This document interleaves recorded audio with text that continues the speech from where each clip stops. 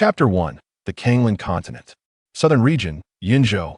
In a dilapidated hall of the Qingtian sect, nestled within the Qingxia mountain range, Jiang Chen stood beside a wooden bed, gazing at the white-haired elder who lay sprawled out, legs kicked off the bed, and could not help but voice his dissatisfaction. Master, you may have deceived me, but now that you have departed this world, could you at least leave behind something of value? Get up and see for yourself what you have left behind. Jiang Chen swept his gaze over the few books and a sect leader's token scattered about, his heart heavy with despair. The covers of these books were lavish, leading the uninformed to believe they contained unparalleled techniques. Yet within, aside from a rudimentary body refinement manual, the contents were utterly unspeakable, such as a collection of alluring images of aloof fairies, strategies for courting the 10 most captivating courtesans, coordinates of the 10 most alluring places, and a record of widows within 1,000 miles, among other things. Sigh, I must have been blinded by foolishness to believe you, old fool, Jiang Chen lamented, tucking the books into his robe. He then stepped outside the hall, selecting a picturesque spot to commence digging a grave. Half an hour later, a deep pit was formed. Jiang Chen laid the now rigid, white-haired elder to rest within and erected a grand tombstone in his honor. After all, this was the master to whom he had paid his respects. Though the old man had deceived him into climbing the mountain, he could not allow him to lie unburied. Upon completing the task, Jiang Chen toyed with the sect leader's token, lost in thought. In truth, he was not a native of the Kanglan continent, but had traversed from a planet called Blue Star. That fateful night, he had just exited a barber shop after a haircut. Unbeknownst to him, he stepped on a piece of watermelon rind and was sent flying onto the road. As a result, he was struck by a speeding tricycle, catapulting him several meters away. When he regained consciousness, he found himself in this wondrous realm. Upon discovering he had crossed over to a world where cultivation was possible, his excitement knew no bounds. As a denizen of Blue Star, he had read countless tales of transmigration, well aware of their intricacies. What transmigrator was not endowed with a system, slaughtering foes with ease? Thus, on that day, filled with ambition, he gazed defiantly at the sky. The wealth of the world has finally come to me, Jiang Chen. Tremble, you wretches without cheats. As the autumn wind rustled, his long hair and robe swayed majestically, his tall figure and handsome face radiating a mysterious confidence. However, his exhilaration was short-lived, for no matter how he called out, the indispensable system of the transmigrators remained elusive. After half a year had passed with no sign, he was forced to accept the disheartening truth that perhaps those tales were mere fabrications, and such things did not exist. Just as he was losing hope, he encountered the elderly man lying in the pit. The moment the elder laid eyes on him, his gaze ignited with astonishment. Ah, young friend, you are extraordinary, with your physique and visage. You are a cultivation genius unparalleled in a billion. Join my Qingtian sect, and I shall ensure you ascend to the pinnacle of the continent. The elder lavished him with praise, then, as a demonstration of his prowess, shattered a massive stone weighing thousands of pounds with his head, causing Jiang Chen to bow in respect. Thus, he followed the elder to the dilapidated Qingtian sect. Yet before he could inquire further, the once vibrant elder collapsed onto the bed, spewing forth a torrent of blood. He thrust several books and the sect leader's token into Jiang Chen's hands, weakly stating, "Haha, you're now the 99th sect leader of Qingtian. I have no more concerns, farewell." With that, he breathed his last. Ding! The sect leader's token detected. The invincible sect system of all realms is binding. A melodious female voice resonated within Jiang Chen's mind. Is this the system speaking? Jiang Chen, lost in reminiscence, was taken aback by the sudden voice, muttering to himself in disbelief. This was the voice he had longed to hear. He wondered if he had imagined it. Ding! The invincible sect system of all realms binding successful. Name, Jiang Chen. Age, 21. Identity, sect leader of Qingtian sect. Cultivation level, body refinement 5th stage. Technique, basic body refinement technique. Backpack, empty, body refinement realm. Qi, gathering realm. Dan, condensation realm. Void, breaking realm. Out body realm. Heavenly soul realm. Sovereign realm, human sovereign. Earth sovereign, heaven sovereign, saint realm saint, Saint King, Saint Emperor, Semi-Emperor Realm, Emperor Realm. Ah, this is indeed a system. The novels did not deceive me. I, Jiang Chen, have truly risen. Looking at the system panel before him, Jiang Chen could harbor no doubts, standing up in sheer ecstasy. Ding. Host, do not be overly excited. The system may arrive late, but it will undoubtedly arrive. The system's voice sought to reassure Jiang Chen. It feared that his exuberance might trigger a heart attack, thus plunging the newly awakened system back into an endless slumber. Can you blame me for being excited? Do you have any idea how I have spent the past 6 months? Jiang Chen shouted at the system. Though his cultivation was lowly, his strikingly handsome features made him the undeniable heartthrob of his small town. Countless enamored young women, sultry sisters, and mature aunts gazed at him with longing, wishing to whisk him away into their chambers for nights of revelry. Had it not been for his quick feet, he would have long since become a mere memory. Apologies for your suffering, host, the system offered, sounding regretful. Jiang Chen wore a triumphant smile. If you know I have suffered, then you must compensate me. Quickly, tell me of your functions. Ding. This system is known as the Invincible Sect system of all realms, designed to assist the host in recruiting highly talented disciples, expanding and strengthening the sect, and achieving greatness, ultimately becoming the Invincible Sect of all realms. Accepting a personal disciple earns a legendary treasure chest, containing one True Immortal Summoning Card and a randomly selected treasure. Accepting an inner sect disciple earns an epic treasure chest, containing one Emperor Pinnacle Summoning Card and a randomly selected treasure.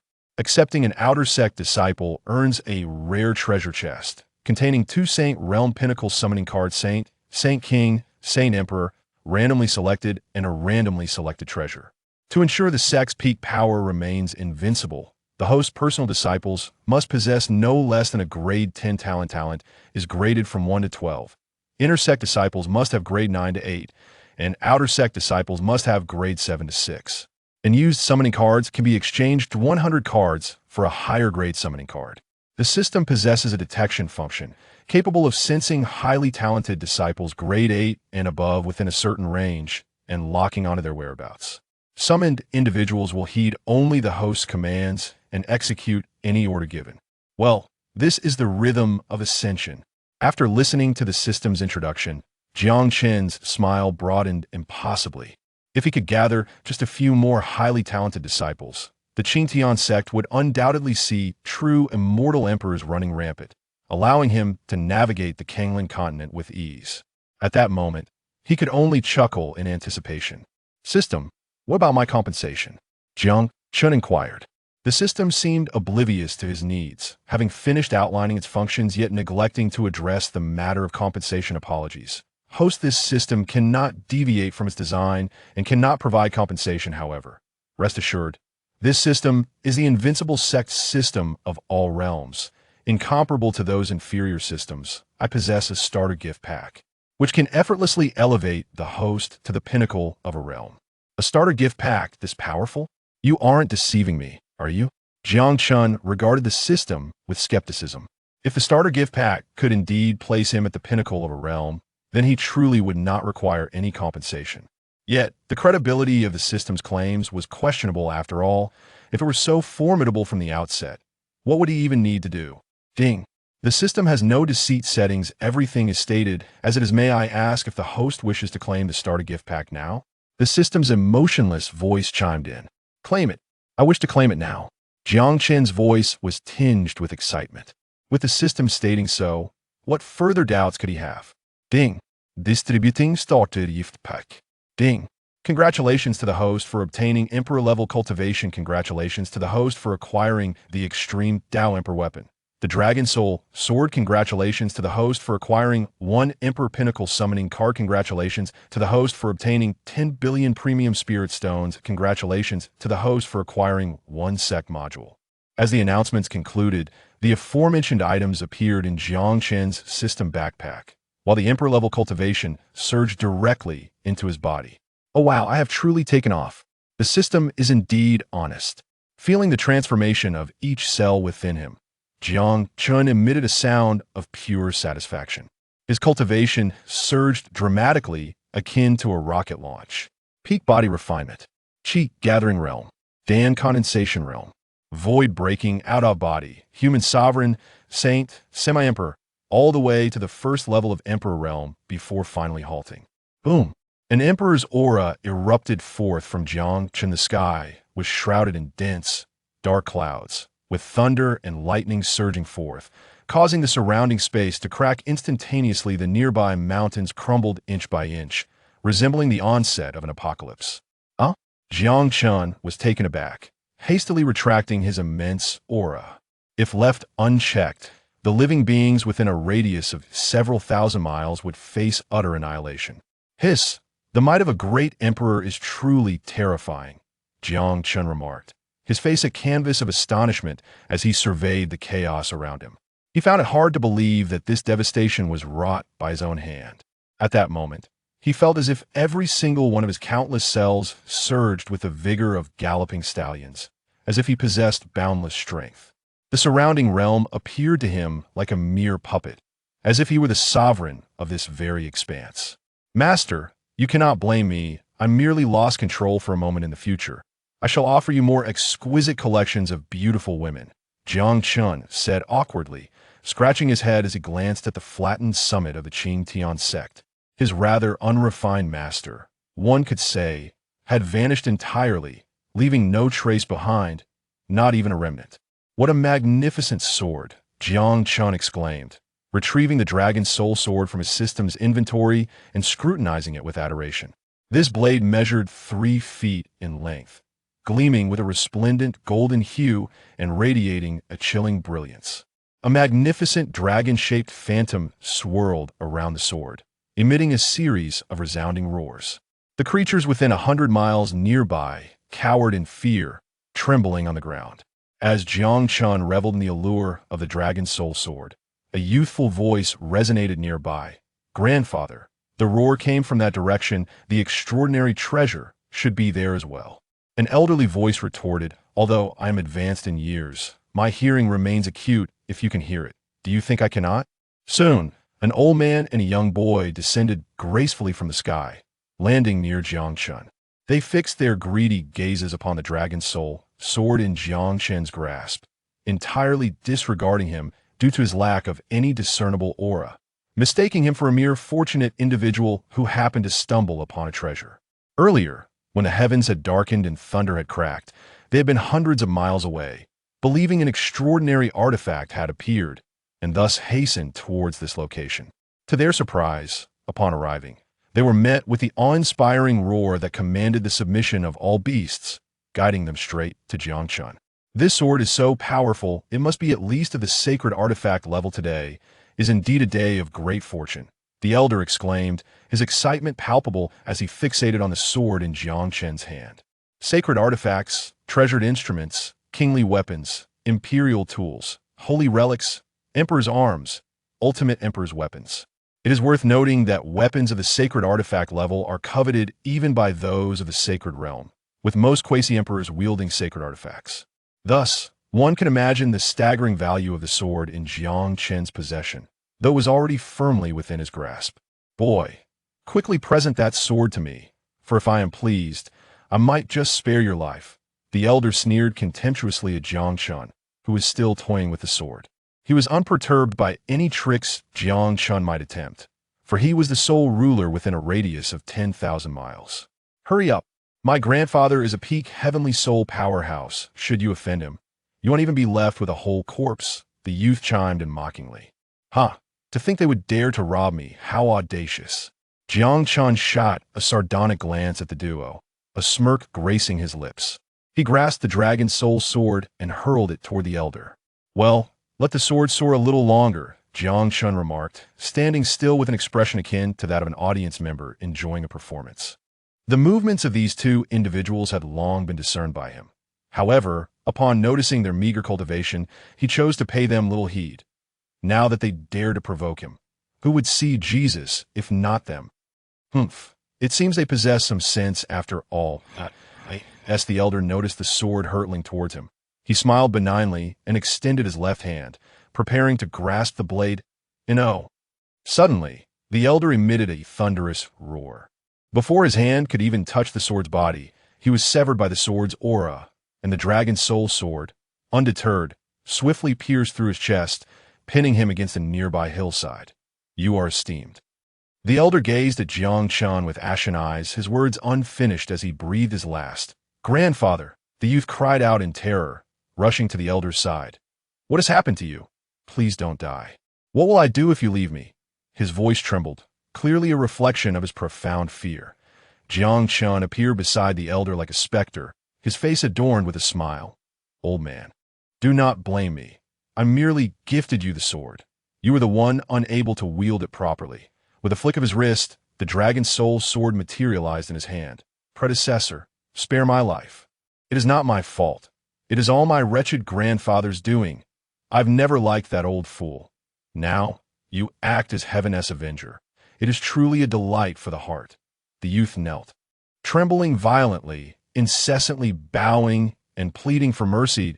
If he still failed to comprehend that Jiang Chen was a concealed powerhouse, then his years of existence had been in vain. Now, he could only sever ties with his grandfather, hoping to escape with his life. Grandfather, I had no choice, the youth muttered inwardly to Ha. Jiang Chen looked down at the trembling youth, a derisive laugh escaping his lips, bringing a chill to the boy's heart. For a creature of his ilk, the swiftest resolution would be to send him to meet his grandfather. Ding! Detection of a disciple with superlative talent exceeding grade 10 has occurred.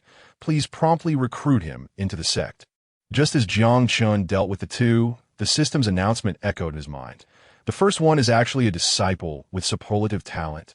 Truly, the system is efficient. Looking at the panel, Jiang Chen's expression was one of excitement at the prospect of recruiting such a talent. Soon, he would be able to open a legendary treasure chest. How could he not be thrilled? Inside, there was a true immortal summoning card that if he could summon a celestial being, his life would be vibrant and fulfilling. However, before recruiting a disciple, he needed to establish the sect. Observing the barren mountaintop of the Qingtian sect, Jiang Chen retrieved the sect model from his system backpack and tossed it upwards. The system indicated that the disciple with superlative talent was currently in no danger. Once he had completed the sect's construction, he would retrieve the disciple. Otherwise, it would be absurd to bring a disciple back to a desolate sect. Boom! The sect model expanded as it settled atop the Qingtian sect's peak. Transforming into a colossal structure, it adhered closely to the mountain, possessing all the necessary buildings, and with the enhancement of a high-level spirit gathering formation, an abundance of spiritual energy began to coalesce, presenting an aura befitting a celestial realm. Excellent, excellent. This resembles a proper sect. Jiang Chen was quite satisfied with the scene before him. Just the sight of the Qingtian sect's architecture exuded the grandeur of a major sect. A stark contrast to the previously dilapidated structures. With the sect established, it was now time to summon a helper. Jiang Chen pondered for a moment, preparing to use the Emperor-level summoning card from his starter package. Ding! Usage successful, summoning a peak Emperor-level powerhouse for the host. The system's emotionless voice had barely finished when a rift opened in the nearby space. From the inky void emanated an overwhelming aura. Accompanied by unearthly roars, soon, a burly man clad in coarse garments, with a square jaw and a thick beard, emerged, wielding a massive blade. He radiated a ferocious aura, akin to a volcano on the verge of eruption, evoking dread in all who beheld him. Underling Li Dedeo greets the sect master. The burly man knelt on one knee before Jiang Chen, his violent aura instantly subdued, presenting himself as a docile lamb, careful not to commit any act of disrespect. Rise. Jiang Chen nodded slightly before inquiring, what cultivation technique do you practice, that you are so tempestuous? The ferocity emanating from Li Dedeo had been rather unsettling. Had he not known that Li Dedeo was summoned, he would have certainly fled in terror. For with his current cultivation at the first level of Emperor, he was indeed far from matching Li Dedeo, who stood at the peak. Reporting, Sect Master, I cultivate an Imperial-level technique known as the Violent Blade Technique.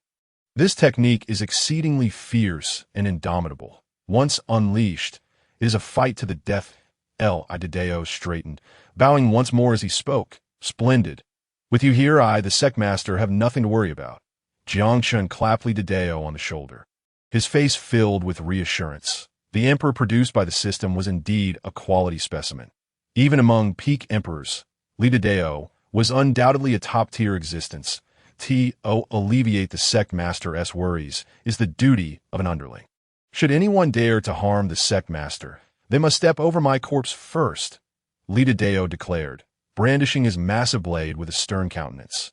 Indeed, Jiang Chen nodded, his expression neutral as he regarded Li Dao. Dao, I must venture out for a time.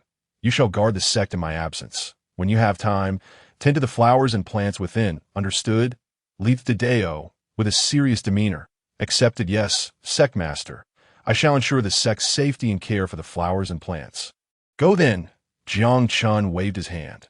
Underling takes leave. After bowing, Li Dao strode into the Qingtian sect. Once Li Dao had departed, Jiang Chen tore open a rift in space and stepped through in the southern region.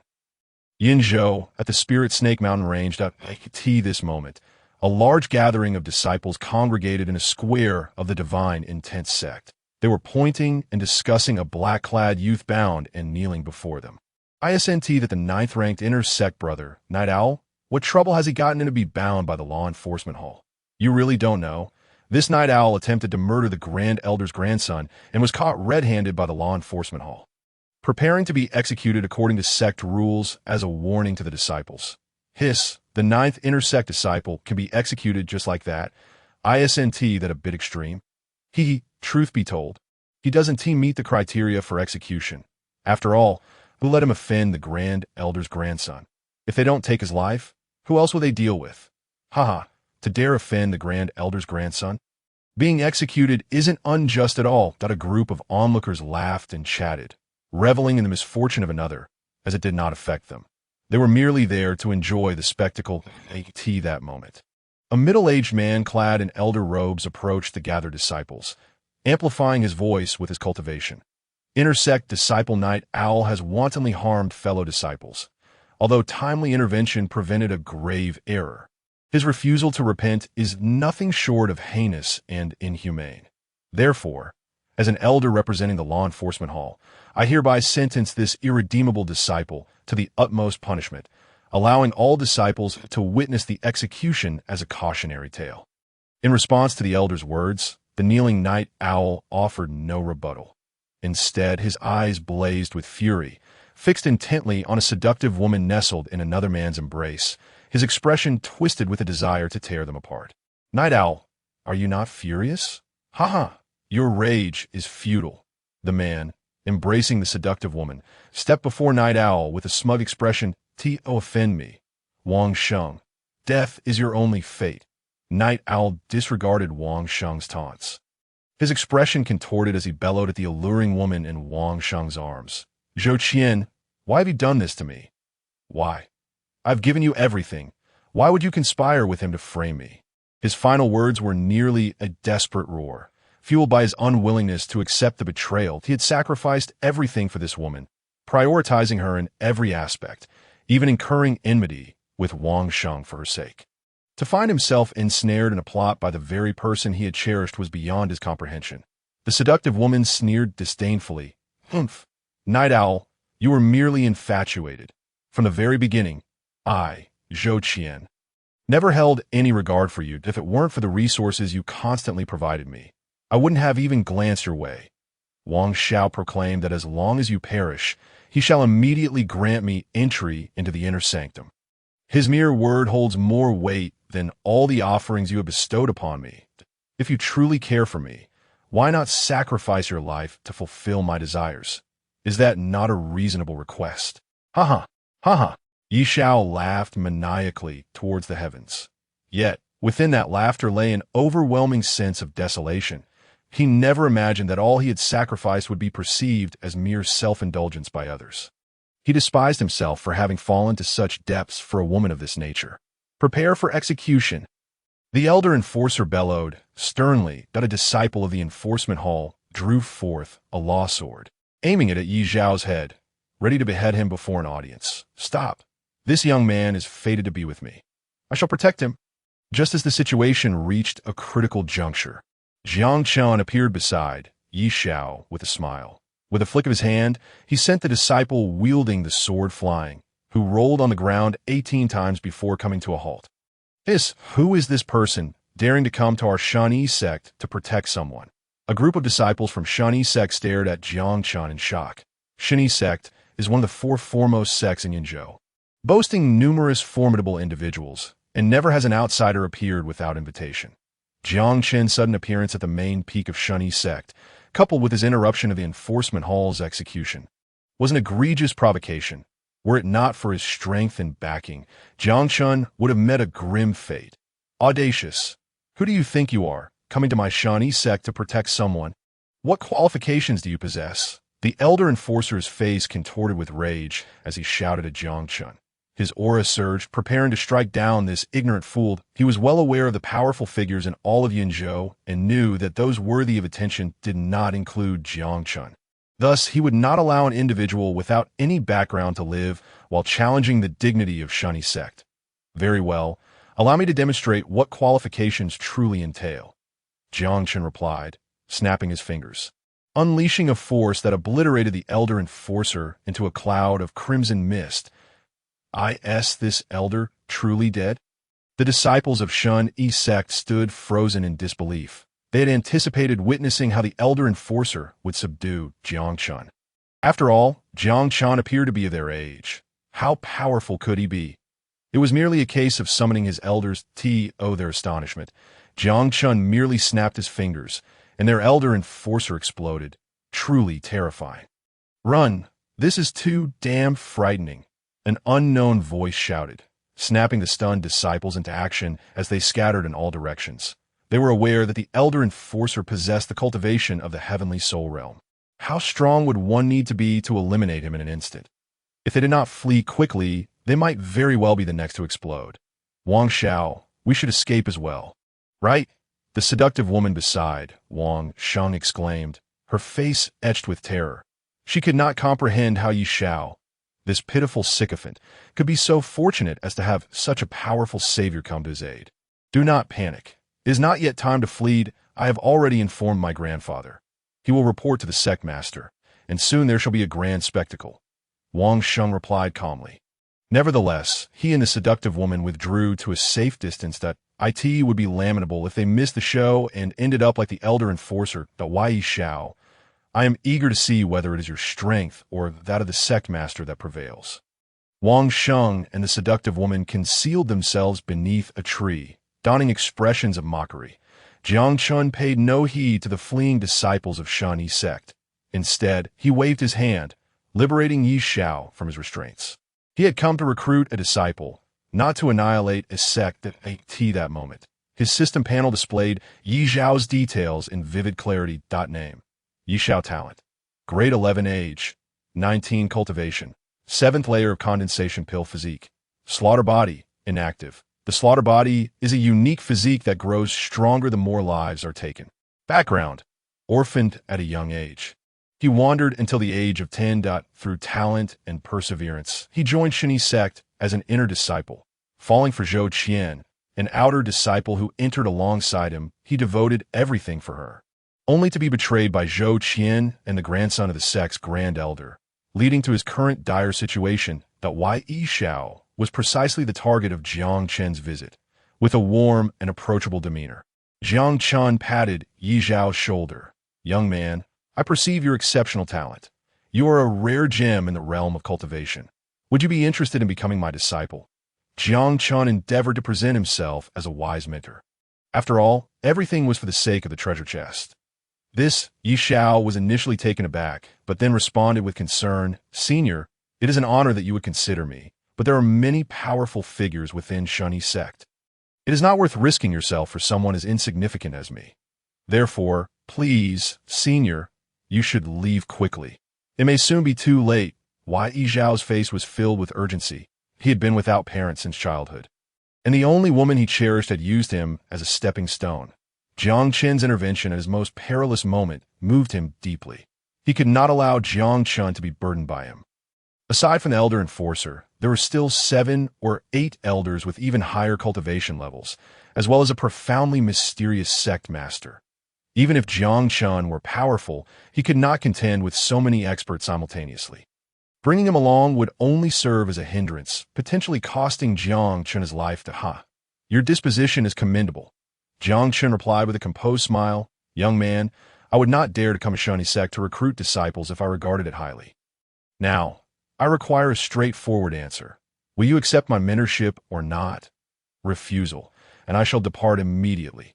Jiang Chen made his intentions abundantly clear, confident that in such circumstances, Yi Xiao would make a wise choice. Not regard Shan Yi sect highly, Yi Xiao was taken aback. It was his first time hearing such audacious words. At least in Yinzhou, no one dared to hold Shan Yi sect in such disdain. However, now that the matter had escalated to this point, he had no choice. Trusting Jiang Chen seemed his only chance of survival. Bang, bang, bang. Without hesitation, Yi Xiao knelt and knocked his head to the ground in submission. Disciple Yi Xiao pays respect to master. Seeing that matters had reached a conclusion, Jiang Chen beamed with joy and waved his hand to assist Yi Xiao. Good, good, good. Rise. From this day forth, you shall be my first personal disciple. Ding. Congratulations to the host for acquiring a personal disciple. Reward. 1 legendary treasure chest. A treasure chest shimmering with golden light materialized in Jiang Chen's backpack. Disciple, do you have any unfinished business here? If not, I shall take you back to the sect. Observing the dazzling treasure chest in his backpack, Jiang Chen felt a surge of excitement. He yearned to open the chest immediately, but such an action would be ill-timed. Returning to the sect for a quieter setting seemed more prudent. Master, I have 2 irreconcilable enemies that I wish to eliminate them before we depart. Yi Zhao's face was filled with hatred as he glanced at Wang Sheng and the seductive woman hiding beneath the tree. He knew that without vanquishing these 2, his heart would never find peace. Oh, merely 2 insignificant insects. Allow me to capture them for you. Jiang Chen extended his hand towards Wang Sheng and the seductive woman, and in an instant they appeared before Yi Xiao. Disciple, quickly slay them. Let us return to the sect, Jiang Chen urged. Master, you are truly formidable. Yi Xiao was astounded as he gazed at the 2 who had just moments ago been hiding beneath the tree. Now standing before him, he had never witnessed such extraordinary power before. Now, he fully believed Jiang Chen's earlier claims that Yi Xiao, do not act recklessly. My grandfather is the Grand Elder, a formidable figure. If you kill me, he will not let you off easily. Wang Sheng collapsed to the ground. Terror etched across his features. He could hardly fathom how he had ended up beside Yi Xiao. It was all too bizarre. Your grandfather is the sect master. You shall still perish. Yi Xiao bellowed, channeling his strength to deliver a powerful punch aimed at Wang Sheng's head. Bang! Wang Sheng's head exploded, and he collapsed lifelessly to the ground. Yi Xiao did not spare Wang Sheng another glance. Instead, he fixed his gaze upon the seductive woman. The unmasked hatred and killing intent made her face pale with fear. Please, Yi Xiao, do not kill me. I was coerced. It was that beast Wang Sheng who forced me. Zhou Qian knelt before him, grasping his pant leg, feigning a pitiful demeanor to Yi Xiao. Take me away, please. I have long desired to escape this den of demons. Once outside, we shall marry, and I shall bear you many children. That not agreeable. Zhou Qian gazed at Yi Xiao with eager anticipation. In the past, even a mere additional word from her could delight him for an entire night. Now, having willingly offered herself, she believed Yi Xiao would surely be moved. Zhou Qian, had you spoken to me like this yesterday, I would have fainted from sheer happiness. Yi Xiao initially wore a mocking expression, which swiftly morphed into a fierce glare as he harshly declared, but how could I allow you to exploit me again? Even as death looms, you still flaunt your seduction that Yi Xiao, must have been blind to fall for someone like you. Go to hell, with unwavering resolve. Yi Xiao delivered a powerful punch that obliterated Zhou Qian before his eyes. Boom! In the instant of Zhou Qian's demise, a surge of crimson light emanated from Yi Xiao. Absorbing her essence and vitality, his aura surged, his black hair rapidly transforming into a vivid red, swiftly reshaping him into a red-haired youth. Indeed, the severance of feelings had led to a path of awakening. His heart for slaughter had coalesced, and his body of carnage had been ignited. Observing Yi Xiao, who was immersed in the absorption of blood essence with closed eyes, Jiang Chen displayed a look of astonishment. He had intended to inquire of the system regarding how to activate Yi Zhao's potential, but unexpectedly, it had activated on its own. A delightful surprise, I could see that moment, a white-haired elder, his face aglow, appeared in the square, anxiously calling out, "Where are you? Grandfather has arrived. Come out quickly." Behind him, several formidable figures descended steadily onto the square. "Look, it's the sect master and the grand elder.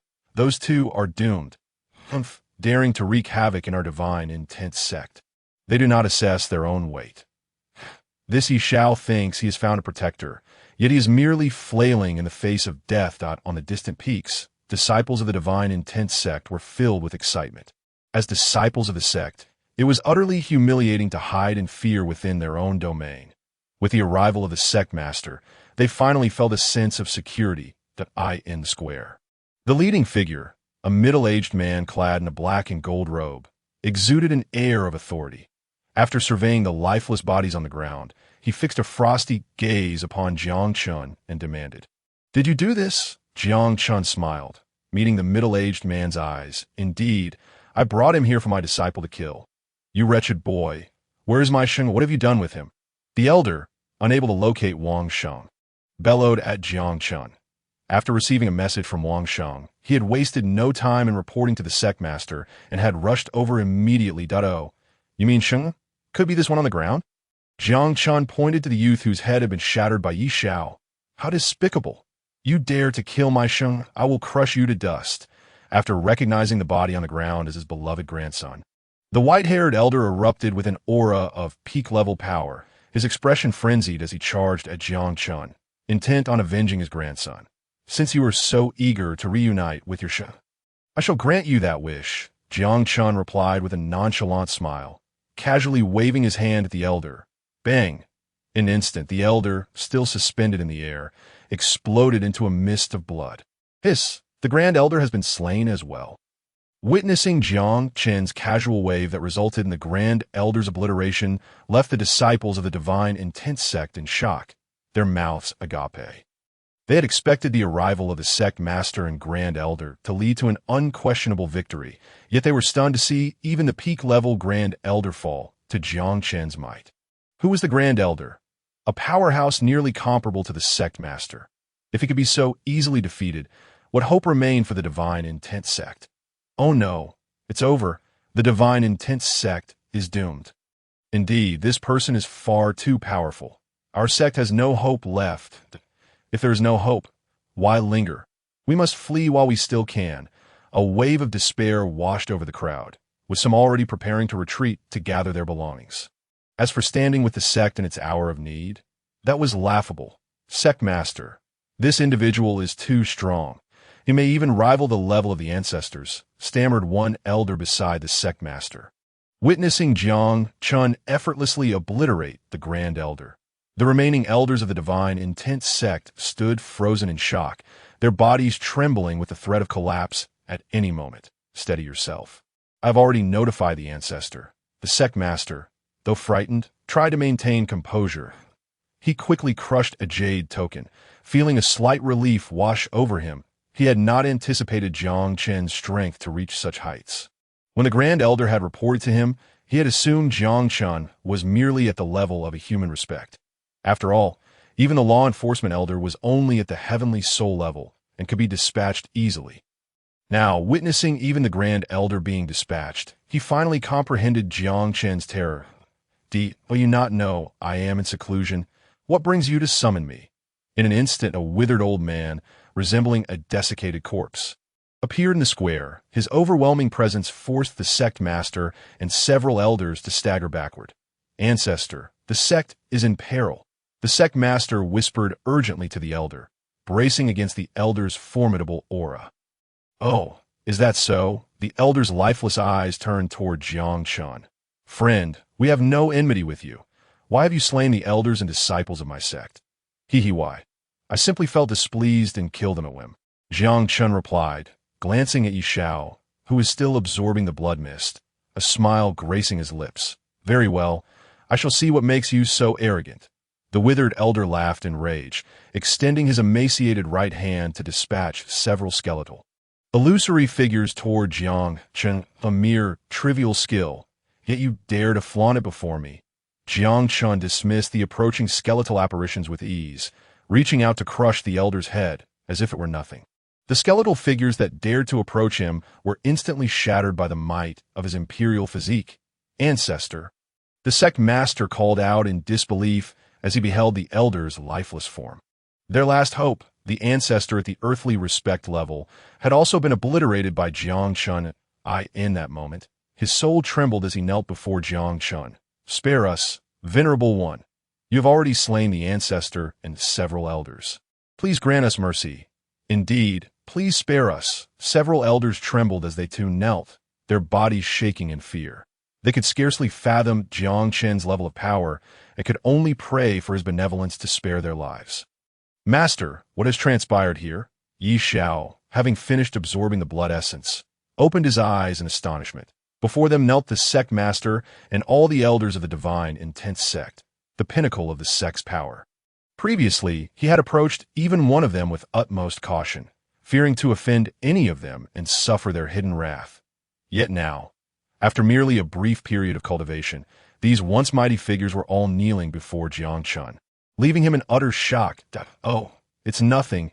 These individuals simply remarked that the floor was quite cool and wished to experience it by kneeling. Jiang Chen casually remarked, "The floor is cool? They wish to experience it?" Yi Xiao observed the quaking divine intense sect leaders, clearly terrified. Since Jiang Chen chose not to elaborate, he refrained from further inquiry, merely reflecting inwardly on how impressively powerful his master truly was. Disciple, is everything resolved here? Jiang Chen inquired, noticing Yi Xiao's lingering gaze upon the divine intense sect leaders. He was eager to return and open his treasure chest. Yi Xiao snapped back to reality and quickly responded, "Master, there's nothing more for me here. We can return to the sect." "Very well, let us depart." Jiang Chen gestured, tearing open a rift in space and stepping through. "Hiss, Master, what kind of divine technique is this?" Yi Xiao followed Jiang Chen. Utterly bewildered, he realized that his previous assessment of Jiang Chen's abilities had been far too low. A person capable of tearing space was something he had never encountered in any of his readings. As the space mended itself, the figures of Jiang Chen and Yi Xiao vanished. The kneeling sect master, in a daze, murmured, "An emperor? This is a being of emperor level." In the past, he inadvertently stumbled upon an ancient tome that contained descriptions of the great emperor. Noting that the ability to tear through space and traverse realms was the most evident characteristic of such a formidable figure, his astonishment, the divine intense sect had offended a legendary great emperor, who, surprisingly, had chosen to spare them. "Master, which great emperor are you referring to?" inquired the other elders, rising in unison with expressions of relief. They could hardly fathom that Jiang Chen had indeed refrained from executing them. It was utterly foolish of them. Had the situation been reversed, their own sect would have been annihilated long ago. The elder had intended to share this news with his superior, but he suddenly fell silent. His countenance once again marred by fear. A colossal, ethereal hand descended from the heavens, aimed directly at the divine intense sect. No. Accompanied by the furious roar of the sect master, the mountain range housing the divine intense sect collapsed in an instant, erasing the entire sect from existence without leaving a trace. That a significant event had transpired. The top sect of Yinzhou, the divine intense sect, had been obliterated, leaving no remnants. Not even an ant survived. It was truly explosive news. In a certain town within Yinzhou, a filthy young boy ran through the streets, loudly proclaiming the news. Encountering those intrigued by the tidings, he eagerly recounted the tale after receiving a meager reward. The divine intense sect was one of the major powers in Yinzhou. What kind of formidable being could possibly annihilate it? Indeed, this occurrence was utterly unexpected. Yinzhou is on the brink of change. A change is welcome, as long as it does not affect me. A group of individuals, enjoying their post-meal chatter, discussed the matter over snacks. Meanwhile, the other three sects of Yinzhou were in a state of unease. In the main hall of the Xianlei sect, the master, clad in a white robe, addressed the elders below with urgency. "We must uncover the reason behind this incident. Otherwise, I shall find no peace even in slumber." "Understood," Sect Master, the elders replied as they hurriedly departed. The leaders of the Xian sect and the Huangji sect issued similar commands, determined to ascertain the circumstances surrounding the sect's downfall. After all, the annihilation of a top sect in Yinzhou was no trivial matter. They needed to discern whether this was a personal vendetta or an attack aimed at all of Yinzhou. If it were the former, they would not only feel no fear, but would also be grateful to the one who vanquished the divine intent sect, as it would afford them a substantial advantage, allowing them to divide its territory among themselves. Conversely, if it were the latter, they would need to consider their contingency plans, even preparing for flight, for anyone capable of destroying the divine intent sect could just as easily obliterate their 3 sections. Master, our sect is called the Qingtian sect, Night Owl joyfully remarked as he gazed at the plaque at the entrance of their sect. In that moment, he felt an indescribable happiness, as though he had finally arrived home. Indeed, disciple, upon entering the Qingtian sect, remember but one word. Do not hesitate when confronted with the blind or those with backing. Strike first, and I shall bear the consequences for you. Do you understand? Jiang Chen imparted solemnly from beside him. Yes, master. I shall not bring shame upon you. I will strike. Night Owl declared proudly, his expression beaming with confidence. Such words could only be uttered by his formidable master, and he felt fortunate to have such a powerful mentor. This child is indeed teachable. Observing Night Owl's burgeoning confidence, Jiang Chen felt a sense of contentment. As a being of slaughter, Night Owl's future path would be fraught with violence, bound to offend many powers. Hence, it was prudent to prepare him in advance to prevent hesitation in the heat of battle. Within the sect, Li Dideo was diligently tending to the flowers and plants, as this was an important task assigned by the sect master. Suddenly, sensing something, he immediately bowed and greeted. I, Li Dideo, pay my respects to the sect master. Jiang Chen, accompanied by Night Owl, approached slowly, surveying the neatly trimmed flora with satisfaction. Well done, Dideo, he nodded approvingly. He then gestured towards Night Owl. Dideo, this is my first direct disciple. Night Owl, please get acquainted and assist him in selecting his accommodations. Yes, sect master. Dideo glanced at Night Owl and bowed in acknowledgement. Jiang Chen turned to Night Owl. Disciple, this is elderly Dideo. He will arrange everything for you. Once you are settled in, I shall come to find you. Since Li Dideo was the first to be summoned, he was generously appointed as the elder, allowing him to operate with proper authority. Master, please attend to your duties. I will certainly heed Elder Li's arrangements. Night Owl replied respectfully. Jiang Chen acknowledged with a nod and vanished from their sight. Disciple, follow me. I shall take you to select your quarters, Li Dideo said, displaying what he believed to be a friendly expression as he smiled at Night Owl. He was unaware of how long it had been since he last smiled.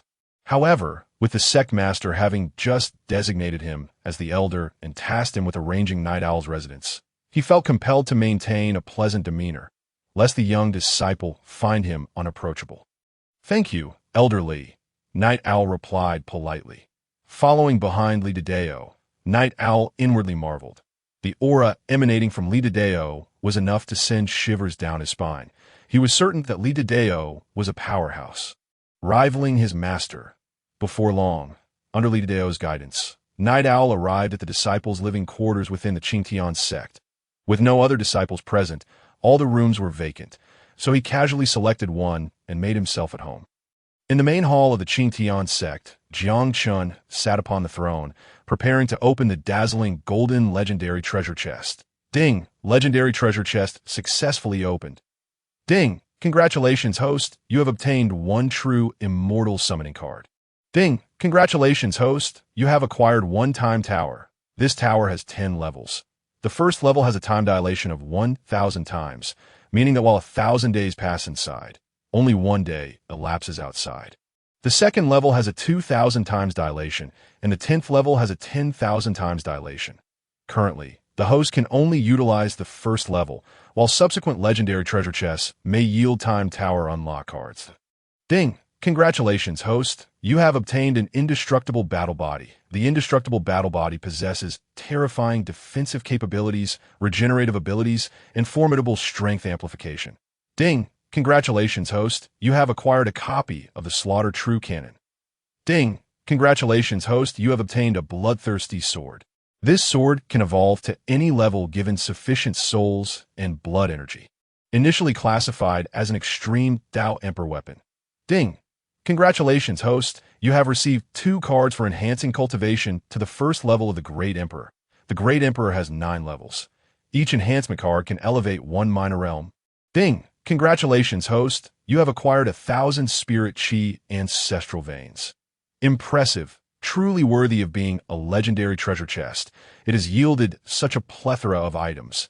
Observing the treasures enter the system's inventory, Jiang Chen's excitement was palpable.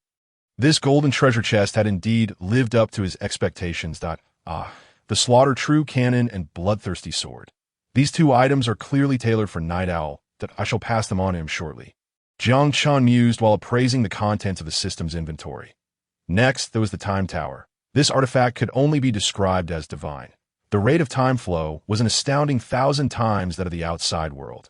This was merely the function of the first level. Imagine if it were to reach the 10th level. That would be truly terrifying. Picture this. While others cultivate for a year, you would have already cultivated for 10,000 years. A veritable acceleration of cultivation. In comparison, the spirit chi ancestral veins appeared rather ordinary next to the Time Tower. However, on the Kangling continent, they were still considered top-tier treasures. With 1,000 ancestral veins, the spirit chi within the Qingtian sect would surpass even that of the most concentrated areas of the continent by several thousand times. Most of these items were intended for the disciples' use, while he himself could only utilize 3. The True Immortal Summoning Card, the Indestructible Battle Body, and the Great Emperor's first-level enhancement card.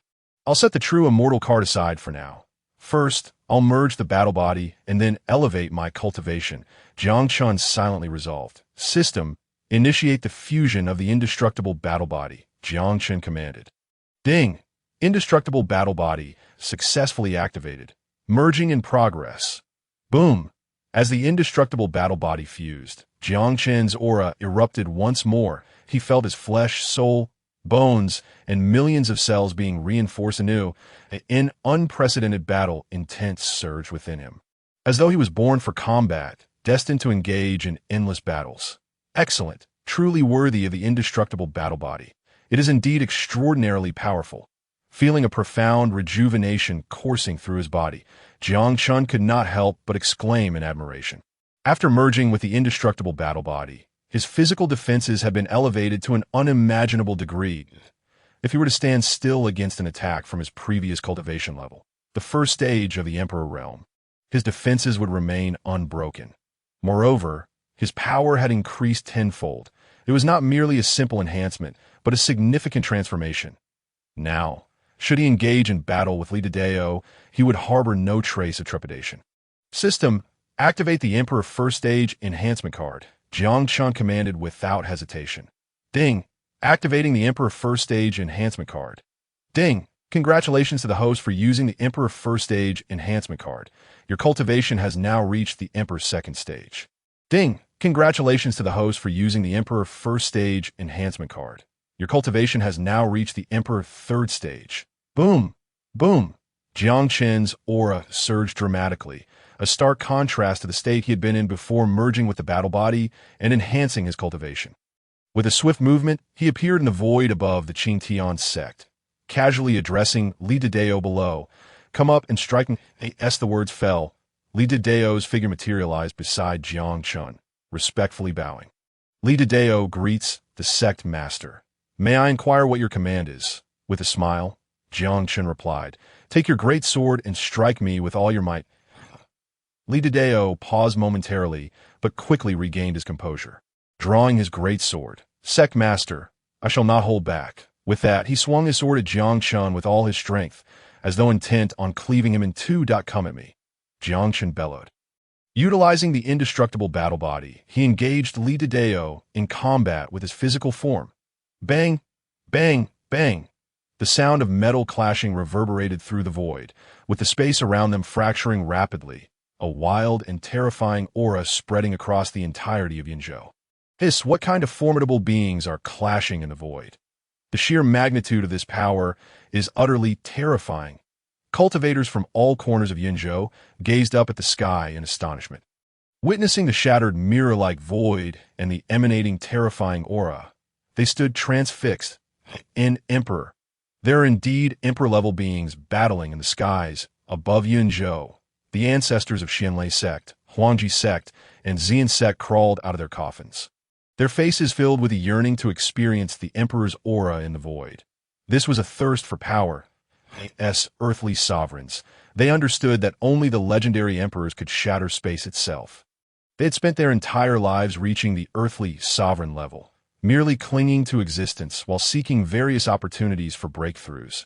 Now, with an emperor battling directly above them, they felt as though they were granted a glimpse of supreme power, somewhat alleviating their regrets.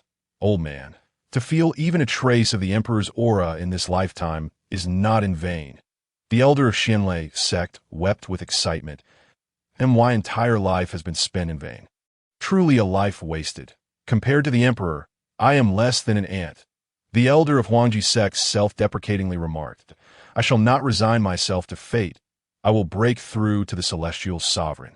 To the saint, and even to the emperor, the elder of Xian sect roared in a frenzy, clearly stirred by the immense pressure. Ancestor, calm down, quickly take your medicine, urged the Xian sect master, along with a group of elders, as they exerted all their strength to feed the elder a pill, finally bringing him some semblance of tranquility. Above in the void, the battle raged on. Jiang Chen withstood Li Dedeo's strike, and before Li could react, he delivered a punch to his abdomen. Bang! Li Dedeo soared like a kite with its string cut, flying over 1,000 miles. Cough, cough. After a few dry coughs, Li Dedeo instantly flew back in front of Jiang Chen, kneeling on one knee in gratitude. Thank you, sect master, for your mercy. I have lost. Jiang Chen was indeed exceedingly formidable. With a cultivation at the third stage of the Emperor realm, he faced Li Dedeo's great sword unarmed, sending him flying with sheer physical strength. Had Jiang Chen not held back, that punch could have easily resulted in Li's demise or severe injury. Defeat is simply a stepping stone to success. Jiang Chen chuckled, patting Li Dedeo's shoulder. Now he possessed a clear understanding of his strength that he realized that against someone of Li Dedeo's caliber, he could not only defeat him, but potentially kill him as well. Should he ascend a few more minor realms or reach the peak of the Emperor realm, slaying an emperor would be as simple as slaughtering livestock. Yes, I shall certainly learn from today's lesson and strive to improve myself. Li Dedeo responded with solemnity, bowing deeply. All right, let us return to the sect, Jiang Chen declared before vanishing from his spot. Li Dedeo did not hesitate, returning to the Qingtian sect to tend to the flowers and plants. Disciple, come to the square. I shall impart cultivation techniques to you, Jiang Chen called out from a vast plaza within the Qingtian sect. Before long, Yi Xiao's figure appeared beside Jiang Chen, bowing with respect. Disciple Yi Xiao greets Master. No need for formalities. Jiang Chen waved his hand, producing the Slaughter True Cannon and the Bloodthirsty Sword. Disciple, I previously rushed through our last meeting and did not impart the techniques. Now, I have selected a cultivation method that is highly compatible with your physique, as well as a weapon tailored specifically for you. Take them, and feel free to seek me out should you have any questions. Jiang Chen handed the Slaughter True Cannon and the Bloodthirsty Sword to Yi Xiao. Since the Bloodthirsty Sword was a supreme imperial weapon, Yi Xiao, with his current cultivation, could not wield it. Thus, Jiang Chen had sealed it to the level of a royal weapon, allowing Yi Xiao at the 7th stage of the condensation realm to barely utilize it as his cultivation advanced. The seals would gradually be lifted to live by killing, to thirst for blood and consume souls. Yi Xiao murmured softly as he read the Slaughter True Cannon. After a moment, he looked up in shock. Master, I am actually a slaughter body.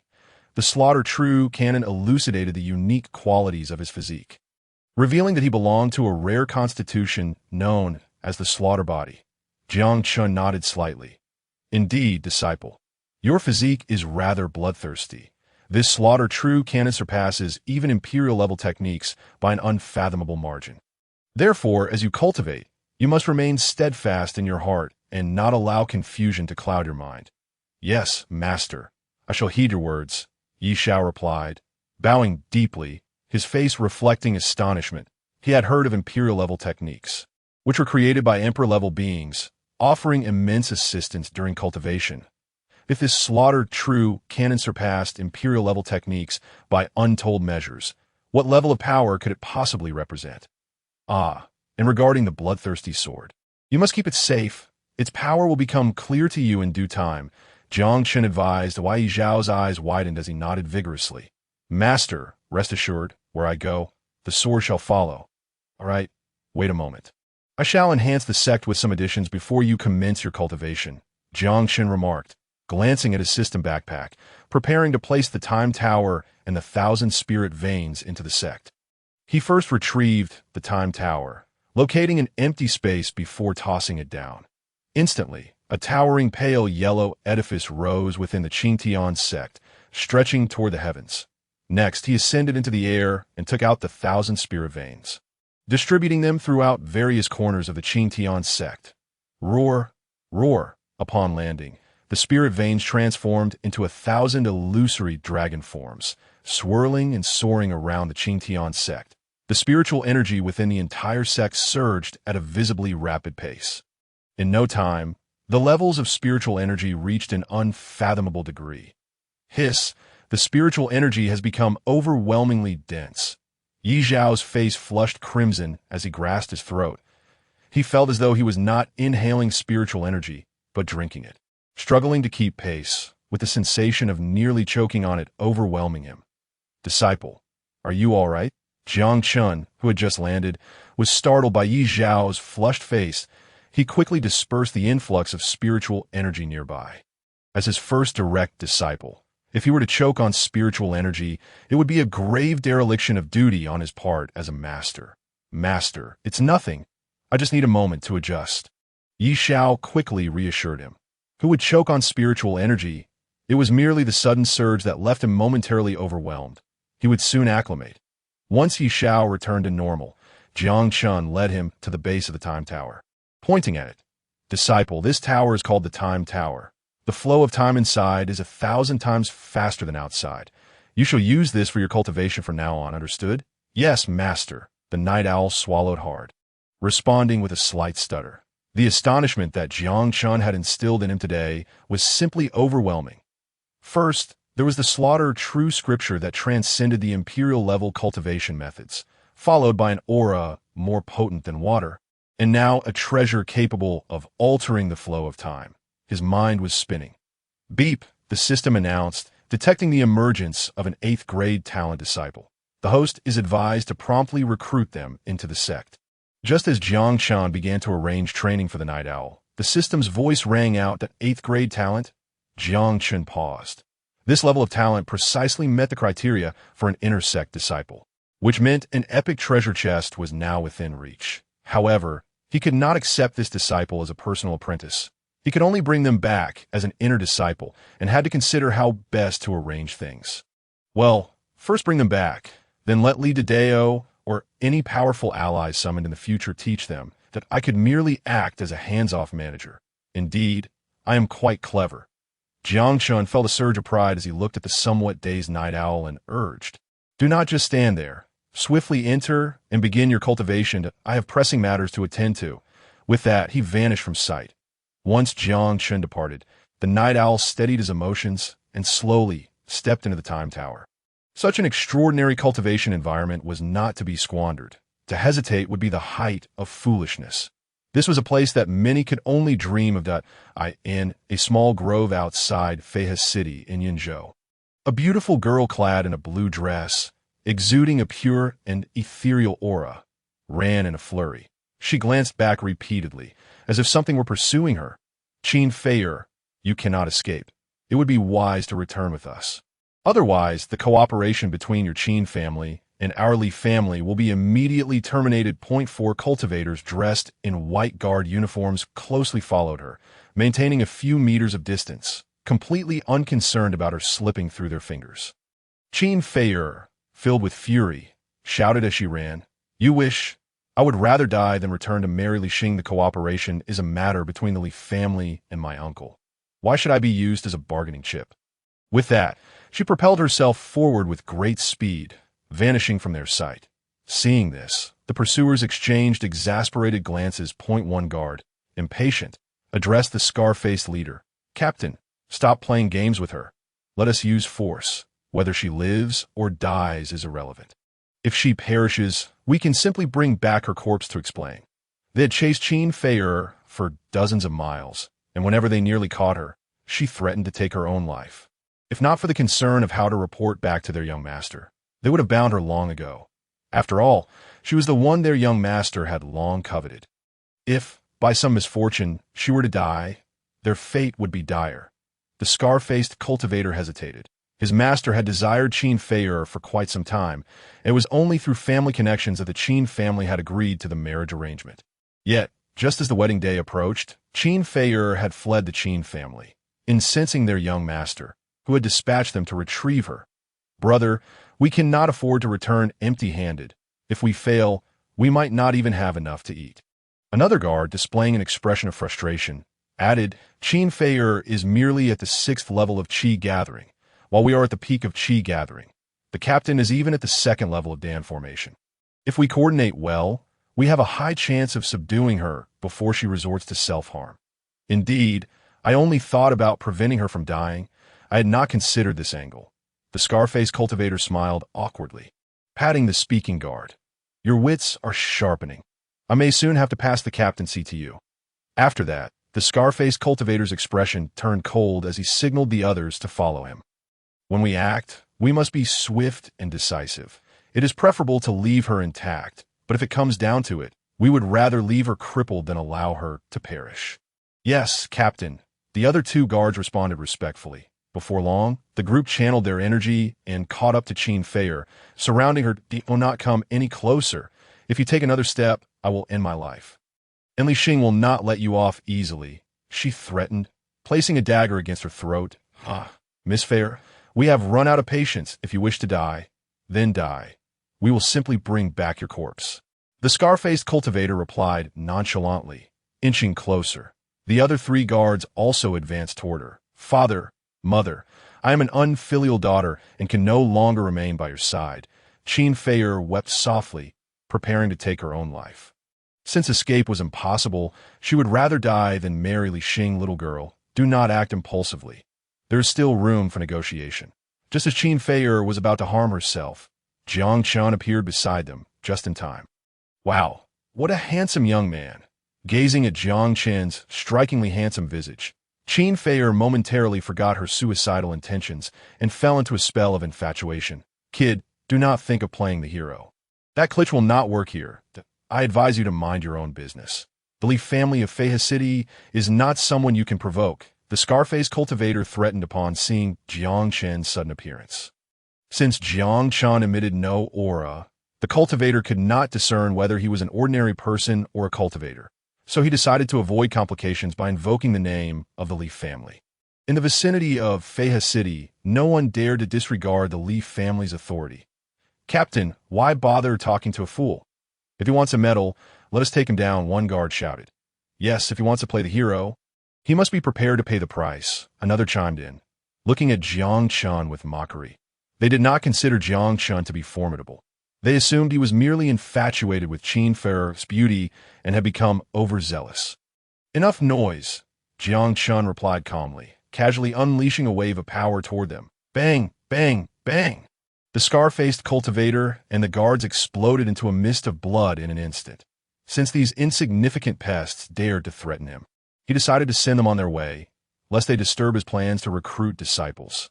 Hiss, this young man is incredibly powerful. He eliminated them with a mere wave of his hand. He is both handsome and strong, truly perfect. Qin Fei'er blushed and looked at Jiang Chen with admiration. Images of her and Jiang Chen together flashed in her mind.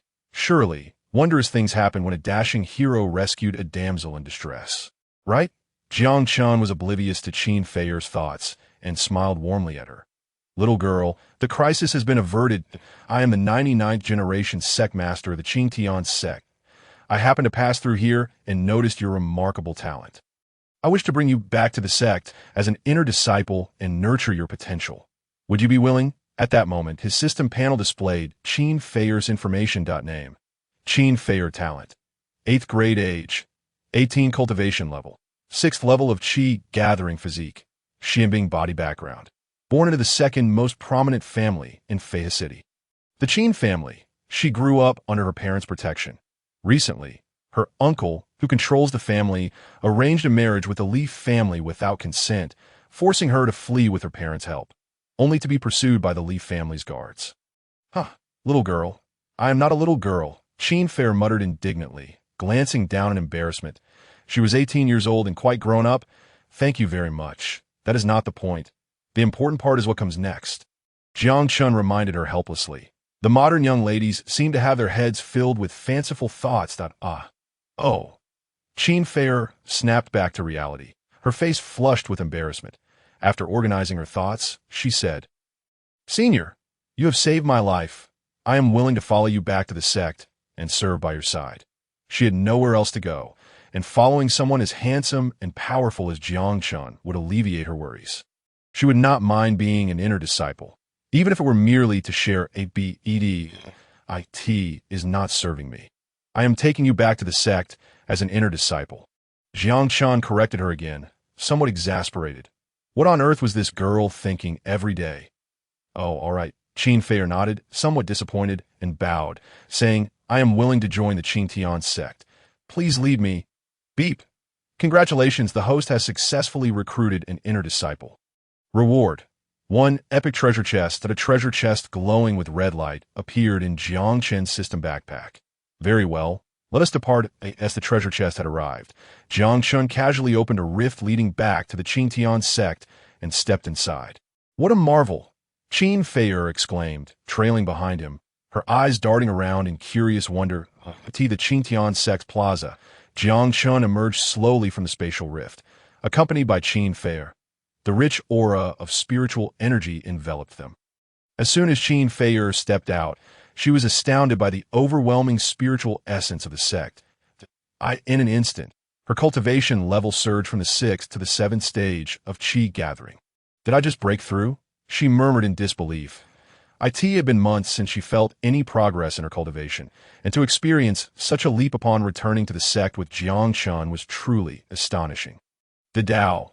Come to the plaza, Jiang Chen called out, paying no heed to Qin Fair, still reeling from the shock. After all, it was her first time at the Qin Tian sect, and she needed a moment to acclimate. Subordinate, I pay my respects to the sect master. Lida Dao appeared before him and bowed respectfully. To Dao. This is a new inner disciple I have just brought back, Qin Fair. She will be under your guidance for her cultivation. Jiang Chen instructed, gesturing towards her. Yes, sect master, I will ensure she is well taken care of, Lida Dao replied, bowing deeply. Very well, Jiang Chen nodded, turning to the young lady. This is Elder Lida, who will oversee your affairs. You may focus on your cultivation here in the sect. With that, Jiang Chen's figure vanished. Sect master, Qin Fair stammered, revealing her unease as Jiang Chen disappeared. She had only just begun to familiarize herself with him.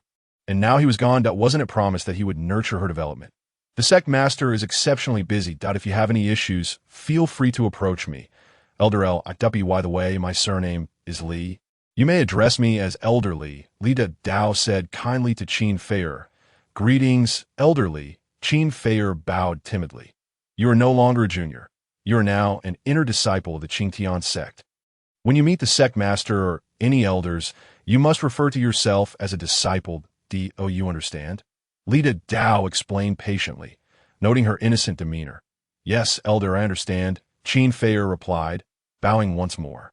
Come with me, and I will show you your accommodations and familiarize you with the sect before we head to the Time Tower for cultivation, Lida Dao said, leading her towards the disciple quarters. As Qin Fair followed Lida Dao, she observed her surroundings with keen interest. She was now certain that the Qin Tian sect was an impressive establishment. The spiritual energy here was exponentially stronger than that of her family's spirit-gathering formation. She felt that if she trained here for a year, she would undoubtedly return home capable of overpowering her grandfather. Even her father would not dare to speak loudly in her presence. That handsome senior who saved her. Oh no, the handsome sect master had not only saved her life, but had also bestowed upon her an extraordinary opportunity. System, activate the epic treasure chest, Jiang Chen commanded in the sect master's hall. Ding, activating epic treasure chest. Ding, Congratulations, host. You have received 1 Emperor Pinnacle Summoning Card. Ding! Congratulations, host. You have received 2 Saint King Pinnacle Summoning Cards. Ding! Congratulations, host. You have received 1 Emperor Stage 1 Cultivation Enhancement Card. Ding! Congratulations, host. You have received a Hall of Techniques, which contains a vast array of techniques and divine powers. Every disciple who enters will be selected by the techniques that resonate with them. Not bad. Such a wealth of rewards, Jiang Chen mused, pleased as he surveyed the system's inventory. Although the epic treasure chest yielded 2 fewer rewards compared to the legendary chest, the spoils were still substantial. System: use the Emperor Stage 1 Cultivation Enhancement Card. Jiang Chen promptly activated the enhancement card. Ding! Using Emperor Stage 1 Cultivation Enhancement Card. Ding! Congratulations, host. You have successfully used the Emperor Stage 1 Cultivation Enhancement Card. Your cultivation is now Emperor Stage 4. Boom! Jiang Chen's aura intensified significantly once more. If I recruit a few more disciples, I will soon reach the Emperor Pinnacle. Feeling the surge of power, Jiang Chen smiled. With cultivation enhancement cards at his disposal, who would bother with rigorous training? Even with the Time Tower and the overwhelming spiritual energy, breaking through in the Emperor realm would still require considerable time. Rather, he thought it more efficient to recruit disciples and ascend to the peak with ease. Just as Jiang Chen finished using the enhancement card, Lida Dao entered the hall, bowing respectfully before him. Sect Master, the new inner disciple, Qin Fei'er, has reported that her parents are in trouble and wish to return home. Should we grant her request? Oh, did she mention the specifics of her predicament? Jiang Chen inquired calmly, his expression unperturbed. When he had accepted Qin Fei'er, she had been pursued by others, likely those from the forces he had vanquished.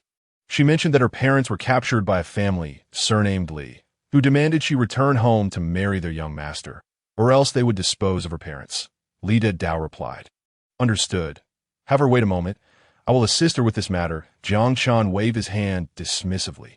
Yes, Sect Master. Lida Dao respectfully exited the hall. How bold of them to kidnap the family of my Qingtian sect disciple. Jiang Chen mused with a playful smile. Such matters, of course, did not require his direct intervention. After all, he had several summoning cards in his inventory. Summoning a Saint King would easily obliterate those petty families. System: expend the 2 Saint King Pinnacle Summoning Cards. Ding! Usage successful.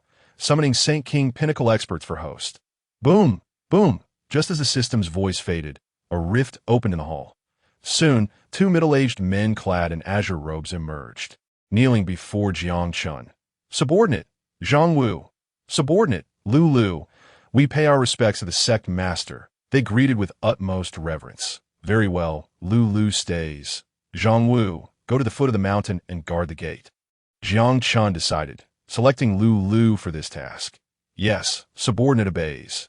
Zhang Wu acknowledged before departing the hall to head for the sect's entrance. Lu Lu, go find that bearded elder Li and inform him that I have sent you to handle Qin Fei'er's situation. Jiang Chen instructed. Looking down at Lu Lu, he did not specify where to look, as Elder Li was easily recognizable. He was the only elder in the entire sect with a beard. If Lu Lu could not find him, he might as well return to the drawing board. Yes, subordinate will seek out the elder immediately. Lu Lu rose, utilizing his spiritual sense to navigate towards the female disciple area. Suddenly, Jiang Chen recalled Night Owl, who had been cultivating in the Time Tower for some time. That it was about time he let him venture out. My master has instructed me to exit seclusion and assist a junior sister with some trouble. Night Owl, having received the transmission, awoke from his training in the Time Tower. After this period of cultivation, he had broken through to the 2nd stage of out-of-body. Among his peers in Yunzhou, he was undoubtedly the most accomplished in terms of cultivation. If my junior sister is in trouble, as her senior brother, I must lend my aid. It is indeed time to test my strength, Night Owl said, stretching his limbs before stepping out of the Time Tower. Elder, may I depart now? On the plaza of the Qingtian sect, Qin Fei'er inquired of Li Dao. The sect had just assigned a powerful individual to accompany her back to resolve her troubles. But she was halted by Li Dao just as they were about to set off. Please wait a moment. The sect master has dispatched his personal disciple to accompany you back. Li Dao explained patiently. Oh, is that so? Qin Feier exclaimed, her expression brightening with realization, soon filled with gratitude. The handsome sect master was truly benevolent toward her. Not only did he send a powerful individual to assist her, but now he had also dispatched his personal disciple. She felt overwhelmed by his kindness. My apologies for keeping the elder and my junior sister waiting. The night owl appeared in the square with a face full of regret. He glanced at Qin Feier and smiled. You must be Sister Qin, right? I am Yi Xiao. When Master transmitted his voice, he had already informed him of Qin Feier's name and that she was a direct disciple of Master. Although she was not his direct apprentice, she was still his only junior sister at present. Greetings, Brother Yi. Qin Feier politely greeted, her curious gaze scanning Yi Xiao. His flowing crimson hair was strikingly enchanting, as though it had been soaked in blood. Lulu, please take Yi Qin to their destination. Once you arrive, everything will be at Yi Qin's discretion, Lida Dao instructed Lulu, who stood nearby.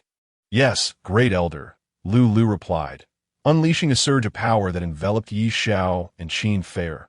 Consequently, the two swiftly arrived at Feihe City under Lulu's guidance and could see the entrance of the Li residence. Qin Feier glared at the guards and furiously exclaimed, Tell your young master Li Xing that Qin Feier has arrived and demand he release my parents immediately. Yi Xiao and Lulu stood by, their expressions calm and unperturbed. All right, please wait a moment. I will report to my young master. The guard, upon hearing Qin Feier's name, hurriedly turned to enter the estate. Before long, a peak-chi gathering youth with a rather unremarkable appearance and a middle-aged man, who bore some resemblance to Qin Feier and was at the 8th stage of the condensation core, emerged from the Li residence. Hee, Feier, you have finally returned.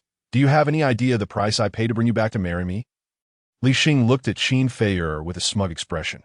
However, he quickly noticed Yi Xiao beside her, and his demeanor shifted to one of coldness. Feier, what is your relationship with this red-haired brat?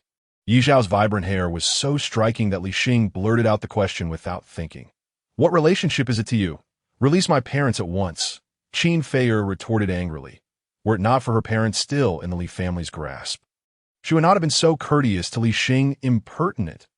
Feier, what kind of attitude is this towards young Master Li? It is a disgrace to our Qin family. The middle-aged man, who bore resemblance to Qin Feier, reprimanded her. Humph, my dear uncle, if you remain silent, no one will mistake you for a mute. The Li family has captured your own brother, yet you act as if nothing is amiss, defending them like a loyal lapdog. Qin Feier mocked the middle-aged man without any semblance of politeness.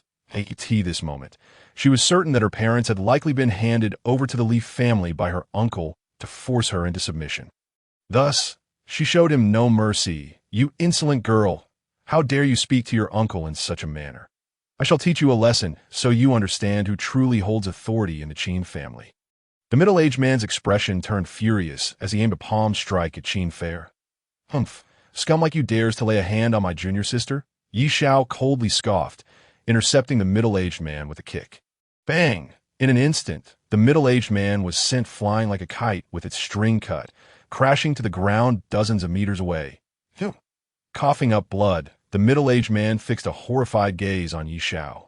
Utterly astonished, he was a peak condensation core practitioner, and yet this young man had severely injured him with a single kick, which was simply unfathomable. After delivering the kick, Yi Xiao did not even spare a glance at Qin Feier's uncle. Had he not been related to Qin Feier, and had she not refrained from ordering his death, he would have long since sent him to meet the king of hell. Uncle, I am no longer the little girl you could bully yesterday, Qin Feier declared, her eyes devoid of pity as she gazed at the bloodied middle-aged man. She then turned to Li Xing and shouted, Li Xing, release my parents immediately, or your Li family will face dire consequences today. Haha, Feier, without me to guide you, you will never find your parents that don't think that having a formidable red-haired freak as your ally makes you significant. This is Feihe City, the domain of my Li family. Li Xing's expression was one of arrogance, showing no sign of fear. In response to his words, numerous sword-wielding guards poured out from the Li residence, surrounding Qin Feier and Yi Xiao. Among them were several figures at the void-breaking stage, standing behind Li Xing to bolster his presence. You, Qin Feier attempted to say more, but Yi Xiao interrupted. Sister Qin, do not waste your breath on such individuals. We must let our strength do the talking. Allow your elder brother to handle this. All right, then I shall trouble you, elder brother. Qin Feier obediently stood aside, though. So this red-haired freak is your elder brother. You've joined a sect without me realizing it. I am eager to see the strength of your newfound sect. Li Xing looked down on them, his voice dripping with disdain. All of you. Go subdue this brat for me. I intend to make him suffer for daring to get so close to my woman. He commanded the void-breaking guards beside him. Yes, young master. The guards responded, advancing towards Yi Xiao. How dare a few mere void-breaking practitioners lay hands on me? Prepare to die. Yi Xiao didn't even draw his sword, transforming into a shadow as he unleashed a flurry of punches at the guards. Bang, bang, bang. In the blink of an eye, the guards were obliterated. Ah, how refreshing. Yi Xiao sighed contentedly after absorbing the guard's vitality. You, how could you be this strong? Witnessing the instantaneous defeat of the void-breaking guards, Li Xing collapsed to the ground in fear, his words stumbling over themselves. The remaining low-level guards surrounding Yi Xiao trembled, their hands shaking uncontrollably as they retreated in terror. How terrifying. These individuals were the top guardians of the Li residence, and one of them was even at the peak of the void-breaking stage. To have them all slain in an instant is utterly horrifying. Humph, why retreat? Wouldn't it be better to become my nourishment? Yi Xiao grinned, targeting those attempting to flee once more. Bang, bang, bang. The scene was one of utter devastation as all the guards were reduced to blood mist. Absorbed into Yi Xiao's being. Grandfather, save me.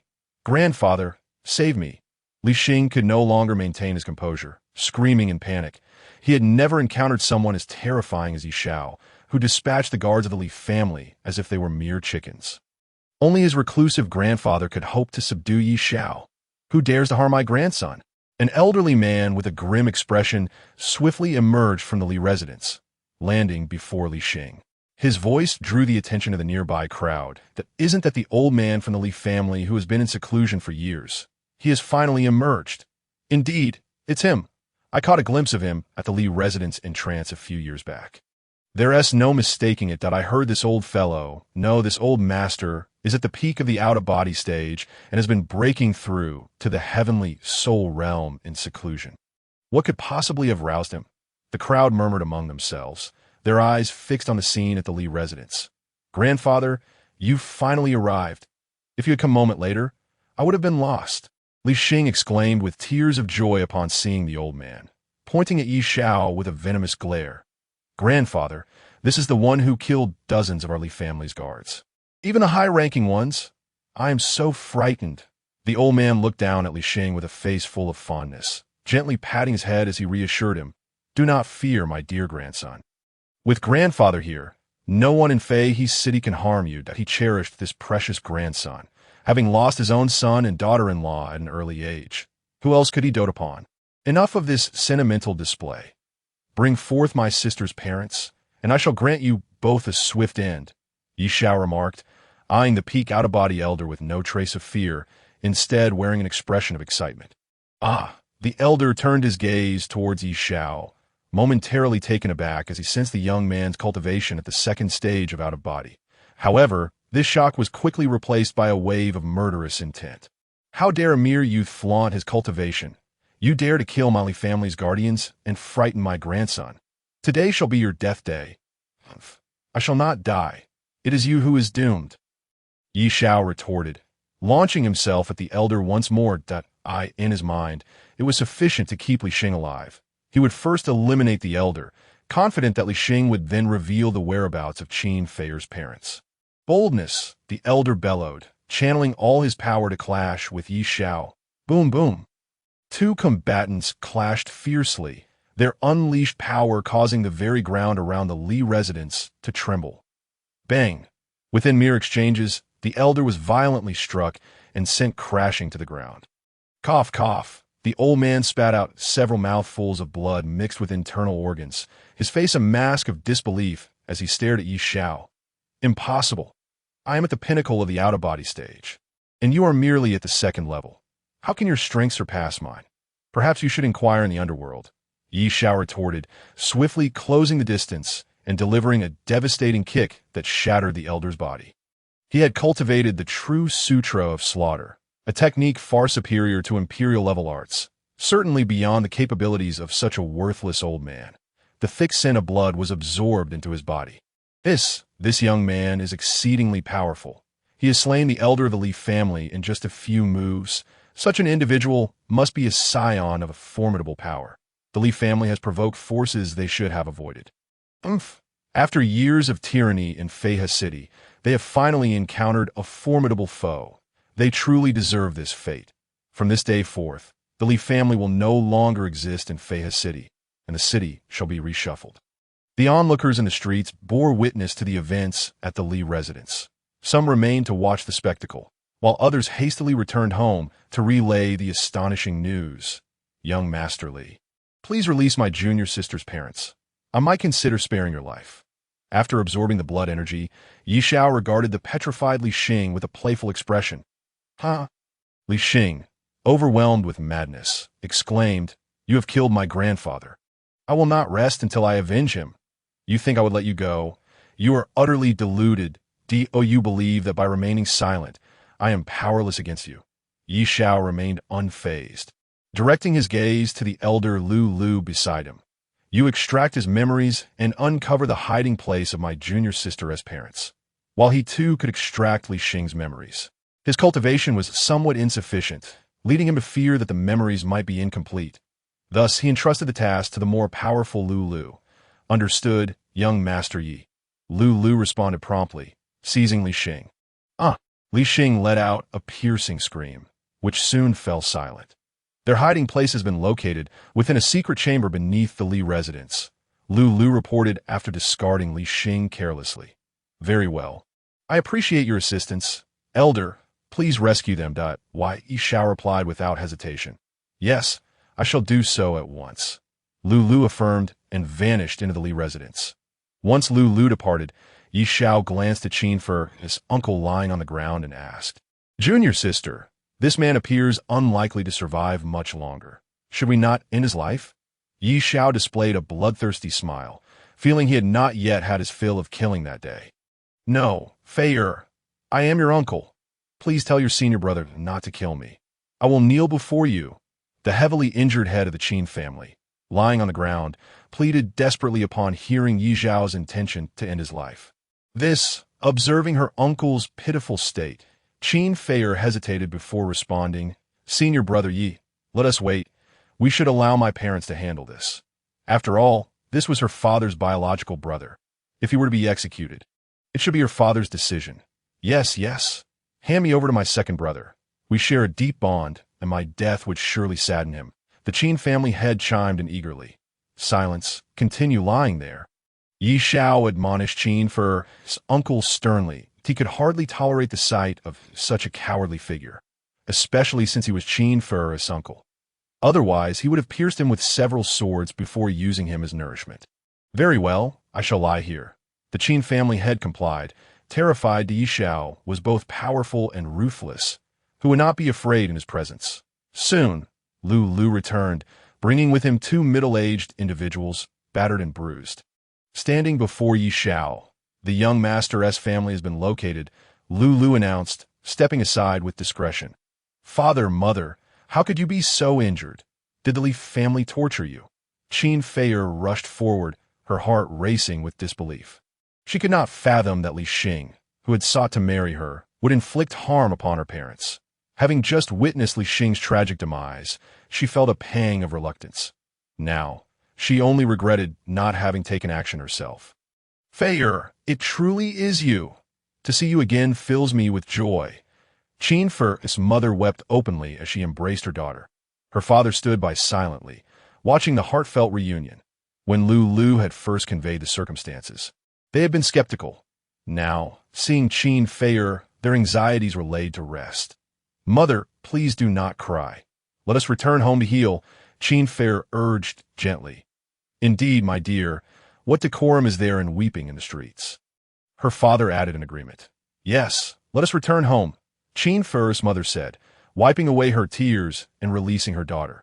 Qin Fei approached Yi Xiao, introducing him. "Mother, allow me to introduce my senior brother. Yi Xiao, he is a direct disciple of our sect's leader, and it was he who vanquished the elder of the Li family." Qin Fer, his parents were taken aback, immediately kneeling before Yi Xiao. "Thank you, noble sir. We are eternally grateful for your life-saving intervention." The elder of the Li family was a formidable opponent at the pinnacle of the out-of-body stage. To defeat such an individual marked Yi Xiao as a terrifying presence. "Please, rise. Junior sister Qin is a disciple of our Qin Tian sect. Her affairs are our affairs, so there is no need for such formalities," Yi Xiao quickly urged, lifting Qin Fer, his parents, to their feet. "Fei'er has truly found a remarkable sect. Indeed, we have been fortunate to benefit from this as well. Otherwise, we would have faced certain doom." They both stood, their faces radiating relief. The fact that Qin Fei'er had joined such a powerful sect brought them genuine happiness. "Father, mother, do not linger here. Let us invite my senior brother to our home," Qin Fei'er suggested. Yes, we have been remiss. Please, noble sir, do honor us with your presence at our Qin family estate, allowing us to express our gratitude." Her father gestured invitingly toward Yi Xiao. "Junior sister Qin, have we forgotten something? Your uncle is still lying on the ground," Yi Xiao remarked, noticing that Qin Fei'er had overlooked her own uncle. Lulu, ever perceptive, tossed the unconscious head of the Qin family in front of them. "Second brother, sister-in-law, you have returned." The Qin family head, realizing he could no longer feign unconsciousness, endured the pain to greet them awkwardly. "I have no brother like you. Our ties were severed when you incapacitated my wife and me and delivered us to the Li family." Qin Fer, his father, glared at the Qin family head. His teeth clenched in anger. Qin Fer, his mother, stood beside him, equally furious, wishing she could strike him down on the spot. "Father, how shall we deal with him?" Qin Fei'er inquired. "Such a beast must undoubtedly perish." Qin Fer, as father, declared coldly, delivering a punch that shattered the Qin family head skull. "Alas, what a waste!" Yi Xiao lamented silently at the sight of the fallen Qin family head. Even the smallest of mosquitoes is still flesh. Yet he harbored no thoughts towards one already deceased. It was merely a scene he could not bear to witness. "Senior brother Yi, let us depart. We can rest at our Qin family estate for a while," Qin Fei'er said cheerfully, gesturing for Yi Xiao to follow. "Very well, junior sister Qin. But let us be clear, we cannot linger long at the Qin estate.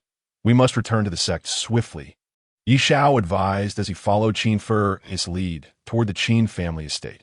After spending half a day at the Qin family estate, Yi Xiao and Qin Fei'er prepared to return to Qin Tian sect. Before their departure, Qin Fei'er's mother, filled with reluctance, earnestly instructed her, "Fei'er, upon your return to the sect, dedicate yourself to your training. Do not let the sect's efforts in cultivating you go to waste."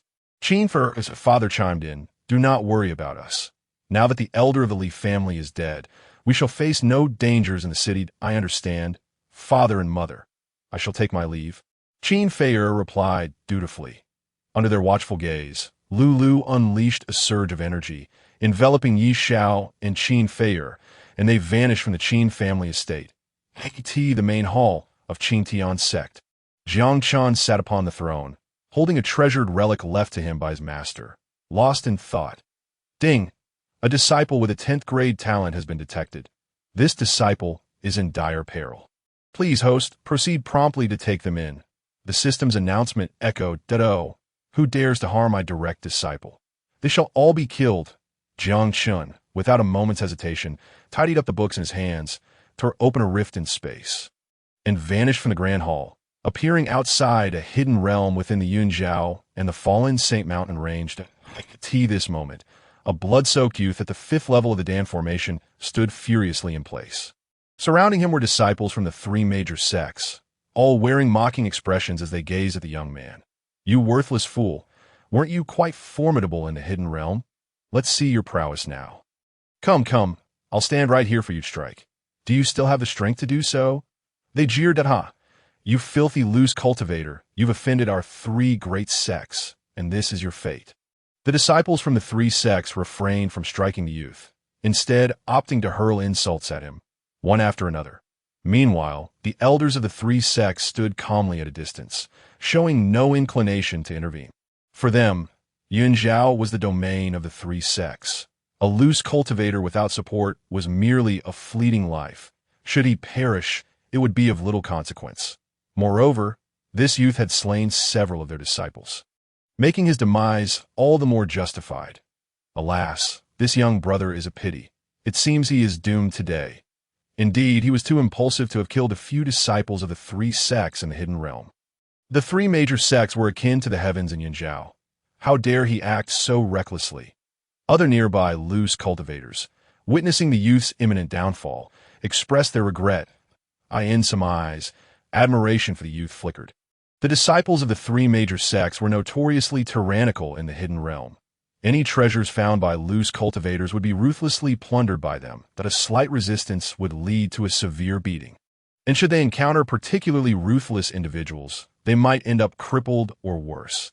This youth had discovered a rare herb capable of refining a breakthrough pill for the heavenly soul realm, only to be discovered by the disciples of the three sects who demanded it from him. In a fit of rage, he retaliated, slaying several disciples of the three sects, and was subsequently trapped in this humiliating situation. Ha ha! The blood-soaked youth laughed maniacally, mocking the disciples of the three sects. You call me worthless?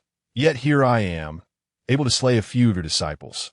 Were it not for your numbers, I would have Jiang Chen displayed a rather displeased expression. After 3 years of striving, he had only managed to break through to the heavenly soul realm. What was the point of that? Outside, while 3 years had passed, the tower had been standing for 3,000 years. Even a mere pig would have reached the level of a great emperor by now. Who did this look down upon?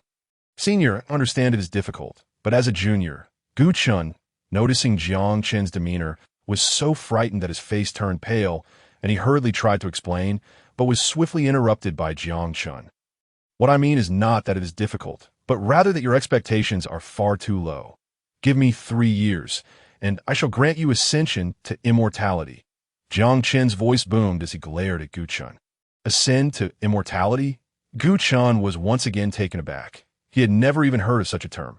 Senior, is immortality truly powerful? Gu Chun inquired, his curiosity piqued. You simply need to know that an immortal can annihilate a heavenly soul in an instant. Jiang Chen patiently elucidated, an immortal can obliterate a heavenly soul.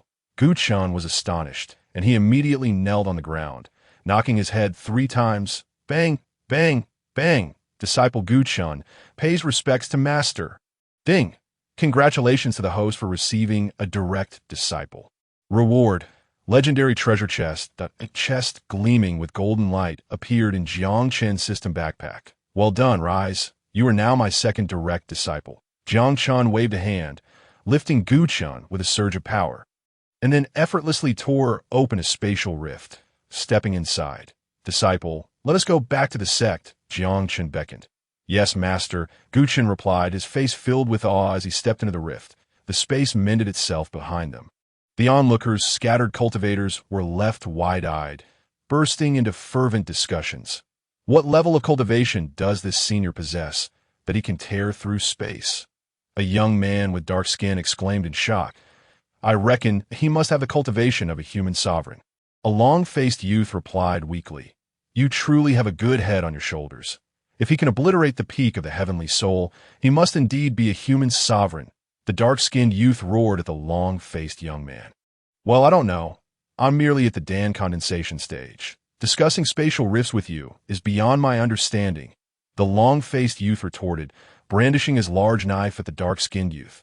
Hey, brother, no need to get worked up. It's all about participation. The dark-skinned youth quickly changed his tone, seeing the long-faced youth brandishing a weapon. The Qingtian sect. Jiang Chen and Gu Chun gradually appeared in the square.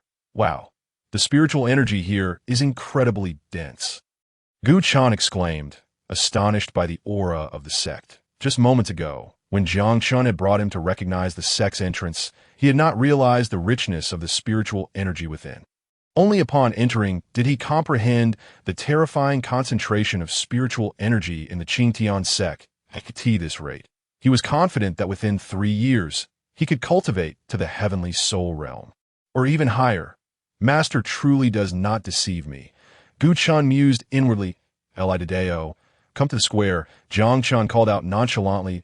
In an instant, Li Dideo appeared before Jiang Chen, bowing respectfully.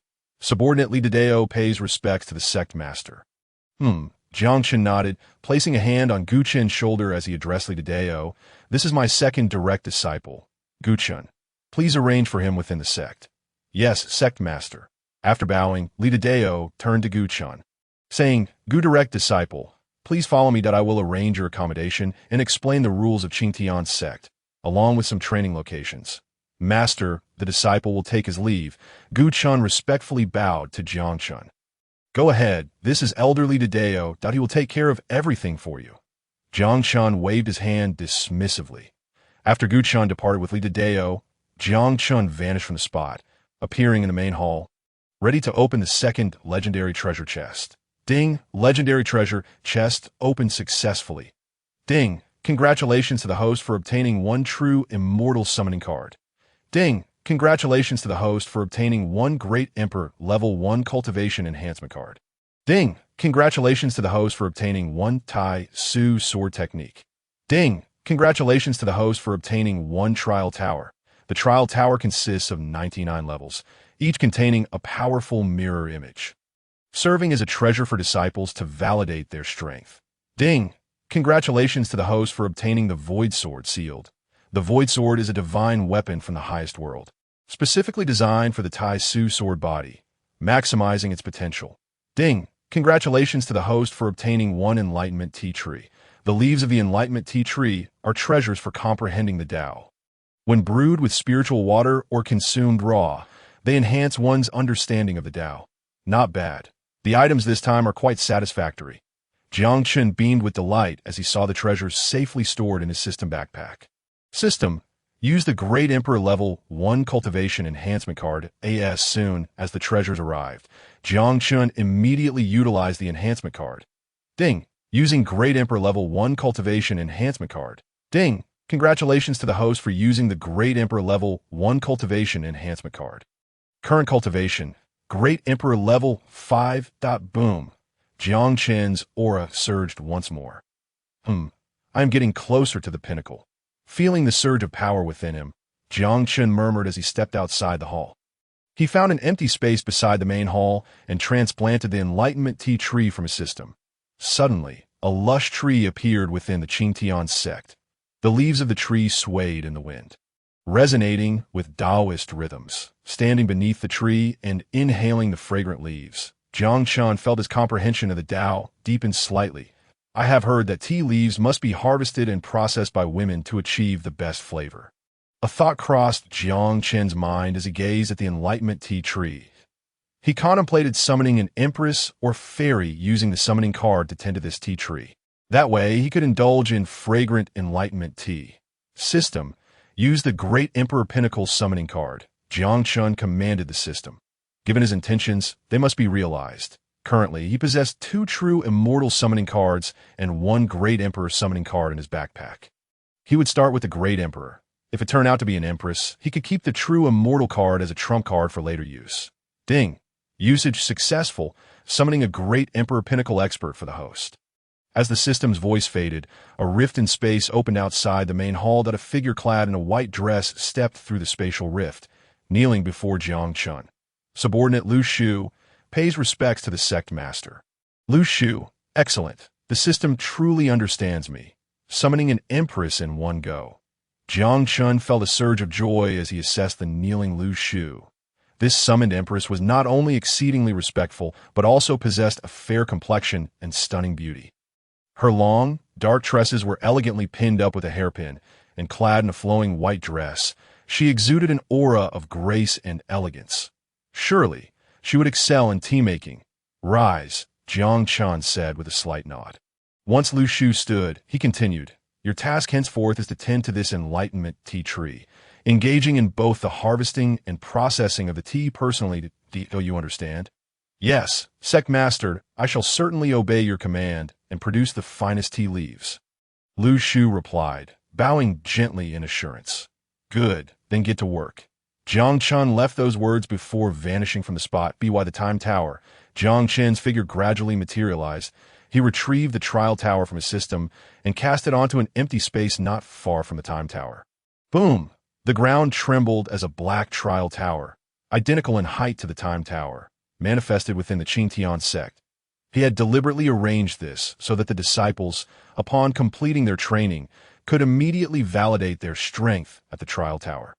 Ding! The sect's training facilities have begun to take shape, yet lack renown, which is detrimental to large-scale disciple recruitment. That it has been detected that the Cloud State City will host a competition among 100 sects. The host is requested to bring the current disciples to the competition to vie for first place, ensuring that the name of Qingtian's sect resonates throughout the Cloud State. The competition stipulates, disciples' cultivation must not exceed the out-of-body realm. The first prize is a rare treasure chest. Just as Jiang Chen placed the trial tower, the system's announcement echoed, "Oh, a martial art competition."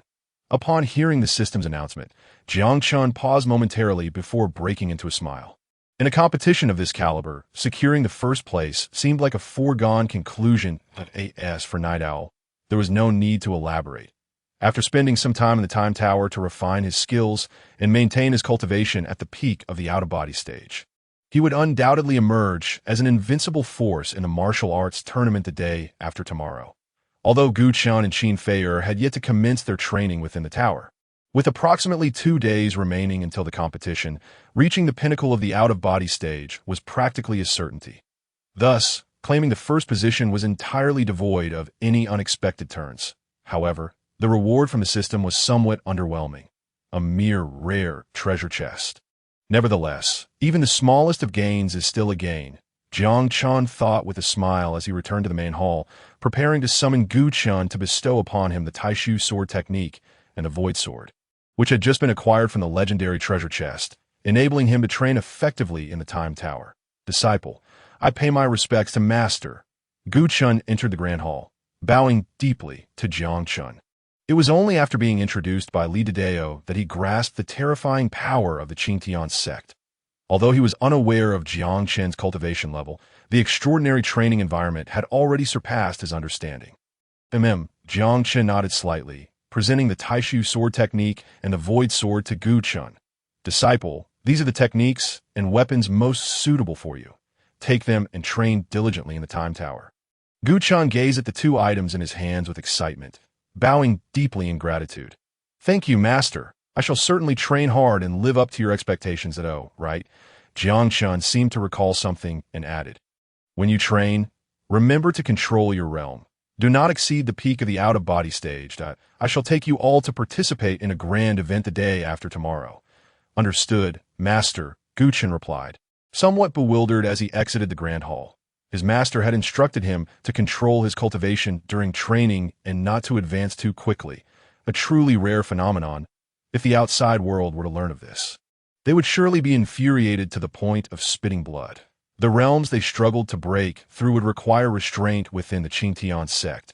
Otherwise, one might inadvertently surpass their limits. Not long after Gu Chen's departure, Night Owl, Qin Fei'er, and Lu Lu arrived at the hall. Subordinate, greetings to the sect master. Disciple, greetings to the sect master. Disciple, greetings to master. The 3 bowed in unison. Rise, Jiang Chen said, seated upon the throne, raising his hand dismissively. Reporting, Sect Master, I have completed my task and returned. Please advise. Lu Lu spoke up. You and Zhang Wu shall stand guard at the gate, Jiang Chen replied after a moment's thought. With both Zhang Wu and Lu Lu at the peak of the Saint King realm, they were only fit for gatekeeping duties. Idideo and Lu Shu, both at the peak of the Emperor realm, were merely engaged in menial tasks within the sect. If the 2 lesser Saint Kings were not to guard the gate, what else could they possibly do? Yes, Sect Master, I shall obey. Lulu bowed and exited the grand hall to join Zhang Wu at the mountain gate. Watching Lulu leave, Qin Fei'er was astonished. She had assumed that with Lulu's cultivation, he would possess some standing within the sect. After all, the strength he displayed when escorting them to Feihe City was exceptional. Yet such a formidable individual could only guard the gate in the Qingtian sect. It was quite shocking. Night Owl, however, wore a calm expression. Having received the techniques and weapons bestowed by Jiang Chen, and having trained in the Time Tower, his mindset had already shifted. He was no longer surprised by the sect's might. Qin Fei'er, how have matters at home been resolved? Jiang Chen inquired with a smile, addressing the astonished Qin Fei'er. Oh. Qin Fei'er snapped back to attention and quickly knelt, responding, Disciple reports to sect master that my parents are safe now. Thank you for resolving the family matters. Good. As long as it's resolved, go to the scripture hall and select a primary cultivation technique. Then proceed to the time tower to train, Jiang Chen instructed, reiterating to both Qin Fei'er and Night Owl the importance of not exceeding their cultivation limits. Yes, sect master, I will remember. Yes, master, I shall also keep this in mind. The two bowed and then left the grand hall together. As tranquility returned to the hall, Jiang Chen retrieved the relics left behind by his late master, becoming lost in memories once more. Reporting, sect master, the first batch of tea has been prepared. Just as Jiang Chen was immersed in thought, Lu Shu gently entered the hall, presenting the completed Wu Dao tea before him. Oh, quite efficient, indeed. Please brew a cup for me to taste, Jiang Chen ordered. Yes, Lu Shu responded, retrieving the pre-prepared tea set along with the spirit liquid extracted from the Qingtian sect's spiritual energy. Brewing a pot of Wu Dao tea, she then poured a cup and presented it to Jiang Chen.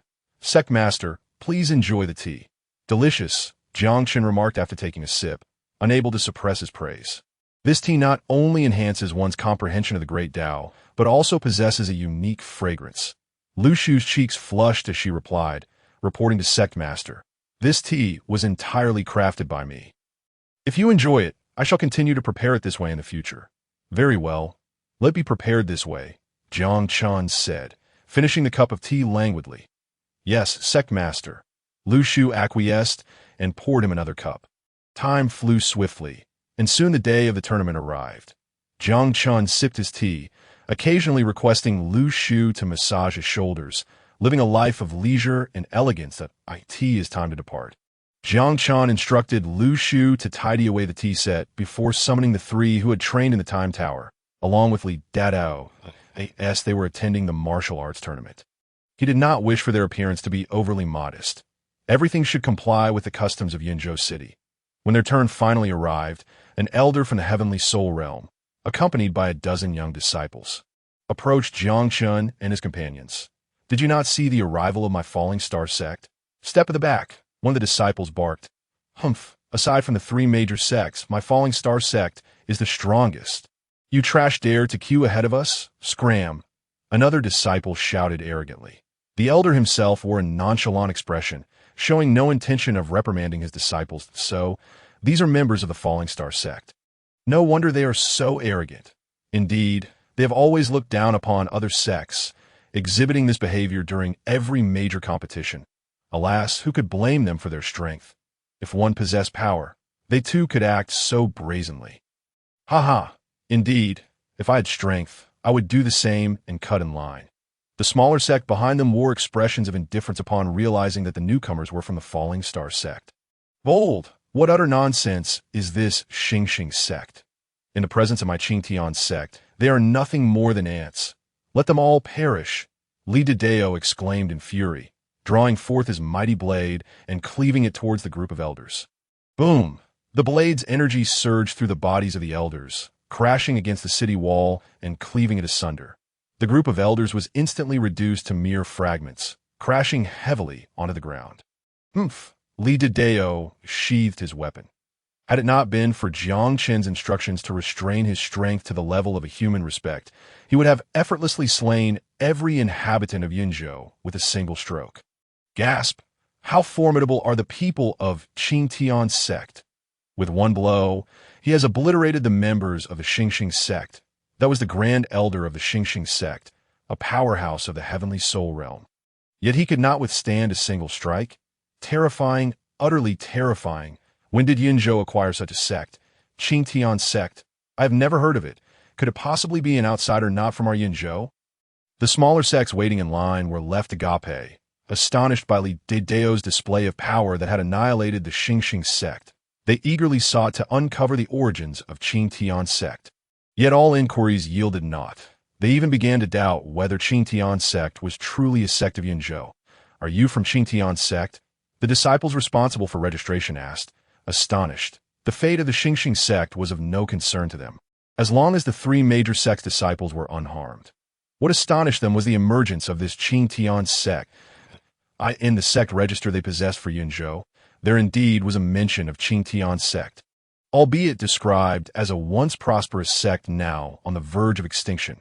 Indeed, I am a 99th sect master of Qingtian sect, Jiang Chen replied nonchalantly. Very well. Esteemed senior, may I inquire which realm your sect wishes to register for the competition? Upon receiving Jiang Chen's response, the registering disciple refrained from further inquiries and courteously proceeded with the registration. After all, Jiang Chen's attendant had just effortlessly dispatched the members of the Xingxing sect. As an ordinary disciple of the three major sects, he certainly could not afford to offend Jiang Chen that why disciples wish to register for the out-of-body realm competition. Jiang Chen stated once more. Gasp! The out-of-body realm? The registering disciple was taken aback. Such a level of competition had previously never included minor sects. It was solely the battleground of the top-tier sections. These lesser sects could hardly cultivate disciples of the out-of-body realm at this stage. Hence he had never registered any for this category before. What? Is that not permissible?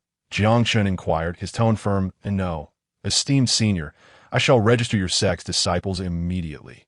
The registering disciple, regaining his composure, hurriedly recorded the details of the Night Owl trio and subsequently issued entry tokens for Jiang Chen and his companions. Once Jiang Chen and his group entered the city, a fervent discussion erupted among the smaller sections. What exactly is this Qingtian sect, and from which part Yinzhou does it hail? Not only does it possess a powerful elder, but it also has such a remarkably young disciple of the out-of-body realm. I have no idea. I have never heard of this sect. It seems to have appeared out of nowhere. Have such a young disciple of the out-of-body realm implies their strength is likely on par with the three major sections. Indeed, this year's competition is bound to be filled with surprises. This makes things all the more interesting. It has always been the major sects clashing. Finally, we have some fresh excitement this year. Hey, are you lot still chattering? Do you plan to register or not? The registering disciple bellowed at the still discussing smaller sections. Forgive us, young friend. We shall come forward to register now. The elders and sect leaders of the smaller sects, their faces flushed with embarrassment, hastily approached to register. Incredible. Qingtian sect? Within a lavish palace in the city, the leaders of the three major sects scrutinized the information of the Night Owl trio, their expressions a mix of astonishment and suspicion. This was the first time they had witnessed a sect beneath the three major ones registering for the out-of-body realm competition. This posed a significant dilemma for them. The rewards for the out-of-body realm competition were the most lavish. Equivalent to the annual resource expenditure of their sections, these rewards, although termed as such, were essentially a wager pooled from all three sects. Whoever triumphed would claim the spoils from the others. Now, with Qingtian sect's unexpected entry, taking rewards without contributing anything in return, they found themselves in a troublesome predicament. Should the disciples of Qingtian sect secure victory, they would suffer both loss and humiliation, leading to a disastrous outcome. When did this Qingtian sect rise to prominence, and why has it suddenly emerged? The master of Xianlei murmured in confusion, having scrutinized the details of Qingtian sect only to find no trace of its resurgence. It was undeniably a sect on the brink of oblivion, yet it had seemingly re-emerged, which was exceedingly perplexing. So, what do you both think? Shall we allow Qingtian sect to participate? The master of Huangji inquired. Looking toward the masters of Xianlei and Zhen, deny Qingtian sect's participation would be unwise. Rules are rules we have established.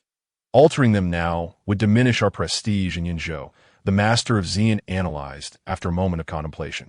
However, all these rewards come from the three of us. If we allow Qingtian sect to win, are you both willing to accept that? The master of Huangji spoke in a low tone. You worry too much. Master Huangji, Master Xian is correct. Changing the rules now would undoubtedly harm our reputation in Yinzhou. It would be better to allow Qingtian sect to compete. Should they truly claim victory, we can simply fabricate a reason to eliminate them afterward. Potentially reaping additional rewards, the master of Xianlei interjected with a sinister smile. Master Xianlei, you are indeed cunning, but this idea holds merit. The master of Huangji and the master of Xian both chuckled heartily upon hearing Xuanlei's suggestion. Oh, by the way, do you have any leads on which faction was responsible for the deaths of the elders and disciples in the Yuhing Mountain secret realm the day before yesterday? The master of Xianlei suddenly asked. Leads? We know only that their life tokens shattered. There were no traces left behind at the scene. The master of Huangji replied, his expression darkening. Neither do I, since none of them survived. We have no way of knowing which rogue cultivators had entered the secret realm. Investigating this will likely take some time. The master of Xian added, equally displeased, the deaths of these elders and disciples, while not crippling to their three sects, had nonetheless strained their resources that it would take years to recruit such talented disciples again. Alas, what a troublesome time this is. The master of Xianlei sighed, casting a glance at the masters of Huangji and Xian. Since you both have no leads, let us depart. The competition is about to commence. With that, the master of Xianlei exited the grand hall to the center of Yinzhou City. Within a grand arena, all seats were filled with the heads of various sects of Yinzhou, alongside disciples participating in competitions across different realms. The arena was circular, divided into 9 platforms, 3 for the out-of-body realm, 3 for the void-breaking realm, and 3 for the Dan condensation realm. Not far from the platforms for the out-of-body realm disciples stood 3 chairs crafted from spirit stones, serving as the seats for the leaders of the 3 major sects, allowing them to witness the matches at close range. However, near these 3 chairs sat another, occupied by an extraordinarily handsome young man. His throne emanated a captivating aura, unmistakably forged from rare and valuable refining materials. Who is this individual? That seat is typically reserved for the leaders of the 3 major powers, is it not? I have never seen him before. Has another dominant force emerged in Yinzhou? You may not know, but this young man is the sect master of Qingtian's sect. His sect has disciples competing in the out-of-body realm, so it is only fitting that he occupies that seat. Qingtian's sect can participate in the out-of-body realm competition. Their strength must be nearly on par with the 3 major sects.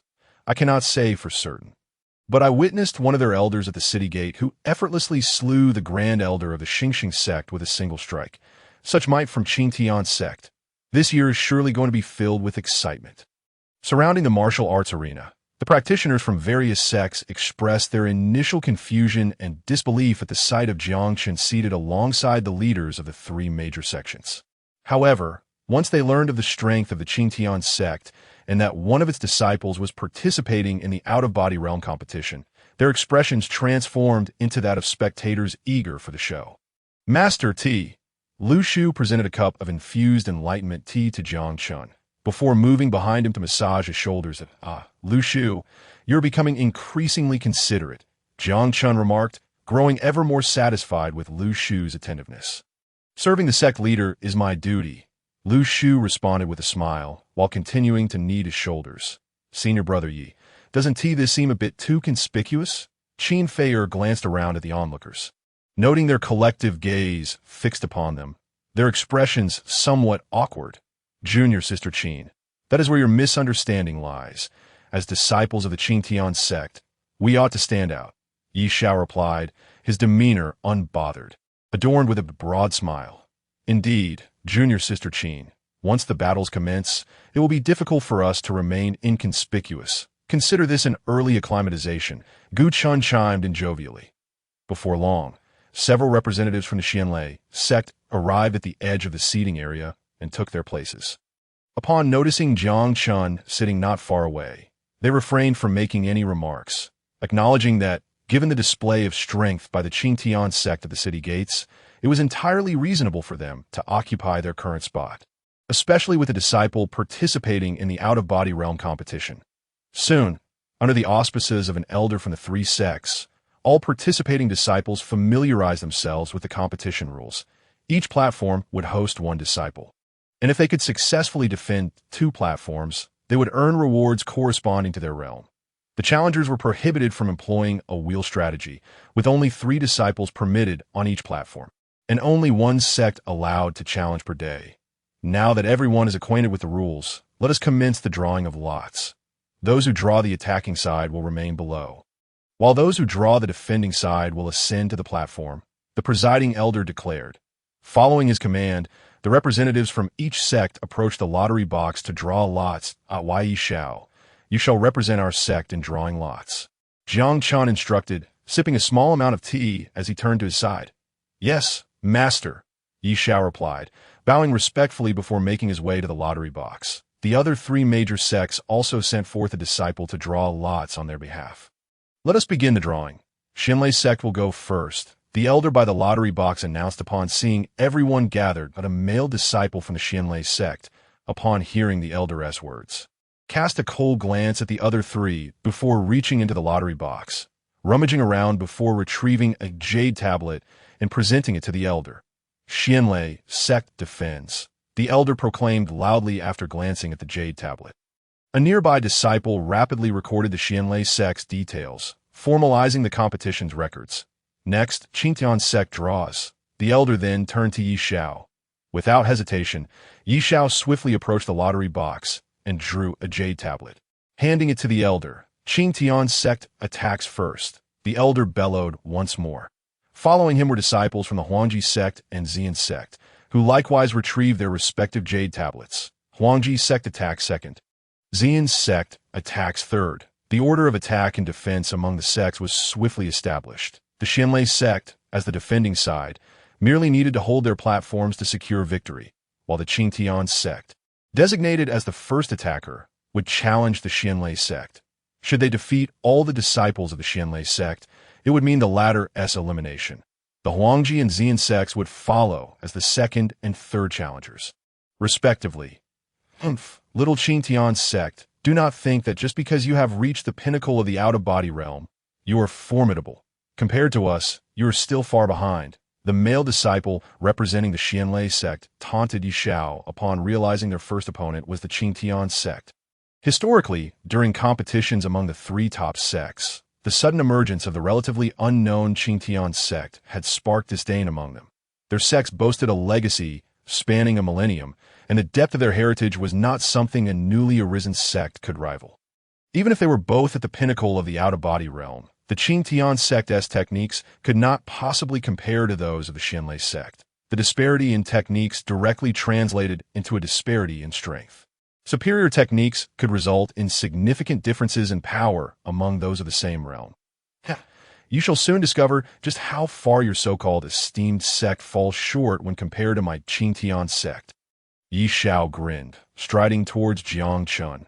Unfazed by the mockery, he refrained from engaging in futile discourse, knowing that soon enough, on the platform, these individuals would realize the extent of their own absurdity.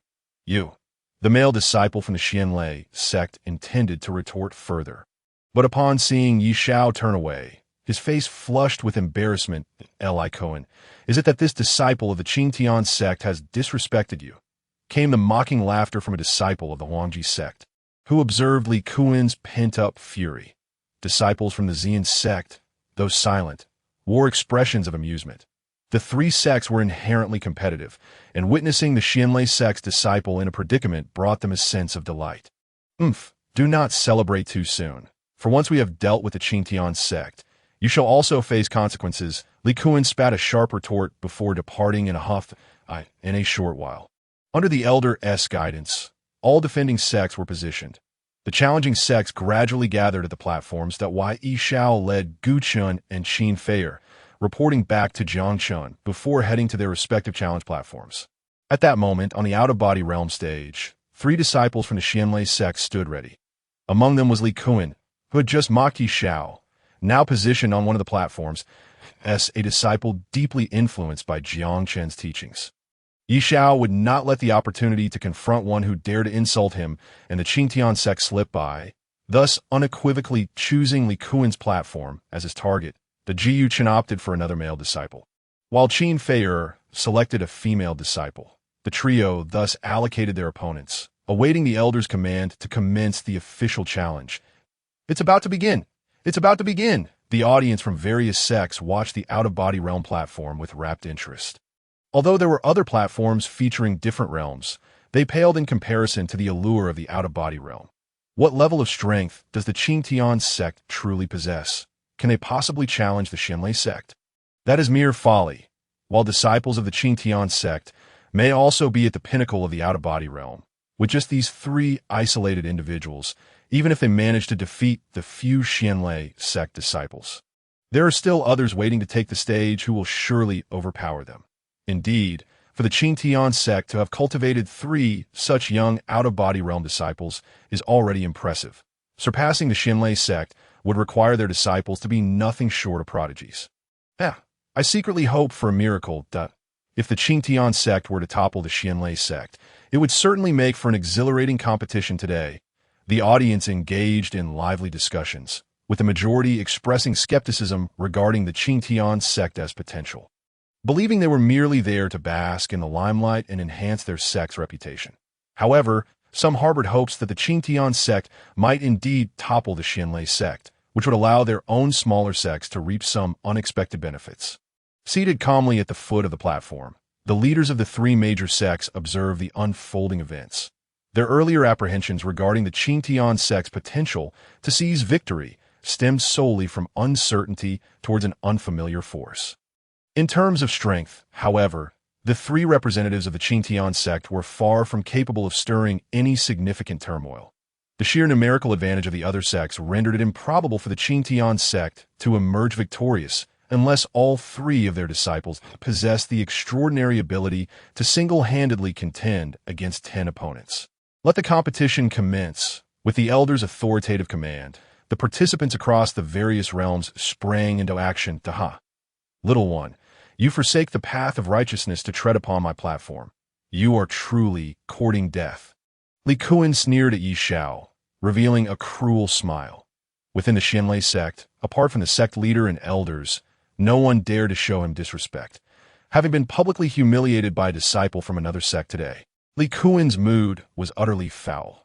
Now, with Yi Xiao audaciously choosing him as an opponent, he felt justified in unleashing his full strength. I walk the path of righteousness. It is you who courts death. A cold smirk played at the corners of the night owl's mouth. As soon as his words fell, he summoned his cultivation and charged towards Li Kuan with lethal intent, but a fist, enveloped in crimson energy, struck mercilessly at Li Kuan's head. Mere trifles. Li Kuan had intended to put on a show of bravado, but the speed of the night owl's fist was astonishing, arriving at his head in the blink of an eye. Bang! Li Kuan barely had time to let out a pitiful scream before his skull was shattered. And no need to waste, the night owl murmured, delivering another punch that obliterated Li Kuan's body into a mist of blood, which he absorbed into himself. Is this how a disciple of the Xianlei sect meets his end? That was far too swift, a complete annihilation. What kind of formidable technique has this disciple of the Qingtian sect mastered to wield such power? What kind of prodigy is capable of dispatching a fellow cultivator of the same realm with such ease? Witnessing the night owl shatter Li Kuan's head with a single blow and then explode his body, the audience from various sects wore expressions of sheer astonishment. They had anticipated a spectacular duel, yet were met with the shocking instant demise of the Xianlei sect disciple. This is no contest. It is clearly a massacre. This promises to be quite the spectacle indeed. The Qingtian sect might just be this year's dark horse. How will the 3 major sects respond? The onlookers for various sects regained their composure, their faces alight with excitement, as they focused intently on the trio from the Qingtian sect, fearful of missing a thrilling performance. Meanwhile, the other arenas for duels were completely disregarded, with such an exhilarating match unfolding. Who would bother with the juvenile skirmishes of lesser disciples? Seeking revenge for my fallen junior, who dared to slay Li Kuan, I shall ensure that the disciples of Qingtian sect pay the price. A male disciple from the Xianlei sect, sharing the same arena as Gu Chun, charged angrily towards Gu Chun, determined to avenge Li Kuan. Little sister, your Qingtian sect is truly ruthless, leaving not even a whole corpse for brother Li. You'd best not underestimate my sister's ferocity. A female disciple from the Xianlei sect, positioned in the same arena as Qin Feier, also launched an assault, intent on delivering a fatal blow. You think it will be so easy to kill me? I am not weaker than senior brother Yi Xiao. Jiu Chun, wielding his fingers like a sword, unleashed a wave of sword energy at the approaching disciple from the Xianlei sect. Boom! The sword energy cleaved through the Xianlei disciple's body, crashing down upon the arena with a resounding roar. The remains of the Xianlei disciple fell, severed into 2 pieces, slowly collapsing to the ground. That I cannot bring shame upon my sect, since you wish to kill me.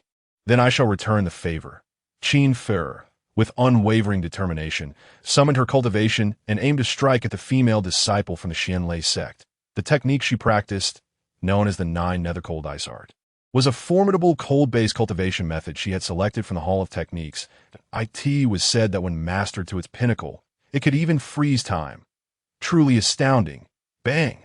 Upon their clash, the frigid energy emanating from Qin Fer surged towards the female disciple from the Xianlei sect. In the blink of an eye, the disciple was transformed into an ice sculpture, standing frozen upon the arena.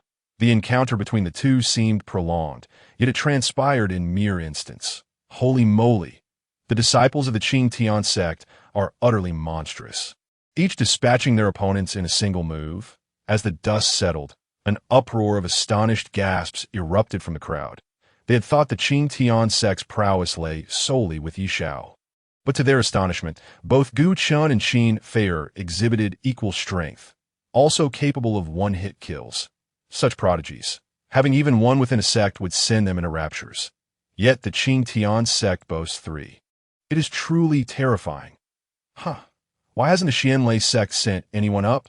This was merely the first wave, and there are still 2 more to come. Indeed, after the deaths of 3 disciples, they must seek vengeance. Right?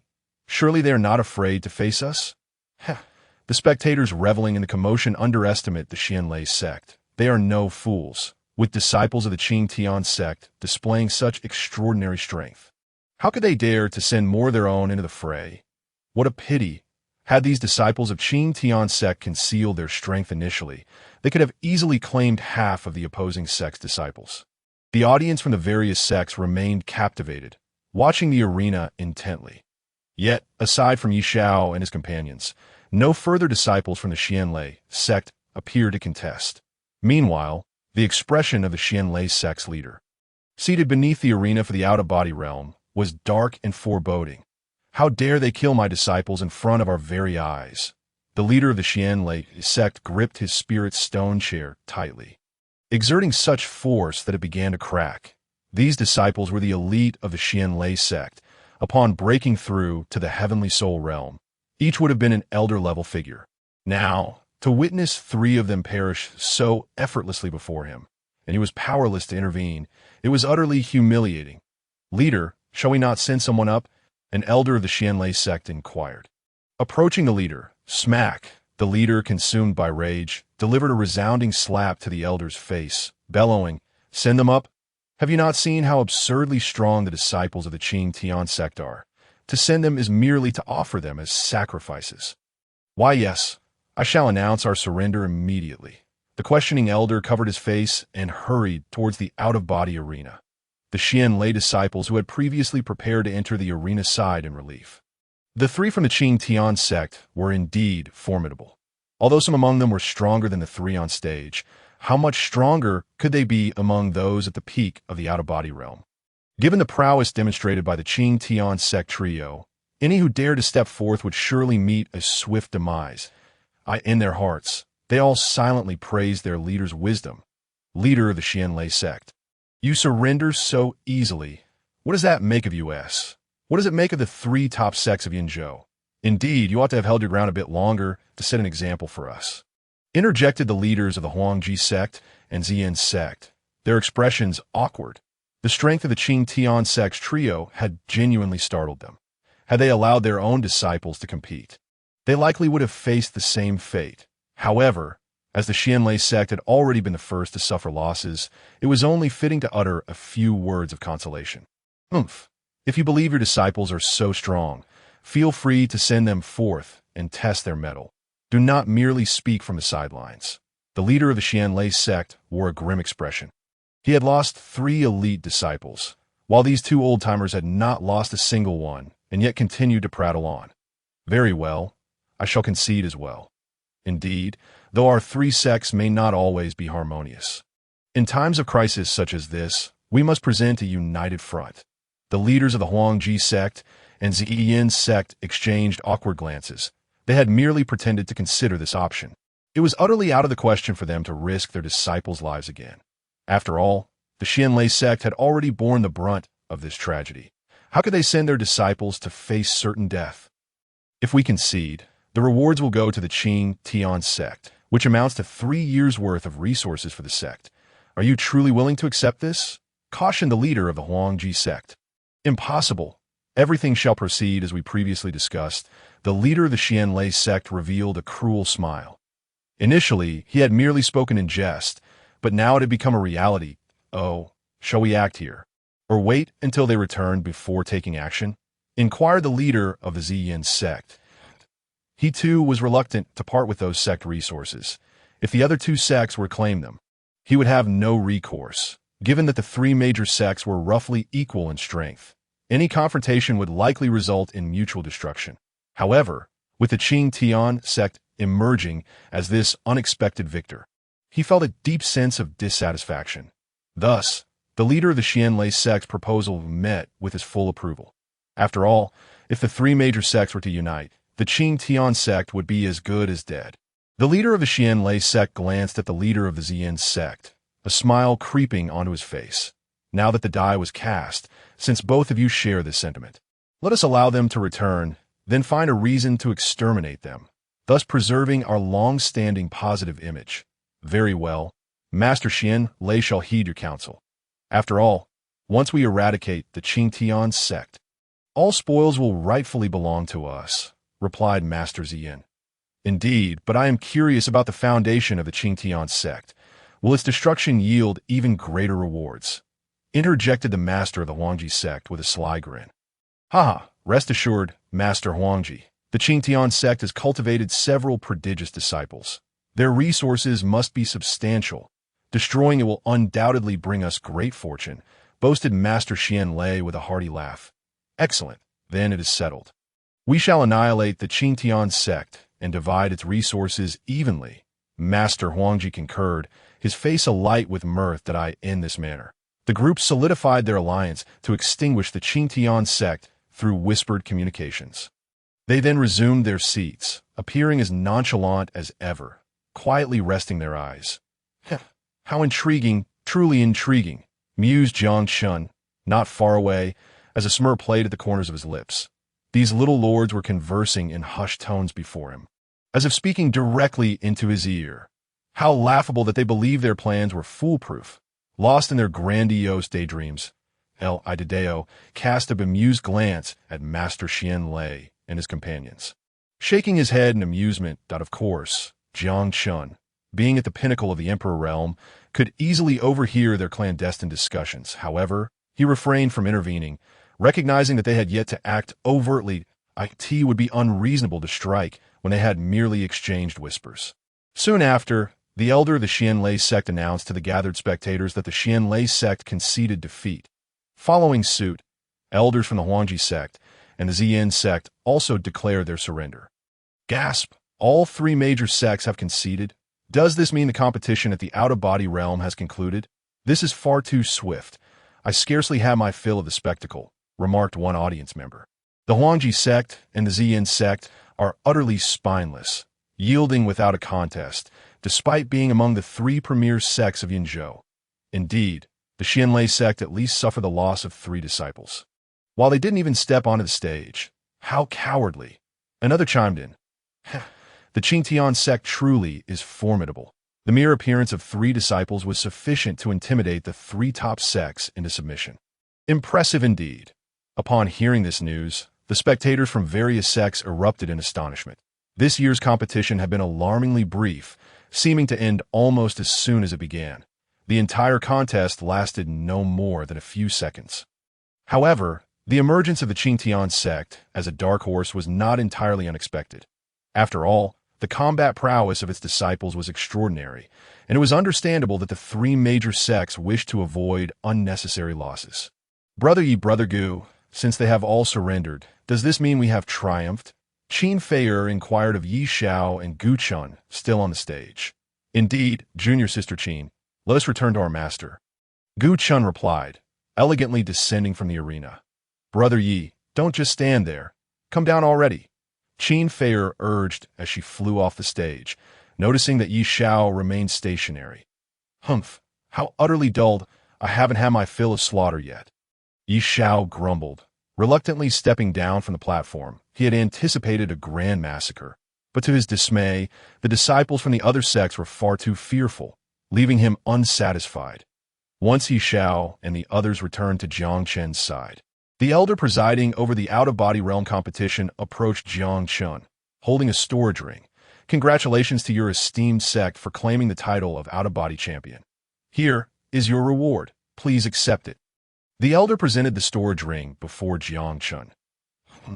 Li Dao, please take this reward, Jiang Chen instructed without reaching for it himself. Though he found the items within unimpressive, they were won through victory and could prove useful in cultivating external disciples in the future. Understood, Sect Master, Li Dao replied, bowing respectfully as he seized the storage ring from the elder's hands. At that moment, the leaders of the three major sects, wearing expressions of feigned delight, approached Jiang Chen, master of the Qingtian sect. Congratulations, the disciples you have cultivated possess tremendous strength. We of the Xianlei sect are humbled in your presence, they exclaimed. Indeed, indeed.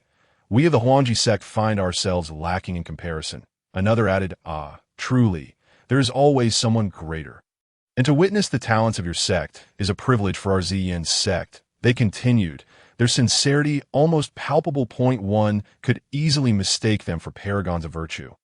I appreciate your kind words. Should such fortunate opportunities arise again, do remember to inform me, Jiang Chen replied with a smile, remaining seated as he sipped his tea. Though he was aware of their ulterior motives, they had yet to take any overt action, thus providing him no justification for retaliation. Engaging in playful banter with these insignificant beings proved to be quite entertaining. Yes, indeed. We shall ensure to notify you, master of the Qingtian sect, the master of the Xianlei sect said. A flicker of ire momentarily crossing his eyes before being replaced by a facade of mirth.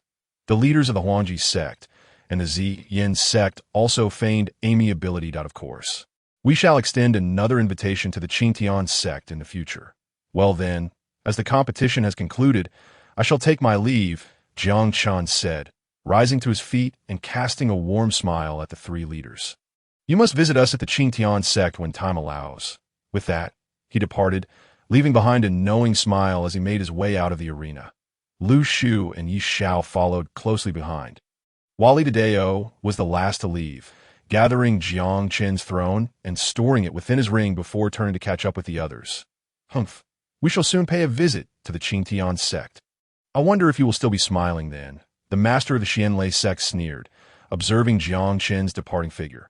Let us go, master of the Xianlei sect, that we must discuss how to concoct an excuse to swiftly gather forces and eliminate the Qingtian sect, urged the leaders of the Huangji sect and the Ziyin sect. Indeed, we must act quickly to avoid any lingering complications. The master of the Xianlei sect agreed, striding towards the exit of the arena alongside his counterparts. Ding! Congratulations to the host disciple for claiming the title of champion, elevating the Qingtian sect's reputation in Yunzhou, and receiving one rare treasure chest. The system's voice echoed as Jiang Chen and his companions returned to the Qingtian sect. A treasure chest glowing with blue light appeared within his system backpack.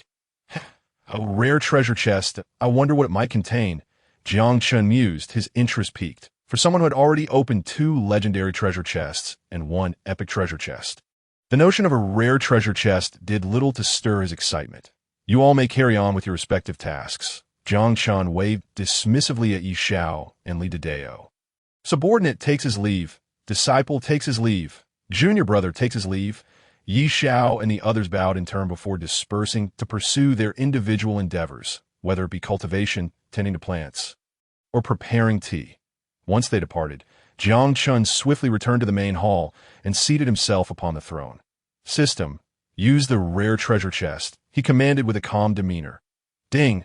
Opening rare treasure chest. Ding! Congratulations to the host for receiving 2 St. Peak summoning cards. Ding! Congratulations to the host for receiving 1 longevity pill, a Saint-grade elixir that extends lifespan by a century. The rewards from this chest are utterly inferior compared to the previous 2. Jiang Chen chuckled at the meager prizes. Aside from the 2 St. Peak summoning cards, the other rewards were laughably insignificant.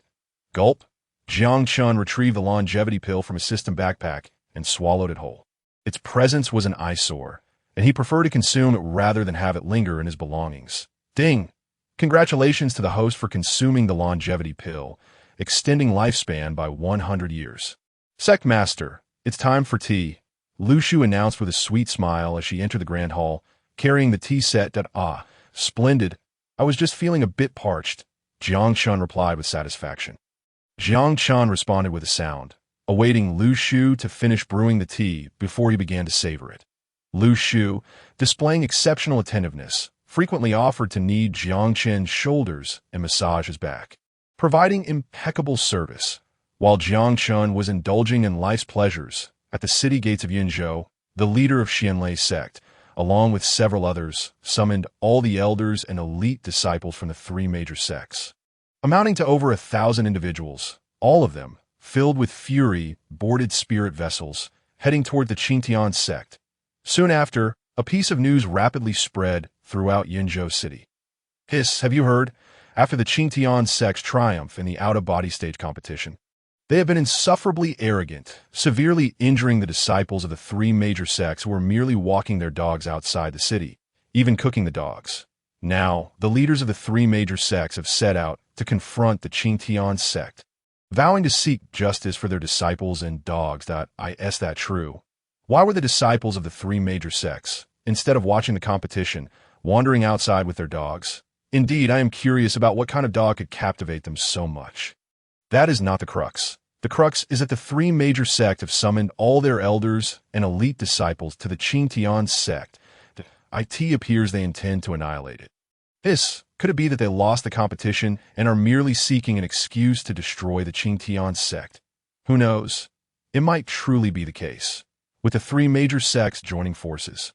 Even if the Qingtian sect is extraordinarily powerful, they would still face annihilation. That may not necessarily be the case. The strength displayed by the Qingtian sect during the competition was so extraordinary that they might indeed create a miracle. Then why are we still here? Let us hasten to witness the spectacle. Perhaps we may profit from the chaos that a throng of elders and leaders from various sects, along with curious cultivators from the city, followed closely behind the three major sections. Some harbored a mindset of opportunism, knowing that battles of such catastrophic magnitude would undoubtedly be fierce, and if luck favored them, they might reap some rewards. Others were purely driven by curiosity, eager to discover just how formidable the Qingtian sect truly was, having frightened the three major sects into conceding during the competition. After a short while, the spirit vessels of the three major sects appeared not far from the Qingtian sect. The individuals aboard the vessels, upon beholding the nearby mountain gate of the Qingtian sect, revealed cruel smiles. The leader of Xianlei's sect drew forth his weapon and gestured towards the direction of the Qingtian sect, instructing, "The mountains ahead are the Qingtian sect. When we strike, be swift, regardless of age or gender. Any living being associated with the Qingtian sect is to be killed without exception. Yes, eliminate all who can be slain. Seize all that can be taken, and burn what cannot be transported," added the leader of Xian sect. "Understood, we shall proceed as directed by the two esteemed leaders," commanded the master of Huangji Gate to the elders and disciples of his sect. "Yes, master. Yes, sect leader." The elders and disciples of the three sects brandished their weapons, shouting with excitement, "Is this really the Qingtian sect? Apart from two slightly taller towers and a somewhat larger tree, there seems to be nothing remarkable about it." Indeed, there is nothing particularly striking. The spiritual energy outside the sect is even less dense than that of our own sect. How could the Qingtian sect, so unremarkable, have produced those three exceptional disciples? Alas, I had previously thought the Qingtian sect capable of miracles, yet it appears to be merely this. The elders and leaders from various sects who had followed from Yinzhou city, along with the onlookers, all halted in midair not far from the Qingtian sect. Observing the Qingtian sect, they found it somewhat disappointing, as aside from its lavish architecture, the spiritual energy of the mountains was so sparse that it was even inferior to some of their own sections. They were puzzled as to how the Qingtian sect could cultivate three prodigies in such a harsh environment. Within the main hall of the Qingtian sect, Jiang Chen sat with his eyes closed upon the throne, still enjoying Lu Shu's attentive service to make tea that moment. Li Dedeo entered the hall and respectfully reported, "Sect leader, those sects have arrived. How shall we deal with them?" Just a bunch of rubbish. Have Zhang Wu and Lu Lu dispose of them. Jiang Chen replied, lazily with his eyes still closed. Since they have come, there is no need for further discussion. Eliminate them all. Understood, sect leader Li Dao responded, bowing as he left the hall to relay Jiang Chen's orders to Zhang Wu and Lu Lu. In the air not far from the mountain range where the Qingtian sect resided, the leaders of Xianlei sect were considering directing their vessels to fly directly over the Qingtian sect. However, just then, Zhang Wu and Lu Lu boldly positioned themselves before the spirit vessels, declaring, "You audacious ants dare to intrude upon the gates of my Qingtian sect. You shall all perish." Two immense hands of spiritual energy, propelled from the palms of Zhang Wu and Lu Lu, swiftly enveloped the spirit vessels of the three major sections. The members aboard the vessels of Xianlei sect could only emit a scream before they, along with their vessels, evaporated from existence. Hiss, that was far too powerful. The elders and leaders of various sects, along with the onlookers, were left in a state of shock, gazing at the floating figures of Zhang Wu and Lu Lu. They had initially thought the Qingtian sect was on the brink of annihilation. The spirit vessels of the three major sects, upon descending upon the Qingtian sect, would surely result in an inhumane slaughter. But unexpectedly, before the vessels could even approach the mountain range of the Qingtian sect, they were intercepted and obliterated by the sudden appearance of Zhang Wu and Lu Liu. Was utterly astonishing. What cultivation level did these two individuals possess, capable of annihilating over 1,000 members of the three major sects? I do not know. This is the pinnacle of power in Yinzhou. The weakest among them is at the peak of the out-of-body stage. And the leaders of the three sects, along with some elders, are formidable beings that so easily kill them. One must be at least an earthly sovereign, wouldn't you agree? Hiss, an earthly sovereign? Do not frighten me. Each of the three major sects has but one earthly sovereign ancestor. If the Qingtian sect has two, that would mean it surpasses any single one of the three major sects. As they regained their composure, the crowd engaged in astonished discussions. They realized they had severely underestimated the strength of the Qingtian sect. Despite the meager spiritual energy of the Qingtian sect's mountains, its disciples and powerful beings were by no means weak. Their strikes were lethal and terrifying. You all should depart quickly. Do not linger near my Qingtian sect, lest my hand does not discriminate. Lu Lu coldly warned the cultivators nearby who were watching the spectacle. Though they were somewhat distanced from the Qingtian sect, their presence, given their numbers, was detrimental to the sect's image, necessitating a warning. Yes, esteemed seniors, your reminder is most appreciated. We shall take our leave at once. Upon hearing Lu Lu's chilling voice, the crowd, engaged in discussion, was abruptly roused, cold sweat beading on their foreheads. They hastily summoned their full powers and sped back along the path, fearful that a moment's delay might result in being crushed by Zhang Wu and Lu Lu. Those two enormous hands had obliterated the pinnacle forces of the three major sects of Yinzhou. Should they fall upon them, they would likely not have even the chance to scream before vanishing completely. Once the onlookers had retreated, Lu Lu and Zhang Wu swiftly returned to the mountain gate to meditate. Soon, news of the incident spread throughout Yinzhou, inciting a tremendous uproar. What? The leaders of the three major sects, along with all their elders and elite disciples, were annihilated by the Qingtian sect? That cannot be. The three major sects are powerful. How could they be destroyed by a mere sect? It is true. My great-grandfather was present at the scene. It was a scene of utter carnage. The members of the three major sects were obliterated in an instant, leaving no trace behind. Hiss, to be eradicated in a single exchange. The Qingtian sect is truly terrifying. I have heard that the attackers were two earthly sovereigns, figures comparable to the ancestral level of the three sections heavens. The Qingtian sect actually possesses two earthly sovereigns? Does that not make it the most formidable power in Yinzhou? Indeed. Who could have anticipated that this suddenly emerging sect would be so powerful? A transformation is imminent in Yinzhou. News regarding the Qingtian sect spread throughout the cultivation realm of Yinzhou like wings taking flight. It was only then that they realized, apart from the three major sects, there existed such a formidable sect. Meanwhile, within the three major sects of Yinzhou, the disciples remaining were all faces of terror. With their sect master, elders, and elite disciples all perished, the entire faction was devoid of a guiding figure. Reluctantly, they summoned the reclusive, earthly ancestor to preside over the sect. What did you say? Your sect master, along with so many elders and elite disciples, has perished. The elder of Xianlei's sect, awakened from his coffin, was initially filled with fury. Yet upon hearing that the peak powers of Xianlei's sect had been completely annihilated, his face turned pale with shock. Reporting to the elder, it is indeed true that the sect master and the others have fallen. Rumor has it that they were slain by a force known as Qing Tian's sect. A respectful inner disciple of Xianlei's sect conveyed the news to the elder.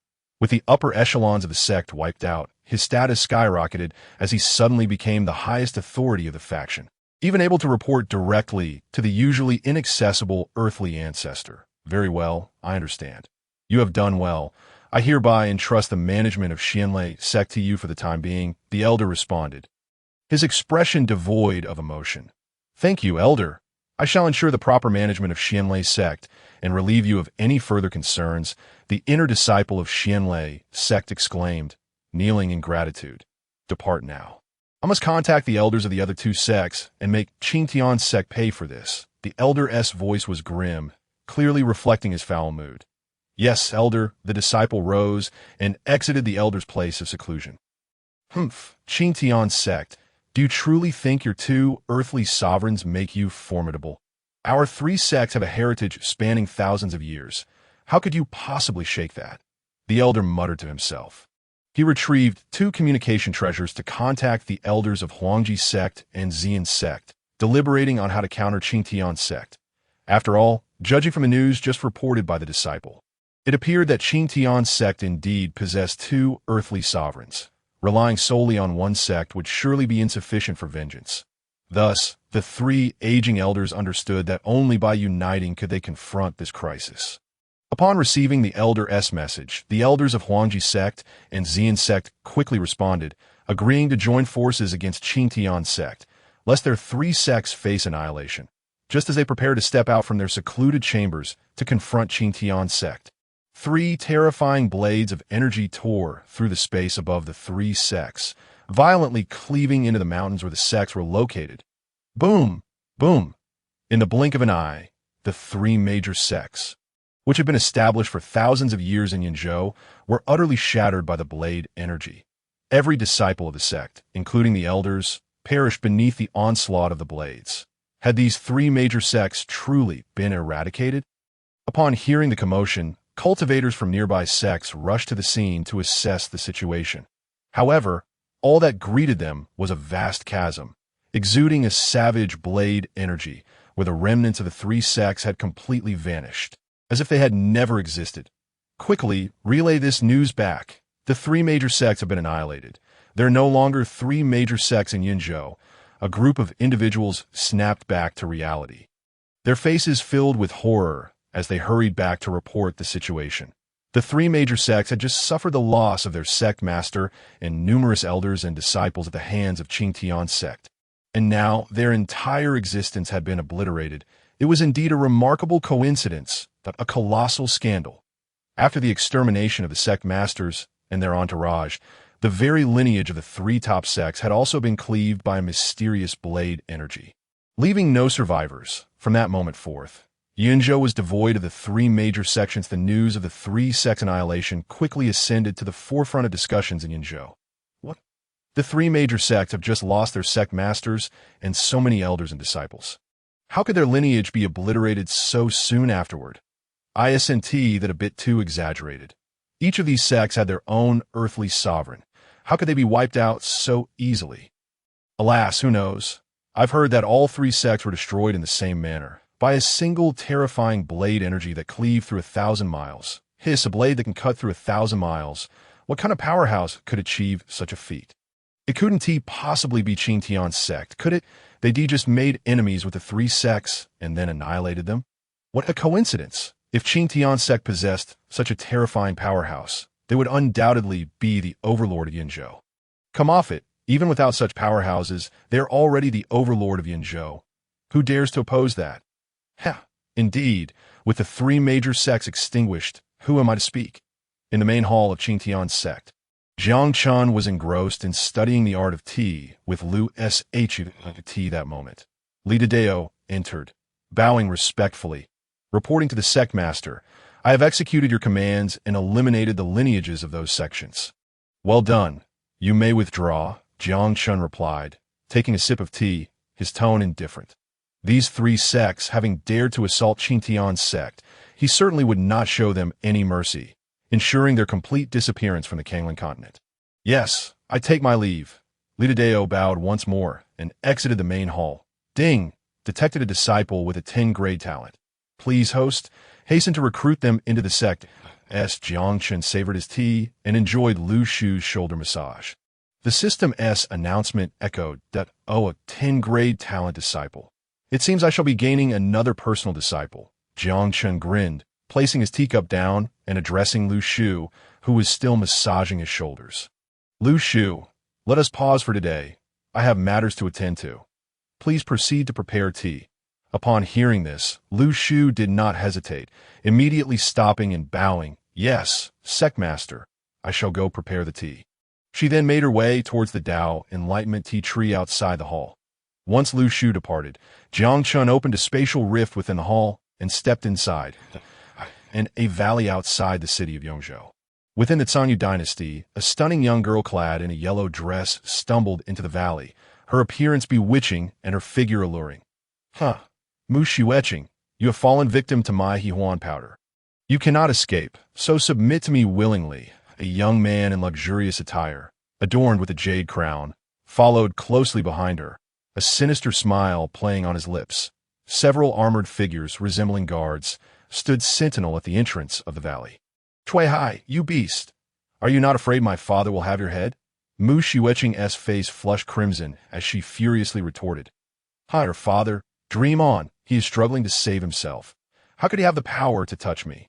The young man laughed heartily, looking down upon Mu Xueqing with disdain. "What do you intend to do?" A look of terror crossed Mu Xueqing's face as an ominous premonition surged within her. She had initially thought that Cui Hai was merely pursuing her out of lust, but his words now hinted at something far more unpredictable. "What do you think?" Cui Hai smirked. "Surely you have guessed. Today, my Cui family has rebelled. It is our turn to take the throne. Oh, you really think I dare to use Yuan powder on you without reason, my princess?" Cui Hai's wicked grin widened as he advanced toward Mu Xueqing. "Don't come any closer," Mu Xueqing exclaimed in despair, her voice weak and feeble.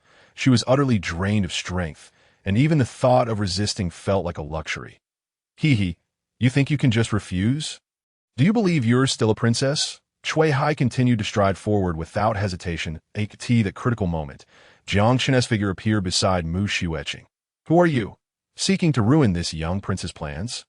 Cui Hai, startled by Jiang Chen's sudden arrival, took several steps back, angrily demanding "Dada.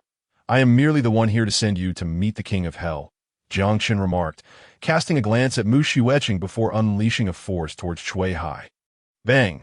Cui Hai's body instantly exploded into a mist of blood. "Young prince." The guards at the mouth of the valley, upon hearing the commotion, intended to rush in to assist. However, Jiang Chen's movements were far too swift, leaving them helplessly watching as Cui Hai was obliterated in place. "How dare you kill the young prince? I shall make you pay with your life." Several guards, driven mad with rage, charged at Jiang Chen. "Since you are so loyal, then go accompany your young prince in death." Jiang Chen calmly addressed the guards, unleashing several waves of power once more. Bang! Bang! Bang! The guards, much like their young prince, fell to the ground, nourishing the flowers and grass. "What a handsome young man. I am losing control." The effects of Yuan San obliterated Mu Xueqing's last vestiges of awareness, compelling her to instinctively lunge at Jiang Chen. "Do not act recklessly." Jiang Chen, with a sense of resignation, directed a surge of imperial power at the charging Mu Xueqing, expelling the Huan San from her body. "This is absurd. She is my third direct disciple. How could I allow her to commit such a heinous act?" At this moment, his system panel displayed Mu Xueqing's information. Name: Mu Xueqing. Talent: 10th rank. Age: 19. Cultivation: P. Transcendence. Constitution: Spatial body, Background: born into the royal family of the Zhongyu dynasty. She is the only daughter of the Zhongyu emperor, cherished since childhood and raised in carefree luxury. Now, as the Zhongyu dynasty faces rebellion from the prince of the side, she was lured outside the city for a hunt by the prince's son, inadvertently consuming spirit tea laced with Yihuan sand, resulting in her current predicament. What happened to me? Moments later, Mu Xueqing groggily awoke. She recalled the last fleeting moments of her consciousness, where an exceptionally handsome young man had vanquished Shui Hai and his guards to save her. And due to the effects of Yihuan San, she had lost control and lunged fiercely at that young man. "You are awake?" Jiang Chen spoke beside her. Had he not possessed imperial cultivation, he might have fallen prey to this young lady's charms today. Upon seeing Jiang Chen's face, Mu Xueqing shrieked in shock, her complexion rapidly flushing crimson. Could this be the very young man she had lunged at while under the influence of Yihuan San? Had something untoward occurred between them? Otherwise, the effects of Yihuan San would not have dissipated, and she would not have regained consciousness. With this thought, her face reddened even further, wishing she could find a crack in the ground to hide herself. As the illustrious princess of the Zhongyu dynasty, a pure and chaste maiden, how could she have engaged in such disgraceful behavior? "What are you thinking, young lady? I am the sect master of the Qing Tian sect, and the reason I saved you was to take you as my disciple. You must not harbor any wild thoughts." Noticing Mu Xueqing's face turning as red as if she had a fever, Jiang Chen felt compelled to interrupt her thoughts. If she continued down this path of imagination, how could he possibly take her as a disciple? Did I not touch you? Hearing Jiang Chen's explanation, Mu Xueqing was taken aback at first. Then, she inspected her clothing, confirming it had remained untouched, and finally felt at ease. However, her beautiful countenance soon flushed even more than before. This was not due to embarrassment, but rather indignation. As a princess of the Zhongyu dynasty, possessing both beauty and grace, how could she be so brazenly spurned? Is it not infuriating? "My dear girl, can you not be more discerning? Your father is on the brink of death, and you are here dawdling that if you were to become my disciple, perhaps your father could be saved?" Observing Mu Xueqing's somewhat irate expression, Jiang Chen realized she had missed the point entirely and had no choice but to give her a nudge. Why is it so difficult to take on a female disciple?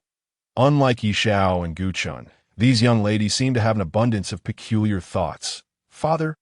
After Jiang Chen's reminder, Mu Xueqing jolted awake.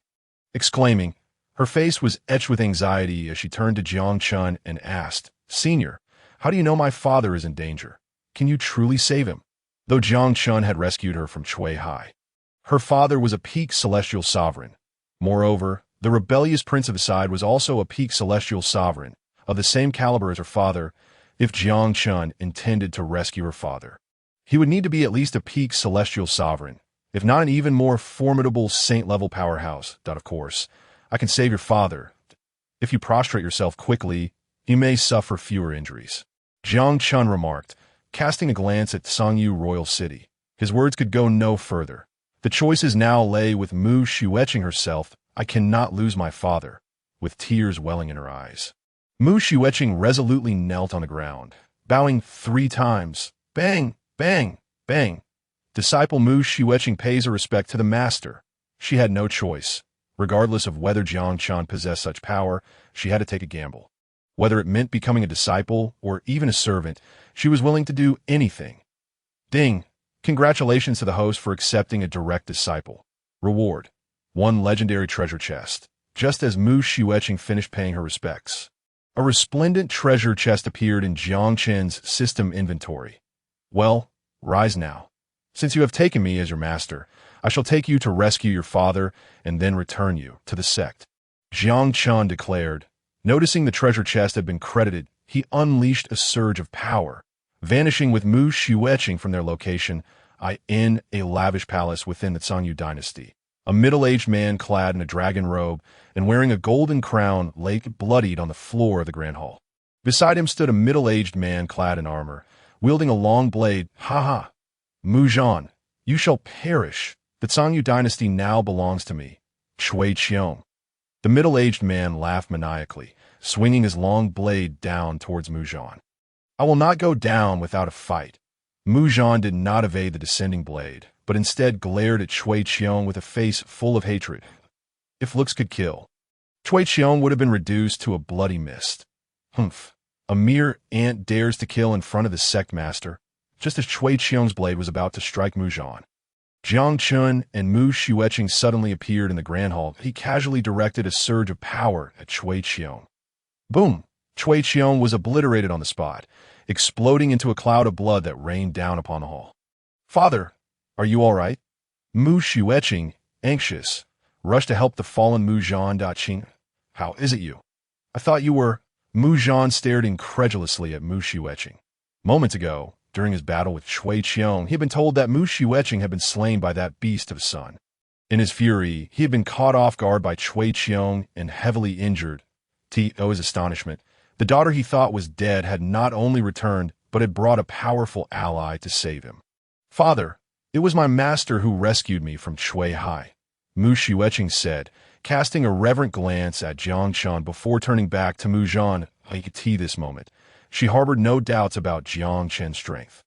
To effortlessly obliterate the peak celestial sovereign Cui Qiong was far beyond her father's capabilities. Jiang Chen was more than qualified to be her master. Hiss, master? Mu Zhan scrutinized Jiang Chen, a jolt of realization coursing through him.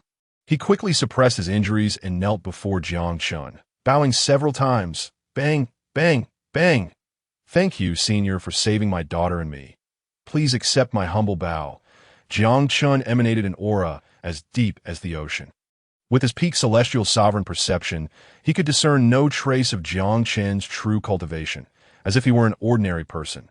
Thus, Mu Xueqing's master was undoubtedly a saint-level powerhouse, perhaps even a saint king. Rise, since Xueqing has taken me as her master. I shall not stand idly by while her father meets his demise, Jiang Chen said. Gesturing for Mu Zhan to rise, he then infused a surge of imperial power into Mu Zhan, healing his injuries. Thank you, senior, Mu Zhan exclaimed, his face brimming with gratitude as he felt his wounds rapidly mending. His injuries were grievous, and without potent elixirs, he could never hope to fully recover. To think that the master of his daughter could restore him with a mere flick of his hand was truly extraordinary. Is this what a saint-level powerhouse is like? Remarkable. Mu Zhan stood rooted in place, secretly astonished. Disciple, your father is out of danger. Take your time to say your farewells and prepare to return with your master. Jiang Chen instructed. Jiang Chen glanced at Mu Xueqing and said with a calm demeanor, since there is nothing more to attend to here, I would prefer to depart soon and return to the sect to open the treasure chest and enjoy some tea.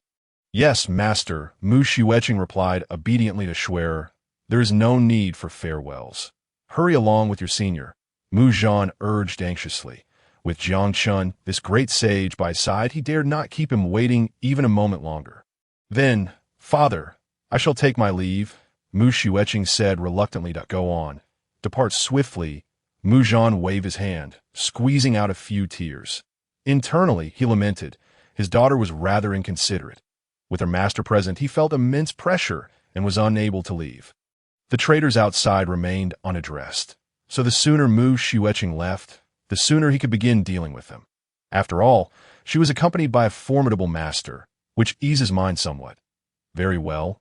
Mu Xueqing turned to Jiang Chen and said, Master, shall we return to the sect? Observing Mu Zhan's tear-streaked face, she felt a pang of guilt. To spare her father further sorrow, she needed to leave promptly. Indeed, let us return. Jiang Chen nodded and waved his hand, creating a rift in space within the hall, stepping inside. What is this technique, master? Mu Xueqing exclaimed, awestruck by Jiang Chen's display of power as he opened a rift and entered. Mu Zhan's eyes widened in shock, his body trembling as if he had witnessed something truly terrifying. Disciple, come quickly, Jiang Chen called from within the rift. Yes, master, Mu Xueqing snapped back to reality, her face alight with excitement as she stepped into the rift. She felt as though she had stumbled upon a treasure. Her master, Jiang Chen, was not only exceptionally handsome, but far more powerful than she had ever imagined. The thought of having such an impressive and formidable mentor filled her with exhilaration. As the space sealed, the figures of Jiang Chen and Mu Xueqing vanished from the grand hall. Bang! Mu Zhan could no longer maintain his composure and collapsed to his knees, his legs striking the floor with such force that it shattered. As the emperor of the Zhongyu dynasty, his understanding of the continent was unparalleled. Jiang Chen's ability to open a rift in space was a power only possessed by legendary emperors. His previous estimations had been woefully inadequate. What folly to consider mere saints and kings before Jiang Chen. They were nothing more than ants that, ha. My daughter has taken a legendary emperor as her master. My daughter has taken a legendary emperor as her master. Mu Zhan laughed maniacally. Kneeling on the ground, to establish even a slight connection with such a legendary figure was monumental. If the ancestors of the Zhongyu dynasty were aware, they would weep in anguish from beyond the grave. At the Qingtian sect, Jiang Chen and Mu Xueqing slowly materialized in the square AT that moment. Gu Chun and Yi Xiao were engaged in a fierce duel, while Li Dideo tended to the surrounding flora. Upon seeing Jiang Chen's return, Li Dideo quickly approached and saluted. Subordinate pays respects to the sect master. Jiang Chen acknowledged with a slight nod, directing his gaze towards the intense battle between Yi Xiao and Gu Chun. Meanwhile, Mu Xueqing surveyed her surroundings with wide-eyed astonishment, her expression one of sheer incredulity. Hey, Gu Shidi, your Tai Su sword aura is formidable, but my slaughter mist is no trifling matter. Prepare to receive my challenge. Yi Xiao exclaimed as a torrent of crimson mist surged from him, engulfing Gu Chun in an instant. Cough, cough. Before long, Gu Chun found himself ensnared by the slaughter mist, sent flying by a kick from Yi Xiao, landing on the ground and coughing uncontrollably. Brother, this mist of yours is excessively overpowered. Not only does it obstruct divine sense and spiritual energy, but also confounds a mind. Who could possibly contend with you? Gu Chun lamented, rising to his feet, visibly frustrated that Ji Yushidi, do not complain. Master has returned, Yi Xiao reminded him, hastily making his way to Jiang Chen's side to pay his respects. Disciple was engrossed in a spar with Gu Shidi and did not notice Master's arrival. Please forgive us. Ji Yushidi. Pay your respects to the master, Yi Xiao urged as he noticed Jiang Chen nearby. Ji Yu Chun, alerted by Yi Xiao, hurriedly approached Jiang Chen a bow. No need for formalities, Jiang Chen said. Nodding, he then turned to Yi Xiao. Yi Xiao, though your slaughter mist is potent, it still requires refinement. You should venture out for some training to enhance its efficacy. Next, he looked at Gu Chun. Gu Chun, your heart's resolve is insufficient, which led to your swift defeat in the slaughter mist. You must cultivate your resolve diligently. Disciple will heed Master's teachings. Both Yi Xiao and Gu Chun replied in unison. Bowing deeply to that moment, Mu Xueqing regained her composure. Observing her two well-behaved senior brothers, her eyes sparkled with curiosity. The spiritual energy at Qingtian sect was astonishingly dense. She could hardly fathom how rapidly one could advance in their cultivation here. All right, lift your heads that I shall introduce you to my newly accepted disciple, Jiang Chen said, glancing at Mu Xueqing. This is my third direct disciple, Mu Xueqing, who is also your junior sister. You are to get along well. Yes, master, Yi Xiao and Gu Chun responded enthusiastically, turning to Mu Xueqing with beaming smiles. Junior sister Mu, I am Yi Xiao, your elder brother. Yi Xiao introduced himself. Junior sister Mu, I am Gu Chun, your second elder brother. Gu Chun followed suit, Mu Xueqing, exhibiting a demeanor of utmost politeness, slightly bowed to Yi Xiao and Gu Chun. Junior sister Mu Xueqing pays respects to the two elder brothers. Excellent. Junior sister Mu, should anyone dare to bully you in the future, simply call for your elder brothers, and we shall deal with them, Yi Xiao declared, brimming with enthusiasm. Indeed, if ye brother cannot handle it, just summon me, and I will cut them down with my sword. Gu Chen added, grinning broadly while mimicking a slashing motion. Ji Yushidi, are you implying that you are stronger than me? Yi Xiao shot a teasing glance at Gu Chun, his expression a challenge. No. Brother, I was merely jesting in front of junior sister. Gu Chun replied weakly. He recognized that he was no match for Yi Xiao at present and could only concede. However, once he strengthened his resolve, he would not fear Yi Xiao's slaughter mist. And then it would be uncertain who would be stronger. My dear elder brother, when I am no longer afraid of your slaughter mist, just wait, for I shall give you a proper thrashing. Gu Chun fantasized inwardly. Ha. Mu Xueqing could not help but chuckle at their antics. Enough of the jesting. Allow elderly to take your junior sister to settle in and familiarize her with the sect. Jiang Chen instructed, directing his gaze toward Li Deo to signal him to proceed. Li Deo understood immediately and approached Mu Xueqing, saying, "Junior sister Mu, follow me, and I shall help you select your residence and introduce you to the sect's facilities." "Master, shall I accompany elderly?" Mu Xueqing respectfully inquired of Jiang Chen. It was only now that she comprehended how fortunate she was to be accepted as Jiang Chen's disciple. Thus, she held genuine respect for her master. "Go on, and once you are settled, I shall impart techniques to you," Jiang Chen said, waving his hand dismissively. "Yes, master," Mu Xueqing replied, bowing once more before following Li Deo toward the disciples' quarters. "You two, continue your sparring. I have important matters to attend to," Jiang Chen instructed Yi Xiao and Gu Chen before vanishing from sight. "Hey, Gu Shidi, let us continue our spar, shall we? You just claimed I couldn't defeat you. Do you think you can best me now?" Yi Xiao grinned widely at Gu Chen upon Jiang Chen's departure. Jiu Chen felt a shiver run down his spine at Yi Xiao's gaze. He quickly scratched his head, awkwardly fabricating an excuse. "Brother, my room is still cooking. If I don't return soon, it will burn. Let me finish my meal before I come looking for you." With that, Gu Chen fled the square at breakneck speed. To engage in another spar with Yi Xiao would be akin to courting disaster. He was no masochist. He would wait patiently until he had strengthened his resolve, then seek to settle the score with Yi Xiao. After all, revenge is a dish best served cold, even if it takes a decade. What is so good about food? Roasted rabbit is the true delicacy. Gazing at the retreating figure of Gu Chen, Yi Xiao murmured softly. He then made his way to the celestial peaks of the Qingtian sect, venturing into a secluded forest on the back mountain. This area was typically abundant with little white rabbits, wild boars, and an array of barbecue ingredients. Before long, Yi Xiao successfully captured a solitary little black rabbit. After preparing and roasting it to perfection, he indulged in hearty bites. In the main hall of the Qingtian sect, Jiang Chen sat upon the throne, poised to unlock a legendary treasure chest. Ding! The legendary treasure chest has been successfully opened.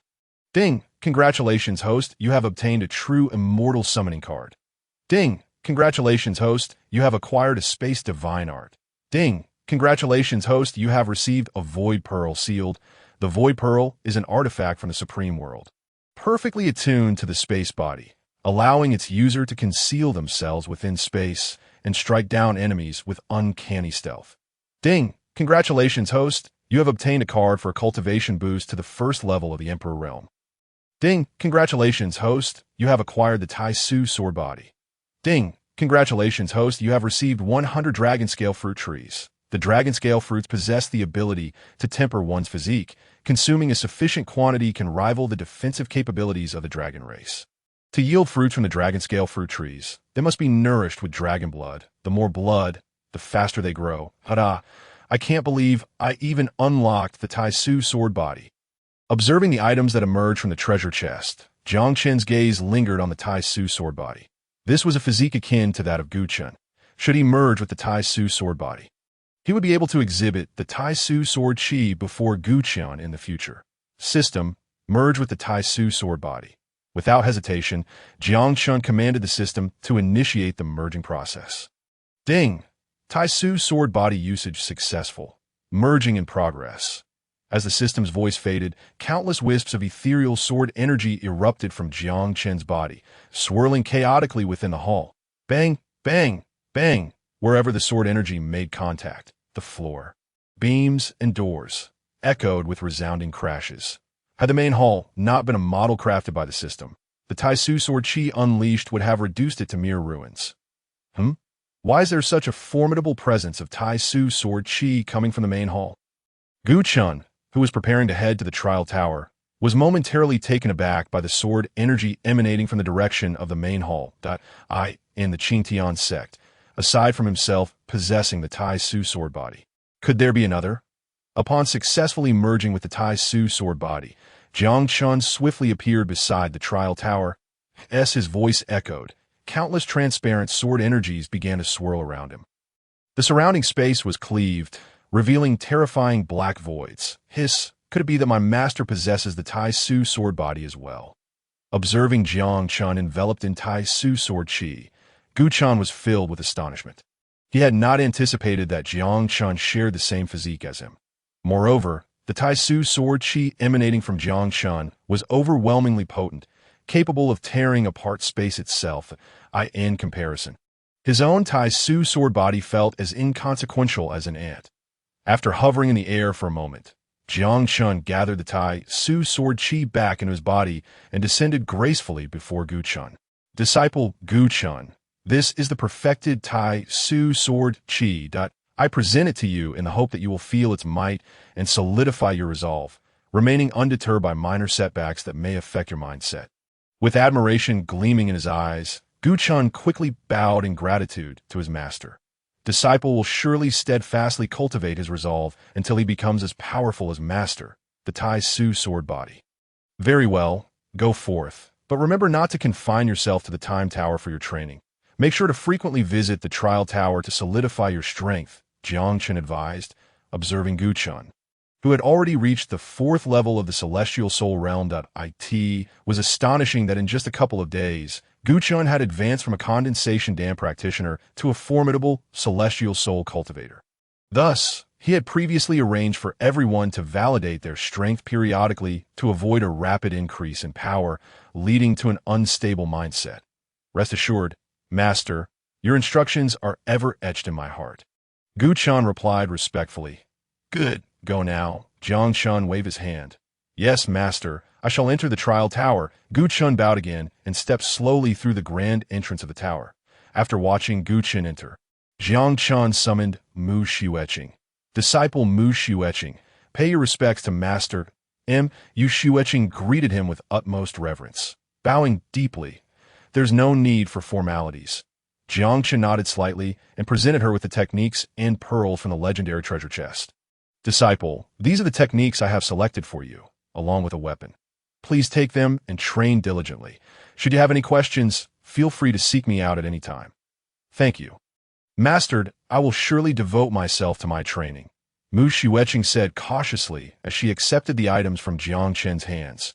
Her excitement bubbled over as she bounced into the time tower to begin her cultivation. Through Li Dedeo's introduction, she had gained a rough understanding of the Qingtian sect's formidable nature. The sect not only boasted an abundance of dense spiritual energy, but also possessed extraordinary cultivation treasures, such as the Time Tower and the Trial Tower Scripture Hall. With the cultivation techniques in hand, it would be a tremendous waste of time not to begin training immediately.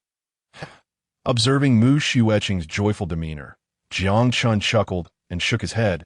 He took the 100 dragon-scale fruit trees from his system backpack and found a clear plot of land to transplant them. Each of these dragon-scale fruit trees bore hundreds of fruits. Generally, a disciple could consume dozens of these fruits to achieve a physique defense comparable to that of the dragon race. With 100 trees, the Qingtian sect could cultivate many disciples. Naturally, these fruits would first be reserved for his direct disciples and inner sect members, when the time came to recruit outer sect disciples. A ranking system would be established to reward the most capable. Ding! Congratulations, host, for utilizing the Emperor Level 1 Cultivation Boost card. You are now at the 6th level of the Emperor Realm. Returning to the main hall, Jiang Chen took a seat on the throne and expended the Emperor Cultivation Boost card from his backpack. Training through conventional means had become impossible, so he relied solely on the Cultivation Boost cards to elevate his realm. Lu Shu, seated beside him, brewed a pot of enlightenment tea using spiritual water. Master tea. Lu Shu smiled as she presented a cup of the brewed tea to Jiang Chen. Jiang Chen accepted the cup and sipped it slowly. Just then, Li Dedeo entered the hall, bowing respectfully. Master, a multitude of Yunzhou cultivators have gathered outside the mountain gate, inquiring about when our sect will commence accepting disciples. Should we drive them all away? Since the annihilation of the 3 major sects, many Yunzhou cultivators had appeared near the Qingtian sect's mountain gate, often peering in to catch a glimpse of any news. After all, the Qingtian sect now held supremacy in Yunzhou. To gain entry into the sect would be akin to soaring to great heights, bringing unparalleled fortune. Ding! How could a grand, invincible sect spanning the myriad realms be comprised of merely a handful of individuals? Please, host, initiate a large-scale recruitment of disciples, and you will be rewarded with an epic treasure chest and a talent testing ladder, along with a mirage mirror to assist in recruiting disciples. Before Jiang Chen could respond, the system's announcement rang out, and the 2 items for recruiting disciples appeared in his system backpack. Ha, system, you are quite timely. Gazing at the 2 items within the system's inventory, Jiang Chen revealed a faint smile. Even without reminders or rewards from the system, he was resolutely preparing to recruit disciples on a grand scale. The reputation of the Qingtian sect had already become quite renowned throughout Yinzhou. It was an opportune moment to publicly recruit disciples in large numbers.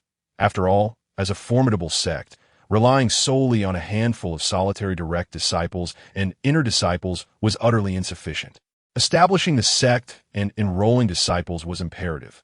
Even if they could not attract those with an innate talent above the 8th rank, enrolling a greater number of outer disciples with lower talents would still yield benefits, such as obtaining rare treasure chests. A single rare treasure chest might not offer much reward, but hundreds, thousands, or even tens of thousands could represent a formidable force and a wealth of resources.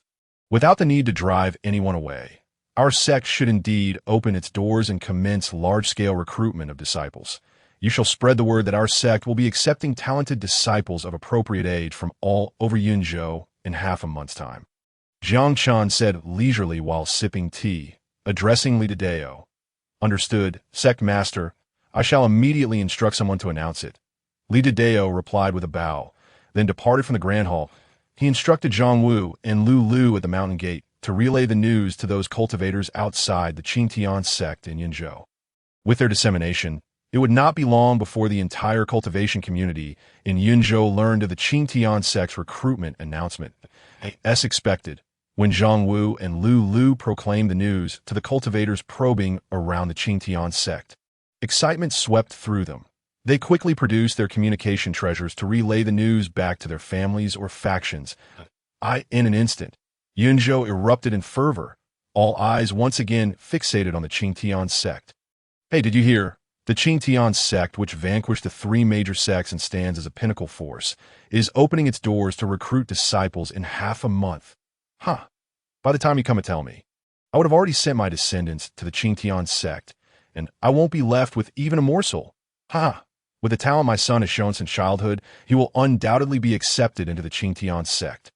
At that point, my Wang family will become a prominent family throughout Yinzhou. Entering the Qingtian sect and reaching the pinnacle of Yinzhou, from then on, my fate shall be in my own hands. Hurry, fly faster to the Qingtian sect to secure a position. Otherwise, who knows how long the queue will be. Countless cultivators from Yinzhou, accompanied by their young disciples, rushed towards the Qingtian sect, forming soaring dragon-like streams across the sky. On the ground, some cultivators unable to fly were also utilizing various means of transportation, desperately heading in the direction of the Qingtian sect, fearful that if they delayed even a moment, the sect might cease recruitment. Currently, the Qingtian sect was the sole hegemonic force in Yinzhou. There were even rumors that the original 4-top sect had been annihilated by it. Missing this opportunity could mean waiting an eternity for the next recruitment. Time flew, and soon 3 days had passed. There were still 12 days remaining until the Qingtian sect would accept disciples. At this moment, a multitude of cultivators had gathered near the mountain gate of the Qingtian sect, stretching as far as the eye could see, numbering at least in the hundreds of thousands. Meanwhile, cultivators continued to converge from both the air and the ground, making the already crowded space even more congested. What the hell? Why are you all pushing forward when there's so much space behind? You're squishing my face out of shape. Damn it, you've even torn my pants. Must you be this insane? For heaven's sake, I'm an old lady several hundred years old, and you still dare to take advantage of me. Are you even human? Wah, my belly band is missing. Please return it to me. A chorus of angry shouts and soft cries emanated from the jostling crowd. Some cultivators, eager to push their juniors forward, were even brawling, resulting in a chaotic scene. Originally, the vicinity of the Qingtian sect was surrounded by numerous mountains, so even with a large influx of people, congestion should not have been an issue. However, the newcomers relentlessly pressed into the throng, leading to the current predicament. Cough, cough. At that moment, Li Dao lightly cleared his throat and appeared above the crowd. Looking down at the cultivators of Yinzhou, he stated calmly, "Everyone, please do not crowd together. Maintain some distance. Regardless of how many of you are present, the Qingtian sect will provide each of you with an opportunity for assessment." After speaking, Li Dao unleashed a surge of power that dispersed the amassed crowd of over 100,000 cultivators across the surrounding mountains, alleviating the earlier congestion. Wow, the power of this Qingtian sect expert is truly terrifying. With just a wave of his hand, he separated so many cultivators. It said that the Qingtian sect has 2 earthly sovereign experts. He can't possibly be one of them. Can he? You're out of your mind. What earthly sovereign could disperse 100,000 cultivators with a mere wave? Even 100,000 pigs couldn't manage that. Indeed, I have had the fortune of witnessing an earthly sovereign in action. Compared to him, this is just farcical. The cultivators scattered across various mountain peaks gazed in awe at Li Dao in the air, marveling at such incredible power. They had not even had the chance to resist before being swept away by the force he had unleashed. The Qingtian sect was far more formidable than the legend suggested. Li Dao paid no heed to the thoughts of these cultivators and continued to raise his voice. "Since you have all come to participate in the disciple selection of the Qingtian sect, you must adhere to our rules that I hereby declare that fighting is strictly prohibited near the Qingtian sect. Those arriving later are not permitted to push forward. Violators will be executed. Do you understand?" "Yes, we shall abide by your decree, esteemed elder." The nearby cultivators, numbering in the hundreds of thousands, responded in unison. The cultivators arriving later, upon hearing Li Dao's words, hurriedly sought places to settle, daring not to push forward any longer. They had all witnessed Li Dao's celestial prowess. To press forward would surely be courting death.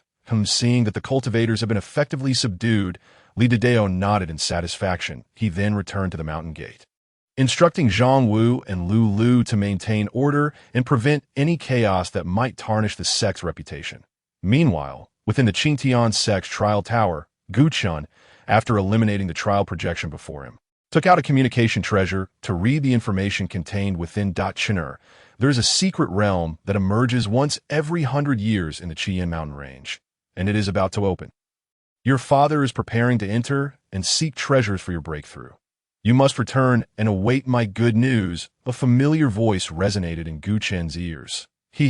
My dear father, I no longer require any cultivation treasures. If you were to see me now, you would have to address me as your senior. Gu Chen murmured with a smile after hearing the message, yet his eyes shimmered with tears of gratitude.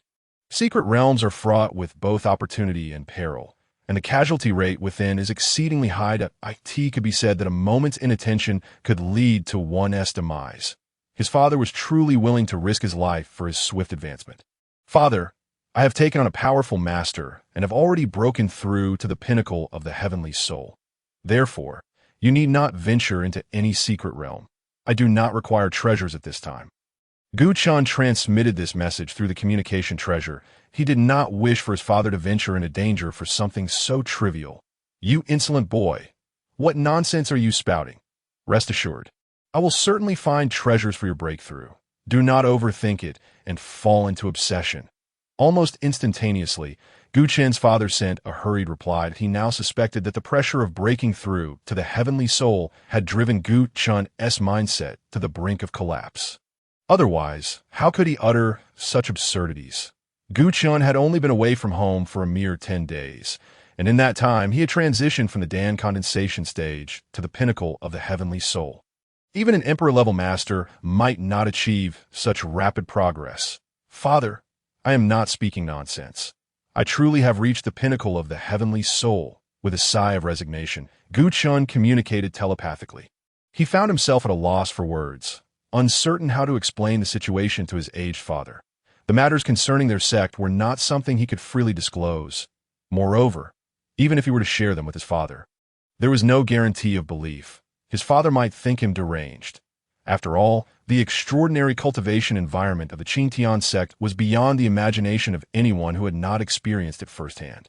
"Enough of this, Chen'er. I will risk everything to seek treasures for your breakthrough. You should return and recuperate for a while. Await my good news," came the pained voice of Gu Fu. He had already discerned that Gu Chun was on the verge of losing himself to madness. Otherwise, there would be no need for him to repeatedly emphasize his breakthrough to the heavenly soul realm. Thus, it was imperative to call Gu Chun back for proper rest, to prevent him from falling into an irretrievable state. Alas, Father, why do you not trust me? After securing the communication device, Gu Chun strode out of the trial tower. Making his way towards the main hall of the Qingtian sect, he intended to consult Jiang Chen to see if he could venture into a secret realm for some training, while also paying a surprise visit to his father. During this time, he had either been cultivating in the Time Tower or traveling to the Trial Tower. It was high time he took a stroll outside. In the main hall of the Qingtian sect, Jiang Chen reclined in a chair, indulging in the meticulous service of Lu Shu. When thirst struck, Lu Shu would present tea to his lips. When weariness set in, she would knead his shoulders and massage his legs. When hunger arose, she would feed him various delicacies of spirit beasts and fruits. Disciple Gu Chun pays his respects to Master. Gu Chun entered the hall and bowed to Jiang Chen. He was no longer surprised by Lu Shu's presence beside Jiang Chen. "Oh, Gu Chun, what brings you here?" Jiang Chen inquired, taking a sip of the tea offered by Lu Shu, his tone casual. He had not summoned Gu Chun, but now that he was here, it was clear he had something on his mind. "Master, I have learned that a secret realm is soon to open, and I wish to undergo some training there." Gu Chun replied, bowing respectfully. Seeking to train in a secret realm is indeed a commendable desire." Jiang Chen pondered for a moment before continuing. "Very well, summon your senior brother and junior sisters to the square. I shall arrange for someone to accompany you all on this journey. Since it was a secret realm, it would be better to take several disciples along for the experience, rather than let Gu Chun venture alone." After all, they had trained long enough in the Time Tower. It was time for them to embark on an adventure. "Master, this secret realm is not far from my home. I would also like to take this opportunity to visit my father." Gu Chun explained, a hint of embarrassment in his voice. He had assumed that after Jiang Chen's agreement, he would at most be assigned a powerful companion to accompany him home. While chatting with Qin Feier in the Time Tower, he had heard about her recent trip home. Now, with Jiang Chen wishing to gather all his fellow disciples, Gu Chun's hopes of visiting home seemed dashed. After all, the sect arranged trials were official matters, and he felt awkward asking Yi Xiao and the others, along with the sect's powerful members, to accompany him home. That is easily arranged. Since it is not far from your home, it is only natural for you to visit. You shall lead this expedition into the secret realm." Jiang Chen replied with a smile. It would be rather unreasonable for him, as a master, to prevent his disciple from visiting home when they were practically at his doorstep. Therefore, allowing Gu Chun to lead this trial was indeed the best choice. Coincidentally, he still possessed 2 summoning cards for peak saints in his system backpack. Summoning them to accompany Gu Chun and the others would suffice. Naturally, he would also ensure his spiritual consciousness remained with them. Should they encounter a powerful foe beyond the saint level, he could manifest a projection of his consciousness to rescue them, ensuring their safety was guaranteed. "Thank you, Master, I shall not disappoint your expectations," Gu Chun exclaimed joyfully, bowing deeply in gratitude. He had not anticipated such understanding from his master, who had directly appointed him as the leader. This visit home was now a certainty. "Go inform Yi Xiao and the others. I will arrange for accompanying powerful members for you." Jiang Chen gestured leisurely. "Yes, Master, I shall summon Brother Yi and the others at once," Gu Chen replied, bowing again before exiting the Grand Hall to notify Yi Xiao. Once Gu Chen departed, Jiang Chen commanded the system, "Use the 2 peak saint summoning cards in my backpack." Ding! Usage successful. Summoning peak saint level experts for the host. Shortly thereafter, 2 middle-aged men clad in azure robes appeared before Jiang Chen and bowed. Subordinates Niu Bai and Shang Tian greet the sect master. Niu Bai, Shang Tian, what peculiar names, Jiang Chen mused, a faint smile gracing his lips. Niu Bai, Shang Tian, you two will wait in the square. Shortly, my direct disciples and inner disciples will be heading to the secret realm for training. Your task is to ensure their safety, and you will take orders from a disciple named Gu Chun. Understood, sect master. Niu Bai and Shang Tian acknowledged in unison before turning and striding out of the hall towards the square. "Sect master, would you like a spirit fruit?" After Niu Bai and Shang Tian departed, Lu Shu, with a cheerful expression, offered a spirit fruit to Jiang Chen. Jiang Chen opened his mouth wide and devoured the spirit fruit, savoring every last bit of its aroma. Sect Master, would you care for some tea? Lu Shu, her cheeks slightly flushed, presented a cup of comprehension tea to Jiang Chen. Yet another leisurely and delightful day. Jiang Chen reclined in his chair, sipping tea with a contented smile, continuing his tranquil and carefree existence. In the square, Yi Xiao and the others appeared beside Gu Chen with expressions of excitement. Upon hearing that they could leave the sect to train in the secret realm, they had rushed to the square at lightning speed. Considering the time spent in the Time Tower, they had been cultivating for 6 or 7 years. While their cultivation levels had soared, the monotony was overwhelming. Thus, the prospect of training outside the sect felt akin to a vacation. Gu Shidi, let us set off quickly. It has been days since I last tasted battle.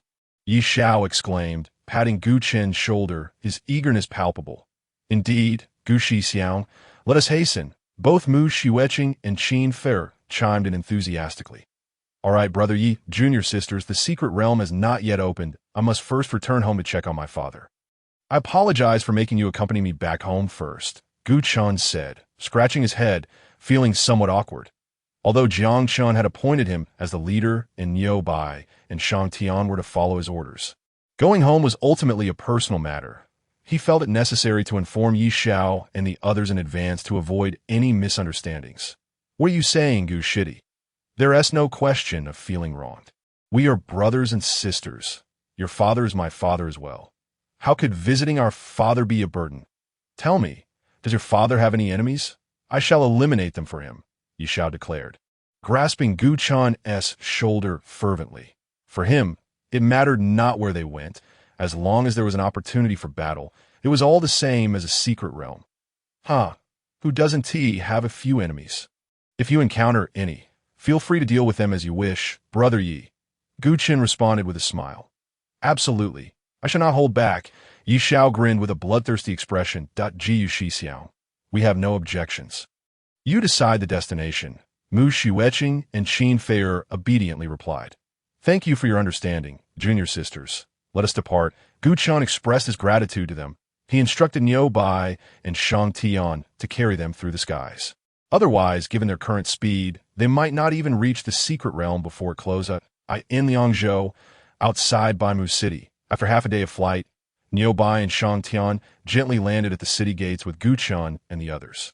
Upon seeing the familiar city before him, Gu Chen's face lit up with excitement. Though it had only been a short span of 10 days since he had left home, the experiences during that time felt like a lifetime ago.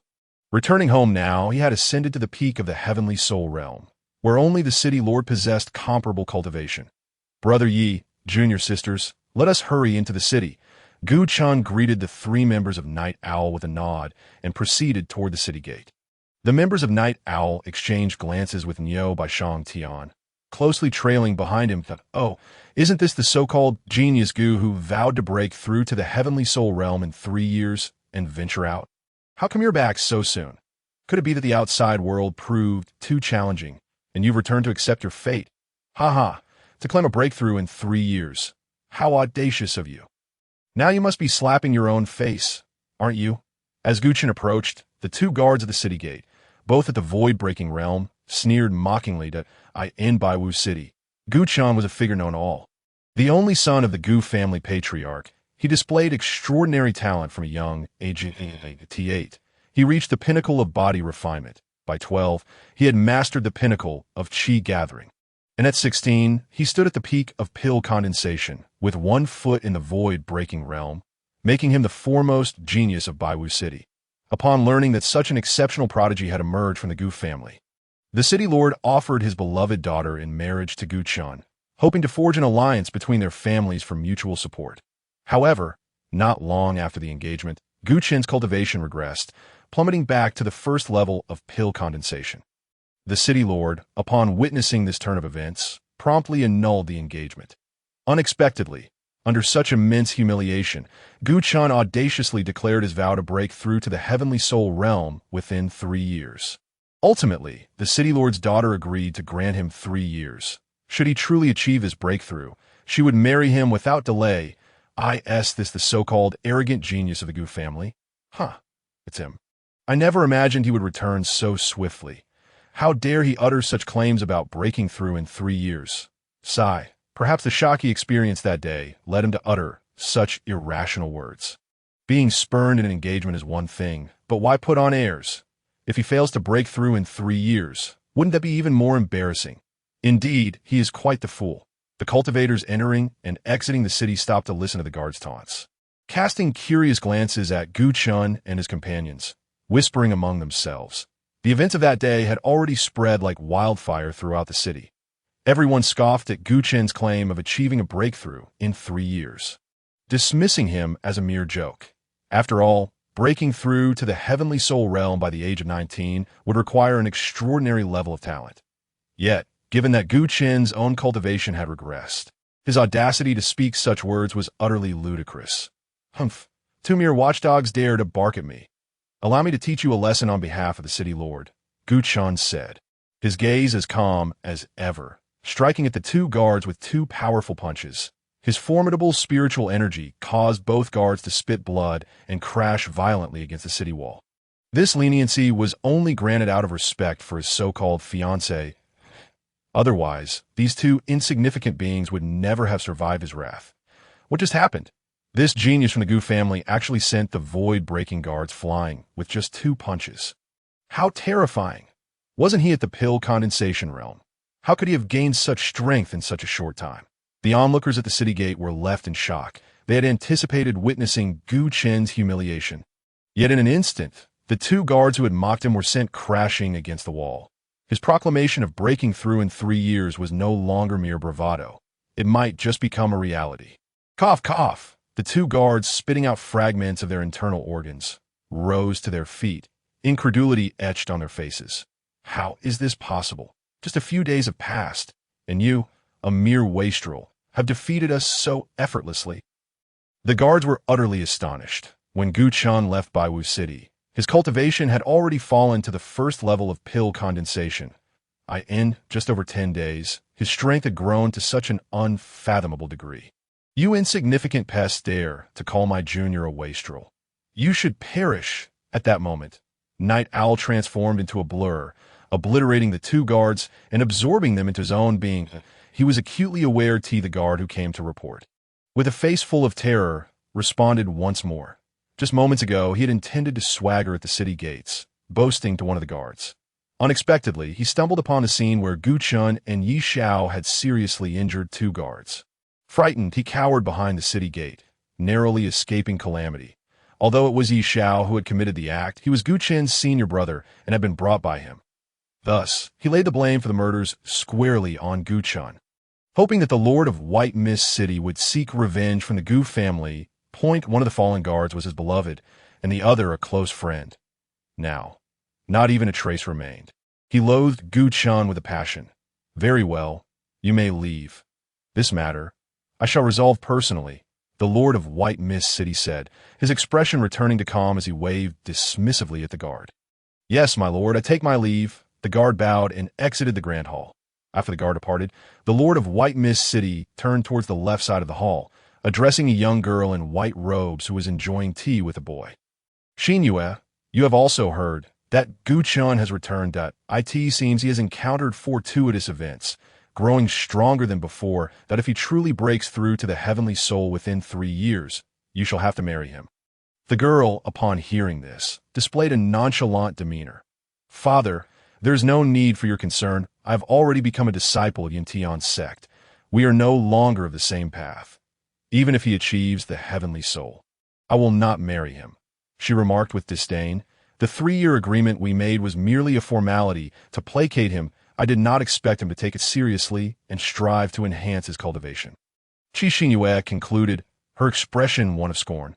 She had initially believed that by setting an unattainable goal for Jiang Chen, he would withdraw in despair. To her astonishment, after only a brief period of training outside, he had made such progress, which was quite beyond her expectations. However, since witnessing the prodigies of Yintian's sect, she held Jiang Chen, the so-called first genius of White Mist City, in utter contempt. The thought of marrying such a rustic was utterly out of the question. At that moment, The boy seated beside Qi Xinyue, who was sipping tea, spoke with an air of arrogance. Indeed, our Yuntian sect is the dominant power among the neighboring dozen or so states. Though you are currently an outer disciple, you are far beyond the likes of this trash. Uncle Qi, let me go to the Gu family to annul the engagement on behalf of my sister. Upon hearing the boy's words, the Lord of White Mist City rubbed his hands together in amusement. Ah, Yang, I trouble you with this matter. From now on, I entrust my daughter Xinyue to your care. The boy before him was someone he had heard Qi Xinyue speak of. He was the grandson of a formidable sage from Yuntian sect. His lineage most impressive, and he had reached the heavenly soul realm at such a tender age. Had it not been for the opening of the secret realm in the Qian mountain range, he would never have even had the chance to meet the boy that, if he could forge a connection with this powerful figure, the Qi family would surely soar to great heights in no time. Uncle Qi, rest assured, I will take good care of Sister Qi, the boy replied, his face slightly flushed as he cast a delighted glance at Qi Xinyue. Yang, you are truly kind to me, Qi Xinyue shyly responded. In her quest to win the affections of this golden son-in-law, she had tirelessly sought opportunities to impress him, and today she finally saw the fruits of her labor.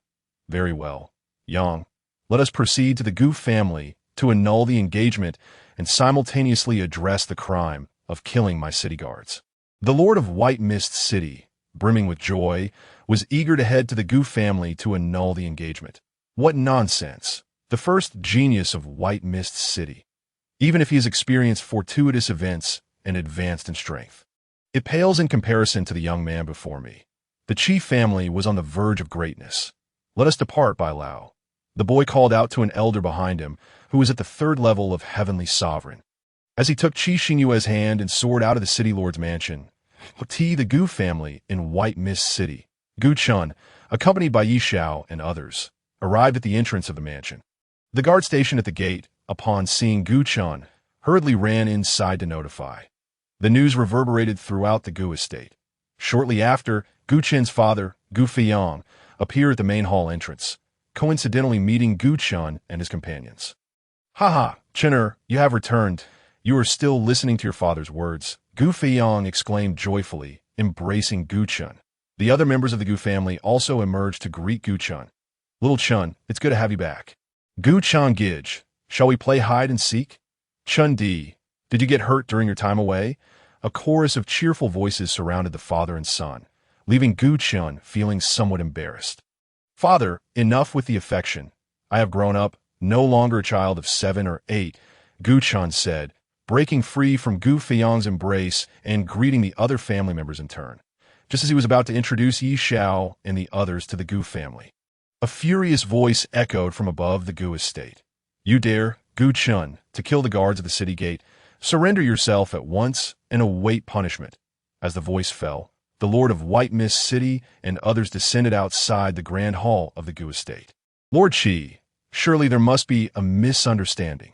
With my son's cultivation, how could he possibly kill the peak guard at the city gate?" Gu Fiyang hastily stepped forward to explain. Although he could not discern the depth of Gu Chen's current cultivation, he was adamant that it was impossible for him to have slain a peak-level expert so soon after leaving home at a misunderstanding. "Are the guards of my lord's mansion lying?" the Lord of White Mist City retorted. This, Gu Fiyang's face turned ashen, momentarily at a loss for words. Observing the situation, Yi Xiao unleashed an overwhelming aura of the heavenly soul pinnacle, strolling calmly before the Lord of White Mist City. "Enough with the baseless accusations. The 2 guards of the city gate were killed by me, and it has nothing to do with my junior brother Gu. If you want to seek justice, come after me. Why did you kill my guards?" The Lord of White Mist City stumbled back, shaken by Yi Xiao's imposing presence, his heart filled with dread. Although he too was at the pinnacle of the heavenly soul realm, the aura emanating from Yi Xiao was overwhelmingly superior. If not for the presence of the Yang surname youth, he would have considered fleeing. Chener, is this red-haired youth your senior brother? Gu Fiyang, astonished, looked at Gu Chen and inquired. Moments ago he had nearly despaired.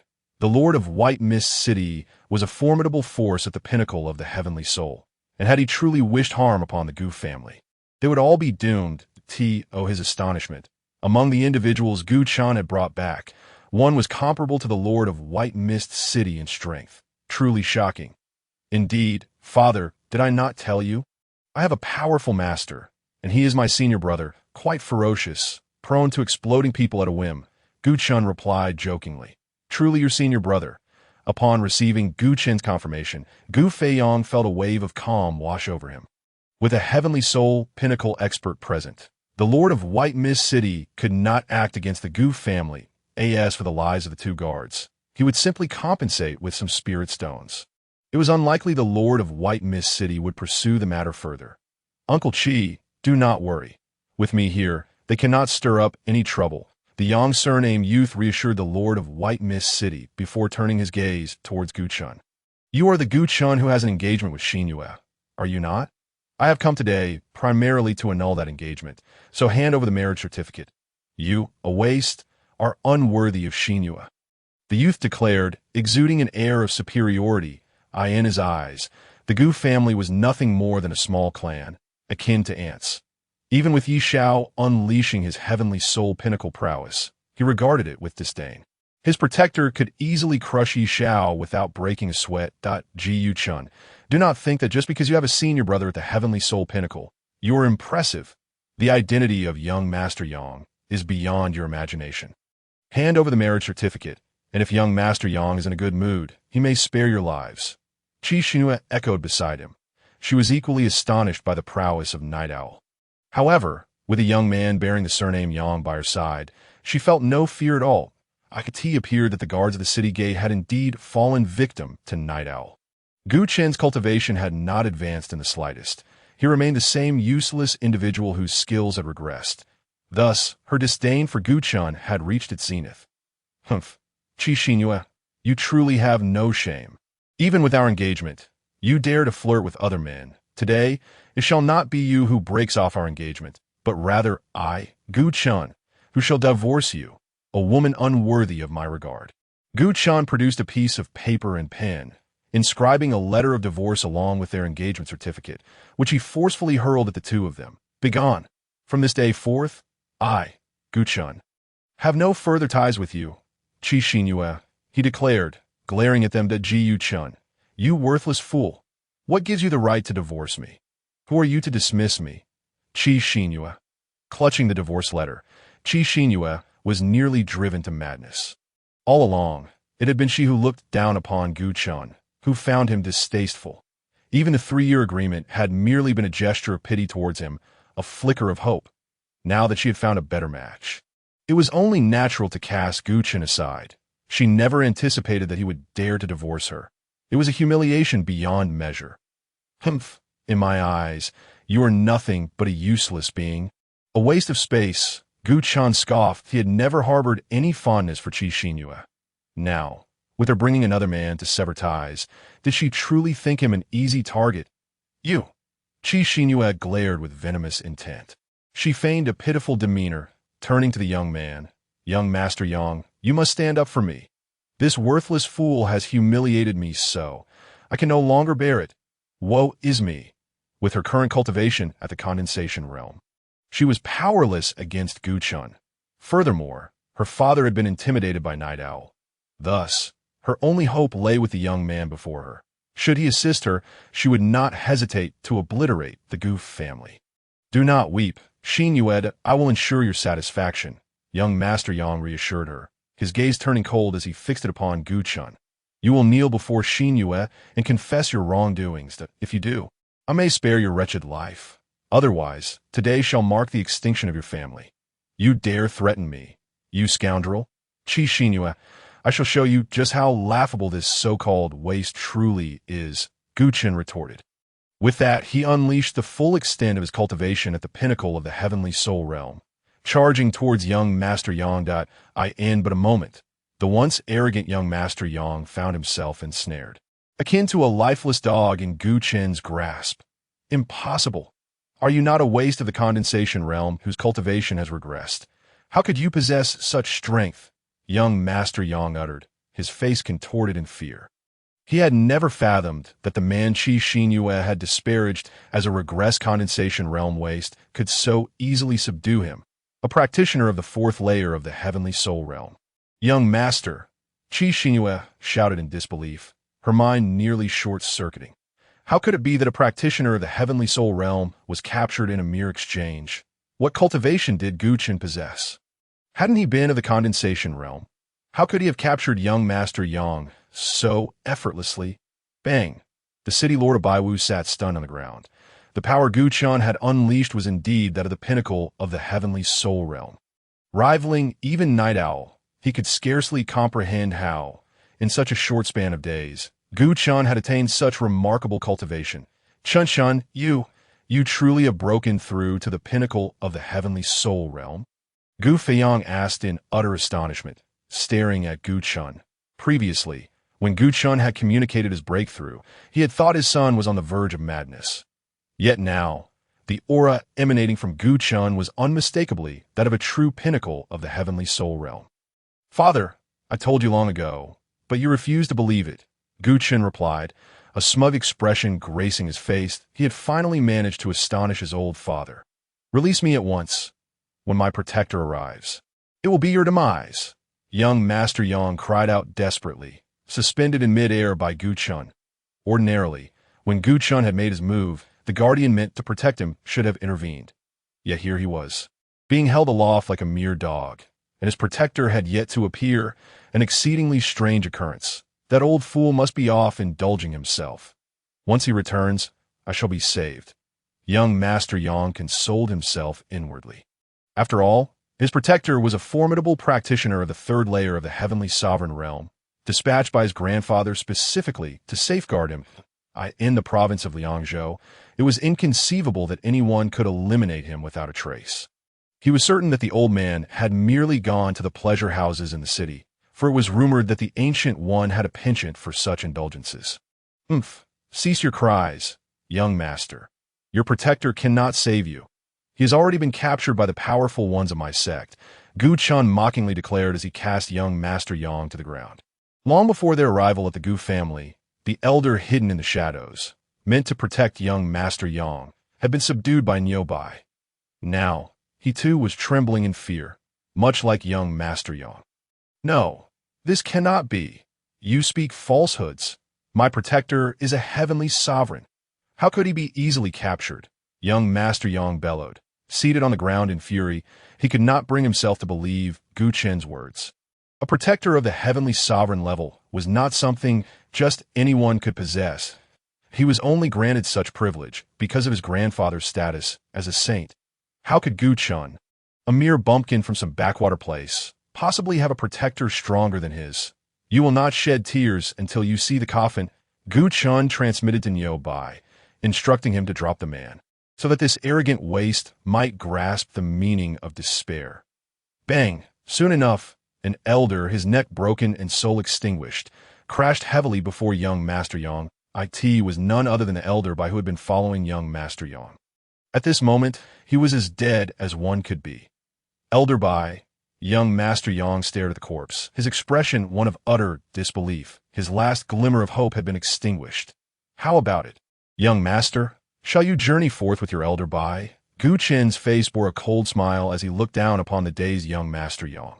The moment he declared his intent to annihilate the Gu family, young Master Yang had sealed his own fate. He would not allow anyone with enmity toward the Gu family to leave alive. "You cannot kill me. My grandfather is a saint. If you kill me, he will not spare you. The Yin Tian sect will not let this slip." Young Master Yang screamed in terror. The wave of deathly dread enveloped him. He had never imagined that there could be danger to his life within the territory of the Yin Tian sect. Now, he had no choice but to invoke his grandfather and the Yin Tian sect. In these 10 or so states nearby, no one dared to disregard the Yin Tian sect's authority, Ji Yuchun. Do not think that you can be arrogant just because you've joined a formidable sect. The Yin Tian sect harbors countless powerful practitioners.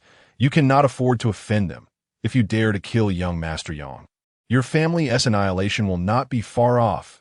Qi Xinyue chimed in, also beginning to feel the pangs of fear.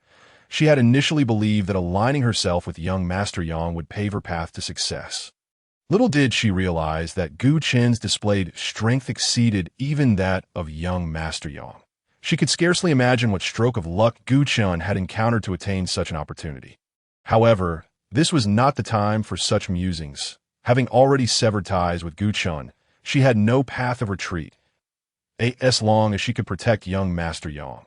Once they returned to the Yun Tian sect, they would summon powerful allies, and it would spell the end for Gu Chun and his companions. Humph, nonsense, Yun Tian sect. Gu Chun scoffed, dismissing their threats as he turned to Night Owl. Brother Night, let him serve as nourishment for you. Very well, Junior Brother Gu. You truly understand your elder brother. The Night Owl wore a delighted expression as he approached young Master Yang, delivering a punch that obliterated him and absorbed him into his own being. As for young Master Yang's threats, they were entirely disregarded. This was due to Jiang Chen's initial words upon leading them into the sect.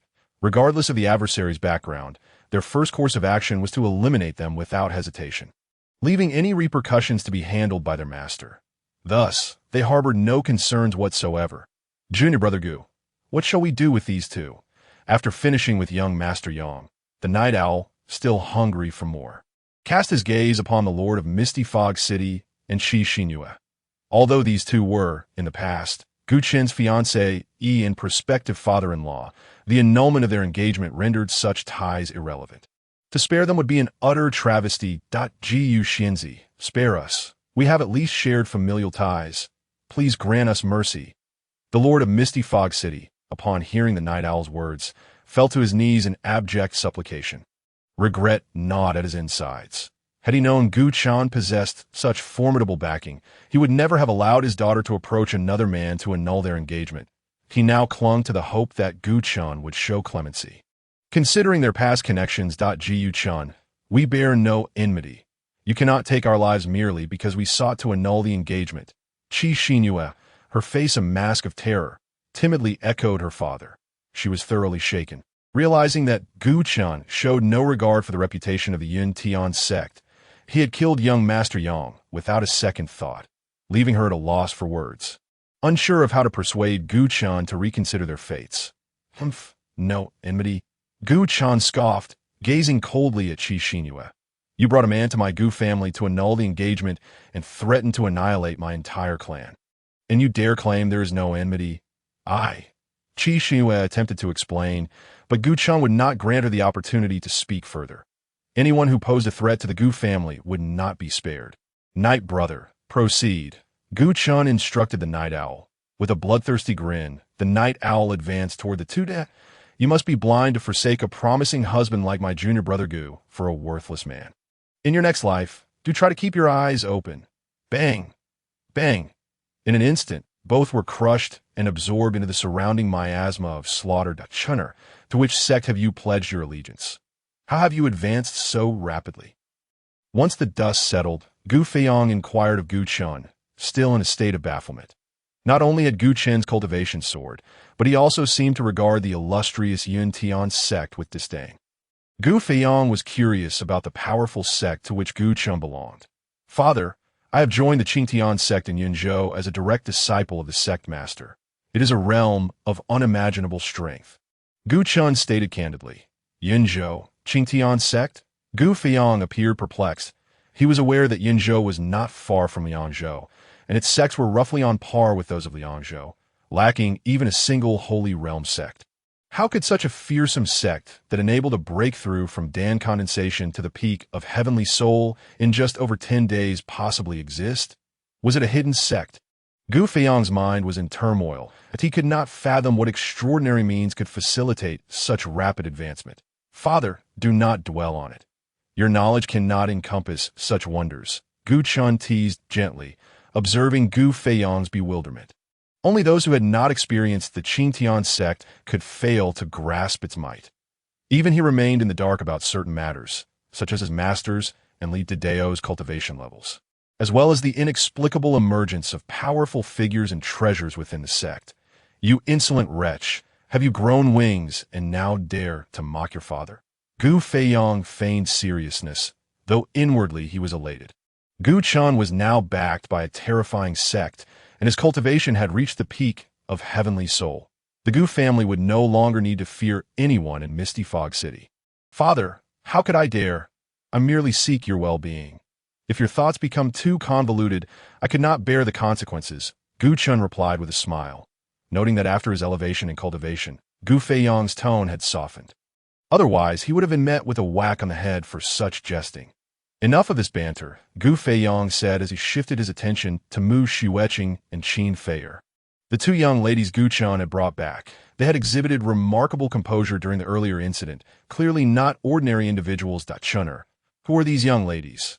Gu Feiyang inquired. Father, they're my junior sisters. Mu Shiweqing and Qin Feier, both also at the pinnacle of heavenly soul. Gu Chen introduced them to Gu Feiyang. Hiss, both at the pinnacle of heavenly soul? Gu Feiyang was astonished once more. He had expected their cultivation to be somewhat lower. But it turned out that both junior sisters shared the same level as their senior brother. However, recalling Gu Chen's rapid ascent over the past days, he found it understandable. Perhaps they had chosen to remain at this stage deliberately. Junior sisters, we greet Uncle Gu. Mu Shiweqing and Qin Feier quickly bowed in acknowledgement upon being introduced, though Gu Feiyang only possessed an 8th level out-of-body cultivation. Nevertheless, they did not dare to show any disrespect. No, I am but a junior. I should be the one to greet the 3 esteemed seniors. It is indeed an honor for my Gu family to host you. Gu Feiyang insisted, waving his hands and bowing deeply to Mu Shiweqing. Qin Feier and the Night Owl. This was the custom of the continent. Those who achieved greatness were considered masters, regardless of age. If he accepted their courtesy at this moment, it would be akin to flaunting his seniority. Uncle Gu, please do not. Our relationship with senior brother Gu is as close as siblings. How could we allow you to bow to us? They interjected, insisting that Gu Feiyang rise. Indeed, Uncle Gu, our bond as senior and junior siblings is strong. There is no need for such formalities. Please, rise, they urged, seeing Gu Feiyang bowing to them. The Night Owl and others were taken aback and quickly assisted him to his feet. It is nothing. It is only proper. Gu Feiyang stood upright and addressed Gu Chen. Chun'er, since the 3 esteemed seniors have come to our Gu family as guests, you must provide them with proper hospitality and not neglect them. Understood. Father, my junior siblings and I are not bound by such formalities, so you need not concern yourself, Gu Chen replied, leaning closer to Gu Feiyang and whispering, Father, since you are so courteous, why not bow to me? My cultivation is higher than yours, making me your senior as well. Upon hearing this, Gu Feiyang's face turned a shade of green with anger. You ungrateful wretch! Just wait. I shall make sure to teach you a lesson today. You expect me to address you as senior. I will have you hunched over by the end of this. Gu Feiyang rolled up his sleeves and charged at Gu Chen, his demeanor indicating he would not relent until Gu Chen was thoroughly beaten. Ha! Father, times have changed. You cannot strike me now. I shall not play with you. Gu Chen effortlessly dodged Gu Feiyang's attack. Calling on the Night Owl and others, he departed the Gu family estate, resolved to eradicate the chief family. Now that enmity had been established, it was imperative to eradicate the root of the problem. Otherwise, it would become a significant issue for the Gu family. Meanwhile, at the main peak of the Yuntian sect in Lingzhou, an elderly man with a head of white hair, yet a youthful visage, a sage of the 5th level, floated in the sky, roaring in fury. Who killed my wayer? I will find you and grind your bones to dust to avenge my beloved grandson. The old man's expression was one of madness. He retrieved a fragment of the shattered life soul tablet. Channeling his sacred sage secret technique, he prepared to locate and eliminate the perpetrator responsible for his grandson's demise. His esteemed grandson, Yang Wei, was indeed a figure of saintly stature. In a bid to ensure Yang Wei's safety, he had even dispatched a powerful Tianzuan to protect him.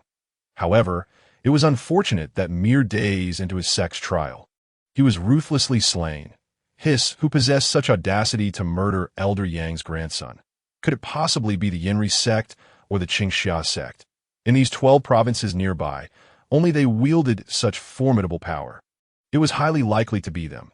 After all, Brother Yang Wei had the protection of a Tianzan. Who else would dare to lay a hand on him? Beneath the elder, a throng of disciples from the Yuntian sect gathered. Their curiosity piqued as they gazed up at the elder, whispering amongst themselves. The sect master of Yuntian and the other sage elders were also roused, appearing near the elder, awaiting the outcome. Should it indeed be the work of Yinri's sect or Qingxia sect, they would never stand idly by. Woe! With the elders urging, a mysterious force erupted from the fragmented life soul tablet, seeking to break through the fabric of space and pinpoint the location of his grandson's killer. Yet, at that moment, the power of the elders' secret technique seemingly encountered a terrifying presence, collapsing abruptly. Subsequently, an inexplicable force surged back, striking the elder. No, this was the power of the rules. The elder's countenance twisted in fear. Lacking even a moment to resist, he was instantly obliterated, showering the disciples of Yuntian's sect below in a rain of blood. Ha! A mere wretch dares to use secret techniques to track my disciples' movements? Chuckled Jiang Chen, who was leisurely residing at the Qingtian sect, disdain evident in his laughter. The elder's secret technique had attempted to pinpoint the location of the night owl, but he possessed divine consciousness. How could he allow this wretch to succeed? What on earth happened? Why did Elder Yang explode? I don't know. Could it be that Elder Yang is performing a magic trick for us? Truly remarkable. This trick seems so real. Below, the disciples of Yuntian's sect touched the bloodstains on their faces, their expressions filled with delight. Their astonishment. Elder Yang, while investigating the murderer, had treated them to a performance. Truly an admirable elder. Silence. All of you, return to your cultivation at once. The sect master of Yuntian, upon hearing the disciples' chatter, was so enraged that his mouth twisted in anger. The venerable sage elder of the Yuntian sect had met his demise due to a backlash from his own secret technique. And yet the disciples mistook it for a mere magic trick. Were it not for the fact that they were all disciples of the Yuntian sect, he would have turned them to dust. Yes, sect master. Sensing the master's fury, the disciples were taken aback and hurriedly flew back to their respective caves, fearful that a moment's delay would incur the master's wrath. For whether Elder Yang had been performing a trick or had truly exploded. They could not be bothered to discern. My esteemed colleagues, what are your thoughts on Elder Yang's demise? Once all the disciples had departed, the sect master of Yuntian fixed his gaze on the site of Elder Yang's explosion. Inquiring of the other elders, the backlash they had just witnessed was dreadfully terrifying, striking down the sage elder of the 5th level in an instant. They had neither the time nor the courage to intervene. Reporting to the sect master, in my humble opinion, the murderer Elder Yang sought to locate is a being of terrifying might, or perhaps possesses fearsome protectors, which is why he met his end by backlash, replied the grand elder of Yuntian's sect. Indeed, when Elder Yang perished, he cried out the power of the rules, a force only emperors and legendary figures can wield. Sect master, we must swiftly dissociate ourselves from Elder Yang to prevent this matter from implicating the entire Yuntian sect. Indeed, against such a powerful entity, even 100 Yuntian sects would not suffice. The remaining elders, filled with terror, hastily articulated the implications of the situation, urging the sect master to distance themselves from Elder Yang to avoid repercussions. Well, your analyses are commendable.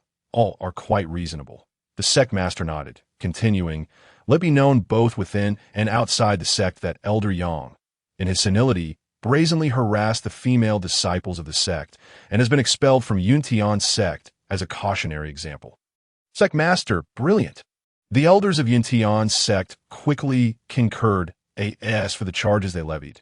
They cared not in the slightest, as long as they could sever ties with Yuntian's sect. Oh, by the way, the sect master seemed to recall something. Addressing several elders, go and eliminate everyone associated with Elder Yang, leaving not a soul within the sect to avoid leaving behind any roots of calamity. Understood, sect master. A group of elders responded, all springing into action. This was a matter of life and death. They dared not be careless that, if blame were to be assigned, it would fall upon Elder Yang for having offended such terrifying individuals. Otherwise, they would not have acted with such resolve. Before long, all those connected to Elder Yang within the Yuntian sect were eradicated. Even their mounts and pets were left without a trace. Subsequently, a proclamation was issued, announcing that Elder Yang had been expelled from the sect for the offense of harassing female disciples.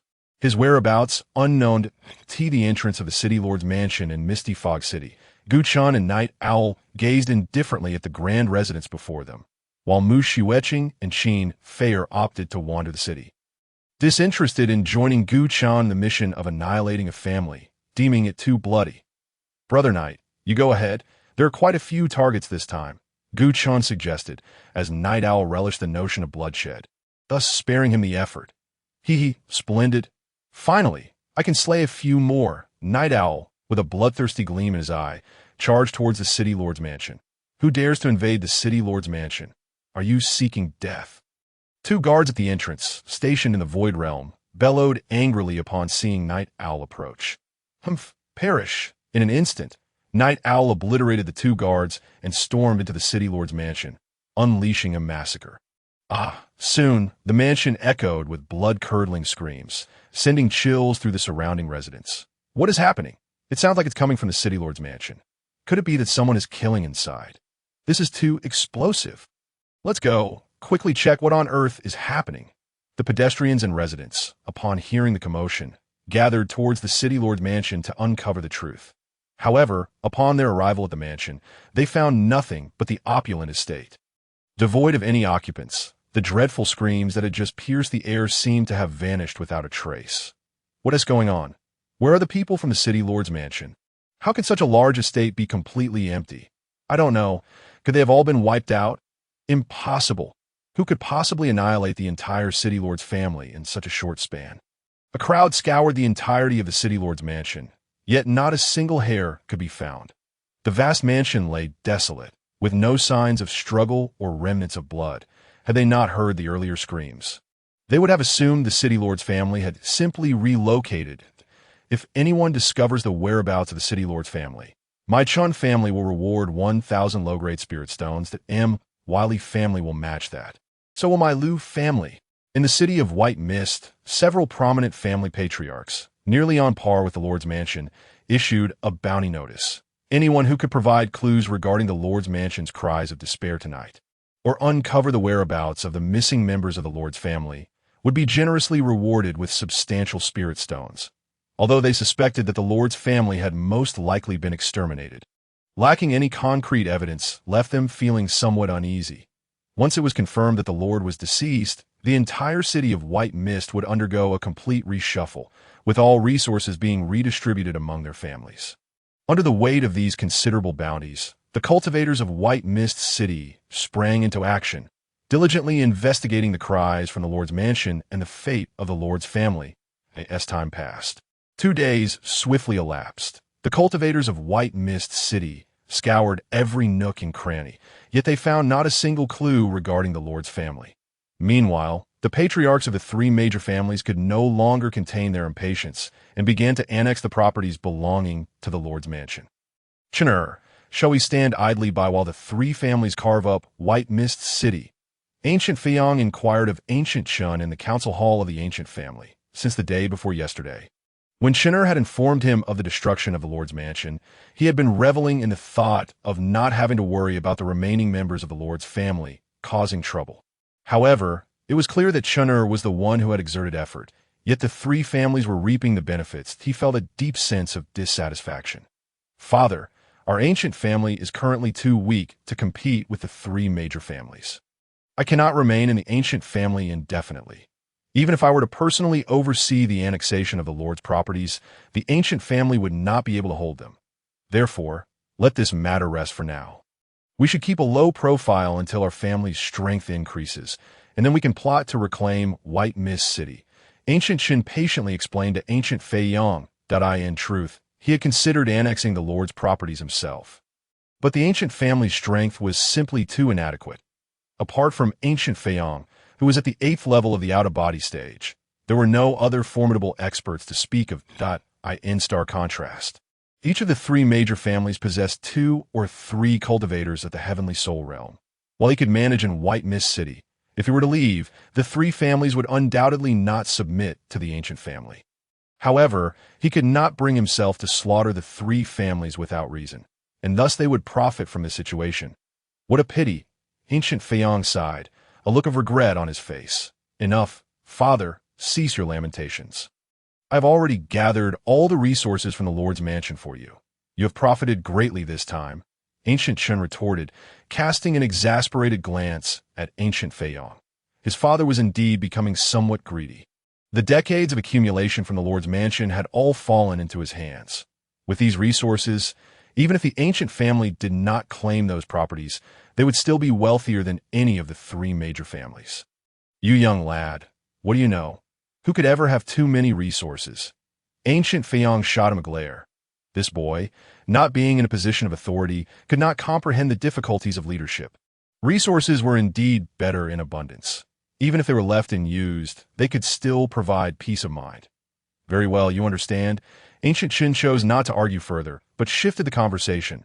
Father, tomorrow I will be departing for the secret realm with Brother Yi and the others. Do not forget the matter I entrusted to you. He had already informed Ancient Feiyong about the recruitment of disciples by the Qingtian sect, urging him to send direct and collateral family members of appropriate age to participate in the test. If they could enter the Qingtian sect for cultivation, it would be a remarkable opportunity.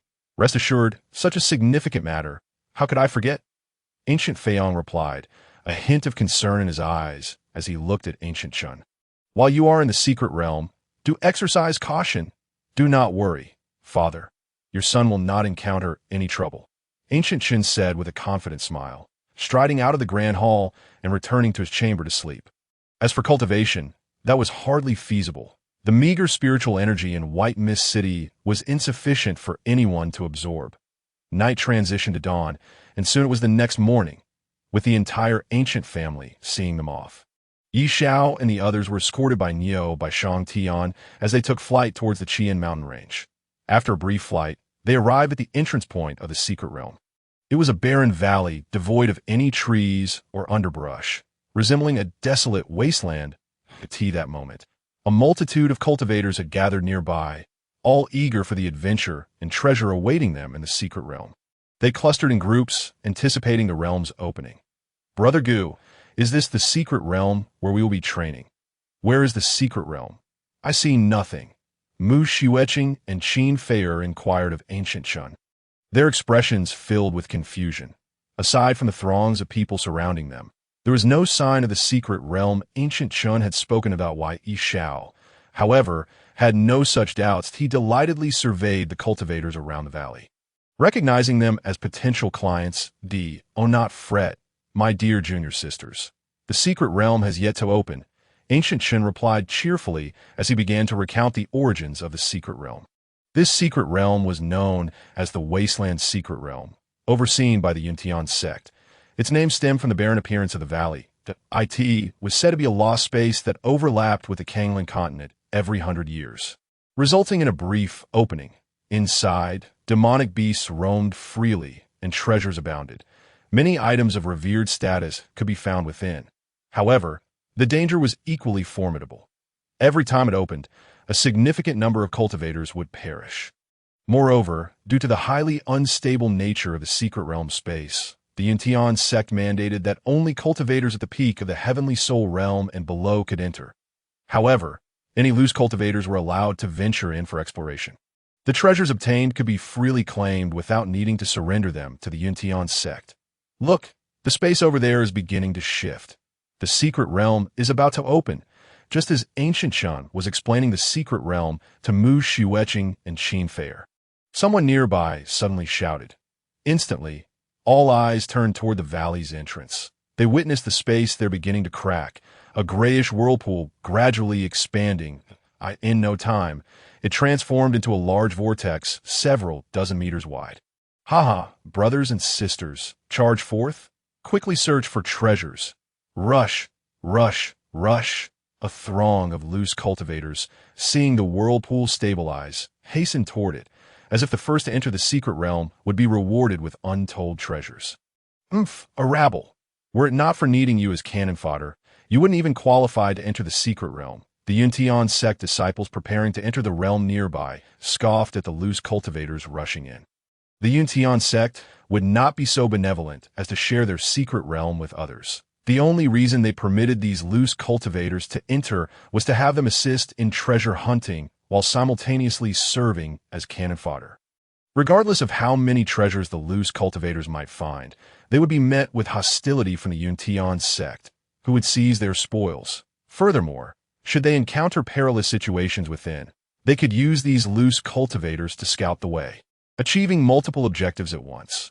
This was also a significant reason for the high casualty rate each time the secret realm opened, with a considerable portion of those losses attributable to the Yuntian sect's actions. Brother Gu, the secret realm has opened. Let us enter as well. Mu Shiueching urged ancient Shen. Yi Xiao and Qin Fei'er remained silent, yet their gazes were fixed upon him as long as ancient Shen led the way. They would follow him into the secret realm. Very well, Brother Yi, and my two junior sisters, we must agree beforehand that the dangers within the secret realm are unknown. Once we enter, you must not stray from my side. Otherwise, if trouble arises, I will be unable to report to our master. Jiang Chen gazed at the three individuals and spoke slowly. This time, he was the leader. Once they entered the secret realm, even the formidable Niu Bai and the monk Tian would be unable to protect them. In the face of any danger, they could rely only on themselves to resolve the issues. Thus, the four of them had to unite, forming a tight-knit group to minimize the threats they encountered. Understood, Senior Brother Gu. Both Mu Shiueching and Qin Fei'er replied obediently with a nod. Come on, you're becoming increasingly fussy. The four of us will charge through the entire secret realm together. Yi Xiao said, striding toward the entrance of the secret realm. Junior sisters, hurry up and follow. Gu Chan called to the two and quickly caught up with Yi Xiao. The time for the hunt has arrived. Observing all the scattered cultivators entering the secret realm, the disciples of Yuntian sect displayed bloodthirsty smiles as they slowly stepped in. Their greatest trial was to kill and seize treasures. Within the secret realm's expanse, Gu Chun and his companions found themselves amidst a vast forest. Towering trees surrounded them, each reaching heights of dozens to hundreds of meters. The ground and the trees were adorned with a plethora of low-tier, celestial materials and treasures, making it feel as though they were immersed in an ocean of riches. Wow! So many low-tier celestial materials. Upon landing, Qin Fei'er eagerly began to pluck the abundant spiritual herbs and fruits, delighting in her bounty. Meanwhile, Yi Xiao surveyed the surroundings, seeking potential clients. Junior Sister Qin, what do you intend to do with all these low-tier items you're collecting? Seeing Qin Fei'er gather numerous spiritual items below the celestial soul realm, Mu Shiueching couldn't help but inquire. These items were of no use to them, and selling them would yield only a meager few spirit stones. Furthermore, given the cultivation environment of Qing Tian sect, they had no need for such low-tier materials. Senior Sister Mu, I may have no use for these, but my family does. When my father comes to Qing Tian sect, I'll have him take these back for our clan members. Qin Fei'er replied while continuing to gather her treasures. Her father was now the head of the Qin family. Moreover, she had informed him to bring suitable family juniors to Qing Tian sect to participate in the selection tests. Regardless of the outcome, he wouldn't return empty-handed. Fine then. I'll help you. Mu Shiueching hesitated for a moment before joining the effort to collect low-tier celestial materials. The two of them proceeded like harvesters, leaving no treasure unclaimed as they traversed the area. Meanwhile, Gu Chan sporadically collected any spiritual herbs that caught his eye. The four of them continued on their journey, gathering treasures as they went, akin to a swarm of locusts sweeping through. Hey, senior sister, aren't those several colorful lotus flowers in the center of that small pond? 7 colored lotuses. As they collected, the two reached a small pond. Qin Fei'er pointed to the colorful lotuses in the center and asked Mu Shiueching. Indeed, junior sister Qin, we're quite fortunate. The seeds of the 7-colored lotus are the primary ingredient for concocting pills that can help one break through to the human sovereign level. Mu Shiueching confirmed after glancing at the 7-colored lotus. Let us gather them quickly, Qin Fei'er exclaimed joyfully, preparing to rush over to collect the 7-colored lotuses. Wait, junior sister Qin, such treasures are likely guarded by spirit beasts. Allow your senior brother to draw out the guardian first and ascertain what we're dealing with. Gu Chun interjected, stopping Qin Fei'er. A spirit herb of the human sovereign level. It typically had a protective spirit beast. They would wait for the herb to mature before consuming it to advance further. If they encountered a formidable guardian beast, Qin Fei'er could easily be injured. As a wise leader, he could not allow such an occurrence to transpire. All right then, just be cautious, senior brother Gu, Qin Fei'er replied after a brief pause. Although she was confident in her ability to handle such dangers, she recognized Gu Chen's superior strength and goodwill. making it difficult for her to refuse. Jiang Chen nodded and charged toward the seven-colored lotus. The best way to draw out the guardian spirit beast was to seize the herb. Once it sensed that its treasure was being taken, it would no longer remain hidden. Quack! Just as Gu Chen was about to grasp the seven-colored lotus, a massive toad, brimming with flesh and at the pinnacle of the celestial soul realm, leaped out of the water. Its eyes brimmed with fury that a colossal orb of spiritual energy erupted from its mouth, hurtling toward Gu Chen, intent on turning this thief into mere pulp. Humph, I was wondering what it was, but it turns out to be a mere toad at the pinnacle of the celestial soul realm. Gu Chen remained unfazed, unleashing a wave of illusory, sword energy toward the giant toad. He had anticipated that the guardian beast might be at the human sovereign level, but to his surprise, it was merely at the pinnacle of the celestial soul realm, so he decided to eliminate it without hesitation. Poof! In just a single encounter, the once enraged giant toad fell lifelessly to the ground, unable to meet its end. After dispatching the toad, Gu Chen effortlessly collected the seven-colored lotus and returned to Qin Fei and the others. Here, junior sister Qin, your seven-colored lotus. Gu Chen presented the seven-colored lotus to Qin Fei. No, senior brother Gu, you collected it, so you should keep it. Qin Fei hesitated before declining. She hadn't contributed at all to the collection of the seven-colored lotus, so she felt embarrassed to accept it entirely from Gu Chen. It's fine, junior sister Qin. You spotted the seven-colored lotus first. It rightfully belongs to you. Gu Chen insisted with sincere eyes. Initially, he had intervened to protect Qin Fei from the guardian beast, and since he had easily dealt with it, he felt it only right to gift the entire seven-colored lotus to her. How about this, senior brother? Let us split it in half. Seeing Gu Chen persistently wanting to give her the entire seven-colored lotus, Qin Fei proposed this compromise. One would spot it, and the other would exert effort. Splitting it evenly seemed quite reasonable. Now, it was Gu Chen's turn to hesitate. His original intention was to ensure Qin Fei's safety. Yet now he would be taking half of the spiritual herb meant for her. Those unfamiliar with him might mistakenly think he was after the herb for himself. Enough of this back and forth. You two can just split the herb. It's not that complicated. I'll take charge of this, Mu Shiueqing interjected. Noticing the awkwardness between the two, she divided the seven-colored lotus into two portions and placed them into the hands of Qin Fei and Gu Chen. The four of them didn't require the pills to break through to the human sovereign level. The only purpose of the seven-colored lotus was to take it back for their families. Furthermore, her father was at the pinnacle of the heavenly sovereign level, so their family had no need for such items. As for Yi Xiao, being a solitary individual, he had no use for low-tier spiritual herbs either. Thus, they had already agreed that the spiritual herbs collected in this secret realm would go to Gu Chen and Qin Fei to assist their families. All right then, let us follow Mu Shiueqing's suggestion. Gu Chen awkwardly accepted the seven-colored lotus. Qin Fei also stored her portion in her storage ring. Just as they resolved the distribution issue, a group of over a dozen disciples from Yuntian sect, all at the pinnacle of the celestial soul realm, descended from above, encircling them. Among them, a leading male disciple glanced at the pond, where only the stalk of the seven-colored lotus remained, before turning to Gu Chen and the others with a fierce glare. You filthy scattered cultivators dare to steal the treasures discovered by our Yuntian sect. Hand them over at once, or prepare to meet a gruesome end. Indeed, this pond has been known to our Yuntian sect for a century. How dare you attempt to steal from us? You deserve death.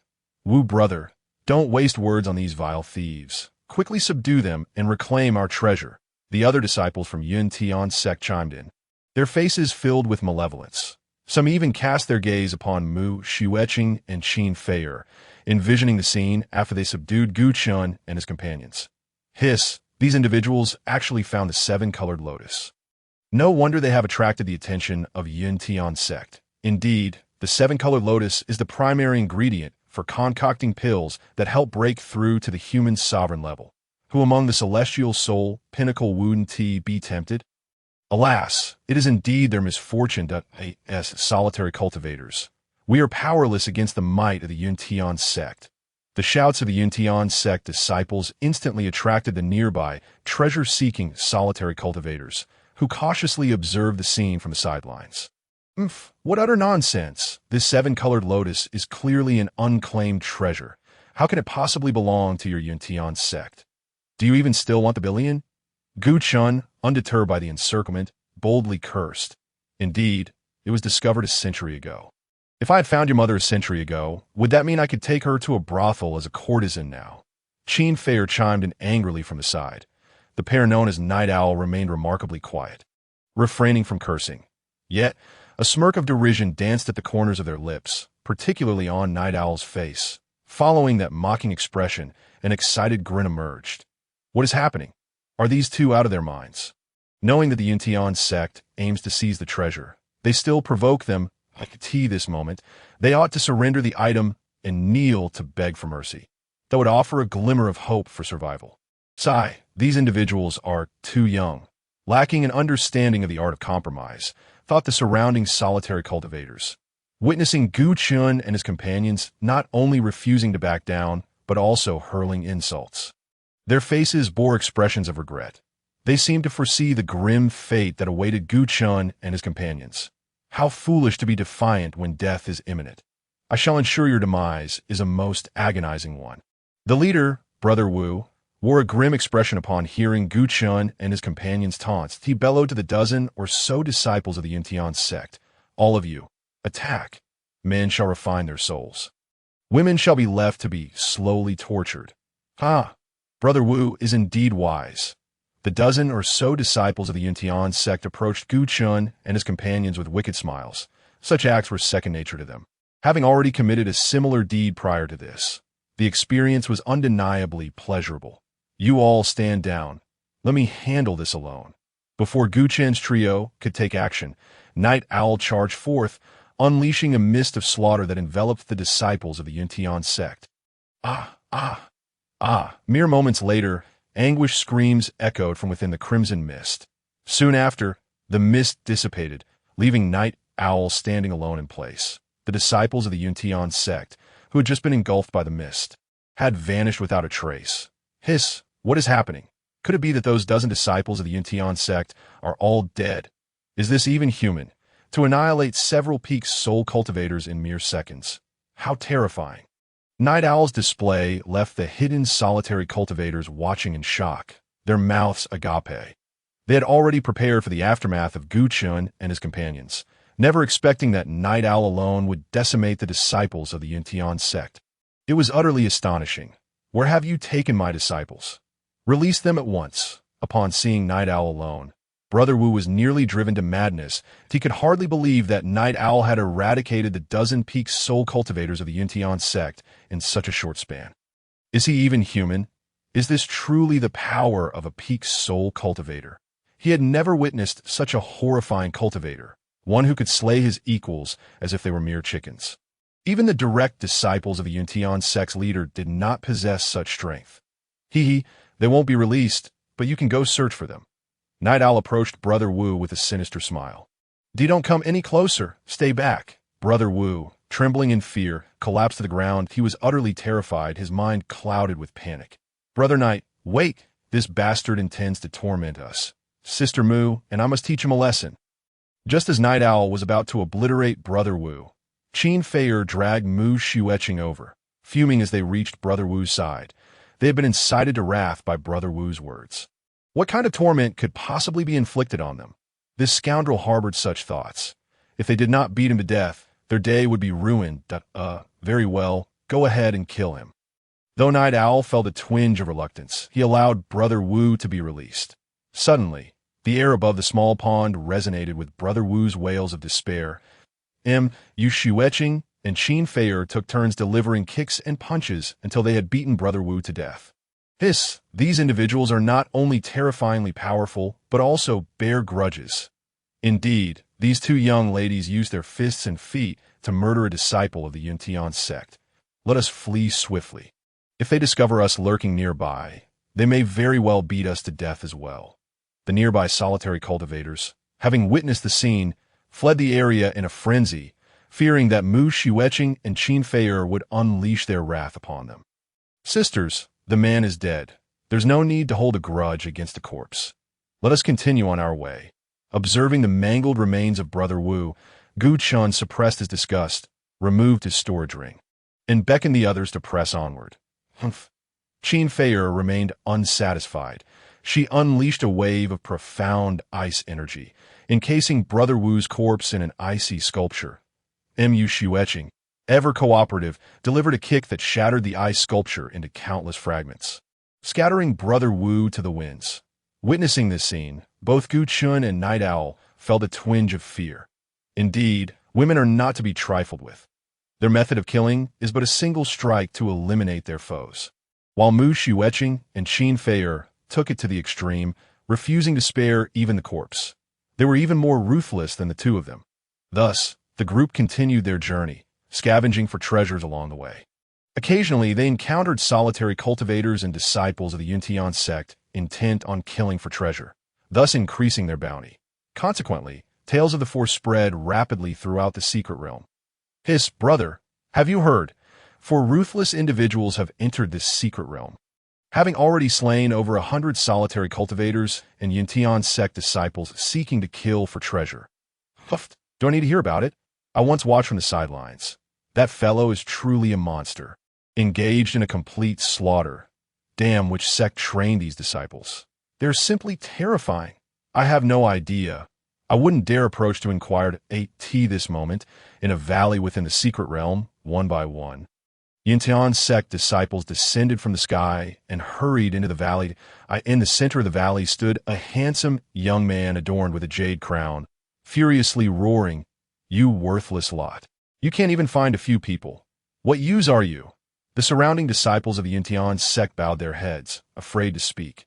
Brother this is not our fault. There are only 4 of them.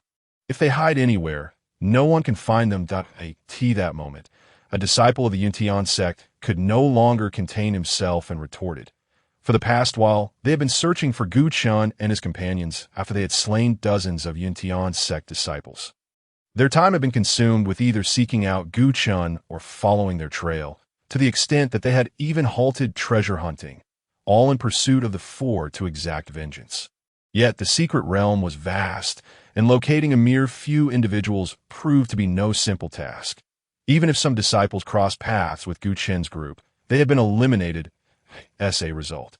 They had yet to discover any trace of the 4 that the young man before them, doing nothing but berating them, was simply unbearable. Humph. Unable to find them, and you still make excuses that if I don't teach you a lesson, you'll never learn your own name. Upon hearing a rebuttal, Brother he glared coldly, channeling his spiritual energy as he attacked the disciple who had dared to speak against him. Humph. As fellow peak soul cultivators, I shall see what gives you the audacity to be so arrogant. The rebutting disciple of the Yuntian sect did not cower in battle. Drawing upon his cultivation, he engaged in combat with the handsome young man. Bang, bang. The clash of flesh reverberated, and spiritual energy surged. After several exchanges, the rebutting disciple of the Yuntian sect was struck to the ground. Brother he, with a look of arrogance, placed his foot upon the fallen disciple's head and coldly scoffed. You useless fool, do you now understand why I am so brazen? I understand, replied the rebutting disciple, blood trickling from the corner of his mouth. Brother he, your brilliance and might are unmatched. I, as a junior, humbly concede. With his head being trampled, he had no choice but to submit, for refusal would result in a most gruesome demise. As the saying goes, while the green mountains remain, one need not fear the lack of firewood. As long as life persists, there remains hope for the future. Humph, begone. Brother he, seeing the rebutting disciple's submission, kicked him aside.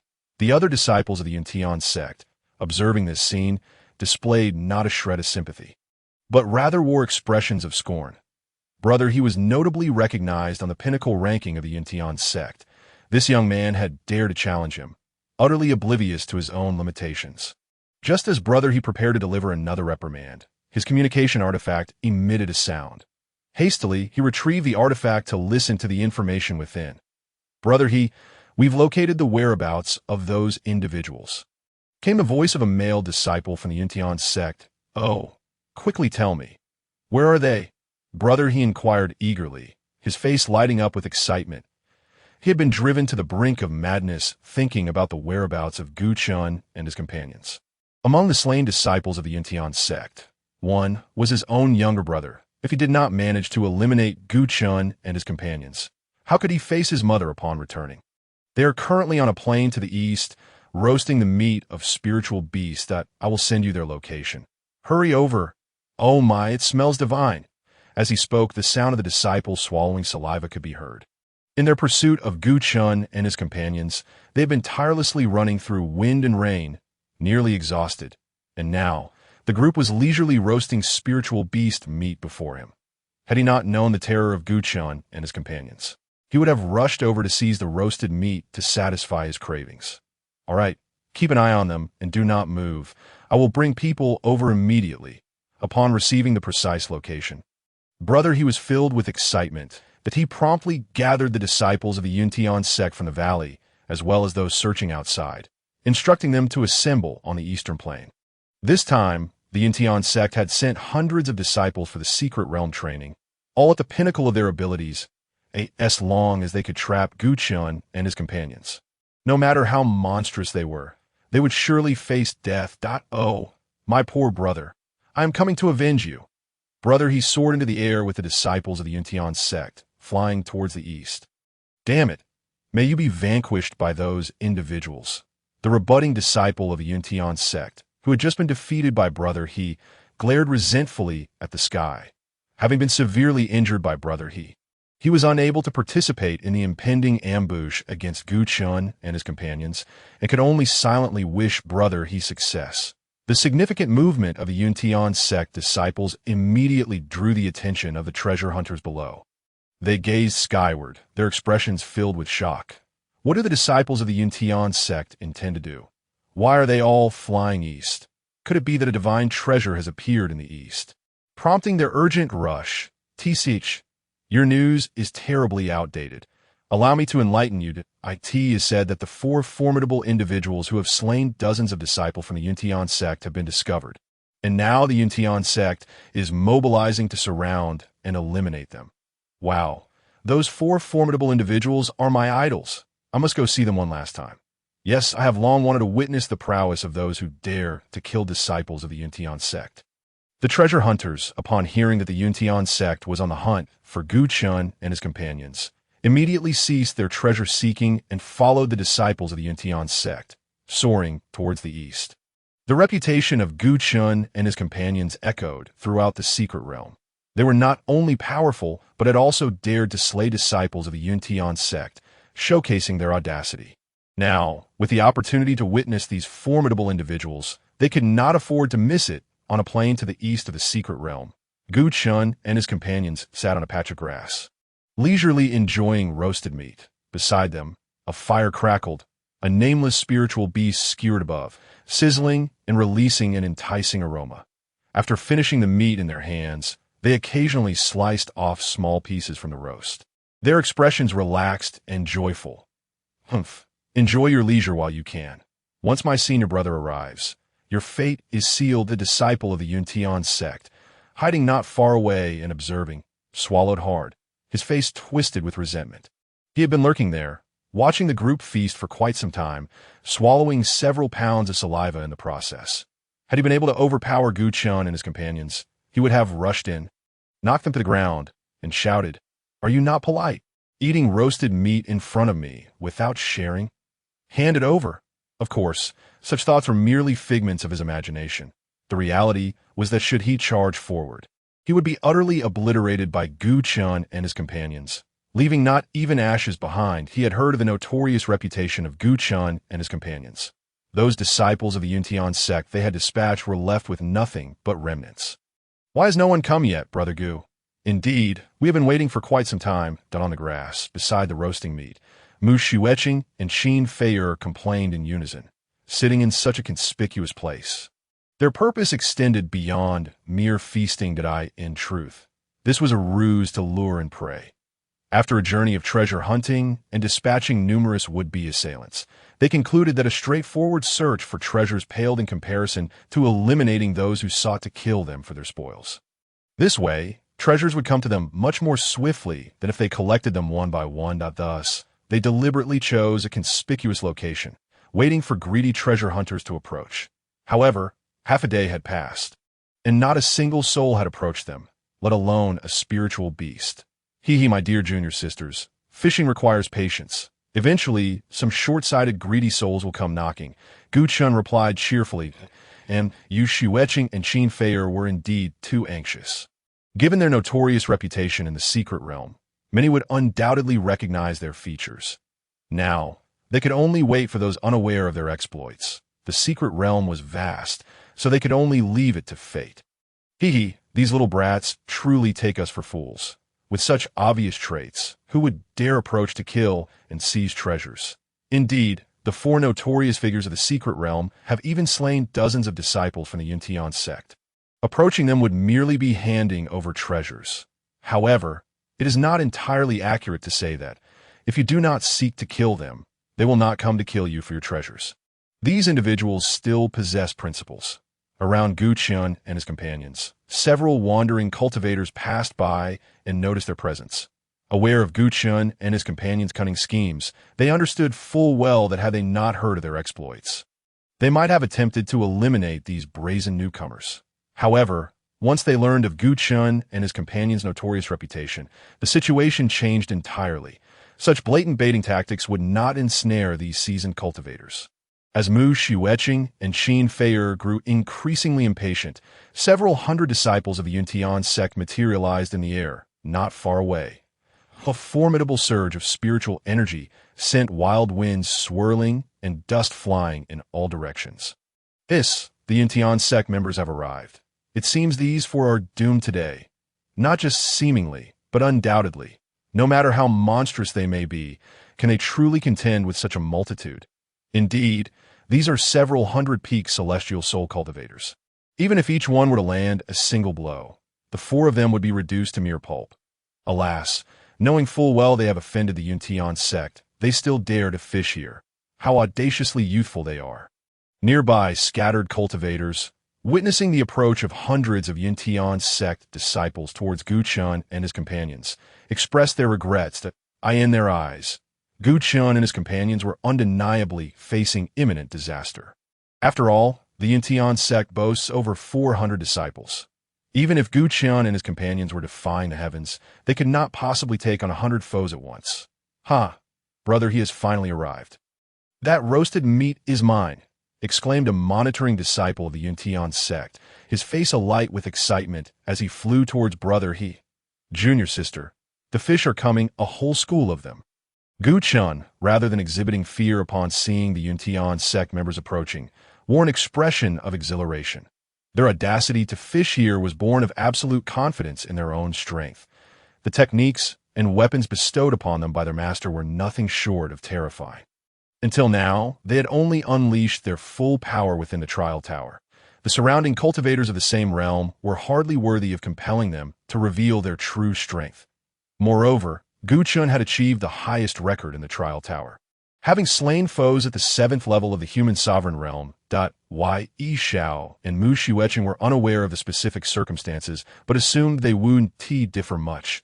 Therefore, in the face of this throng, Gu Chun remained completely unfazed. Isn't this a bit excessive? Indeed, how many treasures must these individuals possess? Mu Xueqing and Qin Fei'er exclaimed, their mouths agape in astonishment. They had originally accompanied Gu Chun and Yi Xiao to fish. Intending to vent their frustrations on any bothersome individuals they encountered, they never anticipated being confronted by hundreds of opponents, which certainly posed a challenge. The more, the merrier. I thrive in the presence of many. Yi Xiao stood up, even more excited than Gu Chun of the 100 or so in front of them. 99 would perish at his hand. As being forged for slaughter, such a small number was hardly sufficient. Now, at last, there was an opportunity for a grand massacre. Amid the excitement and astonishment of their companions, the hundreds of Yuntian sect disciples swiftly descended beside the fire. You four are the notorious killers of dozens of my Yuntian sect disciples. Brother, he asked, his face a mask of disbelief as he regarded Gu Chun and his companions.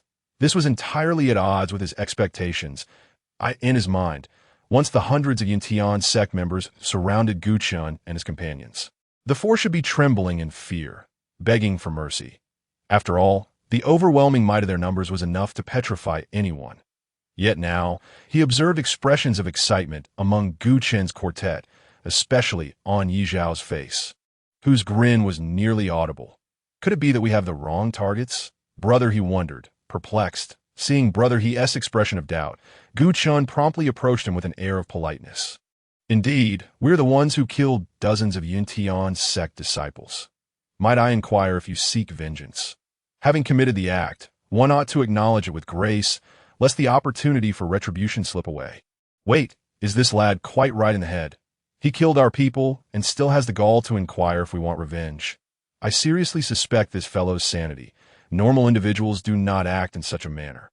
Do not doubt it. He is simply a fool. Jiang Chen's courteous admission left the surrounding hundreds of Yuntian's sect disciples utterly flabbergasted. Faced with so many powerful foes seeking retribution, even the dimmest of minds would not openly confess to murder. After all, it was impossible for four individuals to simultaneously confront hundreds of others of the same realm. If indeed those dozens of Yuntian sect disciples have been slain by Gu Chen and his companions, it would be a tragic spectacle, being killed by a group of fools. Was there anything more pitiable? Are you certain? The more Gu Chen openly acknowledged their actions, the more Brother he doubted. He could not believe anyone could be foolish to such an extent. Surely, the observing disciple must have misidentified them. Jiang Chen and his companions just happened to be roasting meat on this plain, and there were exactly 4 of them. Otherwise, he would feel his intelligence had been insulted. Absolutely, positively certain, those individuals are indeed the ones we killed. I suggest you take action. If you hesitate, my brother here may just lose his mind. Gu Chen replied, a hint of impatience creeping into his tone. He had already boldly confessed. Yet these individuals still harbored disbelief. It was truly a gathering of simpletons. Brother, he do not doubt.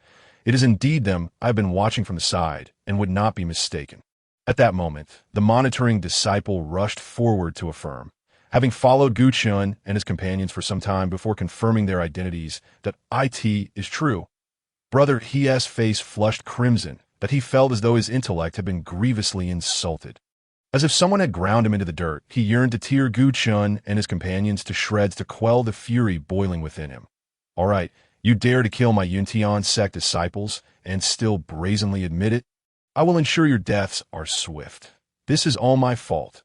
Brother, he seethed, commanding, Yuntian sect disciples, attack. Leave them no breath. I shall extract their souls and refine their essences to honor our fallen brethren. Yes, the hundreds of Yuntian sect disciples, upon receiving the order, channeled their full power and surged toward Gu Chen and his companions. Now that they had confirmation, they would not hold back Jiang Chen's behavior. Though seemingly foolish, was undoubtedly backed by strength. Otherwise, so many Yuntian sect disciples would not have fallen to their hands. The battle commenced. The onlookers were captivated, their eyes glued to the unfolding chaos, fearful of missing a moment of the thrilling spectacle. After all, most had only heard of Gu Chen and his companions' prowess, but had never witnessed it firsthand. What a perfect opportunity! Brother Gu, I shall commence the slaughter, as the Yuntian sect members launched their assault. Yi Zhao, brimming with enthusiasm, unsheathed his bloodthirsty sword and charged into the fray. Given the greater numbers, he dared not be careless. After all, even ants could bring down an elephant, so he resolved to give it his all. Killing Sutra, God-binding mist. Yi Zhao bellowed, crimson mist pouring forth from him, enveloping over 100 Yuntian sect disciples. The air was filled with horrifying screams. Humph! Brother Yi, I shall not be outdone. Observing Yi Zhao single-handedly engaging over 100 peaked celestial soul disciples. Gu Chen revealed a defiant expression. He too drew forth the void sword, soaring into the air, rapidly forming several arcane seals. Void sword technique, raining blades. Instantly, a torrent of sword energy erupted from the void sword, raining down like a deluge upon the Yuntian sect disciples below. In a mere encounter, 2 to 3 dozen disciples of the Yuntian sect were annihilated in an instant. The remaining few, to varying degrees, sustained injuries. Junior Sister Qin, we shall join in as well. All right, Senior Sister Yu Xueqing and Qin Feier seized the opportune moment, swiftly drawing their weapons to assault the dazed disciples of the Yuntian sect. Spatial annihilation. Xianbing Palm. The two unleashed their lethal techniques, instantly dispatching 7 or 8 of the Yun Tian disciples before them. The remaining disciples, stricken with terror, fled frantically, their faces contorted in fear. Monsters, they are all monsters. Spare me, spare me. Oh mother, where are you? Come save me. The group, resembling a frenzy of rampaging bulls, recklessly retreated. Particularly He Shi Xiao, who had just declared intent to extract the souls of Gu Chun and his companions, was fleeing with astonishing speed, nearly escaping the plain. Initially, he had refrained from engaging, intending to observe from the sidelines. In his estimation, with several hundred Yun Tian disciples present, even a mere spit from one of them would be enough to drown Gu Chun and his companions.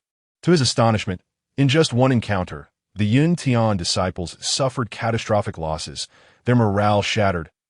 As a clever man, faced with such a dire situation, he naturally chose to make a hasty retreat, prioritizing his own survival. After all, Gu Chun and his companions were far more fearsome than the rumors suggested, 100 times more terrifying. With a single strike, they had decimated so many Yun Tian disciples. Had he been among the first wave, he would likely have met the same fate. Their numbers were utterly insufficient against such formidable foes. What revenge could they possibly seek? Humph. Where do you think you're going? Leave your storage rings behind. Gu Chun bellowed, pursuing the fleeing disciples of the Yun Tian sect. After painstakingly luring in a few hundred fish, he could not bear to see the majority escape. Senior Brother Gu, we shall assist you. Mu Xueqing invoked her spatial powers, propelling Gu Chun forward as they hunted down the fleeing disciples. Damn it. Where did these prodigies come from, to be so fearsome? The onlookers, hiding nearby, trembled in shock at the vanishing figures of Gu Chun and his companions.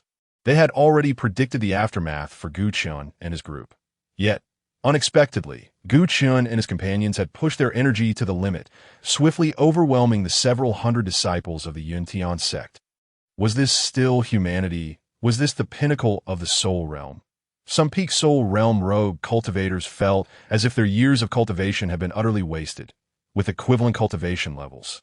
While others slaughtered their peers as if they were mere livestock, they found themselves reduced to the status of swine.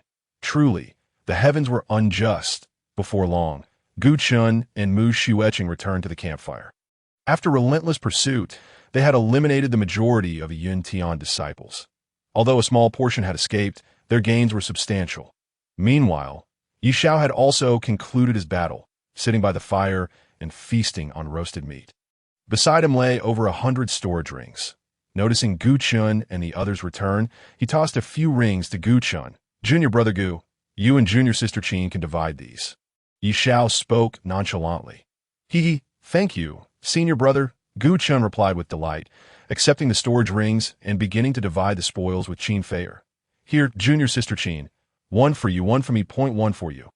One for me. Gu Chun pulled out a storage ring, disregarding its contents, and handed one to Qin Feier while placing another beside himself. The treasures within were a matter of chance. Soon, the two had evenly divided the storage rings. Let us depart, Senior Brother Yi, Junior Sisters, with no one daring to approach, and the secret realm about to close. We should leave. After distributing the items, the group spent the day feasting on roasted meat.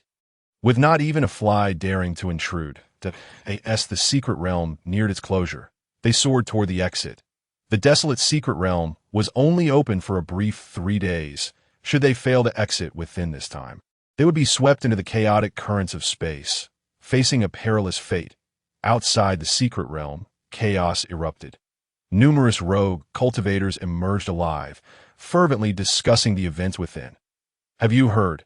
Most of the disciples from the Yun Tian sect who entered the secret realm have been eliminated. No way, right? It's always been the Yun Tian sect's disciples who slay others. Who would dare to kill them? Puffed. You're thinking too small. Just because it hasn't happened before doesn't mean it can't happen now. This time, 4 formidable individuals emerged from the secret realm and slaughtered hundreds of Yun Tian disciples. What? For people slaughtered hundreds of Yun Tian disciples? You must be joking. It's true, it's true. We witnessed it ourselves. The scene was indescribably brutal. The crowd gathered near the secret realm, animatedly discussing the events, completely oblivious to the fearsome elder leading the Yun Tian sect. Elder Lu, these scoundrels dare to openly ridicule our Yun Tian sect. I shall eliminate them, he Shi Xiang, filled with rage, exclaimed beside the elder. Having fled the secret realm like a stray dog, he was incensed to see these rogue cultivators discussing the matter in his presence. It was unbearable. Smack.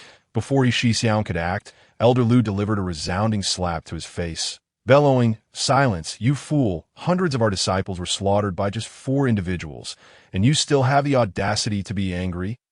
Elder Lu was consumed with fury. Having lost so many disciples under his command, he was at a loss for how to report this to the Elder Council and the sect leader. Returning now, he would undoubtedly face punishment. More than the idle chatter of the rogue cultivators, he loathed Shi Xiang and his cohorts to allow over 400 disciples to be slaughtered by 4 individuals was the epitome of incompetence. Observing Shi Xiang being chastised by Elder Lu, a disciple who had been severely injured by Shi Xiang in the secret realm let out a gleeful laugh. He was genuinely grateful to Shi Xiang for the beating. For otherwise, he might have perished during the ambush on Gu Chun and his companions. How could he have witnessed such a satisfying scene? Shi Xiang, clutching his swollen face, stood trembling in place, not daring to express any dissatisfaction. Had it been a minor steward from the Yun Tian sect striking him, he would have retaliated. But Elder Lu was a terrifying figure, a first-level sage. Not only would he not dare to resist, even his father would have to kneel in deference. He had no choice but to suppress any rebellious thoughts. Elder Lu ignored the idle gossip of the rogue cultivators and fixed his gaze intently on the exit of the secret realm. His foremost priority was to capture Gu Chun and his companions, but he had no interest in the trivialities of idle chatter. Unbeknownst to him, whether those formidable individuals had any backing would determine their fate. Indeed, it is said that the elder leading the Yun Tian sect is a legendary sage, that if they lack support, their emergence will lead to certain death. That a group of rogue cultivators observed Elder Lu and his companion stationed by the exit of the secret realm. Realizing they were waiting for Gu Chun and his group, that if Gu Chun and his companions had no background, no matter how prodigious they were, they could not escape a grim end. Time passed slowly, and at last, before the eyes of all, Gu Chun and Yi Xiao emerged from the secret realm. Elder Lu, it is them. Act swiftly to eliminate them. Shi Xiang, upon seeing Gu Chun and his companions, shouted in terror. Having been thoroughly intimidated by Gu Chen's group, he now felt sheer terror at their very presence. Get lost. The old man still requires your guidance in handling matters. Elder Lu, with a sharp slap, sent brother he flying several hundred meters away. He then scrutinized Gu Chun and his companions, coldly inquiring about their affiliation. How dare you kill hundreds of my Yun Tian sect disciples within this secret realm? He refrained from striking immediately, wishing to ascertain the backgrounds of Gu Chun and his companions. After all, with their extraordinary talents, it seemed implausible that they were mere rogue cultivators. The southern region was not a place where Yun Tian sect reigned supreme alone. There were indeed formidable powers that could rival them. Offending such forces could lead to the downfall of Yun Tian sect. Thus, he endeavored to temper his fury and withheld his attack. We hail from Yun Prefecture, the direct disciples of the Qing Tian sect master. You, Yun Tian sect disciples, sought to slay us for treasures. We acted solely in self-defense. Gu Chun replied fearlessly. Niubai and Seng Tian were already in the heavens when they entered the secret realm. Having advised him to act decisively in the face of adversity, they were more than capable of handling the situation. It was over, truly over. These individuals were utterly doomed. Alas, how could the sect from Yun Prefecture compare to those from Ling Prefecture? They were simply not on the same level. Indeed, I thought they possessed a powerful background, only to discover they originated from that insignificant place. Upon hearing Gu Chun proclaim his sect, the nearby rogue cultivators could only sigh in exasperation. Yin Prefecture was akin to their own Liang Prefecture, with the highest cultivation level barely reaching Earth Venerable, not even on par with a minor steward of Yun Tian sect. Yet here were individuals from such a small locale daring to kill disciples of Yun Tian sect. Even if they had justification, they would still be executed. This was the brutal reality of the cultivation world, where strength reigned supreme. How audacious! A few worthless sect members from Yun Prefecture dare to slay disciples of my Yun Tian sect. They are simply courting death. Elder Lu's expression turned to one of unrestrained fury upon hearing Gu Chen's words. He unleashed several chains of spiritual energy, intent on capturing Gu Chen and his companions. It was a disgrace for a venerable sage to feel apprehension towards mere country bumpkins, were it not for the necessity to provide an explanation to Yin Tian's sect's upper echelons. He would have surely extracted their souls and refined their essences on the spot. How dare you insult my Qing Tian sect as trash? I see the one courting death is you, just as the chains of spiritual energy were about to ensnare Gu Chen and his companions. Niu Bai and Sung Tian appeared beside Elder Lu, their faces filled with rage. They swiftly severed the chains, and then Niu Bai unleashed a powerful punch at Elder Lu. Bang! The spiritual fist struck Elder Lu, sending him crashing to the ground, blood gushing forth. Good heavens, these two are terrifying. With just one punch, they have caused Elder Lu of Yin Tian's sect to spout blood. The nearby rogue cultivators, witnessing Niu Bai and Sun Tian's ghostly appearance and their ability to incapacitate a sage with a single blow, were left in utter disbelief. Impossible. How could their sect possess such formidable warriors? Brother He, who had just risen to his feet, felt his knees in terror upon witnessing the scene. The remaining disciples of Yin Tian's sect were also pale with fright. Even if Gu Chen and his companions were abnormal, to think that the sect's powerful cultivators were equally monstrous. Faced with such terrifying individuals, did they have any hope of survival today? Niu Bai, with a cold demeanor, approached Elder Lu and placed his foot on his head. Humph, you trash, still daring to insult my Qing Tian sect?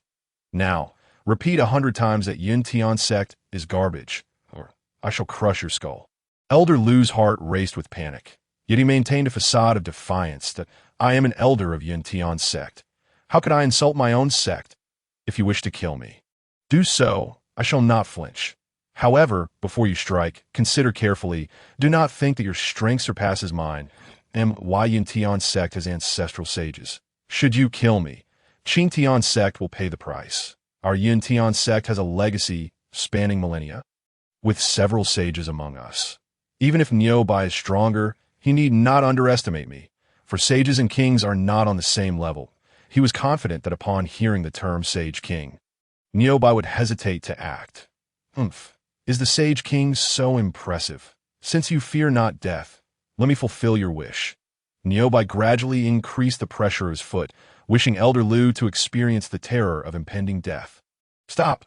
I will say it. I will.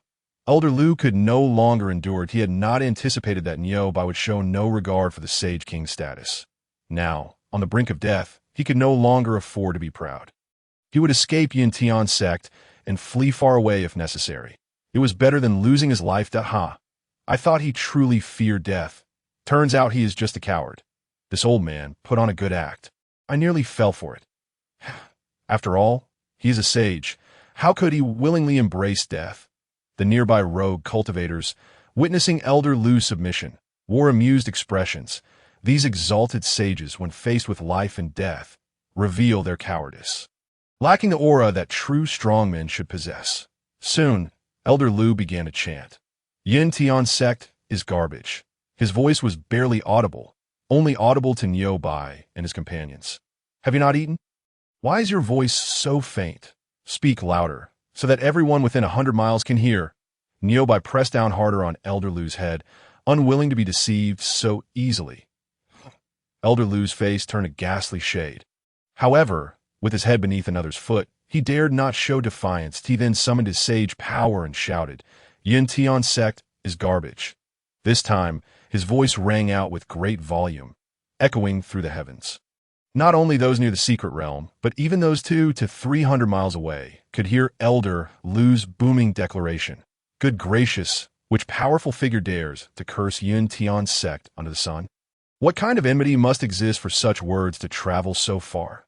The cultivators in Liang Prefecture, upon hearing Elder Lu's condemnation, were left bewildered, glancing around in confusion. Some were in the midst of tender moments with their partners, only to be startled by Elder Lu's voice, leading to immediate emotional turmoil and psychological scars. I have finished. Can you let me go now? After chanting the phrase 100 times, Elder Lu turned to Niu Bai with hope. Niobai donned a mocking smile. I only asked you to curse 100 times. I never said that after you do so, I would let you go. With a sudden force, Niobai crushed Elder Lu's head and body into a mist of blood. The outcome had already been sealed the moment Elder Lu insulted the Qingtian sect and attacked Gu Chun and his companions. He would not permit anyone who dared to insult his sect to live in this world. This Qingtian sect powerhouse is truly domineering. After toying with Elder Lu of Yintian sect, he intends to eliminate him. Yintian sect has suffered a tremendous loss. A sage elder is a pillar of strength for any sect. Yet what of it? Qingtian sect clearly does not fear Yintian sect. Otherwise, they would not have killed this elder. Indeed, what kind of sect is this, daring to disregard the overlord of Ling Prefecture? Upon witnessing Elder Lu being crushed into a mist of blood by Niobai, the nearby rogue cultivators were left in a state of utter shock. They had assumed that after Elder Lu's reprimands, Niobai would release him, as the dynamics between sects often revolve around maintaining face. Given that Elder Lu had already conceded, it seemed improbable that his life would be further endangered. After all, the demise of a saintly powerhouse could ignite a war between two sects, leading to a scene drenched in blood. Gu Chuan, where shall we venture next? Niobai inquired as he approached Gu Chun and his companions after disposing of Elder Lu. Jiang Chen had instructed him to heed Gu Chen's commands, meaning all decisions were to be made under Gu Chen's authority. Senior Niobai, our training has concluded. We may now return to the sect, Gu Chen replied nonchalantly. They had been away from Qingtian's sect for 6 or 7 days. And with their previous plans accomplished, he saw no reason to wander further. It was best to return and focus on cultivation. Strangely enough, after a few days away, he found himself yearning for the rich spiritual energy within Qingtian's sect. The sparse energy outside was quite difficult for him to adapt to. Wait a moment, Junior Brother Gu, there is still some small fry here. Allow me to eliminate them before we leave, Night Owl exclaimed. Rushing towards Senior, he and the petrified disciples of Yintian's sect upon hearing Gu Chen's intent to return. After their return to the sect, who knew when they would venture out again? If he did not take the opportunity to reap a final harvest, he would have to resort to hunting small rabbits in the back mountains of Qingtian's sect. The air above the desolate secret realm echoed with screams of terror. Senior, he and the remaining disciples of Yintian's sect were all consumed by Night Owl's shrouded fury. Thus, the Yintian sect disciples, including the saintly elder, met their complete annihilation in the desolate secret realm. Let us depart, Senior Niobai. It is time for us to return to the sect, Gu Chen remarked, somewhat helpless as he witnessed Night Owl's desire for further slaughter. However, considering Night Owl's temperament, he felt resigned. Very well, Gu Chuan, Niobai consented, sharing a knowing glance with Shang Tian. The two unleashed a surge of power, whisking Gu Chun and his companions away from the entrance of the desolate secret realm. Phew, those Qingtian sect individuals have finally left. If they lingered any longer, I might have been scared to the point of wetting my trousers. One of the nearby rogue cultivators sighed in relief. Damn it, I nearly did. My pants are already damp. After Gu Chun and his party departed, the remaining rogue cultivators in the vicinity of the desolate secret realm breathed a sigh of relief. Their primary fear had been Night Owl. While Niobai appeared domineering, he was unlikely to slay these insignificant beings.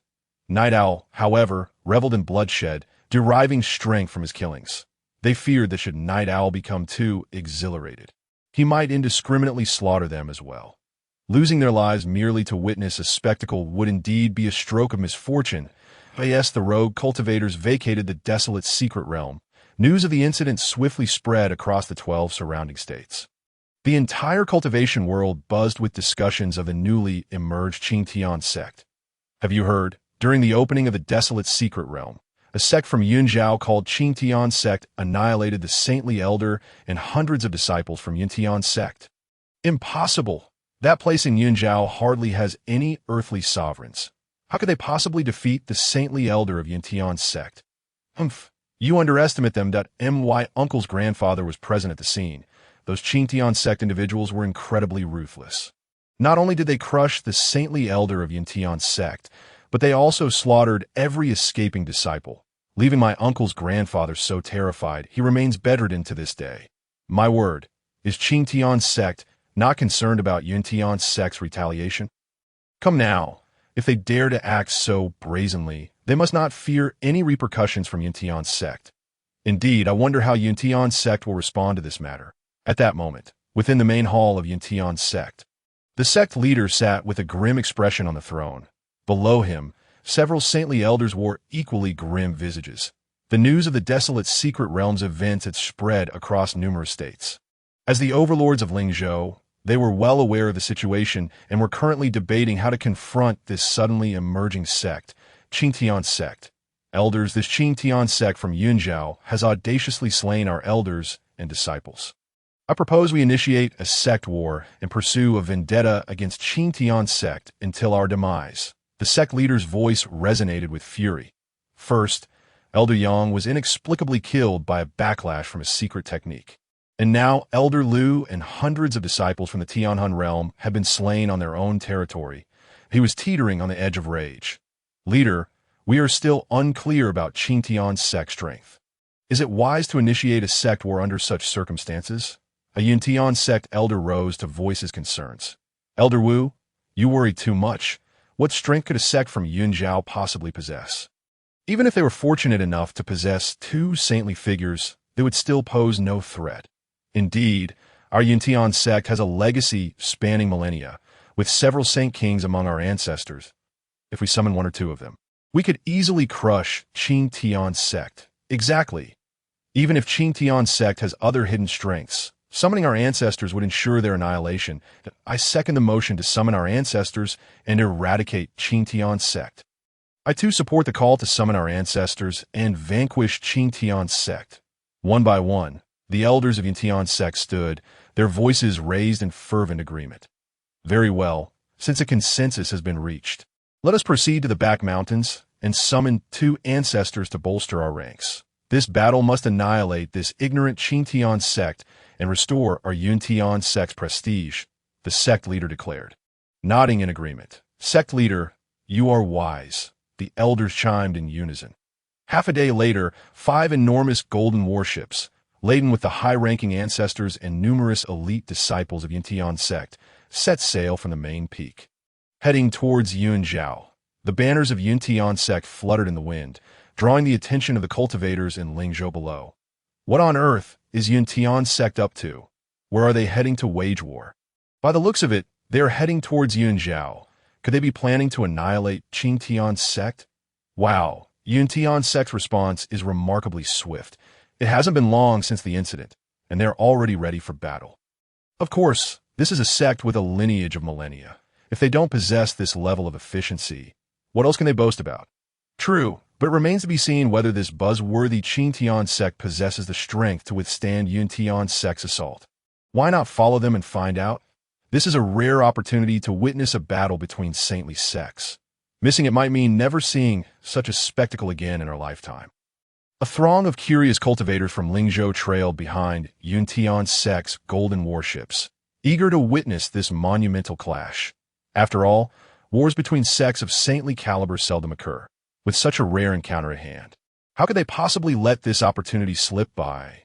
The warships traversed the vast states, causing ripples of agitation among various factions, but a large group of onlookers followed Yuntian sect's golden vessels, hoping to feast on the drama that was about to unfold. In the palace of the Zhangyu dynasty in Yongzhou, Mu Zhan watched as the golden warships flew overhead, a mocking smile gracing his lips. He was well aware of the events surrounding Qingtian sect's slaying of a saintly elder and hundreds of disciples from Yuntian sect. It was clear to any discerning observer that Yuntian sect was headed directly for Qingtian sect. As Mu Shiueqing's father, he had learned from his daughter that she had joined a sect named Qingtian sect, one that housed formidable imperial powers. Yuntian sect's actions were not a quest for vengeance, but rather a reckless pursuit of death. I must inform Qinger that Mu Zhan informed Mu Shiueqing through a communication treasure about the news of preparing to seek revenge on the Qingtian sect. Although he felt it was somewhat redundant, he thought it wise to notify her nonetheless. Your Highness, the little ones are all ready and can depart for the Qingtian sect at any moment. As Mu Zhan finished sending the message, a man dressed in golden robes, resembling him to a degree, approached and bowed in greeting. Very well. Instruct them to wait outside the palace gates. I shall personally escort them to the Qing Tian sect for the test." Mu Zhan replied with a nod that a few days prior, Mu Shiueqing had informed him about the Qing Tian sect's intention to recruit disciples. Since he had no other offspring, he had instructed others to select suitable candidates from among his siblings and distant royal relatives. Preparing to bring them to the Qing Tian sect for the test, SU command. The golden-robed man bowed and retreated. Mu Zhan wasted no time and made his way toward the palace gates. In the main hall of the Qing Tian sect, Jiang Chen lay back in a chair with his eyes closed, enjoying Lu Shu's shoulder massage. "Xiao Shu, your technique is becoming increasingly refined. I find myself quite reliant on you," Jiang Chen remarked casually to present. His state was such that if there was work to be done, Lu Shu would handle it. If not, he would let her find something to do. He relished a carefree day to the fullest. "It is a privilege to serve the sect master. As long as you are pleased, I shall serve you indefinitely," Lu Shu replied happily as she continued the massage. Being acknowledged by Jiang Chen was a tremendous honor for her, and she would do anything to please him. A bit more force, please," Jiang Chen instructed. "Of course, sect master," Lu Shu said, subtly increasing the pressure of her hands. Jiang Chen enjoyed this moment of tranquility. Niu Bai and Shang Tian arrived with Gu Chun and others of the Grand Hall. "Esteemed sect master, we have returned from our training mission and are here to report." Niu Bai and Shang Tian bowed respectfully. Disciples have returned from their training to pay their respects to the master. Gu Chun and the others also bowed deeply. Jiang Chen opened his eyes and glanced at them, fixing his gaze on Niu Bai and Shang Tian. "You two performed admirably this time. Go to the Time Tower and continue your training. I shall summon you if needed." "Yes, sect master," Niu Bai and Shang Tian acknowledged and slowly exited the Grand Hall. Once Niu Bai and Shang Tian had departed, Jiang Chen turned to Gu Chun and the others, saying, "Your performance this time was commendable. You have upheld the reputation of the Qing Tian sect. Here are 4 dragon scale fruits. Each of you may take one and refine it in the Time Tower." Jiang Chen produced 4 dragon scale fruits and handed one to each of them, then shared the important details and precautions for their refinement. Due to the potent effects of the dragon scale fruit, he did not dare to distribute more than one each, allowing them to acclimatize to its potency. "Thank you for the generous gift, master. We will certainly devote ourselves to cultivating." Gu Chun and the others exclaimed joyfully, their faces alight with excitement at the prospect of the dragon scale fruit, which far surpassed their gains from the recent secret realm excursion. Once they managed to digest this fruit, their physical forms would undoubtedly surpass those of their peers. They were unfazed by Jiang Chen's awareness of their movements. Having been personally accepted as disciples by him, they had long witnessed his formidable abilities, making such matters hardly surprising. "Now, you may leave," Jiang Chen said with a wave of his hand. Disciples take their leave. Gu Chun and the others, beaming with joy, exited the Grand Hall. That Mu Shiueqing did not leave immediately. She paused and addressed Jiang Chen. "Master, my father has sent word that the Yun Tian sect is coming for revenge. Having been offended by a few of my fellow disciples, that I kindly request that you prepare accordingly." She had received Mu Zhan's message on her way, though she considered it a minor issue. She felt it prudent to inform Jiang Chen, "I am already aware, my dear. Your father is thoughtful. Go and continue your training. Such minor nuisances cannot stir up any significant trouble for our Qing Tian sect." Jiang Chen replied languidly from his chair. A mere small sect of the Holy Realm held no weight in his considerations. "Yes, master," Mu Shiueqing said, sticking out her tongue before swiftly exiting the Grand Hall. After Mu Shiueqing departed, Jiang Chen summoned Li Dideo. "Subordinate Li Dideo pays respects to the sect master. May I inquire what commands you have?" Li Dideo bowed respectfully. The atmosphere within and outside the sect was tranquil, everything proceeding in an orderly fashion, with the official recruitment of disciples just days away. Jiang Chen took a sip of tea that Lu Shu had offered and said, "There is a sect called the Yun Tian sect seeking revenge against us. Go and eliminate them, ensuring they do not enter Yunzhou and disrupt our disciple recruitment." Yun Tian sect? Li Dideo activated his peak Empyrean senses and quickly located 5 golden warships belonging to the Yun Tian sect, already within Liangzhou's territory. "Understood, sect master. I shall attend to it immediately." El Adideo bowed and vanished from the grand hall. The border between Liangzhou and Yunzhou, Li Dedeo's figure gradually appeared in the sky. Before him, the 5 golden warships of the Yun Tian sect sped toward him. Confirming his target, Li Dedeo drew his massive blade and unleashed a devastating wave of blade energy toward the 5 golden warships. Boom! The blade energy struck the vessels, which had just been gleaming with golden light, instantly shattering them into fragments. The ancestors and leaders of the Yun Tian sect aboard had no inkling of the fate that awaited them. Those who dare to threaten our Qing Tian sect meet this end, Li Dedeo declared before vanishing from the scene. The onlooking cultivators from various states, who had been following the Yun Tian sect, were left utterly bewildered, staring at the spot where Li Dedeo had disappeared. After a considerable time, they regained their senses and erupted into exclamations of astonishment. My goodness, this Qing Tian sect's powerhouse is terrifying. He actually annihilated the entire Yun Tian sect with a single strike. They were aware that the Yun Tian sect's leader and all the elders were aboard, including 2 revered holy kings. Their mouths agape in shock. They had anticipated witnessing a battle between the Yun Tian sect and the Qing Tian sect, but to their astonishment, the Yun Tian sect had not even entered the borders of Yunzhou before being swiftly dispatched by the Qing Tian sect's formidable warrior. The sheer terror of the scene was beyond their comprehension, leading them to speculate on the immense strength of the Qing Tian sect. It was evident that, in this region of the 12 states, the Qing Tian sect was undoubtedly a dominant force, given that the Yenri sect and Qingxia sect were on par with the Yun Tian sect, both of which had been swiftly eliminated.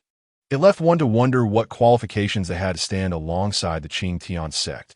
Where did this Qing Tian sect emerge from? How come I have never heard of them before? Indeed, were it not for the incident in the Wasteland Secret Realm, I would have remained oblivious to the existence of such a formidable sect hidden within the trashy Yunzhou. The crowd gazed at the Yunzhou territory, filled with questions. Logically, the more powerful a sect, the more likely it would choose a location rich in spiritual energy to establish itself. Yet, the Qing Tian sect, a sect of such strength, appeared in the spiritually barren Yunzhou, which seemed illogical. With the demonstrated might of the Qing Tian sect, they could easily demand the Yun Tian sect vacate their territory in Lingzhou, and the latter would have to treat them with utmost courtesy, thereby preventing any notion of revenge. What are those people doing? Why are they all heading in the same direction? Amidst the throngs of cultivators congregating from various states, one individual pointed at the low-ranking practitioners hastening towards the Qing Tian sect to attend the disciple recruitment assembly and inquired. I have no idea. Perhaps we should ask someone from the past. A few gossiping cultivators from different states flew into Yunzhou, landing beside the low-ranking practitioners on their way to the Qing Tian sect's recruitment event. A middle-aged cultivator from Lingzhou, a dignitary of the Earth Sovereign Realm, casually halted an elder from the Condensation Dan realm, who was riding a spiritual steed accompanied by his grandson, and asked, "Good sir, where might you be headed in such haste?" As a formidable Earth Sovereign, he typically would not deign to converse with a mere Condensation Dan practitioner, let alone address one as "good sir." However, the recent display of power by Li Dedao had genuinely unsettled him. Now, in his eyes, the entire cultivation realm of Yunzhou seemed magnified in stature. After all, this was the very heart of the Qing Tian sect. Should this Condensation Dan practitioner have even the slightest connection to the sect, his entire family would be rendered insufficient to withstand Li Dedao's wrath. The elder, momentarily taken aback by the interruption, soon revealed a scornful gaze. "You must be from the countryside. How could you be so uninformed? Your news is woefully outdated." The Earth Sovereign's face flushed with embarrassment as he hurriedly replied, "Indeed, I have just emerged from a village and am unaware of many matters." Were it not for the lingering fear instilled by Li Dedao, he would have relished the opportunity to strike the elder down. Being regarded as a mere country bumpkin was an affront to his dignity as a dignified Earth Sovereign from Lingzhou. However, recalling the recent spectacle of Li Dedao dispatching the Yun Tian sect's warship in an instant, he dared not unleash his anger. Encountering me is your good fortune. Others would hardly spare you a glance." The elder snorted coldly and continued, In just a few days, it will be the disciple recruitment assembly of our Yunzhou's sole overlord, the Qing Tian sect. Currently, everyone is making haste to reach the sect. If you have no further inquiries, do not delay my journey. My grandson possesses exceptional talent, and if we miss this opportunity, he will be forced to join those lesser sections with that. The elder did not wait for the middle-aged man's response, urging his spiritual steed to gallop past him and vanish into the horizon. Hiss, the Qing Tian sect is indeed recruiting disciples. This is a stroke of fortune. The middle-aged cultivator gathered his power and flew at full speed towards Lingzhou, determined to bring his family's suitable young members to the Qing Tian sect's recruitment assembly. Given the strength the Qing Tian sect had recently demonstrated, it was bound to ascend to the pinnacle of the 12 states. Should he manage to ally with such a formidable entity, his entire clan would rise to new heights. Hurry back. Other cultivators from various states, upon receiving the news, also rushed back with utmost urgency. They all shared the same aspiration as the middle-aged man, to ally with the Qing Tian sect and pave the way for their descendants to ascend to the apex of the 12 states. Not long after the cultivators returned, tales of the Qing Tian sect ignited excitement throughout the cultivation world of the 12 states once more. The invincible spectacle of Lida Dao was fervently recounted by countless practitioners. Good heavens, have you heard? The Yun Tian sect has encountered a formidable opponent. Those who sought vengeance from the Qing Tian sect were obliterated before they even set foot in Yunzhou. Is that truly the case? So many powerful cultivators, all dispatched in an instant. Indeed, I heard it was a burly man wielding a 30-meter-long blade who unleashed a blade aura spanning thousands of meters, instantly shattering the Yun Tian sect's warship.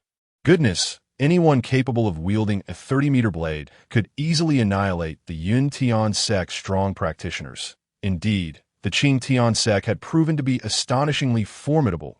In the wake of this revelation, countless cultivators, in a state of shock, hastened to bring their young protégés to the Qing Tian sect, eager to join this terrifying sect. After all, with the might displayed by the Qing Tian sect, it had firmly secured its position as the overlord of the 12 states. Such an opportunity was not to be missed. Consequently, in the skies above Yongzhou, Liangzhou, Lingzhou, and the other states, a remarkable scene unfolded. Vast numbers of cultivators soared towards Yunzhou, casting shadows that blotted out the sun. Some cultivators, even at the brink of exhaustion, pressed on, fearing they might miss this chance for their descendants to join the Qing Tian sect, in a lavish mansion in Liuhua city of Yin State. A determined young man at the void-breaking realm gazed at a jade pendant resting against his chest and murmured, "Master, must I truly attend the Qing Tian sect's disciple recruitment assembly?" His expression was one of deep reluctance, as though he were averse to the idea 100-fold that moment. An ancient voice emanated from the jade pendant.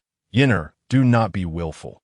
The Qing Tian sect has recently been the topic of much discussion, with its disciples and sect strength ranking among the top in the 12 states. Although such minor sects were once akin to ants before your master, you now require the backing of a powerful sect for your cultivation. After all, I am but a remnant soul, unable to assist you in many aspects. But master, even if I go, there is no guarantee I will be accepted into the Qing Tian sect, Wu Yan retorted. He had found the jade pendant containing the remnant soul of the elder when he was 13 years old. Under the elder's guidance, his cultivation had swiftly advanced to the void-breaking realm within a few years, and he had naturally taken the elder as his master. Now, the elder was urging him to join another sect, which he found deeply unsettling. Fear not. With your extreme fire physique, you will undoubtedly be accepted into the Qing Tian sect. The elder seemed to understand Wu Yan's concerns and continued. Every strong cultivator undergoes various stages of growth, joining different sects along the way. Even I, before ascending to the Emperor realm, have been part of several sections. Therefore, do not feel pressured. Heed your master's advice and join the Qing Tian sect. It will only benefit you. Very well, master. I shall follow your counsel. Wu Yan reluctantly acquiesced. Good. That is the spirit of my obedient disciple. Release your worries. I shall hasten your journey to the Qing Tian sect to ensure you do not miss this recruitment assembly. Upon hearing Wu Yan's agreement, The elder was filled with joy and swiftly harnessed his remaining soul power to guide him towards the Qing Tian sect. On the outskirts of the monster beast forest in Yuzhou, a striking young woman clad in a blue dress, at the out-of-body realm, slayed a black-scaled tiger demon and gazed skyward, murmuring, the Qing Tian sect? Quite intriguing that a few cultivators who had recently entered the monster beast forest to hunt demons had been discussing the Qing Tian sect's affairs, all of which she had overheard to her astonishment. In the brief month she had spent honing her skills in the forest, such monumental changes had transpired across the 12 states. Originally, she had intended to seek an opportunity to join the Yin Tian sect after her training. However, now that the Yin Tian sect had been so thoroughly overshadowed by the Qing Tian sect, her interest had waned entirely. The young woman pondered for a moment before breaking into a radiant smile, declaring, "Then it shall be you, Qing Tian sect. Seize this opportunity well. If you can assist me, I, the Phoenix Empress Feng Xiaoxiao, shall ascend to my throne once more, and it will be the day the Qing Tian sect's name resound across the Kanglan continent." With that, she soared towards a nearby city, seeking a faster means of transport to expedite her journey to the Qing Tian sect. She was originally a formidable emperor-level power from the Central States Imperial clan. During an outing, she had been ambushed by other Imperial clan experts, resulting in her demise. Fortunately, she had employed her bloodline talent to retain her memories and reincarnate. In this life, she was determined to cultivate diligently and make those responsible for her previous death pay a steep price. Days passed swiftly, and with just one day remaining until the formal disciple recruitment, the vicinity near the gates of the Qing Tian sect was already teeming with cultivators, families in tow, gazing outward from the gates. One could scarcely discern the horizon, as the crowd numbered in the hundreds of millions. Each moment saw more cultivators descending from the distant skies, filling the nearby hills. "Hiss, master, with so many people, are you certain we will get our turn?" Under the guidance of his master, Wu Yin alighted upon a small hillock. He gazed at the seemingly endless throng of cultivators with a look of astonishment. Although he was aware that the Qing Tian sect's recruitment would be exceptionally popular, he had not anticipated it to reach such an overwhelming scale. From his current vantage point, he realized that if it came time for him to undergo the assessment, he might be waiting for an eternity. "Yinner, do not panic, that I can still wield the power of the Holy King to bring you to the front of the line. I trust others would not dare to object," the elderly man reassured him as he took control of Wu Yan's body, preparing to soar toward the sect's entrance. However, before they could take flight, Zhang Wu and Lu Lu, emanating the aura of peak holy kings, approached and called out, "Everyone, do not rush, regardless of how many of you there are. You may all participate in the assessment. The rules set forth by the Grand Elder of Qing Tian sect forbid cutting in line or fighting. Remain in place and await your turn. Violators shall face dire consequences." After making their announcement, the duo flew off to other areas, ensuring that no cultivator would be mistakenly harmed due to ignorance of the rules. "Master, should we still cut in line?" Wu Yin asked, bewildered that he noticed that upon Zhang Wu and Lu Lu's arrival, his master's presence had entirely dissipated. "Yinner, as cultivators, we must adhere to principles. Since the people of Qing Tian sect have stated that cutting in line is prohibited, we must comply with their regulations," the elder replied, a hint of trepidation in his voice. The recent encounter with Zhang Wu and Lu Lu had indeed startled him. He had underestimated the Qing Tian sect. Even their order-maintaining personnel were peak holy kings. "Master, are you not capable of wielding the power of the Holy King? If we sneak ahead, they would not notice," Wu Yin whispered to Yinner. "We cultivators must act with integrity. How can we resort to such underhanded tactics?" The elder admonished sternly. In truth, his reluctance to cut in line stemmed from fear. With Zhang Wu and Lu Lu at peak Holy King levels, he realized that even the slightest movement would expose him, likely leading to his immediate demise. It was hardly worth sacrificing his life for the sake of precedence. "Master, your teachings resonate with me. I shall conduct myself with transparency henceforth, avoiding any clandestine dealings," Wu Yin replied with a look of understanding. "Indeed, the child is teachable," the elder remarked with a sense of relief as tranquility returned. Not far from Wu Yin, Feng Xiaoxiao stood beneath a small tree, her face alight with surprise as she murmured, "This Qing Tian sect is far more formidable than the rumors suggest." With a gleeful chuckle, she added, "How delightful. This works in my favor." As a former supreme being, she could certainly perceive the prowess of Zhang Wu and Lu Lu. She had not anticipated that Qing Tian sect would dispatch two peak holy kings to maintain order at the entrance. This was truly unparalleled in the entire southern domain. Not even the imperial clan of Zhongzhou could boast of such a display. It appeared that her choice was indeed the right one. Yin Tian sect was not even worthy of carrying Qing Tian sect's shoes.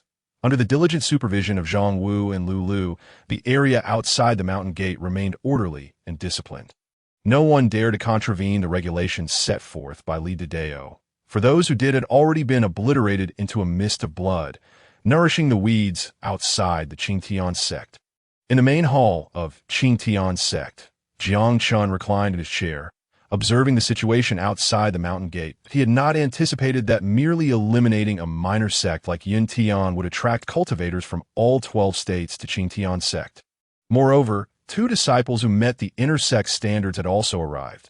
This was truly an unexpected boon. "Dideo, come to the main hall," Jiang Chen called out nonchalantly from his seat, with the disciple recruitment set to commence the following day. As the Grand Elder of Qing Tian sect, he was undoubtedly the most suitable candidate to oversee the event. He intended to entrust Li Dideo with the talent testing ladder and the illusionary mirror, granting him full authority over the recruitment proceedings. Subordinate Li Dideo greets the sect master. "May I inquire about your instructions?" Li Dideo appeared in the hall, respectfully bowing to Jiang Chen acknowledged with a nod, producing two treasures and handing them to Li Dideo. "This is the talent testing ladder in the illusionary realm. You shall preside over tomorrow's recruitment ceremony." "Yes, sect master, I shall ensure everything proceeds smoothly for the recruitment event," Li Dideo replied, with resolute determination as he examined the items in his possession. "Good. You may depart." After imparting the usage instructions for the talent testing ladder in the illusionary realm, alongside the criteria for recruiting disciples, Jiang Chen once again indulged in his leisurely life. Time flew swiftly, and soon the day of Qing Tian sect's official disciple recruitment arrived. The millions of cultivators outside the mountain gate awoke early, eagerly awaiting the arrival of those who would host the recruitment ceremony. Before long, under the watchful eyes of the crowd, Li Dideo gradually emerged into the air above the mountain gate. "Look, someone from Qing Tian sect is appearing. The recruitment ceremony is about to commence. Oh, it's finally starting. I've been holding my bladder for nearly half a month. Indeed, I just want to finish this test quickly so I can relieve myself comfortably." Those gathered near the mountain gate were filled with excitement upon seeing Li Dideo. Having arrived early, they found themselves at the front of the line. However, when they sought a private spot to relieve themselves, they discovered that the surrounding mountains were already densely packed with cultivators. To find an unoccupied place, they would need to fly several hundred miles. Thus, to ensure they could participate in the test, they had endured the discomfort of holding it for half a month. Ahem. Everyone, please remain calm and listen to my words. Observing the exuberant crowd below, Li Dideo nodded in satisfaction. The high spirits of the attendees indicated the popularity of Qing Tian sect. Once the crowd settled down, Li Dideo spoke again. "Today marks the official recruitment day for disciples of Qing Tian sect. First, on behalf of Qing Tian sect, I extend a warm welcome to all of you." Thunderous applause erupted from the millions of cultivators. Ido nodded slightly before continuing. "Qing Tian sect's recruitment consists of two assessments, the talent test and the mindset test. As long as you meet the standards, you shall become an official disciple of Qing Tian sect." The crowd erupted into applause once more. "All right, since everyone is so enthusiastic, I shall dispense with any further pleasantries. Let us commence with the first test," Li Dideo declared, retrieving the talent testing ladder entrusted to him by Jiang Chen and casting it toward the vicinity of the mountain gate. Instantly, a white staircase stretching 1,200 steps appeared before the millions of cultivators. "Is this the ladder for testing talent? I thought talent was assessed using the talent testing stones. What is this? Who knows? Perhaps this is a treasure even more advanced than the talent testing stones." Countless cultivators stared at the talent testing ladder, murmuring among themselves that in their experience, Major sects typically utilize talent testing stones for assessments, wherein a person would place their hand upon the stone, which would emit varying shades of light to gauge their talent. However, the appearance of this lengthy staircase left them perplexed. Everyone, this ladder is an unparalleled treasure of Qingtian's sect, capable of testing the talent of over 1 billion individuals simultaneously. Ascending 600 to 700 steps qualifies you as an outer disciple of Qingtian's sect, while ascending 800 to 900 steps grants you the status of an inner disciple.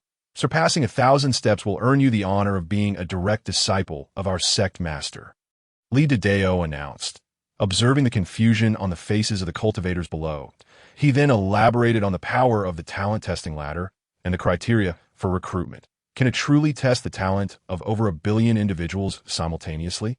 Upon hearing the introduction of Li Dao, countless cultivators, numbering in the hundreds of millions, were left in astonishment, their mouths agape. They had never encountered such a terrifying treasure for talent testing. No wonder Zhang Wu and Lu had been fervently promoting it. Regardless of the number of people they brought, everyone could undergo the test. With this talent testing ladder, there simply weren't enough of them to be assessed. Feng Xiao and the remnant soul of Wu Yinyu's jade pendant were equally taken aback by the remarkable efficiency of this talent testing treasure. They had not only never seen it before, but had not even heard of anything like it. Now that everyone is familiar with the rules, I invite those little ones who wish to join my Qingtian sect to ascend the heavenly ladder. Li Dao proclaimed, casting his gaze over the hundreds of millions of cultivators below. Among these cultivators, while some were older companions, the majority bore youthful faces. Once they completed the assessments, it was believed that Qingtian sect would gain numerous disciples. Charge forth, they cried. Ascend the heavenly ladder and become a direct disciple of the Qingtian sect's master. As Li Dao's words faded, over 100 million youthful faces surged toward the talent testing ladder in a frenzy. Haha, my son Wang Ba possesses the demeanor of an emperor. He will surely reach the summit of this ladder and become a direct disciple of the Qingtian sect's master. Among the crowd, a middle-aged man at the second level of the heavenly soul gazed proudly at a youth dashing toward the ladder. My grandson Kunkin possesses the potential of an immortal. Your son Wang Ba can eat dirt, retorted an indignant elder from the respectful realm nearby. You old fool, why must you insult my son Wang Ba? The middle-aged man replied defiantly, despite sensing that the elder's cultivation was superior to his own. However, he felt unafraid, for with Zhang Wu and Lu present, anyone who dared to act would face dire consequences. Humph, I simply cannot stand your smug expression. What of it? The elder snapped back. All right, old man. Just keep your eyes wide open and watch how my son outshines your worthless Kunkin, the middle-aged man declared, shifting his focus back to the talent testing ladder. That moment, on the talent testing ladder, over 100 million youths from the 12 provinces were striving to ascend. Among them, a youth clad in ornate golden robes was particularly swift. In a mere moment, he climbed 300 steps, claiming the top position. Wow, what astonishing talent! How can he ascend so rapidly? Gasped the elders of various provinces watching from outside the ladder. Haha, this is my son Wang Ba. I told you he possesses the potential of an emperor. The middle-aged man laughed heartily, even casting a provoking glance at the elder beside him, as if to say, do you see? My son Wang Ba is far superior to your useless Kunkin Dada. So he is your son.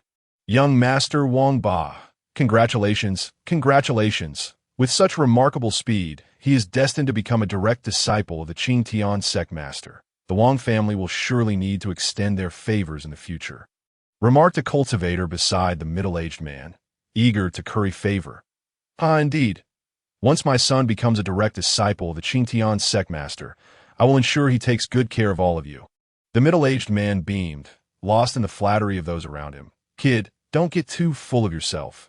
My grandson Kunkin is no slouch either, the elder snapped, clearly irked. You old coot, don't get too cocky. My son Wang Ba has yet to unleash his full power. Just wait and see. The middle-aged man retorted angrily. Humph, I'll wait and see how my precious grandson surpasses your pitiful son. The elder scoffed, continuing to observe the competition that on the talent testing ladder. Wang Ba and Kunkin were locked in a fierce rivalry, both panting as they climbed over 500 steps. Meanwhile, Feng Xiao and Wu Yin also began to exert their strength. The reason they had not used their full power earlier was to adapt to the force of the talent testing ladder and optimize their condition. They were not foolish enough to recklessly expend energy for mere show.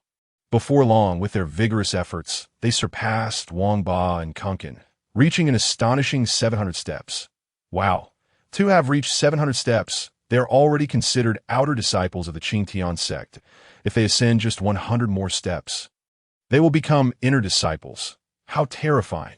The onlookers exclaimed in astonishment. Wang Ba, hurry up! Don't let others steal your thunder. You possess the potential of an emperor. The middle-aged man urged anxiously. Just moments ago, Kunkin had overshadowed Wang Ba, and now 2 more competitors had emerged. He was truly overwhelmed. Kunkin, let us not compete anymore. We should focus on climbing the ladder. It would be embarrassing to fail to even enter the outer sect of the Qingtian sect, Wang Ba suggested, glancing at Kunkin, who was above him on the steps. Out of a desire to compete with Kunkin, he had been forcefully climbing where he should have been using skillful techniques. Now, both were feeling fatigued, and if they continued this way, they might not even make it to the outer sect of the Qingtian sect. Brother Wang Ba, you make a valid point. Let us not compete. Kunkin replied, also panting heavily. Just call me Wang or Ba. Don't string the two together. Wang Ba snapped, his irritation flaring again. His rivalry with Kunkin had ignited over this very issue. When Kunkin had climbed onto the step beneath him, out of courtesy for their potential future as brothers, he had introduced himself. Little did he know whether Kunkin was being intentional or not. The way he called him Wang Ba sent him into a rage. All right, Brother Wang Ba, Kunkin replied nonchalantly. You, Wang Ba's face flushed with anger. However, he refrained from further outbursts, instead adjusting his state and slowly continuing to ascend the steps. His current goal was to enter the Qingtian sect. He would deal with Kunkin's insolence later, once they were within the sect. Brother Wang Ba, wait for me. Kunkin called after him, undeterred by Wang Ba's indifference. As time passed, the testing on the talent testing ladder approached its final stages. Countless young men and women halted at the 600th step, while only a sparse few thousand remained on the 600th step. At the 736th step, Wang Ba spat blood. His face twisted with frustration as he gazed up at the steps above, that if he could just reach the 800th step, he would become an inner disciple of the Qingtian sect. Yet now, even moving a finger felt excruciatingly difficult, let alone climbing dozens more steps. This truly my talent. My father said I possessed the potential of an emperor, Wang Ba muttered softly, though he had successfully entered the ranks of the outer disciples of the Qingtian sect. Everyone understood that the distinction between inner and outer disciples meant drastically different treatment in the future. Brother Wang Ba, don't lose heart. I am also an outer disciple. With me by your side, you won't be alone. Kunkin called from a few steps below, offering words of encouragement. Get lost, Wang Ba furiously exclaimed. Had it not been for my previous engagement with that individual, I might very well have become an inner disciple of the Qingtian sect. Now he found himself contemplating how to deal with that loathsome Kun that on the 900-plus steps. Wu Yin and Feng Xiao were both slumped on the ground like a pile of mush. Impossible, impossible. As a dignified body of the heavenly phoenix, not being able to secure a position as a direct disciple of the sect leader is utterly humiliating. Feng Xiao rose, attempting to ascend once more, but ultimately succumbed to exhaustion, collapsing back on the ground. With her talent, she could only ascend over 900 steps, leaving the prospect of reaching 1,000 utterly hopeless. Ian gazed at the fallen Feng Xiao and couldn't help but sigh, sending a thought to the remnant soul within his jade pendant. Master, I truly can no longer climb. Becoming an inner disciple would not be so bad. Yinner, this is not your fault. Talent is predetermined. Came the weary voice of the ancient soul. The esteemed body of extreme fire, undoubtedly capable of surpassing the existence of an emperor, was inexplicably halted at over 900 steps. He could scarcely fathom the prodigious talent required to become a direct disciple of the Qingtian sect leader. After some time, Lidadeo observed that the individuals on the talent assessment steps had ceased their ascent. He promptly announced the results. Ladies and gentlemen, the first round of the talent assessment has concluded. 2 individuals have qualified as inner disciples, while 3,281 qualified as outer disciples. Upon finishing, Lidadeo waved his hand towards the talent assessment steps. Instantly, the entire staircase transformed into a stream of light that flew into his grasp. Meanwhile, those eliminated were transported to the surrounding mountains, leaving behind only the advancing disciples, including Wu Yin and Wang Ba. Goodness, the talent assessment of the Qingtian sect is incredibly harsh, over 100 million participants. Yet only a few thousand have advanced. Indeed, and among those few thousand, the majority are outer disciples, with merely 2 inner disciples. The Qingtian sect truly has high standards for talent. A multitude of cultivators gazed in astonishment at the advancing Wu Yin, Wang Ba, and the few thousand disciples. Their feelings oscillated between envy and resentment. Some, unable to accept the outcome, erupted in curses. What nonsense is this Qingtian sect? I've climbed to 595 steps. Yet you eliminate me? The one who established these rules must have eaten something foul. Among the crowd, a young man of the void-breaking realm angrily cursed. He was merely 5 steps away from becoming an outer disciple of the Qingtian sect, and this slight margin had led to his elimination. How could he possibly accept it? Impudence, to dare insult my Qingtian sect. Are you tired of living?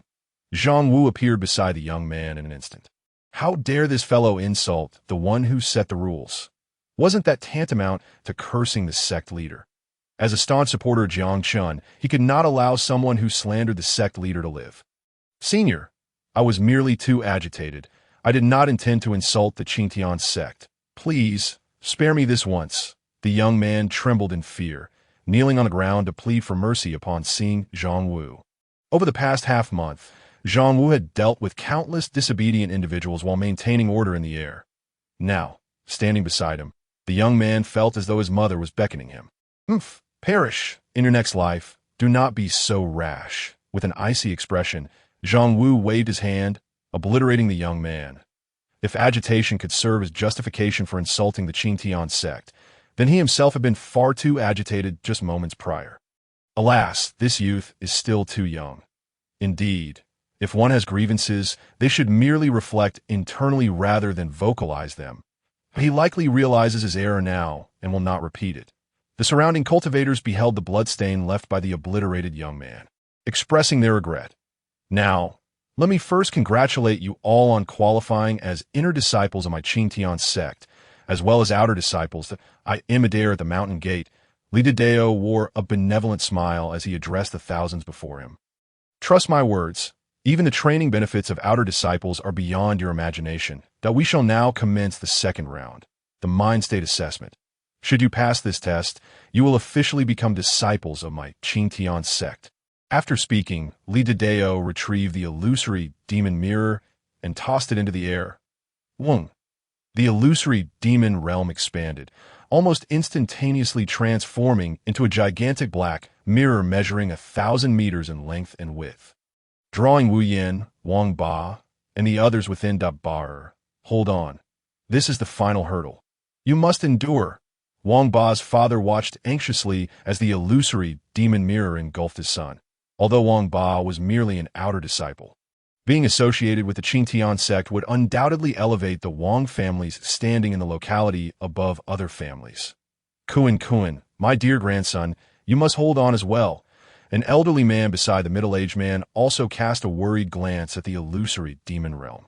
Soon, under the watchful eyes of all, the illusory demon realm radiated a brilliant light, displaying the illusions of the thousands who had entered upon its surface.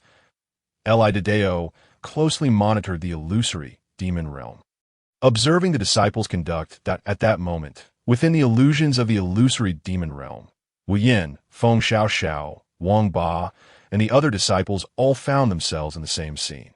They were donned in the garb of Qingtian sect disciples, undoubtedly formal disciples of the sect. Some were cultivating, some were sparring, and others were traversing the various grand halls, creating an atmosphere of tranquility and harmony. Suddenly, countless golden warships soared towards the Qingtian sect. The spiritual energy cannons aboard the warships unleashed a relentless barrage upon the sect structures, resulting in countless casualties. After the bombardment, numerous cultivators disembarked from the warships, charging towards the Qingtian sect. How dare you attack my Qingtian sect?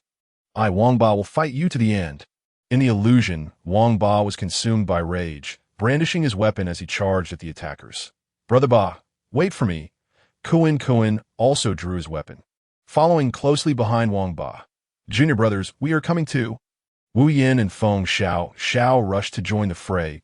As time passed, more and more individuals entered the illusion and joined the battle. The conflict was intensely brutal, with blood flowing like rivers. Naturally, where there were those fighting desperately, there were also those who feared for their lives. Some other disciples, upon the battle's onset, fled in haste. Others, seizing the chaos within the Qingtian sect, brazenly plundered its resources. One particularly brazen disciple, whose appearance was unremarkable, even ventured into the female disciple area to steal their intimate garments. What audacity! This fellow is truly shameless. Indeed, while others are fighting for their lives, he dares to steal such items. His tastes are quite peculiar. Ha! This lad is now infamous. Everyone knows of his peculiar proclivities. Male cultivators outside the illusory demon realm looked on with mockery at the male disciple pilfering the garments, while the female cultivators blushed in indignation, shouting, "Pervert! Degenerate! Shameless!" Among the crowd, a middle-aged man with a handlebar mustache muttered in anger upon witnessing this scene, "Beast!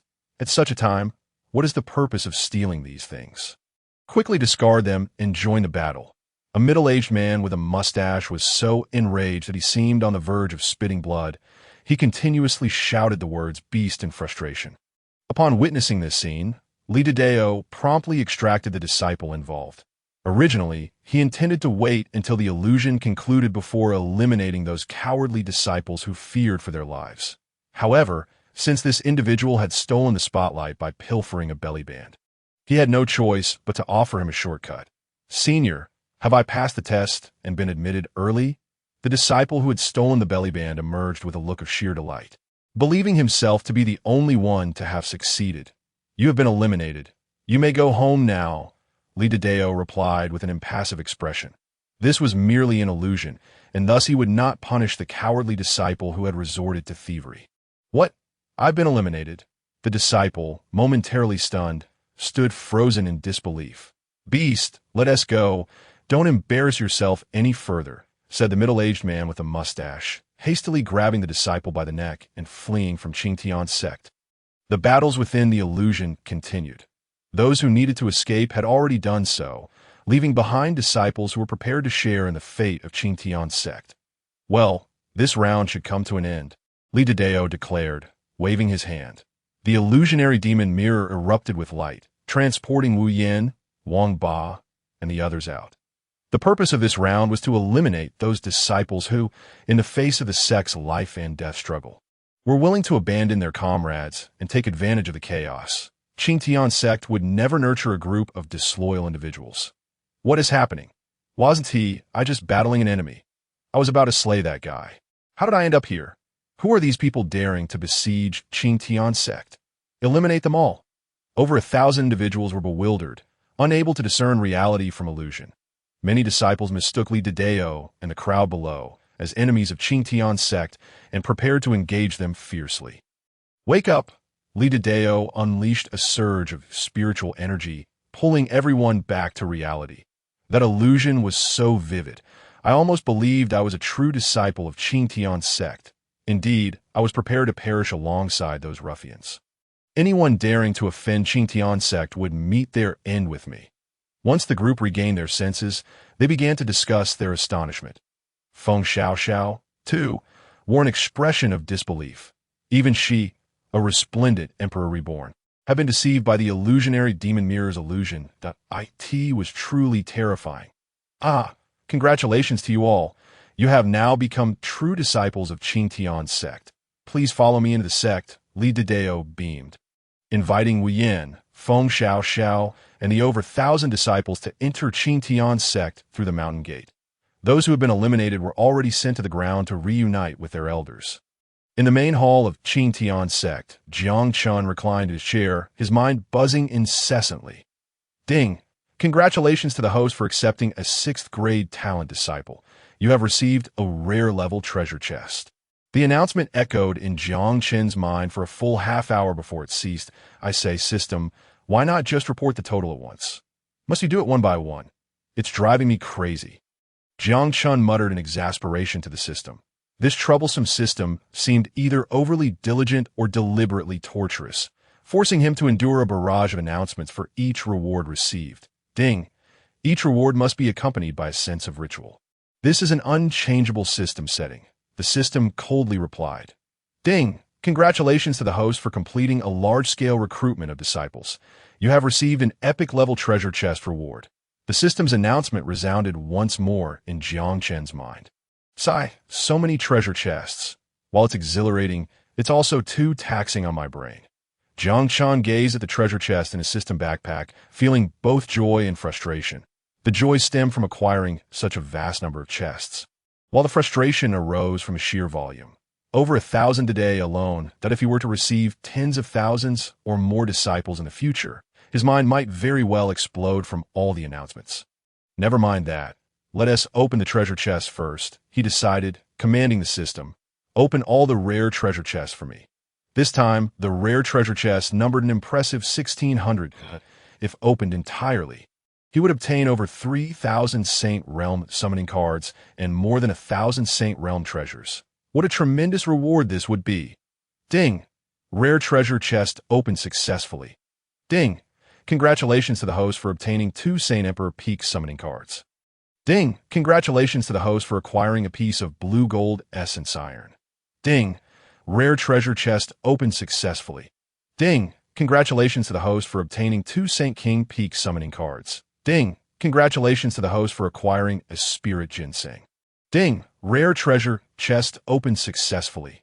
Ding! Congratulations to the host for obtaining 2 Saint Peak summoning cards. After nearly half an hour, all 1,600 rare treasure chests had been opened. Jiang Chen's system backpack was now brimming with a multitude of Saint Realm treasures and summoning cards. Among these treasures were pills, refining materials, and alchemical ingredients, a dazzling array of diverse items. Ding! Detected that the quantity of summoning cards in the host's backpack is excessive. Would you like to enable the exchange function? Just as he finished opening the treasure chests, the system's prompt sounded. No. Do not enable. Jiang Chen replied without hesitation. Currently, his backpack contained over 1,000 summoning cards, each for the Saint, Saint King, and Saint Emperor realms. The system operated on a 100-to-1 exchange ratio. Even if he exchanged all 3,000 cards, he wouldn't be able to summon a single emperor. Thus, he had no intention of exchanging them. Instead, he planned to summon all these Saint Realm powerhouses to form a tri-realm army. When the time came, they could protect the disciples, or, should they encounter an unwarranted sect, directly unleash the Saint Realm Legion to crush them. How delightful! Moreover, these individuals could also be placed in the Time Tower to cultivate during their downtime. Once the summoned figures at the Saint Emperor Peak broke through, he would gain a substantial number of Emperor-level powerhouses, far superior to direct exchanges. Just as Jiang Chen was about to use the summoning cards, Lidadeo entered the Great Hall and bowed respectfully.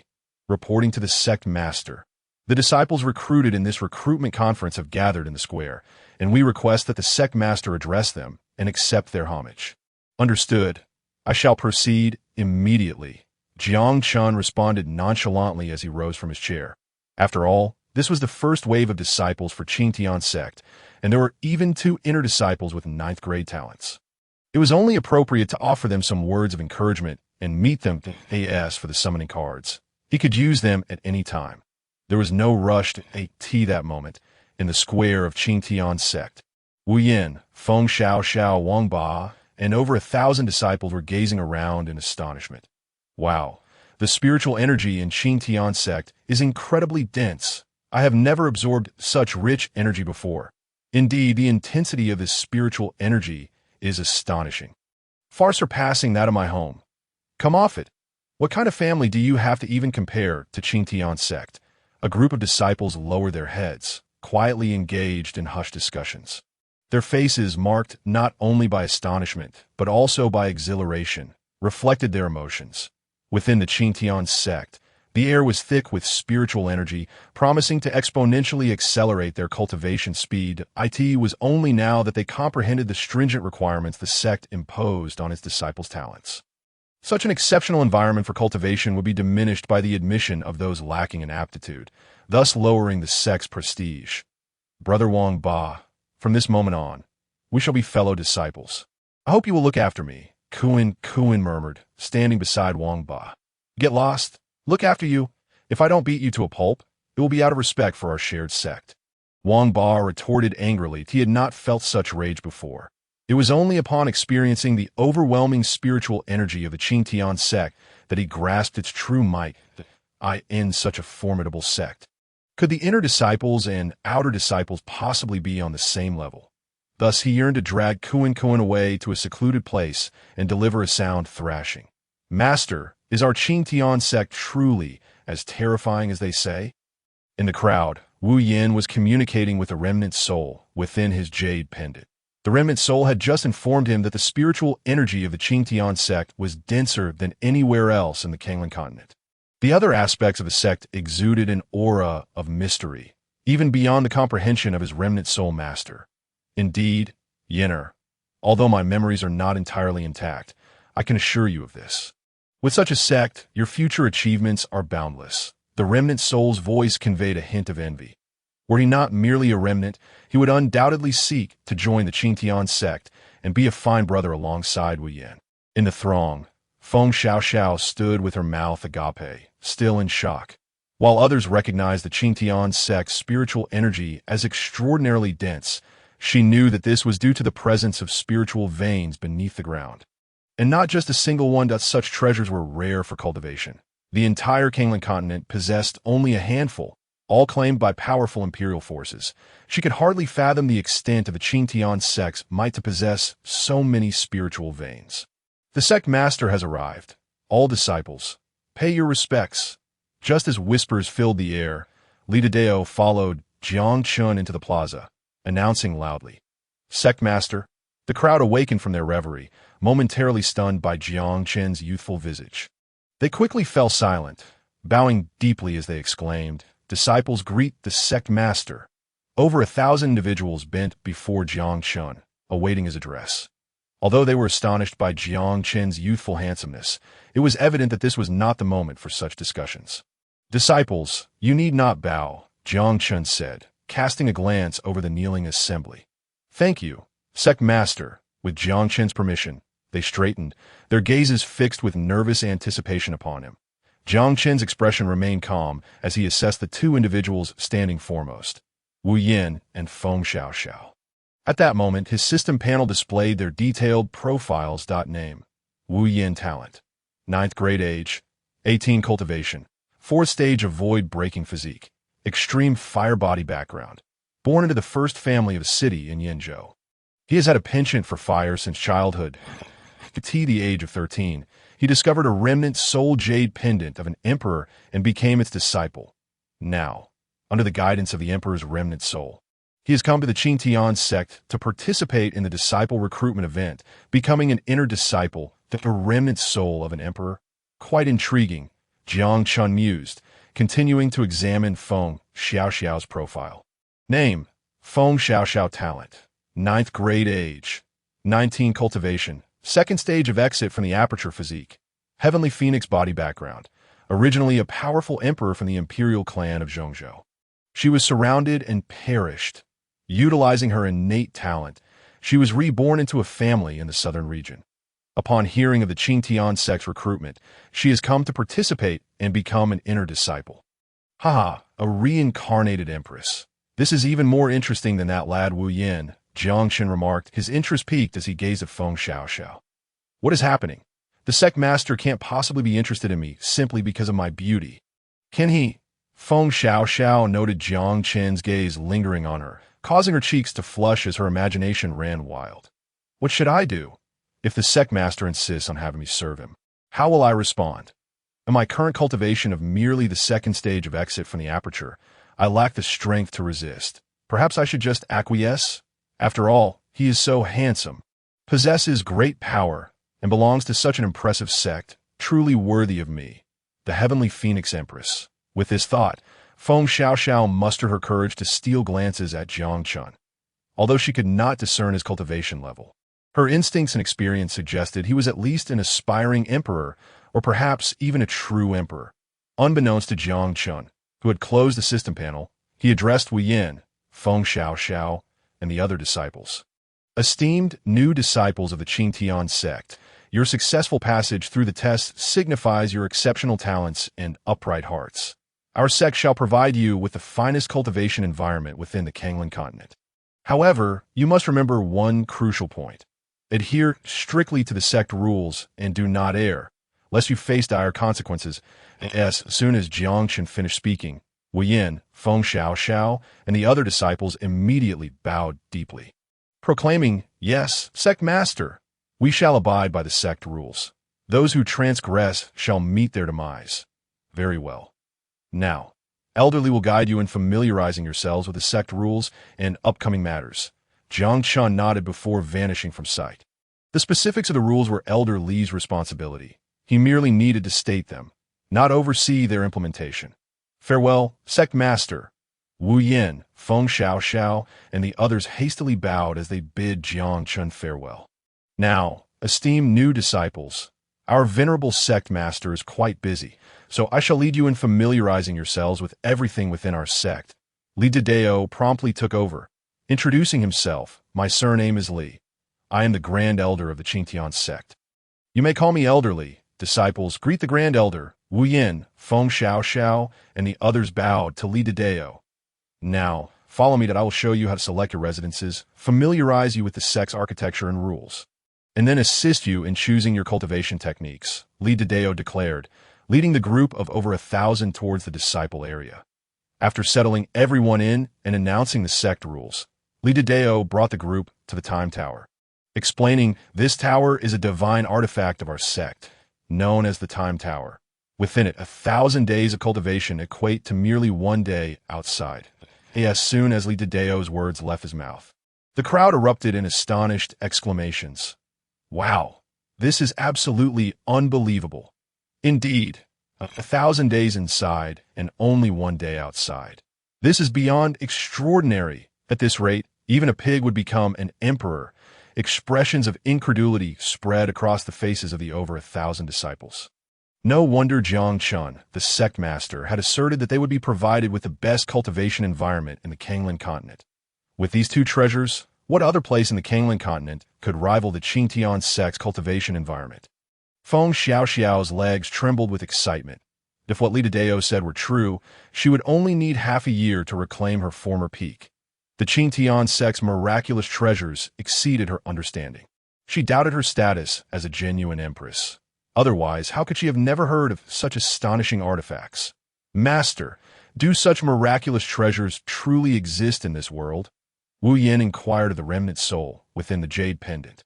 "Yes, perhaps," the remnant soul replied uncertainly. After all, he was merely a fragment of soul. How could he be aware of everything? Upon arriving at the Qingtian sect, he felt acutely that his memories were distinctly insufficient. In the past, whenever Wu Yin posed a question to him, he would respond with enigmatic profundity. Yet now he perceived himself as a rustic bumpkin, overwhelmed by the unfamiliarity surrounding him. Now, regarding the Time Tower, you may be acquainted with it. Next, allow me to introduce the Trial Tower. Li Dedeo gestured toward the adjacent black Trial Tower, stating, "This is another treasure of our sect, known as the Trial Tower. It boasts 99 levels, each inhabited by formidable mirrored beings, making it an excellent venue for you to assess your capabilities." Just as Li Dedeo concluded his words, Yi Xiao emerged from the Trial Tower. With a cultivation level at the Earth's sovereign realm, complemented by his striking red hair, he startled the newly initiated disciples at the entrance, causing them to retreat in trepidation. "Hiss, who? Is this senior brother? His prowess is utterly terrifying. How the heck would I know? It's my first day in the sect. This senior brother appears to be of a similar age as us, yet his strength is astonishingly formidable." The great elder's words were not unfounded. Wu Yin, Feng Xiaoxiao, and over 1,000 others gazed wide-eyed at Yi Xiao. Each of them had entered the Qingtian sect due to their remarkable talents. having been hailed as prodigies since childhood. Yet now, here was Yi Xiao, a peer exuding a power that rivaled their elders, leaving them utterly astounded though. So these are the new junior brothers and sisters? Yi Xiao smiled gently at Wu Yin and the over 1,000 disciples. For the past few days, aside from his cultivation, he had been validating his strength in the trial tower, completely oblivious to the conclusion of the outer sect recruitment event. Ahem, Lita Deo, noticing the situation, hastily introduced, "Allow me to present to you this esteemed individual, the direct disciple of our sect master, Yi Xiao, who is also the eldest senior brother of all disciples in the Qingtian sect." So he is the eldest senior brother. No wonder he is so powerful. Upon hearing Lita Deo's introduction, everyone was struck with realization and promptly bowed slightly to Yi Xiao, saying, "Junior brothers and sisters, pay their respects to senior brother Yi." "Greetings, junior brothers and sisters. Whenever you wish, feel free to come find me. I'll catch some rabbits in the back mountain and a roast for you." Yi Xiao responded courteously to the well-mannered junior brothers and sisters. "Wow, senior brother Yi, do you like eating rabbits? But rabbits are so cute. Why would you want to eat them?" A charming outer sect female disciple posed a soul-searching question to Yi Xiao. Yi Xiao was left momentarily dumbfounded. How could he respond to such a profound inquiry? He simply enjoyed roasted rabbit.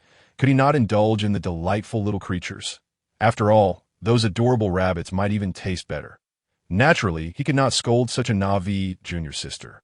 So he awkwardly replied, "This junior sister is quite adorable and has a delightful way of speaking.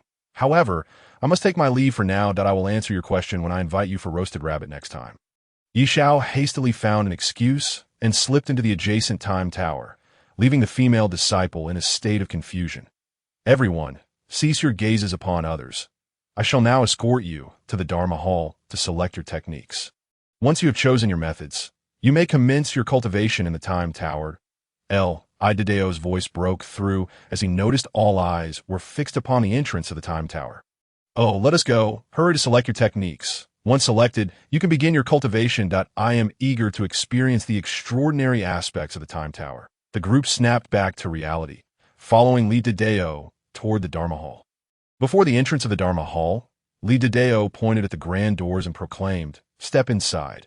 Within, countless techniques await. Yes, soon as you enter, the most suitable techniques will present themselves to you." Wu Yin, Feng Xiao, and the over 1,000 disciples wasted no time, swiftly making their way through the grand doors of the Dharma Hall.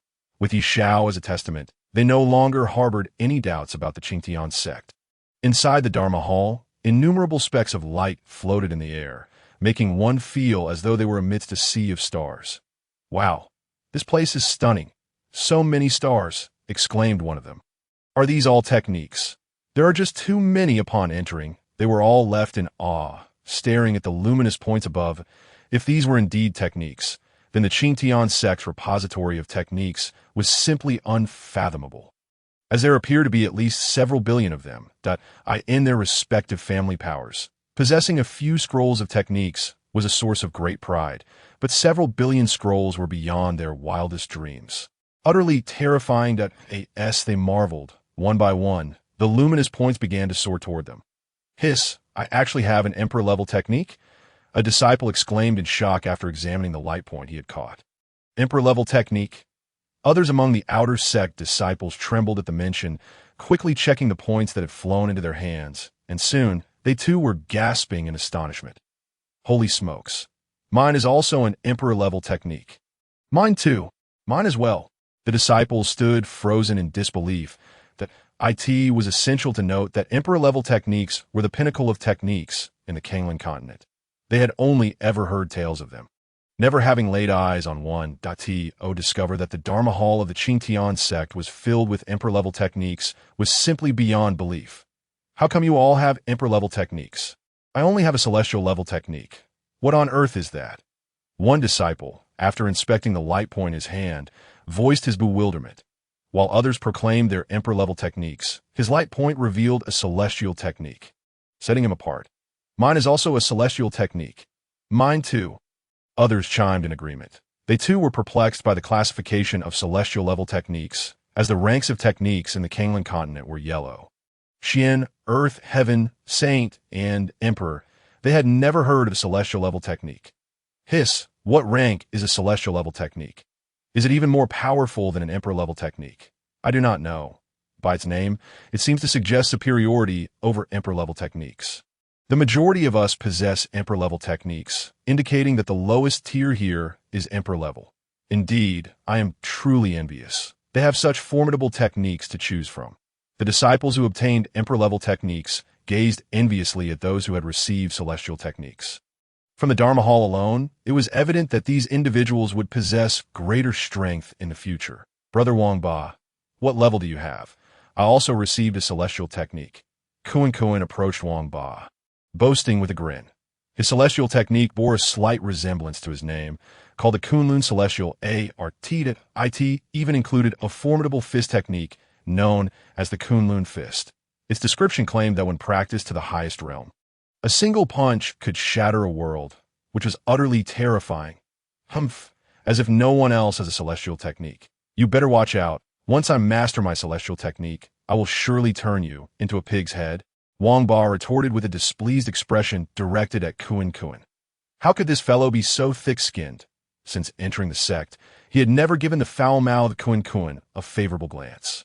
Yet this guy continued to hover around him as if they were good friends. Observing the joy radiating from everyone as they discussed the ranks of techniques, Wu Yin and Feng Xiaoxiao stood to the side, utterly bewildered. The techniques they possessed were truly unique, categorized as divine-level techniques. Master, what rank is a divine-level technique? Wu Yin questioned the remnant soul within the jade pendant, puzzled, while the surrounding outer sect disciples conversed about emperor-level and celestial-level techniques. He had discovered a scroll known as the Nonghua Divine Art, setting him apart from the over 1,000 outer sect disciples, the divine-level technique. The remnant spirit within the jade pendant appeared utterly bewildered. While it indeed possessed knowledge of celestial-level cultivation techniques, which were legendary practices left behind by immortals, surpassing any method known in the Kanglan continent, it found itself at a loss regarding the divine-level techniques. Master, why do you remain silent? Wu Yin called out in confusion.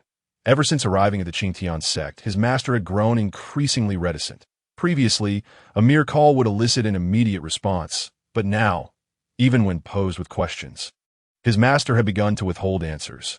Alas, my dear Yin, it's not that I choose to remain silent. It is simply that I too do not possess the knowledge, came the weary and resigned voice of the remnant spirit from the jade pendant. In the past, it had often boasted of its omniscience and omnipotence before Wu Yin. Yet now, upon arriving at the Qingtian sect, it found itself bereft of answers at every turn, feeling utterly ineffectual in its guidance to Wu Yin. It lamented its current state. Do not worry, master. I was merely inquiring out of curiosity, Wu Yin hastily reassured, sensing the spirit's frustration. Feng Xiaoxiao stood nearby, observing Wu Yin with a puzzled expression. Since entering the sect, she had noticed that he frequently gazed at the jade pendant on his chest, even disregarding her, a stunning beauty standing right beside him, which struck her as quite peculiar. However, everyone harbored their own secrets, and she felt it inappropriate to intrude, choosing instead to ponder the mysteries of divine-level techniques from her position. Time's up. Everyone, come out, boomed the deep voice of Li Dideo from outside the Hall of Techniques.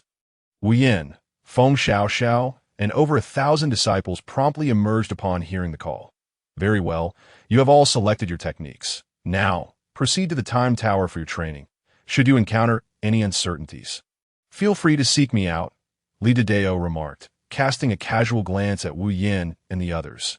Yes, Elder, the throng responded, bowing respectfully before eagerly making their way toward the Time Tower, in the main hall of the Qingtian sect. Jiang Chen reclined in a chair, instructing the system.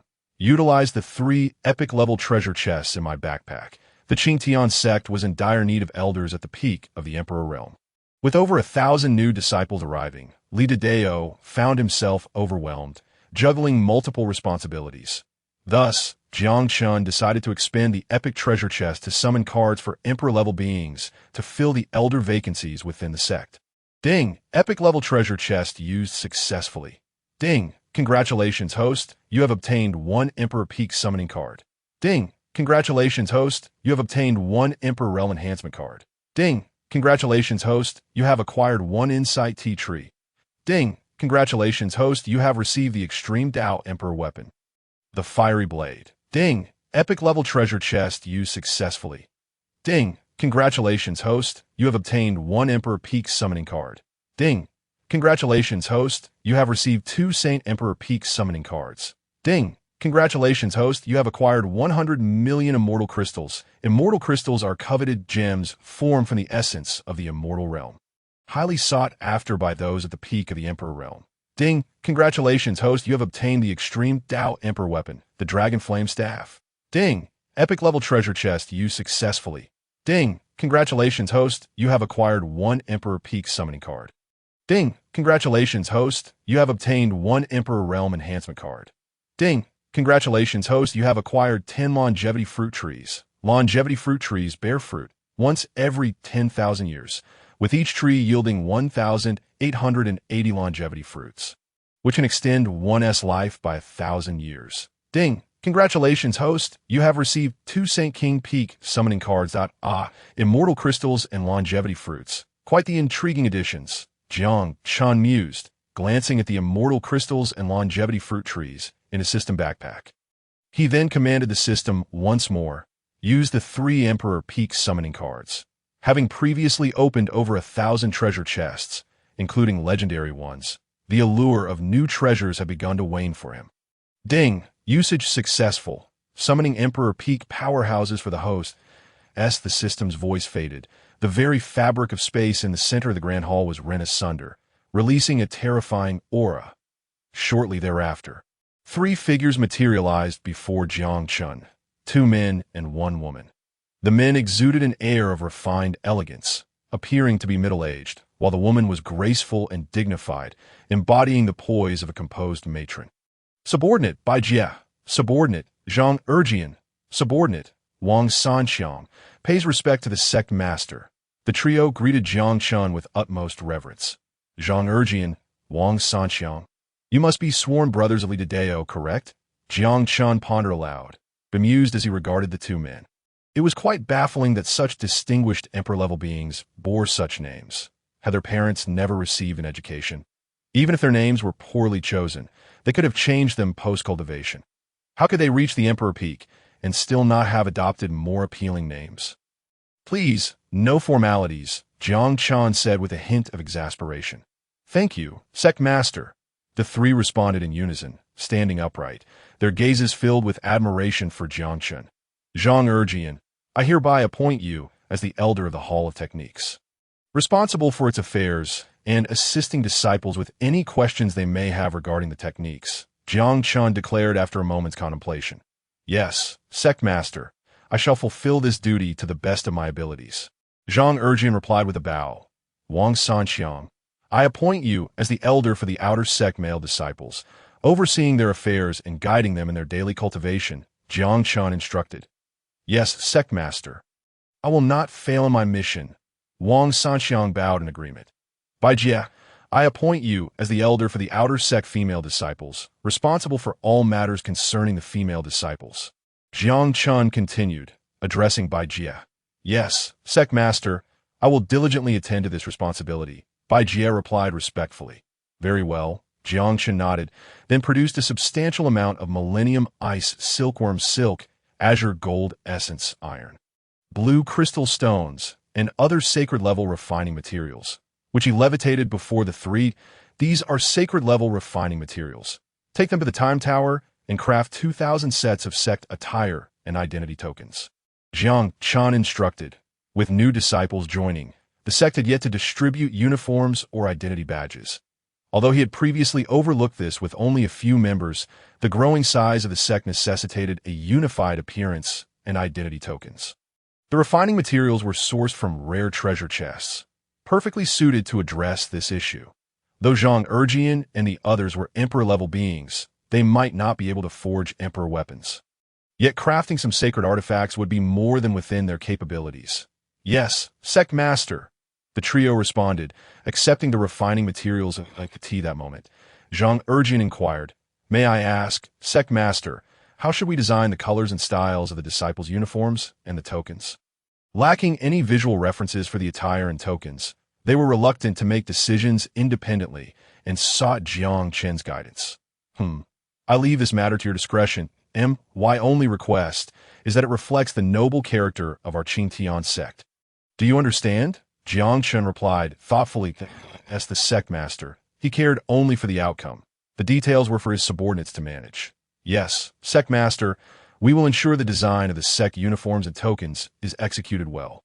The trio responded eagerly, bowing before inquiring about the location of the time tower before vanishing from the hall. Once they departed, Jiang Chen surveyed the now empty hall, falling into deep contemplation once more. With the Qingtian sect's outer sect disciples numbering nearly 1,700, that number would only continue to grow. Relying solely on treasures from rare chests would prove inadequate. The sacred-level refining materials just acquired would suffice for crafting uniforms and tokens. But they wouldn't even allow for the forging of weapons at a cultivator. One cannot afford to be without a weapon in the future when the disciples of the Qingtian sect venture out for training or to visit relatives. If they appear empty-handed, others may mistakenly believe that the Qingtian sect is impoverished, unable to even afford weapons. Therefore, he has decided to send Li Dideo on a journey to procure a substantial amount of resources from various sects, ensuring that the disciples of the Qingtian sect are well equipped to the teeth. My subordinate, Li Dideo, has come to see the sect master. What are your commands? Li Dideo appeared in the grand hall and respectfully bowed. Jiang Chen took a sip of the Dao tea, glancing at Li Dideo as he spoke in a calm tone. Dideo, our sect requires a significant procurement of resources. Please attend to this matter. Jiang Chen presented a list of supplies to Li Dideo. Additionally, there were numerous celestial crystals, sacred treasures, and the 100 billion top-grade spirit stones obtained from his starter gift package. With these items, he believed that there was nothing in the Kanglan continent that could not be exchanged. Yes, sect master. I will take care of it right away. Dideo accepted the list along with a storage ring containing celestial crystals and top-grade spirit stones, preparing to leave the grand hall. Wait, Jiang Chen called out to Li Dideo that he then took out the flame madness blade, obtained from an epic treasure chest, and presented it before Li Dideo. Dideo, you have been performing admirably lately. This supreme imperial weapon is a reward for you. When Li Dideo summoned the blade, he initially held only a top-grade imperial weapon. Now, with this supreme imperial weapon, his combat prowess would undoubtedly soar, serving as a fitting reward for his diligent efforts. Thank you, sect master, for your generous gift. Li Dideo grasped the flame madness blade, kneeling in excitement to express his gratitude. With this weapon, his speed in battle would significantly increase. Go. Jiang Chen waved his hand.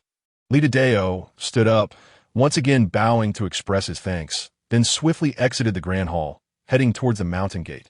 System. Use the Emperor's first-level cultivation enhancement card. After Li Dideo left, Jiang Chen commanded the system. Now that everything was arranged, it was time to utilize the items he had obtained. Beep. Using the Emperor's first-level cultivation enhancement card. Beep. Congratulations, host, for using the Emperor's first-level cultivation enhancement card. Your cultivation has now reached the 7th level of the Emperor realm. Beep. Congratulations, host, for using the Emperor's first-level cultivation enhancement card. Your cultivation has now reached the 8th level of the Emperor realm. Boom! With consecutive breakthroughs of 2 minor realms, Jiang Chen's power surged exponentially, sending tremors through the grand hall. Hiss! The sect master can break through 2 minor realms just by reclining in a chair and enjoying himself? Lu Shu, who was massaging Jiang Chen's shoulders, was taken aback by the sudden surge of his aura. It typically took hundreds or even thousands of years for an emperor to break through a minor realm, yet she had never witnessed Jiang Chen practicing. Each day, he either had her massage him or was engaged in other leisure activities. Now, seeing him break through 2 minor realms while relaxed in his chair left her trembling in astonishment. Xiao Shu, why are you daydreaming? Your sect master has grown stronger. Put in a bit more effort. Noticing Lu Shu's distraction, Jiang Chen reminded her, Yes, I will apply more pressure right away. Lu Shu snapped back to reality, eagerly increasing her efforts. After enjoying Lu Shu's services for a while, Jiang Chen stepped out of the grand hall and found a suitable place to transplant the Dao Ti tree and the longevity fruit tree from his system backpack. He intended for these two items to be available for use by the other members of the Qingtian sect, Idadeo, and the elders, as well as his closest disciples and inner sect members. Would receive them based on their needs. As for the outer sect disciples, he could only create a merit list to reward the most capable among them, as resources were limited. That a single Daoti tree, even stripped of all its leaves, would only yield a weight of 1 or 2 tons. If he allowed all the outer sect disciples to partake, he would be left with nothing. The longevity fruit, however, would be less useful for Idadeo and the others. He could reserve more of it as a reward for the outer sect disciples to take home to their elders suffering from dwindling lifespans. After successfully transplanting the Daoti tree and the longevity fruit tree, Jiang Chen arrived at the plaza and commanded the system, expend all the peak sacred realm summoning cards in my backpack. It was time to summon his sacred realm army. The sooner they were summoned, the sooner they could begin their training in the time tower. Beep. Successfully used. Summoning peak sacred emperors for the host. Beep. Successfully used. Summoning peak sacred kings for the host. Beep. Successfully used. Summoning peak sacred beings for the host. As the system's announcements echoed, a massive rift opened in the space within the Qingtian sect. Over 3,000 figures lined up orderly before Jiang Chen, bowing and declaring, subordinate, Lu Maji, subordinate, Go Ba, subordinate, Niu Huanxi, subordinate, Lu Dan, subordinate, Xiaji Ba, pays respect to the sect master. The cacophony of over 3,000 names resonated in Jiang Chen's ears. Lu Maji, Niu Huanxi, Lu Dan. Jiang Chen found himself speechless once more. The majority of these names were utterly bizarre. Were it not for the overwhelming aura of peak sacred realm power radiating from them, he would have suspected they were a group of rustic bumpkins from the mountains. At ease, Jiang Chen spoke with a hint of annoyance. Since they had already been summoned, he might as well make use of them, but he couldn't dismiss so many powerful sacred realm warriors simply because of their odd names. Thank you, sect master. The crowd straightened, gazing respectfully at Jiang Chen. Observing their reverent expressions, Jiang Chen nodded in satisfaction. He was quite pleased with their loyalty. Though their names were peculiar, they showed no hesitation in executing orders. Listen closely from now on. You shall be known as the Qingtian Guard. Your duty is to protect the Qingtian sect and eliminate its enemies. You understand. Jiang Chen addressed the over 3,000 sacred realm warriors in a calm tone. This was the name he had designated for this legion. Regardless of their future advancements in cultivation or increases in numbers, this title would remain unchanged. Yes, sect master, we shall serve the sect with utmost dedication until our last breath. Over 3,000 voices united in a thunderous shout. Good. Now, proceed to the time tower for training. When the Grand Elder returns, he will arrange specific tasks for you. Jiang Chen nodded slightly, providing them with the location of the time tower. Yes, sect master. The thousands of disciples respectfully saluted before making their way towards the time tower in an orderly fashion. Inside the time tower, the entrance of over 3,000 Qingtian guards immediately captured the attention of all the disciples. Who are these seniors? How come we haven't seen them when entering the sect? Oh no, if you haven't seen them, why would I have? Could they be the powerful individuals who went out for training and just happened to return today? A group of disciples gaped in awe, whispering amongst themselves as they observed the sudden influx of over 3,000 Qingtian guards. They had not encountered a single one upon their own entrance, making the sheer number of new arrivals quite astonishing. Are all these individuals peak sacred realm warriors? Feng Xiaoxiao assessed the 3,000 Qingtian guards, her jaw dropping in disbelief. Although the extraordinary cultivation environment of the Qingtian sect had already astonished her multiple times, the sight of these 3,000 peak sacred realm warriors entering left her legs trembling in shock once more. This was a staggering force of over 3,000 sacred realm warriors. Among them, the sacred beings and sacred kings were already formidable, but the more than 1,000 peak sacred emperors represented a truly terrifying power. If these individuals trained in the time tower for a while, breaking through to the quasi-emperor level would be a certainty. Over 1,000 quasi-emperors would be a formidable force even in the central continent. Master, Wu Yin prepared once more to inquire of the remnant soul of his master within the jade pendant. Yet, no matter how he called, the remnant soul offered no response. Disciple, Do not call out any longer. I truly do not wish to speak at this moment.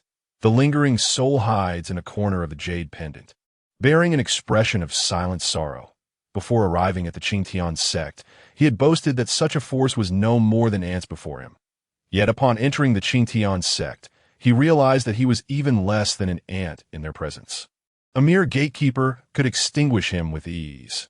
Even if he were to regain his status as an emperor, he might still fail to stir even a ripple before the might of the Qingtian sect, leaving him devoid of any sense of security, terrified that any disciple of the sect might discover him and crush him on the spot. The over 3,000 Qingtian guards did not seize the positions of these disciples. Instead, they retreated to the depths of the Time Tower to find a tranquil space for their cultivation. The interior of the Time Tower is vast enough to accommodate many individuals. Thus, there is no need for a crowd to be cramped together. In Yuzhou at Tianbao City, Li Dideo appeared before a trading company that occupied several dozen miles.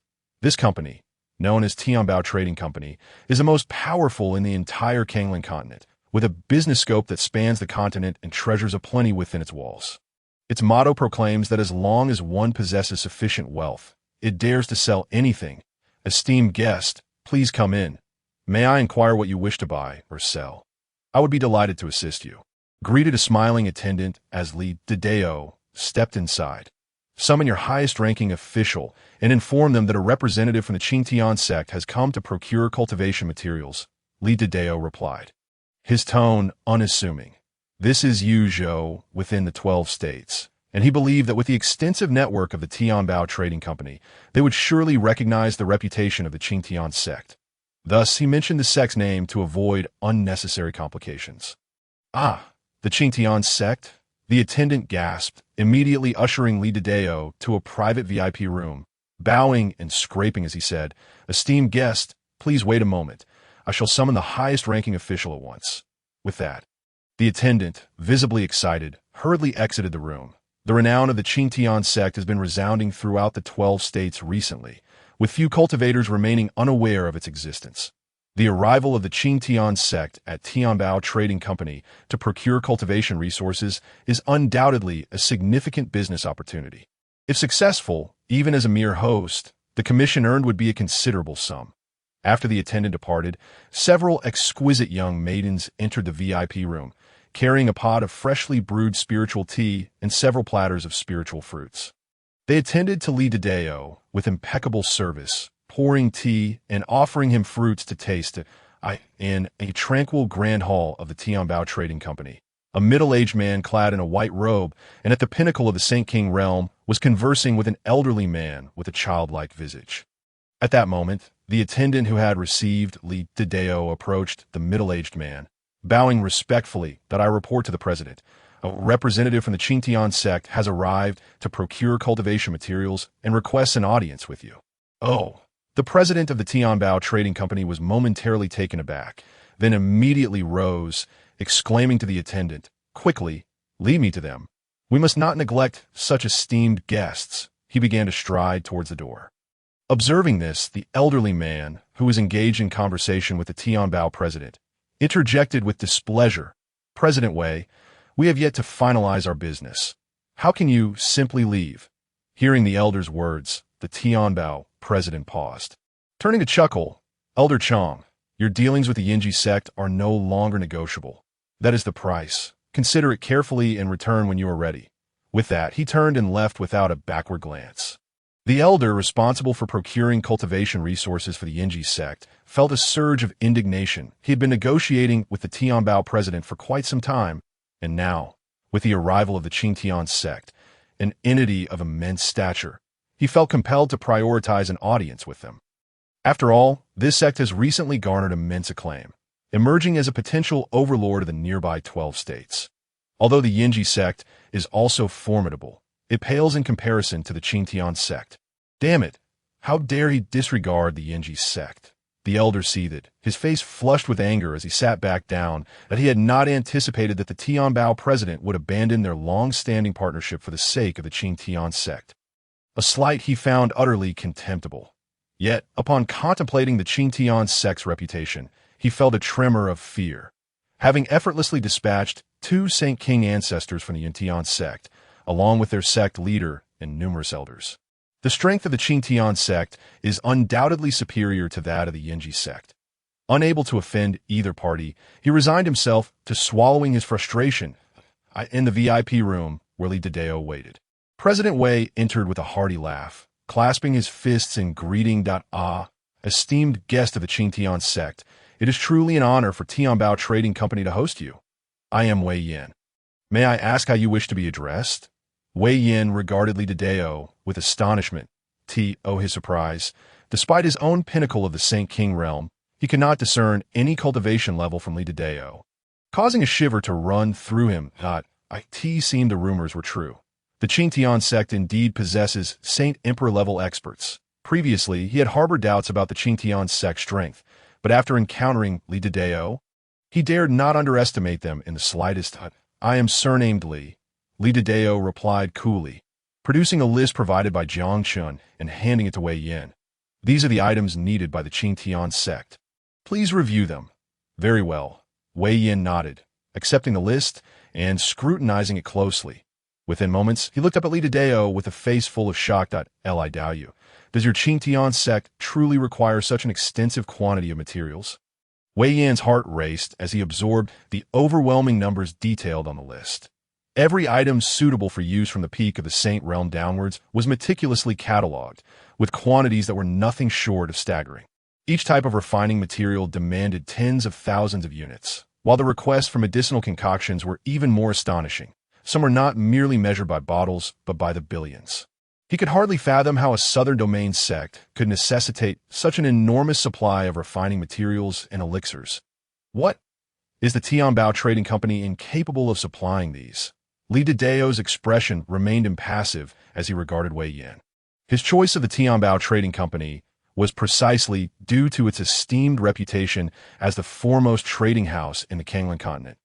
If they could not even assemble these items, they would hardly deserve their title. I doubt you, fret not. Although the quantities are considerable, Tianbao Trading Company can indeed procure them. As long as you provide a proper deposit, I can notify our headquarters to gather these resources from across the Kanglan continent. Wei Yin replied confidently, the foremost trading company in the Kanglan continent. It would be a disgrace if they could not furnish even this amount of supplies.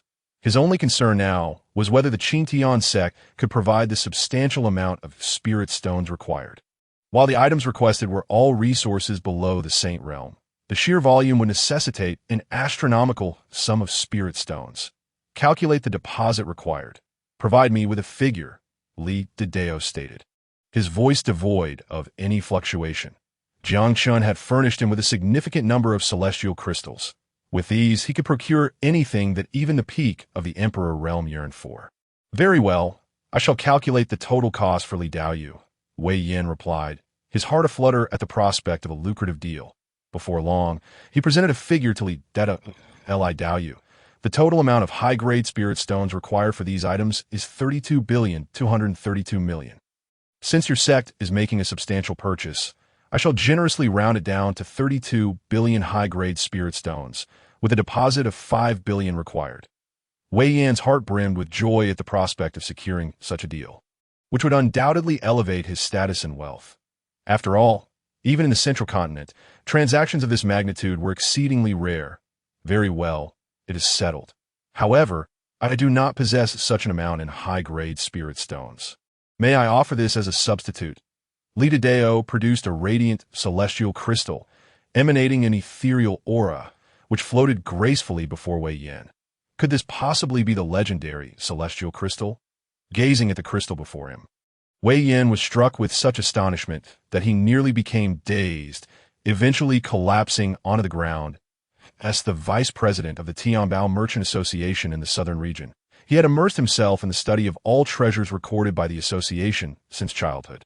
This celestial crystal was revered as the pinnacle among all treasures, a coveted item sought after by the ancient beings who resided at the summit of the Kanglan continent, an item that was priceless and unavailable in the market. Its value was beyond reckoning, potentially surpassing even the fabled extreme Dao Emperor weapons. His utter surprise, encountering such a treasure in the remote southern region, was beyond his wildest imagination. If he were to return the celestial crystal to headquarters, he would undoubtedly achieve monumental success, with unimaginable wealth cascading upon him. Indeed, President Wei, this is the celestial crystal. Would it suffice to offset the premium spirit stones for this procurement? Li Dideo inquired nonchalantly. The mere existence of a single celestial crystal rendered the president of the Tianbao Merchant Association so astounded that he sat on the ground in disbelief. If he were to retrieve all the celestial crystals from his storage ring, it might very well frighten Wei Yin into a state of shock. However, it was evident that such an action was unnecessary. Judging by Wei Yin's expression, the value of this singular celestial crystal could indeed cover the premium spirit stones for this transaction. Yes, Li Daoyu, this celestial crystal is more than sufficient, Wei Yin replied, instantly rising to his feet and grasping the crystal tightly, his eager gaze betraying his fear that Li Dideo might reclaim it. Despite its modest size, this gem was an invaluable treasure, easily worth a plethora of items below the sacred realm. Should it fall into the hands of a desperate Peak Emperor, it could even be exchanged for an extreme Dao Emperor weapon. This transaction would undoubtedly yield immense profit for the Tianbao Merchant Association. Very well, let us finalize this. When can I expect to receive all the items? Li Dideo asked, his expression impassive as he regarded Wei Yin. He had no interest in whether the Tianbao Merchant Association would profit or incur losses. The fact that a single celestial crystal could procure all the items rendered it a deal of extraordinary value. After all, the celestial crystals he possessed were rather plentiful. Offering one seemed a trivial matter. Please wait in the VIP room. Daoyu, I shall promptly notify headquarters to marshal all resources, and within the hour, you shall have your items, Wei Yin stated, then turned to the nearby maid and barked. You all, attend to Daoyu properly. Should Daoyu express even the slightest dissatisfaction, you shall not live to see another day. Yes, President, the maids responded, their faces filled with trepidation. Daoyu, please wait for me. I will return shortly, Wei Yin added with a polite smile before hastening out of the VIP hall. Within a grand hall deep inside the Tianbao Merchant Association, thousands of members were bustling about, surrounded by various teleportation arrays. Countless heavenly materials and treasures were being dispatched through these arrays to the headquarters in Zhongzhou, which in turn ensured that essential supplies for the southern branch were sent back to maintain its stable operation. Greetings, President. The workers immediately offered their respects upon seeing Wei Yin enter. Continue with your tasks, he replied with a nod, striding toward an empty teleportation array. He sent the celestial crystal along with the list of items needed by the Qingtian sect and pertinent information to the Zhongzhou headquarters. Before Li Dideo revealed the celestial crystal, he had scarcely paid attention to the Qingtian sect, for despite its strength, it was merely a localized sect in the remote southern region. The Tianbao Merchant Association, as the foremost power across the Kanglan continent, had little regard for it. However, the situation had dramatically shifted with Li Dideo's presentation of a celestial crystal, an item coveted even by peak emperor-level beings. It was now his responsibility to gather intelligence on the Qingtian sect and report it to the Zhongzhou headquarters. What actions the headquarters might take in response was beyond his control. Soon, the storage ring containing the celestial crystal, the Qingtian sect's information, and the list of required heavenly materials gradually vanished from the teleportation array. Simultaneously, in a luxurious villa belonging to the Tianbao Merchant Association in Zhongzhou, a stunning young woman, engrossed in petting a small white rabbit, glanced curiously toward the door. At that moment, a maid rushed in, appearing flustered. What is the matter that has you so flustered? The young woman questioned, somewhat displeased before the maid could approach. Miss, the southern branch has sent an urgent missive. It's of utmost importance, the maid gasped, handing a storage ring to the young woman. The young woman received the ring, her dissatisfaction evident as she exclaimed, What do you mean of utmost importance? Is the southern branch under attack? Despite her words, she hastily began to extract the contents of the storage ring. A.S., the temporary head of the Tianbao Merchant Association in Zhongzhou. She understood the association's protocols. Unless an extraordinary situation arose, branches would not utilize the urgent teleportation arrays to send items back. A.S., she rummaged through the items. The first thing that caught her eye was the radiant celestial crystal. Heavens, could this truly be the legendary celestial crystal? The young woman gasped, leaping up in shock, causing the small white rabbit to be flung from her grasp. "Miss, what is a celestial crystal?" the maid inquired. Noticing the young woman's astonishment. "Humph. I instructed you to study the treasure catalog thoroughly, yet you chose to flirt instead. Now you don't even recognize this priceless item. How utterly foolish," the young woman retorted, continuing to sift through the contents of the storage ring. Qingtian sect? The young woman scrutinized the introduction of the Qingtian sect and the list of resources it required, her expression laden with skepticism. How could a sacred realm sect from the southern region procure such a rare, celestial crystal? Countless questions swirled in her mind. However, now was not the time for contemplation. She needed to expedite the delivery of the items the Qingtian sect required. The sect's secrets could be investigated later. Xiao Lian, deliver this list to the vice president and instruct him to send the items to the southern region with the utmost speed, the young woman commanded, handing the resource list to a nearby maid. "Yes, miss," Xiao Lian replied, hastily exiting the courtyard. "Now, I must quickly deliver the celestial crystal to grandfather, so he can absorb its celestial energy," the young woman murmured to herself before vanishing from the courtyard. In a hidden realm of the Zhongzhou Tianbao Merchant Association, the young woman appeared beside an elderly man dozing in a rocking chair. "Humph. You think you can sleep? Just wait till I pinch your ear," she said playfully, inching closer to the elder and reaching out her hand. "Yaoer, how can you treat me this way? I'm your dear grandfather," the elder exclaimed, awakening to find the young girl attempting to pinch his ear. His expression one of mock sorrow, his comically pitiful demeanor evoked sympathy from onlookers. "Grandfather, can you not be more serious? You are, after all, a peak emperor. Can you not display some semblance of imperial dignity?" The young woman, Huyin Xiaoyao, pouted, her expression one of exasperation at her grandfather's antics. "Oh," the elder, upon hearing her words, immediately sat upright, his demeanor shifting to one of gravity as he boomed, "Xiaoyao, what brings you to see your grandfather?" His suddenly solemn expression contrasted starkly with his earlier display of feigned vulnerability. "Yes, if you could maintain this serious demeanor, it would be most appreciated." Observing the imposing demeanor of the elder, Huyin Xiaoyao felt not a shred of fear. Rather, her face radiated delight. Her dream was to possess a grandfather of such formidable presence. However, contrary to her wishes, her grandfather had a penchant for theatrics. She remained uncertain whether his authoritative posture was genuine or merely an act. "Haha, what do you think? Am I not quite majestic?" Upon noticing the joyful smile on Huyin Xiaoyao's face, the elder instantly transformed his expression, becoming mischievous. "Enough of that, old man. You're hardly imposing," Huyin Xiaoyao retorted with playful annoyance. She then produced a celestial crystal from the Qingtian sect, letting it hover before the elder. "How can you refer to your grandfather as an old fool?" The elder intended to voice a complaint, but was immediately taken aback upon seeing the celestial crystal, exclaiming, "What the hell? Is that not a celestial crystal? Where did you acquire it?" His eyes nearly bulged out as he fixated on the gem. Such a treasure could only be found in a secret realm within the void, and its occurrences were exceedingly rare. In his thousands of years, he had only ever obtained one, which had left him severely injured after a treacherous ambush, and he had yet to recover fully. "This is from the southern domain, a sacred sect called Qingtian sect, who seem unaware of the crystal's true worth in their trade," Huyin Xiaoyao replied, her uncertainty palpable. The Qingtian sect's willingness to exchange such a precious item for lesser treasures suggested ignorance of its value.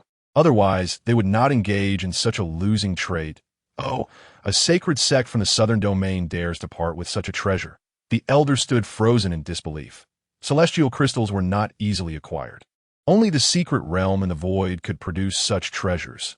Their rarity stemmed from their ability to enhance the power and heal the injuries of peak emperors. A peak emperor could significantly boost their combat strength after absorbing a celestial crystal, with each additional crystal further augmenting their might. There was once a peak emperor who, having absorbed celestial crystals, managed to severely injure another peak emperor who had previously outmatched him. This elucidated the immense value of celestial crystals. Their emergence would undoubtedly incite frenzy among all peak emperors. "Grandfather, you must absorb this celestial crystal at once. It could fully heal your injuries and possibly even enhance your strength," Huyin Xiaoyao, urged the elder eagerly.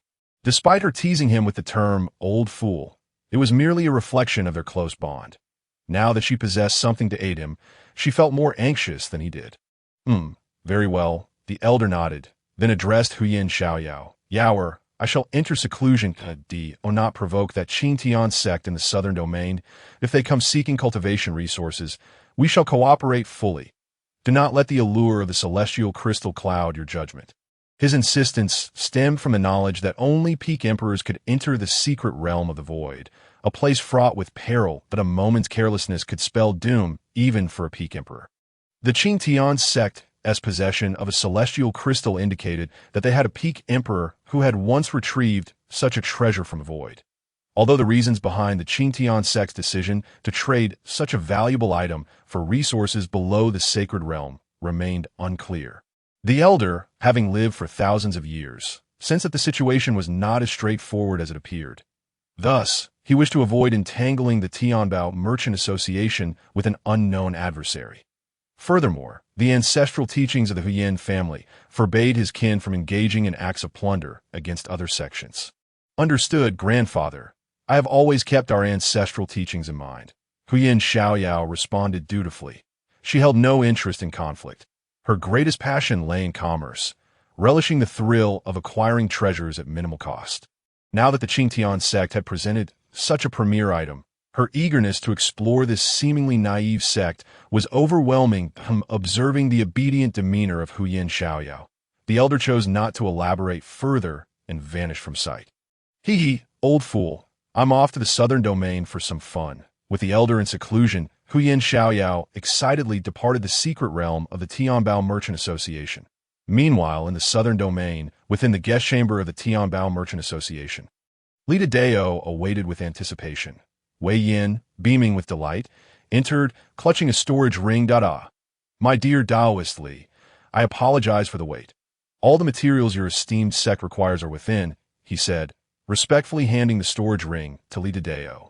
A recent dispatch from headquarters instructed him to elevate the Qing Tian sect to the highest tier of VIP status within the Tianbao Merchant Association, demanding that he treat any representatives from the Qing Tian sect with greater reverence than he would his own father.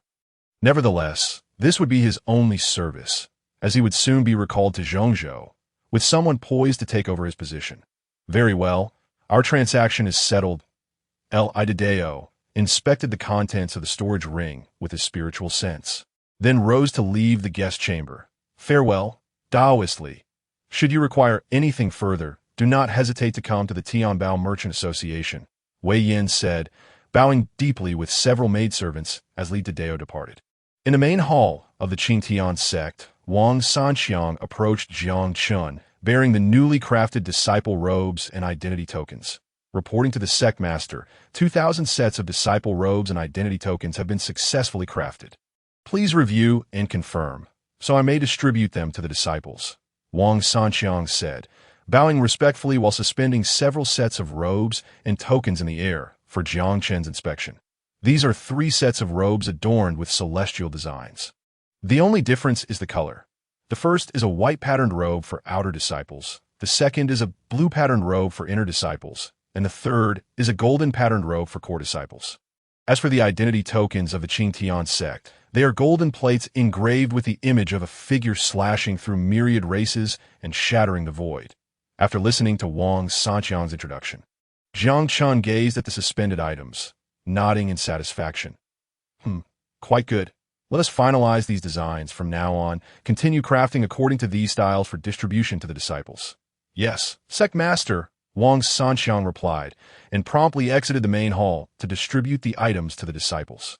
Shortly thereafter, Lita Dao returned to the hall to report, Sect Master, all items on the list have been procured, and I am here to provide my report.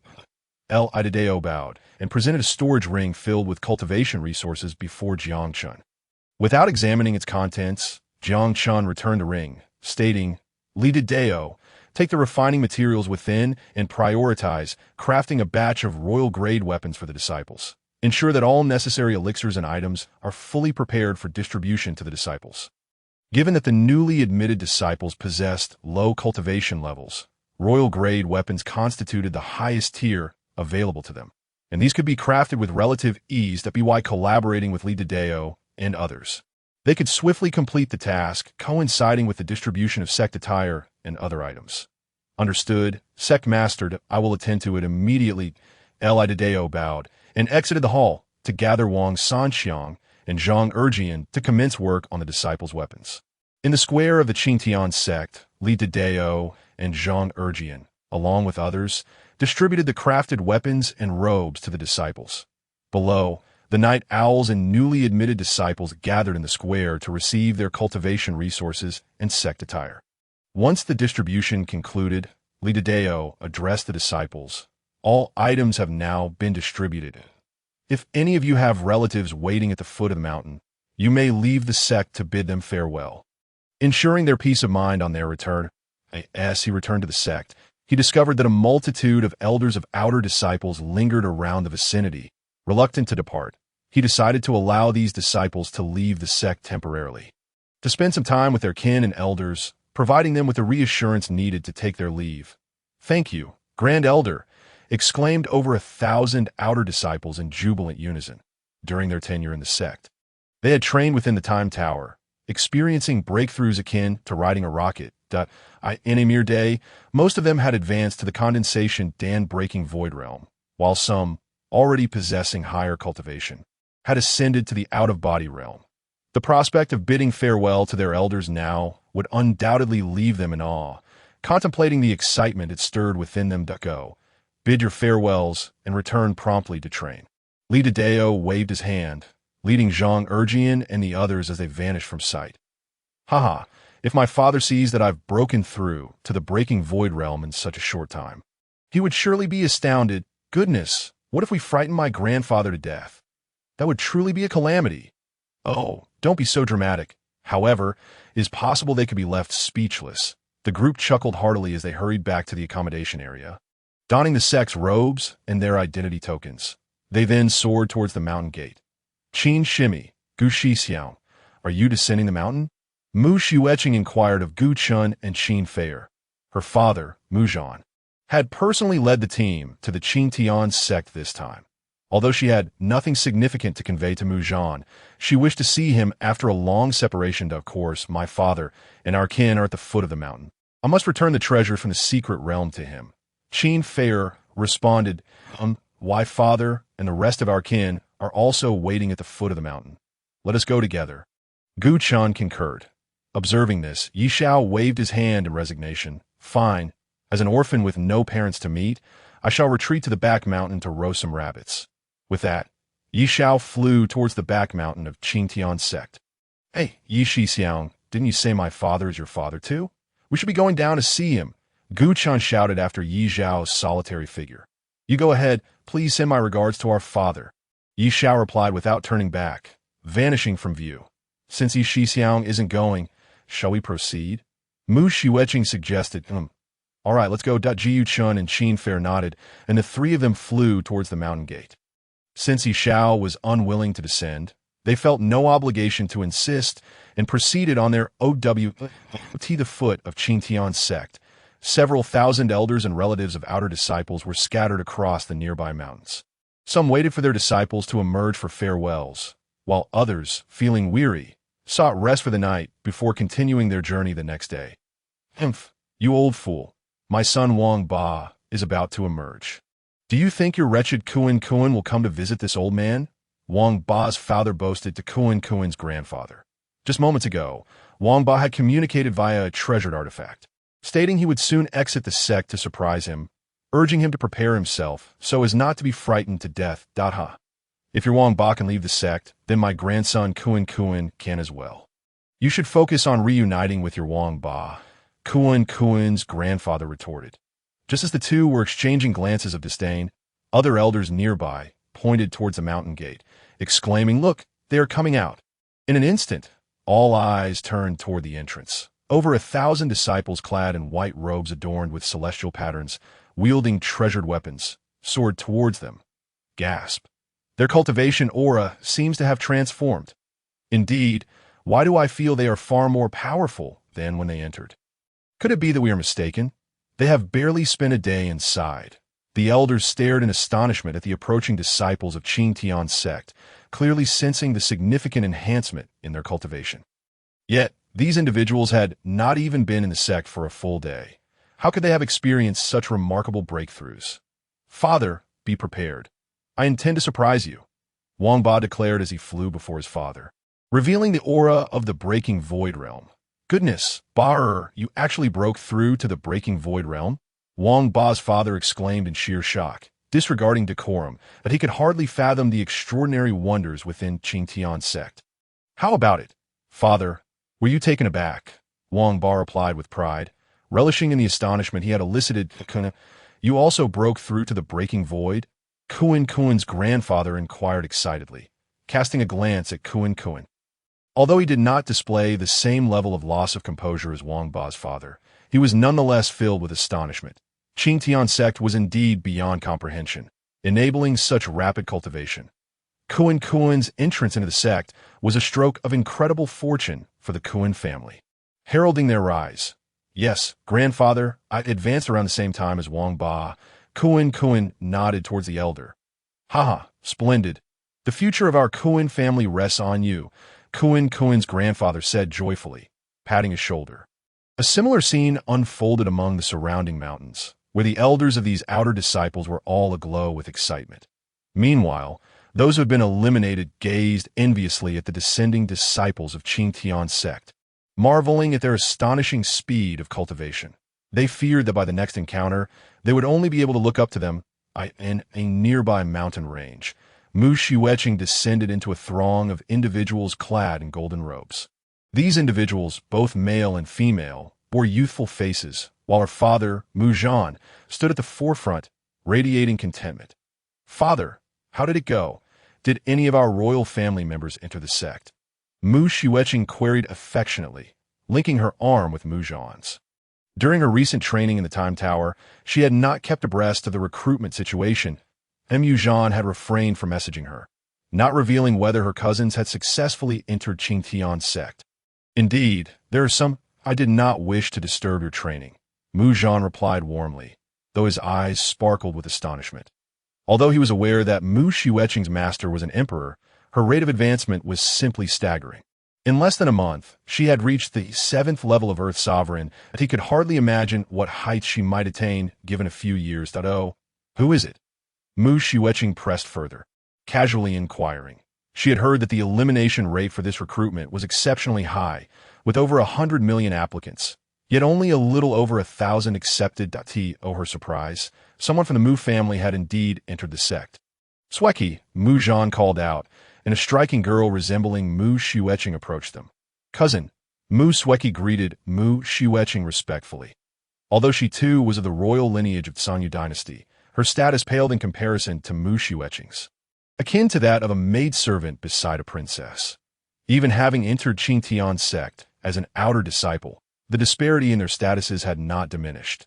Rather, it had only widened. One was a direct disciple of the sect leader, while the other was merely an outer disciple, an incomparable distinction. His sister Xueqi, do come and find me often at Qing Tian's sect, Mu Xueqing exclaimed, releasing Mu Zhan to link arms with Mu Xueqi. Yes, cousin, I will. Mu Xueqi replied, dutifully. That moment, Mu Zhan interjected, Qing'er, the Qing Emperor's legacy from Xianyu dynasty is about to commence at that time. The most prestigious forces in the southern region will all participate. Will your Qing Tian sect send disciples for training? The Qingdi inheritance is the most formidable secret realm in the southern region, left behind by a quasi-emperor powerhouse known as Qinjianzi. This secret realm has only been opened once before, yielding a plethora of treasures of the sacred realm. Now it is set to open for the second time. All the influential forces in the southern region will head to the Qingdi secret realm to seize the quasi-emperor inheritance. Oh, the Qingdi inheritance is about to be unveiled. Mu Xueqing revealed an expression of excitement. Aside from cultivating, she had been testing her strength in the trial tower and had never paid attention to which secret realm in the southern region was about to open. After all, given the cultivation environment of Qing Tian's sect, disciples like her need not worry about the scarcity of resources for cultivation. However, now that she was aware of a secret realm opening, how could she possibly let this opportunity slip by? Yi Xiao and Gu Chun had long desired to venture out for training. With the Qingdi inheritance as justification, Jiang Chen would surely consent to their participation.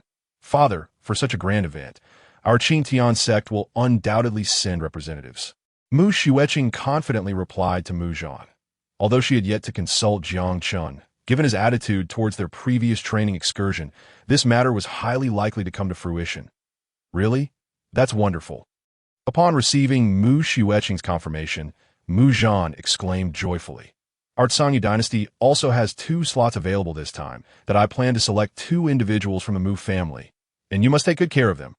Originally, the Sanyu dynasty had no qualifications to enter the Qingdi inheritance. However, this secret realm is being opened by the Xianyu dynasty, and as a vassal state of the Xianyu dynasty. The Sanyu dynasty has been granted 2 exceptional slots. The cultivation level required to enter the secret realm is limited to below the heavenly sovereign realm, i.e. present. Mu Xueqing is at the 7th level of the Earth sovereign realm, which would ensure her a place in the training expedition. It would be an excellent opportunity for her to look after the 2 powerful members of her Mu family, especially considering the dangers inherent in secret realms. Cultivating 2 Earth sovereigns is no easy task for the Mu family, and with the Qingtian sect being a major imperial sect, the disciples sent forth would undoubtedly be formidable, providing adequate protection for the 2 Mu family members. Regarding this matter, I must consult my master. Mu Xueqing hesitated. After all, the sect's arranged training could not interfere with her familial obligations. She was still uncertain if she could attend the Qingdi inheritance. If she agreed to her father's request and Jiang Chen disagreed later, would she not be betraying her father's trust? Thus, she deliberately sought an excuse, intending to confirm her participation in the Qingdi secret realm before acquiescing to her father's wishes. Yes, you should definitely consult him, Mu Zhan quickly agreed. Eager to maintain a polite demeanor, Mu Xueqing had even invoked her esteemed master, so he dared not express any dissatisfaction. Currently, Mu Xueqing is the cornerstone of the entire Mu royal family. No one else could compare to her. After conversing with Mu Zhan for a while, Mu Xueqing took Mu Sueki's hand and returned to the sect. Other disciples also gradually bid farewell to their families. Preparing to return for a cultivation in an open area, Gu Chan chatted with his family members from the Gu clan before producing a storage ring and handing it to Gu Feiyan. Inside were treasures and rare materials obtained from the Desolate's secret realm. Father, this ring contains precious items. You must keep it safe and ensure no outsiders discover it to avoid trouble for our Gu family, Gu Chun instructed, pointing at the storage ring. There were many low-tier treasures inside, as well as a considerable number of materials suitable for the sovereign realm. If individuals stronger than the Gu family were to discover them, it would undoubtedly bring calamity upon them. Understood? Oh, you take me for a 3-year-old? Such matters don't need your reminders, Gu Feiyang retorted, rolling his eyes at Gu Chun. As for you, when will you find a partner to give me some grandchildren?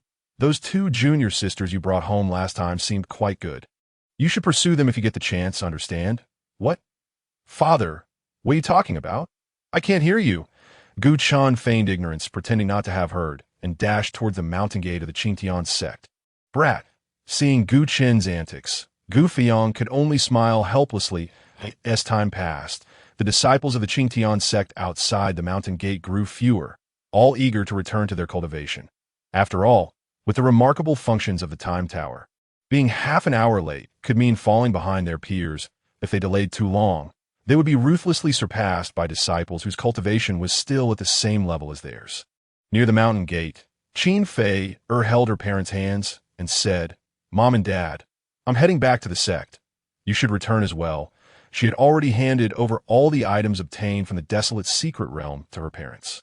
None of the Qin clan members who had come this time had entered the Qingtian sect. All right, Fei, cultivate well in the sect and come back to visit us when you have time. Qin Fei's parents nodded, reluctantly releasing her small hand, and I understand. Mom and Dad, I will come back to see you when I have time. Qin Fei responded before soaring towards the mountain gate of the Qingtian sect. At the square of the Qingtian sect, Mu Xueqing intercepted Gu Chun and Qin Fei who were preparing to cultivate, and informed them about the Qingdi inheritance. Upon hearing this, Gu Chen's face lit up with excitement. That's fantastic, Mu junior sister. Your news is like a timely rain. We can finally go out and stretch our legs. Qin Fei, meanwhile, eagerly shook Mu Xueqing's hand, exclaiming, Mu senior sister, you're amazing. This time we must explore thoroughly and make up for all the missed shopping opportunities. Both were overjoyed. After returning to the sect, aside from cultivation, they had been testing their strength. Although their progress was rapid, the days had indeed been somewhat monotonous. Now that they had the chance to venture out once more, their spirits soared. Don't get too carried away just yet. Wei Haven T consulted our master. Mu Xueqing T's Gu Chun and Qin Fei, she had yet to speak with Jiang Chen. There are always uncertainties. If there's even a 1 in a million chance that Jiang Chen disagrees with their outing, wouldn't that lead to empty hopes? How could that be? As long as we express our desire to venture out for training, Master will certainly agree, Gu Chen asserted confidently. During their last excursion to the desolate secret realm, he merely mentioned it, and Jiang Chen had immediately consented, even dispatching strong individuals to accompany them. The current Qingdi inheritance would likely be no different. As long as they sought Jiang Chen's approval, there would be no unexpected complications. Indeed, the sect leader will surely permit us to go that we have cultivated for so long. It's time for us to experience the world. Qin Fei chimed in her mind. Jiang Chen was not only handsome, but also kind-hearted. He had not only brought her to the Qingtian sect, making her an inner disciple, but during her parents' time of need. He also sent powerful individuals to rescue her. There was no one in the world better than Jiang Chen, the charming sect leader. If their identities were not so different, she would have already clung to Jiang Chen to warm his bed. Since you both are so certain, let us go together to consult Master, Mu Xueqing said, gazing at Gu Chen and Qin Fei with wide eyes. She felt a bit timid about approaching Jiang Chen alone. It would be best if Gu Chen and Qin Fei accompanied her. In that case, even if there were complications, the three of them could share the responsibility. All right, sounds good, Qin Fei nodded. I'll go find senior brother Yi and ask him to join you, Jiang Chen said, then soared towards the back mountain of the Qingtian sect. Soon, the four appeared in the main hall of the Qingtian sect. Disciple pays respects to master. Disciples pay respect to the sect leader. The four bowed in unison before Jiang Chen. Where are you for planning to go this time? Jiang Chen asked casually, reclining in his chair as he regarded the four with an indifferent expression. Since Yi Xiao and the others had come together, it was evident they were not there to discuss cultivation matters. Unless it was for an expedition, he could hardly think of any other reason for their visit. Upon hearing Jiang Chen's guess regarding their intentions, Yi Xiao and the others exchanged glances. Ultimately, it was Gu Chen who spoke. Master, we have heard that the Xianyu dynasty's Qingdi inheritance is about to be unveiled. We would like to seek your permission to go and broaden our horizons. As Gu Chen's words came to an end, the Night Owl group slightly raised their heads, eager to ascertain Jiang Chen's reaction. Yet, on Jiang Chen's smiling face, there was not a flicker of emotion. Did I not say that? Aspiring to venture out for training is indeed a commendable pursuit. You need not worry about my disapproval. Observing their cautious demeanor, Jiang Chen couldn't help but chuckle as he offered an explanation, then added, go and report to the Grand Elder. From now on, should you wish to embark on training excursions, you need only seek the Grand Elder, who will arrange everything for you. Yes, Master. Yes, sect leader. After bowing respectfully, the four members of Night Owl exited the Grand Hall, elated. They had not anticipated that Jiang Chen would not only consent to their upcoming training expedition, but also grant them the freedom to venture out without further requests in the future. All they needed was to inform Li Dideo, and they could depart at their leisure. An unexpected joy indeed that in the square of Qingtian sect, the Night Owl group awaited. They had already apprised Li Dideo of their intention to pursue the Qing Emperor's legacy. And now Li Dideo was assisting them in finding suitable guardians. Before long, Li Dideo arrived with 4 Qingtian guards, all at the first level of Quasi-Emperor, standing before the Night Owl group. These 4 are Qingtian guards and will serve as your protectors for this journey.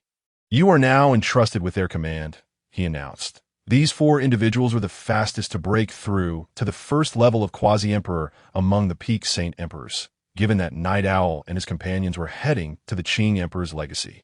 Li Dideo deemed it prudent to assign 4 Quasi-Emperors for added safety, considering they would be confronting the most formidable forces in the southern region. Dispatching peak Saint Emperors might not suffice to maintain control. Thank you, Grand Elder, Night Owl said, taking a moment to assess the 4 Qingtian guards before expressing his gratitude to Lida Deo. All right, you may set off now. Should any issues arise, feel free to instruct them. Lida Deo nodded and then vanished from the square.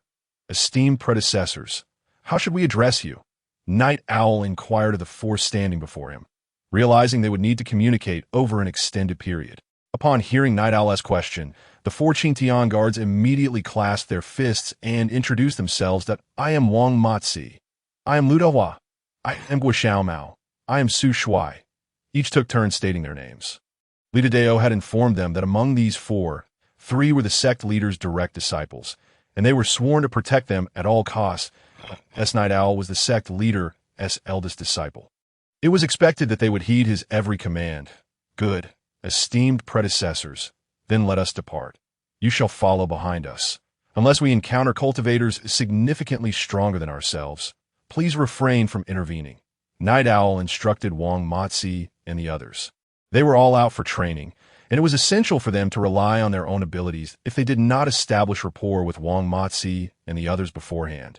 Any random cultivator's attack could lead to their untimely demise at the hands of Wang Matzi's group, rendering their training efforts futile. Yes, Night Owl, the 4 replied in unison. Very well, Night Owl nodded, beckoning Mu Xueqing and the others to take flight from the sect. All 4 of them were at least at the 6th level of Earth Sovereign, so they prepared to fly independently, without needing Wang Matzi's group to assist them. After all, there was still some time before the Qing Emperor's legacy would be unveiled. Their journey would also provide an opportunity to experience the splendor of the southern region. Ding! Detection of a disciple with 9th grade talent. Please proceed promptly to recruit them into the sect. This disciple is currently in peril. Do not delay, lest you may not even find their remains. Not long after Night Owl and his companions departed, Jiang Chen, who was in the main hall with Lu Shu discussing massage techniques, was interrupted by the system's alert ditto. A new opportunity has arisen. Jiang Chen's expression froze momentarily. He had intended to explore new techniques with Lu Shu, but did not expect an intersect disciple to present themselves at such a crucial moment. Nevertheless, the disciple's safety took precedence. The massage techniques could wait. Resolutely, Jiang Chen turned to Lu Shu and said, Little Shu, I have pressing matters to attend to. Please continue your research, and upon my return, you may implement what you've learned. Yes, sect leader. Lu Shu nodded obediently. Without further ado, Jiang Chen tore open a spatial rift and vanished from the Grand Hall. In the southern region, Xian Prefecture, at the edge of a lush forest, a giant wolf covered in silvery fur approached a young boy clad in coarse cloth. The boy, sensing the impending danger, panicked and hastily grasped a nearby stick, brandishing it at the advancing silver wolf. Don't come any closer. I am not delicious. You can eat my cow, but please spare me, he cried, tears streaming down his face as he collapsed to the ground. Sobbing, he knew there was no escaping the jaws of the silver wolf. Thoughts of his ailing grandfather consumed him, and he wept helplessly, realizing that soon he would be reduced to mere bones, never to see his grandfather again. Humph! A mere beast dares to threaten a disciple of the Qingtian sect just as the boy was on the brink of death. Jiang Chen appeared above, casting a powerful force at the approaching giant wolf. Bang! In an instant, the once snarling wolf was obliterated into a mist of blood, splattering against the surrounding trees. Wow, this gentleman is incredible. He dispatched the silver wolf with just a wave of his hand. The boy was left dumbfounded, astonished by Jiang Chen's display of power. He had braced himself for his demise at the wolf's jaws, never expecting a savior, especially one who could fly. Young one, I observe that you possess a promising physique. Your lips are rosy, and your teeth are white, marking you as an exceptional candidate for cultivation. I am the sect leader of the Qingtian sect, and wish to invite you to join our ranks as an inner sect disciple. What say you? After vanquishing the giant wolf, Jiang Chen descended gracefully before the boy, exuding a warm and approachable demeanor. The gentle breeze lifted his robes, giving him an ethereal AT that moment. The system panel displayed the boy's detailed information. Name, Liurnia talent, 9th grade age, 18 cultivation, mortal physique, thunder spirit body background, born in a small village within Xian Prefecture of the southern region. Orphaned at a young age, raised by his ailing grandfather. Today, he had taken his only cow to graze nearby, only to be threatened by a silver wolf that devoured his cow and placed him in danger. To become an inner disciple of the Qingtian sect? At first, Li Erniu's face lit up with joy, but then it quickly morphed into a conflicted expression. Joining the sect had been his lifelong dream. Yet he could not abandon his sick grandfather. If he followed Jiang Chen, his grandfather would surely perish. With a newfound determination, Li Erniu bowed his head before Jiang Chen. "Thank you, Senior, for saving my life. However, I have responsibilities at home and cannot accompany you, yet I sincerely appreciate your kindness." Though reluctant, Li Erniu's devotion to his grandfather compelled him to make the sacrifice. Quite the filial child, aren't you?" Jiang Chen chuckled, watching Li Erniu kneel before him, but he understood the boy's reasons for refusal. As long as he could resolve the issue with Li Erniu's grandfather, this matter would be settled. After all, this was an epic treasure chest he could not afford to relinquish easily. "Erniu, are you worried about your grandfather? Should you become a disciple of the Qingtian sect, I will personally heal him." Jiang Chen assured the kneeling boy that he had effectively addressed the root of Li Erniu's concerns. Confident that the boy would make a wise choice. "Senior, what do you know my name? And how do you know about my grandfather's illness?" Upon hearing this, Li Erniu was utterly astonished and let out a sharp scream. Jiang Chen not only called out his name, but he also seemed to possess knowledge of his grandfather, who had been bedridden and immobile for 5 or 6 years. Such a bizarre ability was truly terrifying. Do not concern yourself with how I came to know this. Simply tell me, do you wish to become a disciple of Qingtian sect? Jiang Chen did not offer Li Erniu any explanations. He only sought a response from him. This time, Li Erniu had no reservations. With an expression of sheer excitement, he bowed his head and exclaimed, "I, your disciple, am a disciple willing to join Qingtian's sect." Now that Jiang Chen had alleviated his concerns, if he were to refuse, he might as well change his name to Li Erbi. Although he was unsure how Jiang Chen would save his grandfather, he believed that someone with such an enigmatic power would not deceive an ordinary mortal like him. Ding. Congratulations to the host for acquiring an inner sect disciple. You are rewarded with an epic treasure chest. Just as Li Erniu finished bowing, the system's announcement echoed in Jiang Chen's ear.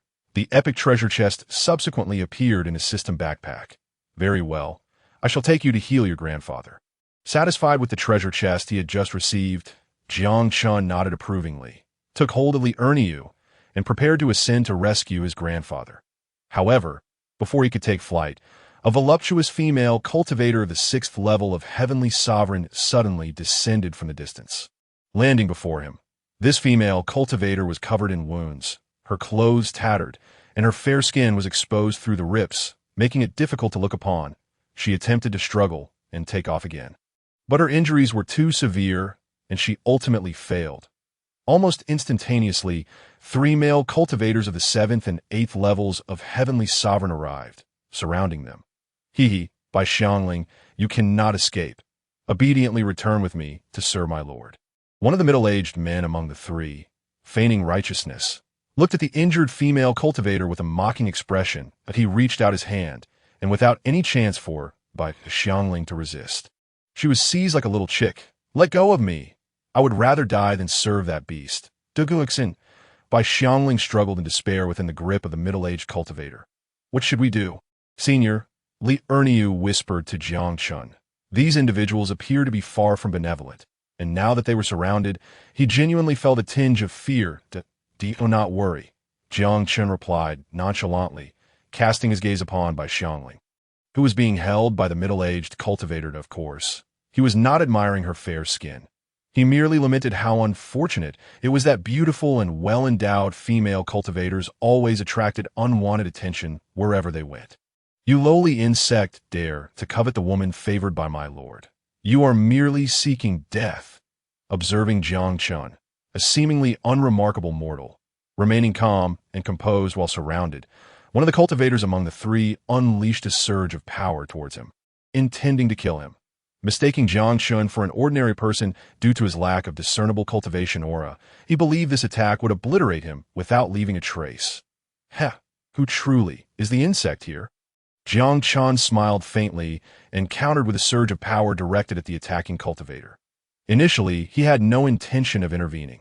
There were countless unfortunate female cultivators in the world, and he could not save them all. However, since these individuals were courting death, he would oblige them with a swift end. Boom! In almost an instant, the cultivator who had attacked Jiang Chen exploded into a cloud of blood mist, showering the others in gore. Third brother. The middle-aged man holding Bai Xiangling shouted in terror. The remaining cultivator and Bai Xiangling stared at Jiang Chen in shock, finally realizing that this seemingly inconspicuous and handsome young man was, in fact, a terrifying powerhouse. Obliterate a cultivator of the 8th level of Heavenly Sovereign with a mere wave of his hand required at least the strength of a sage. Wow, senior, you are so powerful. Li Erniu gazed at Jiang Chen with admiration. Just moments ago, he had feared being taken down by the trio, but unexpectedly, Jiang Chen had dispatched one of them like a silver wolf. His trepidation had vanished entirely. Bai Xiangling, too, felt a weight lift from her heart as she looked at Jiang Chen with hopeful eyes. She had been berating herself for falling into the presence of Jiang Chen and Li Erniu, endangering two innocent mortals. Yet now, witnessing Jiang Chen's formidable strength, she felt reassured. If Jiang Chen could eliminate these two as well, she would be liberated from her torment and no longer treated as a mere plaything. Who might you be? How dare you slay a member of the Xianyu dynasty? My lord is the younger brother of the current emperor of the Xianyu dynasty. Are you not afraid of retaliation? The middle-aged man holding Bai Xiangling, along with another cultivator of Heavenly Sovereign, regained their composure and threatened Jiang Chen. Faced with a sage like Jiang Chen, they knew escape was futile. Only invoking the name of the Xianyu dynasty could induce fear in Jiang Chen. Otherwise, they would surely meet the same fate as the third brother. Humph! Threatening the master of this sect will only hasten your demise. Jiang Chen sneered coldly. In the blink of an eye, two surges of power struck the two cultivators. Bang bang, as expected, the two exploded into a cloud of blood mist, joining their third brother in oblivion. All right, let us depart. Having dealt with the trio, Jiang Chen intended to leave with Li Erniu. After all, with their adversaries vanquished, lingering behind to watch was undoubtedly inappropriate. Senior, please wait. You have saved my life. Allow me to pay my respects. Seeing Jiang Chen pull Li Erniu away, Bai Xiangling, having just escaped peril, disregarded her injuries and knelt before Jiang Chen. Of course, her intention was not solely to express gratitude. She had another purpose.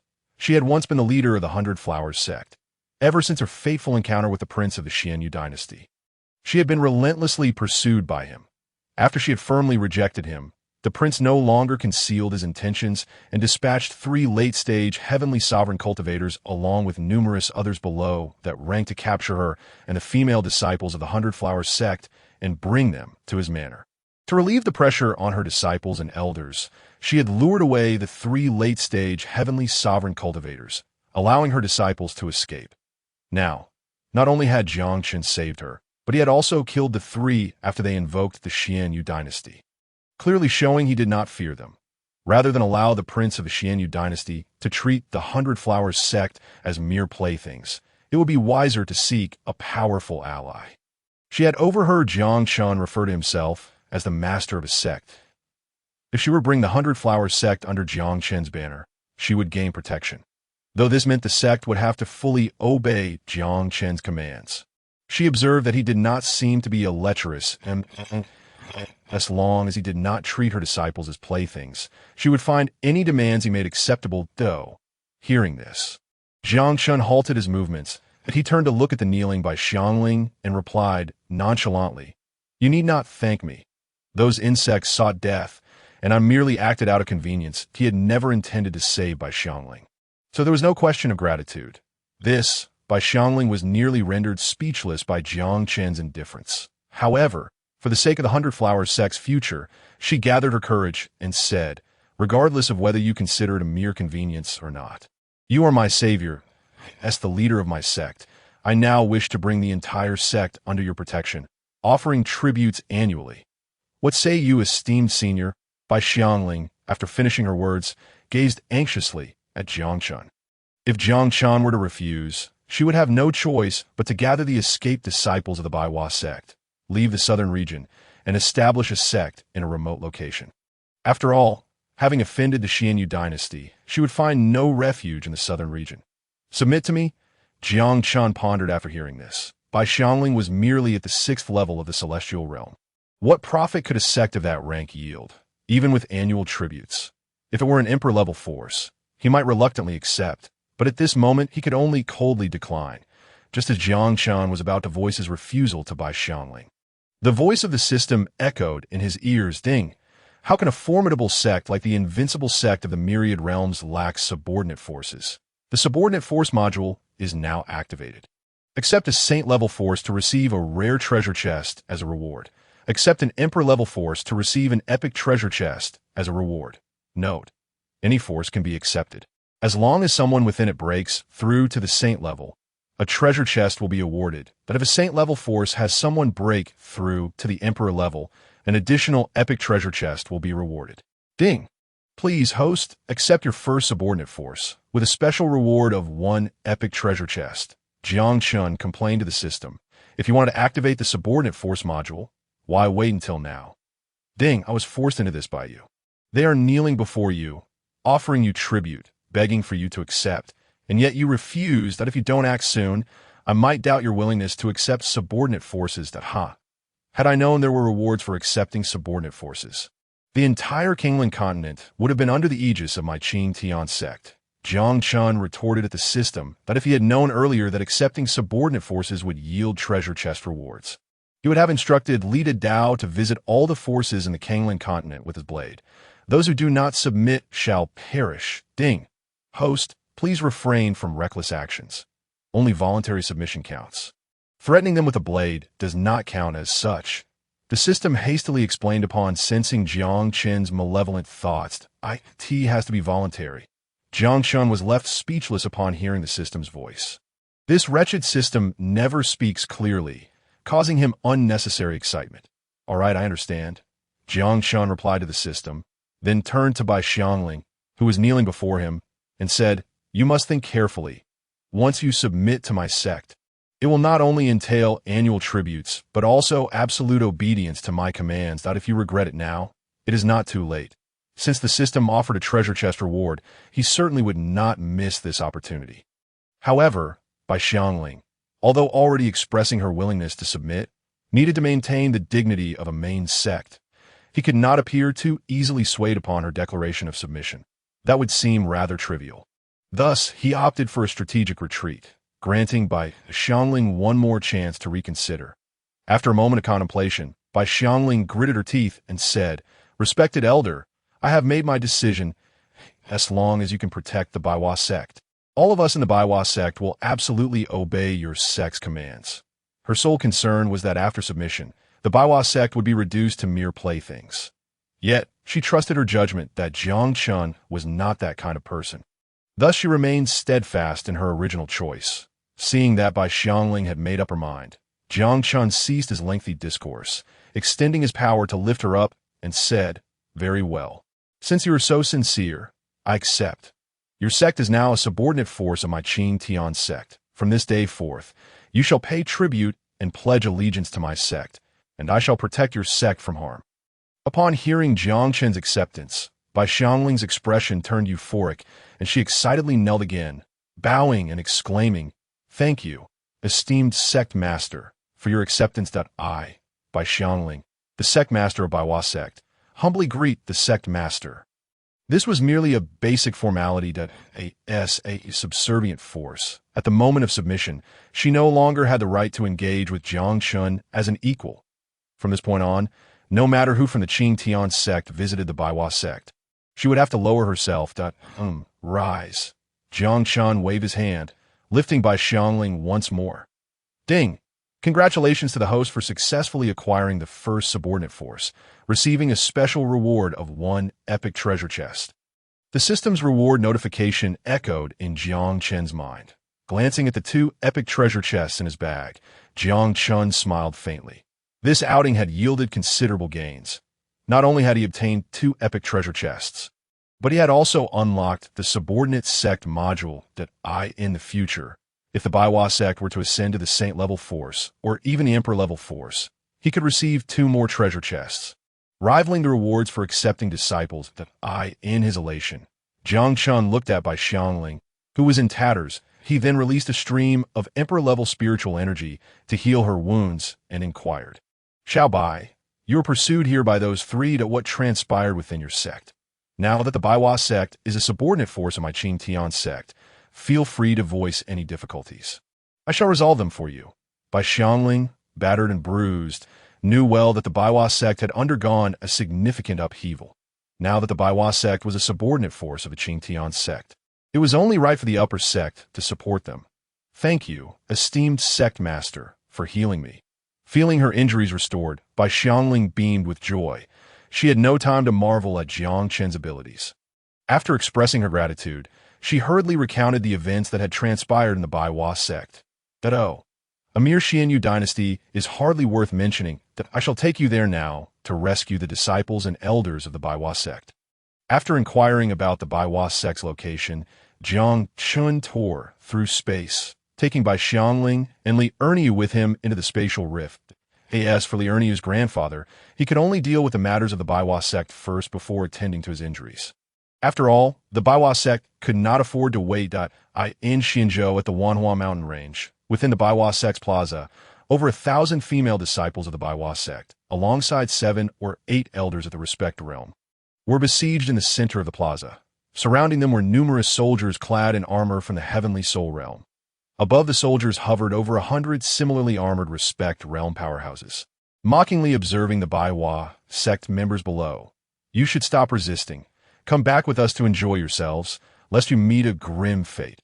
Indeed, dear ladies, isn't it better to be alive? Returning with us will only bring you more joy. Why be so stubborn? The 2 mid-tier celestial generals leading the assault urged the Baiwa sect members in the plaza.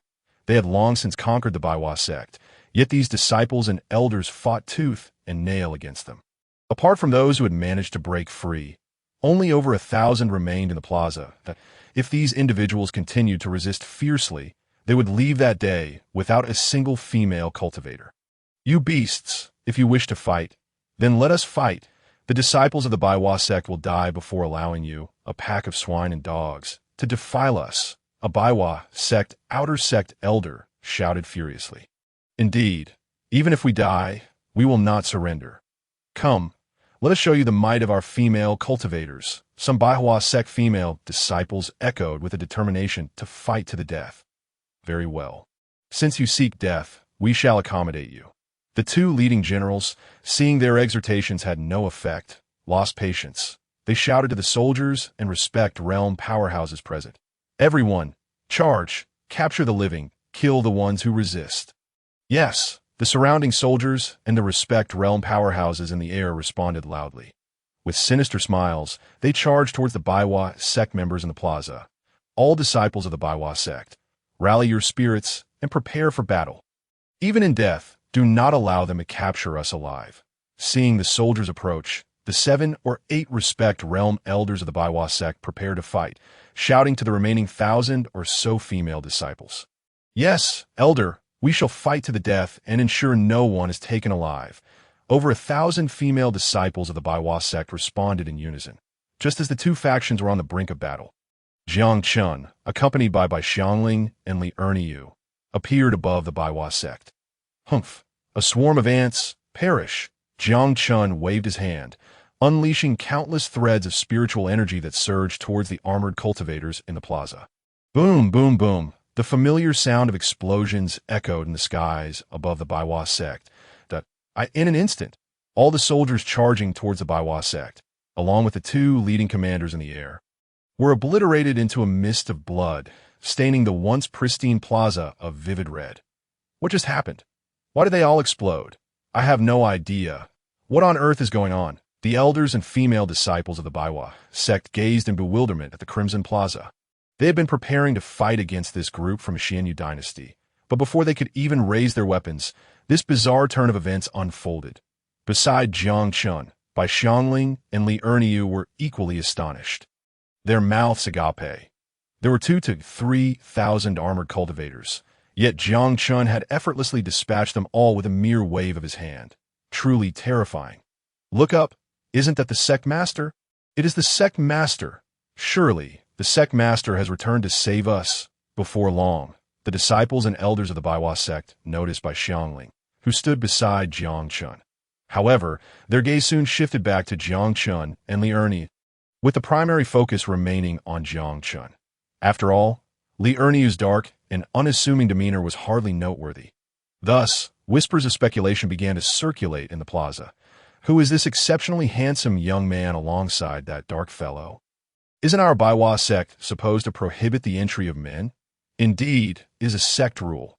Why is the sect master standing with them? Could they be the sect master's followers, come to aid us in our time of need? There is a distinct possibility. Otherwise, the sect master wouldn't be beside them, that a crowd of disciples chattered amongst themselves, pondering the identities of Jiang Chen and Li Erniu, as the sect master of the Baiwa sect. Bai Xiangling was the epitome of beauty, possessing both a graceful figure and a captivating face. Countless cultivators sought to pursue her. Now that Bai Xiangling had returned to the sect accompanied by 2 men, it was not an entirely surprising development. Hearing the discussions below, Jiang Chen felt somewhat exasperated. He had merely come to rescue them. How had he become labeled as Bai Xiangling's suitor? It seemed that women's minds were inevitably preoccupied with matters of romantic entanglement. Regaining her composure, Bai Xiangling scolded the crowd below. Cease your foolishness. This is the sect master of the upper sect, who has just saved you. Our Baiwa sect has already submitted to the upper sect. You should kneel and pay your respects to the sect master. After speaking, Bai Xiangling discreetly glanced at Jiang Chen. Seeing that his expression remained unchanged, she sighed with relief. How dare these women suggest that Jiang Chen was her suitor? If Jiang Chen were to take offense, the fate of those thousands from the Xianyu dynasty would be dire. It was the sect master of the upper sect who saved us. The over 1,000 disciples and elders of the Baiwa sect were taken aback by Xiangling's words. They had thought it was Bai Xiangling who had rescued them, only to discover it was this exceptionally handsome young man. Moreover, from Bai Xiangling's implication, the Baiwa sect had submitted to Jiang Chen's sect, becoming a subordinate force. They realized that the figure they had assumed was merely a follower had not only saved their lives, but was also the esteemed sect master of the upper sect. Though many questions lingered in their minds, it was evident that now was not the time for discussion. They were compelled to obey Bai Xiangling's orders without question.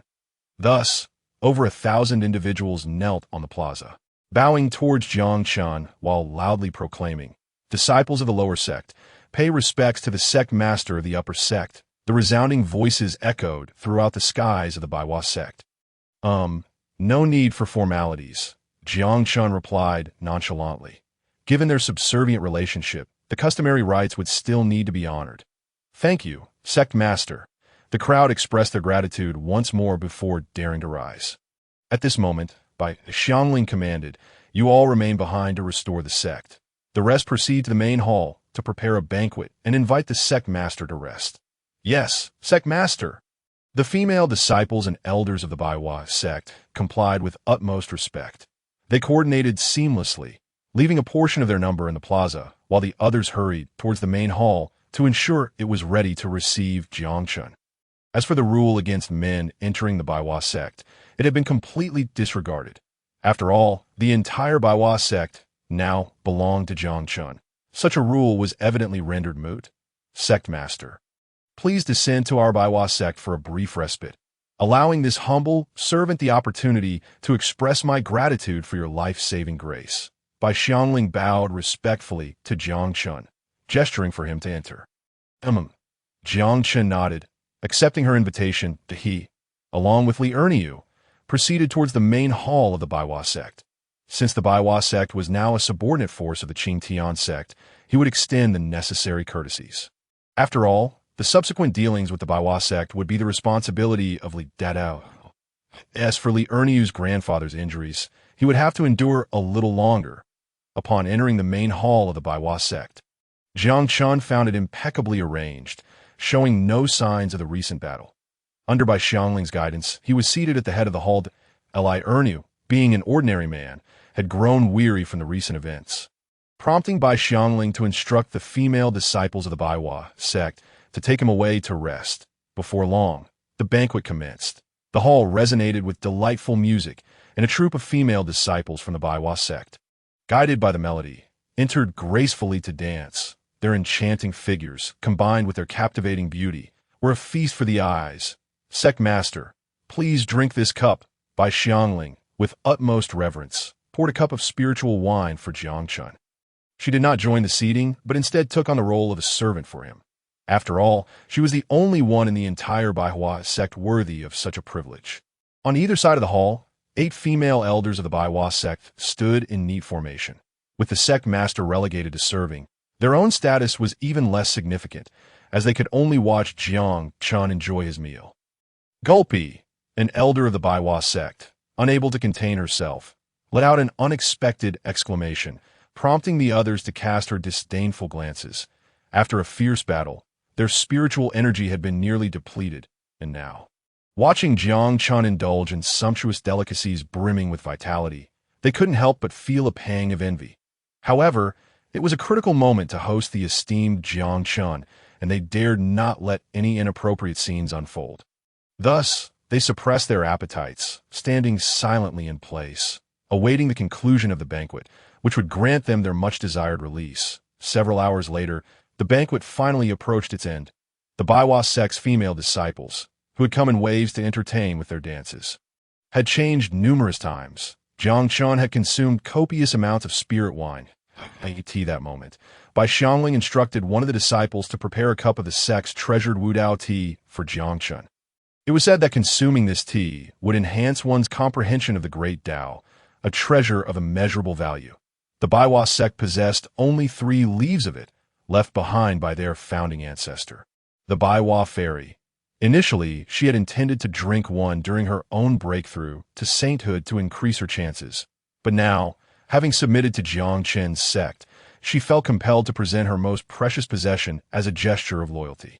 Soon, a Baiwa sect disciple entered the grand hall, delicately holding an exquisite teacup as she approached Jiang Chen to serve the tea.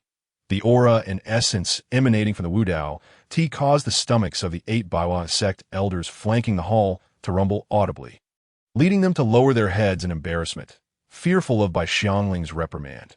Bai Xiangling cast a glance at them, but said nothing. Not only were the elders affected by their growling stomachs, but even she found herself salivating at the scent of the Wudao tea. After all, she had lived for many years without indulging in a single leaf of it. Today, thanks to Jiang Chen, she was finally able to savor its aroma, which was truly delightful. Upon inhalation, it rendered the principles of the great Tao clearer to her mind.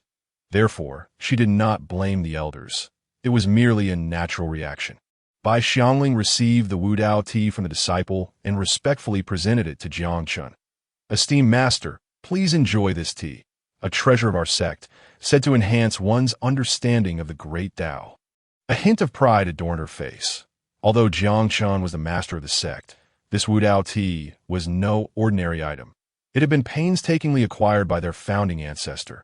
She believed that even Jiang Chen might not have had the opportunity to taste such a delicacy. Offering it to him was a testament to how much she valued him. Jiang Chen gazed at the Wudao tea before him, bemused. The very tea he consumed daily had somehow become a revered treasure of a sect, which struck him as quite ludicrous. However, he appreciated their gesture and felt it would be impolite to decline. At the tea worst, he could leave some Wudao tea for Bai Xiangling, allowing her to stockpile her sect's treasures. Yes, indeed, he thought. After taking a sip of the Wudao tea, Jiang Chen looked at Bai Xiangling and said, "Little Bai, the matters of the Baiwa sect have been resolved, and I am preparing to take my leave. I shall leave you a communication token.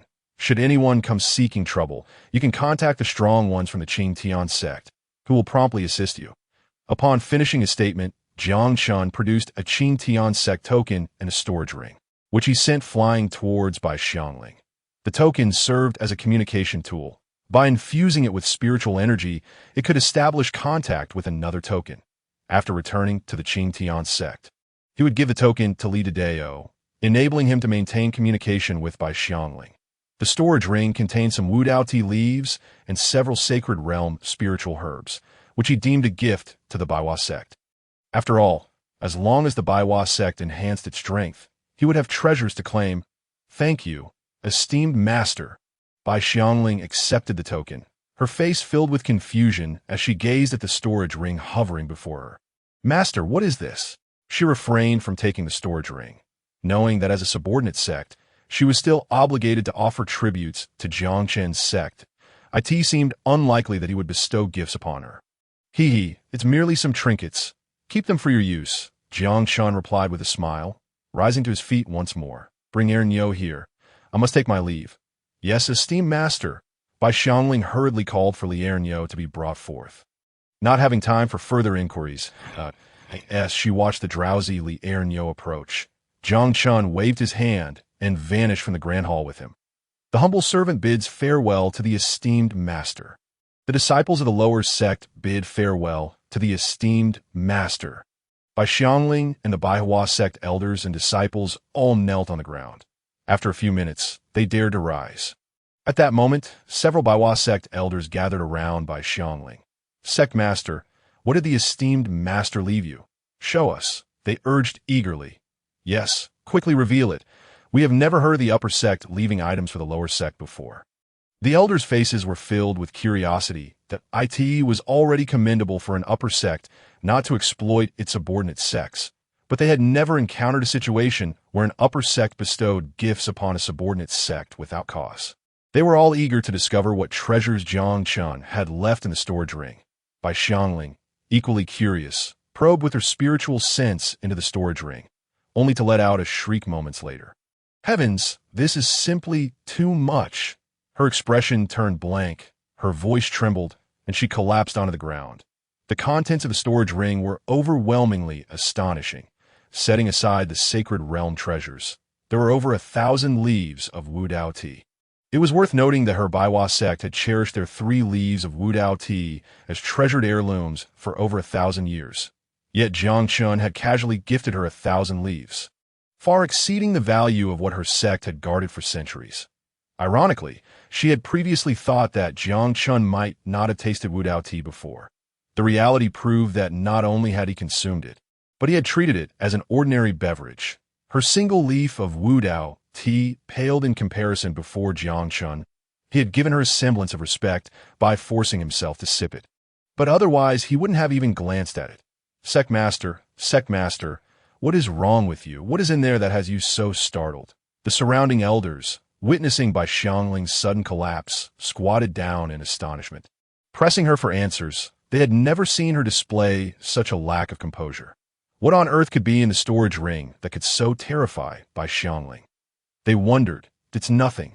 Bai Xiangling managed to regain her composure, trembling as she stood. She had no intention of disclosing the contents of the ring to the elders. After all, the items within were so astounding that if even a whisper of it leaked, the Baiwa sect predicament could worsen significantly. Thus, the fewer people who knew, the better. Nothing? The elders exchanged skeptical glances, incredulous at her reassurances. Bai Xiangling had been so shaken. How could it possibly be nothing? However, as she was the sect leader, they hesitated to press further. After a brief pause, Bai Xiangling regained her composure and addressed the elders sternly. You 3 will take turns to ascend to the highest peak of the Wanhe mountain range daily to pray to the heavens, beseeching protection for the Qing Tian sect's everlasting prosperity. What? Daily prayers to the heavens. A few elders appeared utterly bewildered. They found it inconceivable that Jiang Chen had left something for Bai Xiangling that would compel her to act with such fervent devotion. Although there were legends claiming that sincere prayers to the heavens could lead to the fulfillment of one's desires, such tales were mere folklore. No one had ever succeeded. Their own prayers would merely serve as psychological comfort. Lacking any tangible effect, go quickly. Bai Xiangling commanded the group with an air of urgency. She was acutely aware that her actions bore no real weight, yet she had nothing of substance to offer in return to Jiang Chen. So she resorted to this ethereal practice to seek blessings for the Qing Tian sect. After all, what Jiang Chen had left behind was far too precious. Even a millennium of tributes from the Hundred Flower sect would scarcely equate to the treasures contained within that ring. A thought began to take form in her mind. Jiang Chen's acquisition of the Hundred Flower sect as a subordinate force was not motivated by the sect's annual tributes. For the items within that storage ring were worth far more than selling all of the sect's female cultivators. To be affiliated with a sect that sought neither wealth nor beauty was an extraordinary opportunity for the Hundred Flower sect. Even if her efforts were seemingly futile, she felt compelled to pray for the Qingtian sect daily to express her heartfelt intentions. Yes, sect master, we shall depart at once. Noticing by Xiangling's rising anger, the elders exchanged glances, and 3 of them promptly soared toward the highest peak of the Wanhuashan mountain range in Xian Prefecture. Just outside a small village, Jiang Chen descended slowly from the sky. Accompanied by Li Erniu, guided by Li Erniu, Jiang Chen approached a modest hut constructed from straw. Isn't that Erniu? I thought he went to tend to the cattle. Why has he brought back such a dashing young man? Observers marveled, noting that this gentleman clearly hailed from a wealthy family. When had Li Erniu become acquainted with such affluent company? As they watched Li Erniu lead Jiang Chen into the straw hut, the curious neighbors whispered among themselves. Jiang Chen's splendid attire and remarkable demeanor made it evident that he was no ordinary person. Yet, how could the poorest family in the village, Li Erniu's, possibly know someone like him? Inside the straw hut, Li Erniu guided Jiang Chen to a hay bed supported by wooden poles, where an elderly man with snow-white hair and a face lined with wrinkles lay. At that moment, the old man's eyes were tightly shut, as if in slumber, oblivious to the approach of the grandfather. I'm back, Li Erniu exclaimed joyfully to the bedridden elder. Soon, his grandfather would rise again, allowing him to pursue his cultivation at the Qingtian sect, a dream he had long cherished, now finally within reach, filling him with excitement. Jiang Chen remained silent, merely observing.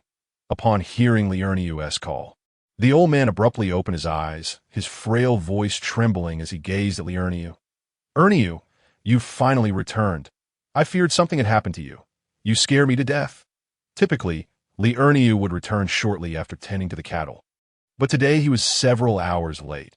Had he not been bedridden, the old man would have ventured out to search for him. Seeing his grandson return safely brought him great relief. Erniu, who is this young man? The elder glanced at Jiang Chen, concern etched on his face as he inquired. He had taken note of Jiang Chen's presence. Such a refined individual should not be found in his humble abode. Did Li Erniu land himself in trouble, and the young man had come to confront them? In such a case, even selling their soul cow would not suffice for compensation. Do not worry, grandfather. This is a senior I encountered today. He can not only heal your ailment, but is also going to take me back to the sect for cultivation. Li Erniu promptly replied, fully aware of the elder's concerns. Ever since the old man had become bedridden, he had taught Li Erniu to avoid conflicts and to endure insults and blows in silence, as no one remained to defend him. Any trouble would only lead to his own suffering. A cultivator? Can he truly heal my ailment? The elder gazed at Jiang Chen in astonishment. Though he himself was a cultivator, he had only reached the body refinement stage, far from achieving the qi gathering stage. His injuries stemmed from a chaotic surge of spiritual energy during a failed breakthrough, resulting in ruptured meridians. To omend such damage was no simple feat. Even a legendary void-breaking expert might struggle. If the handsome youth brought by Li Erniu could indeed restore his meridians, he would be more formidable than a void-breaking expert. It's true, grandfather. This senior is truly remarkable. He can fly, and with a mere wave of his hand, he can slay thousands of cultivators. Li Erniu, noticing the elder's astonishment, hurriedly elaborated, fearing disbelief. Enough, Erniu. Allow me to heal your grandfather's injuries swiftly so that we may return to the sect sooner. Jiang Chen remarked coolly.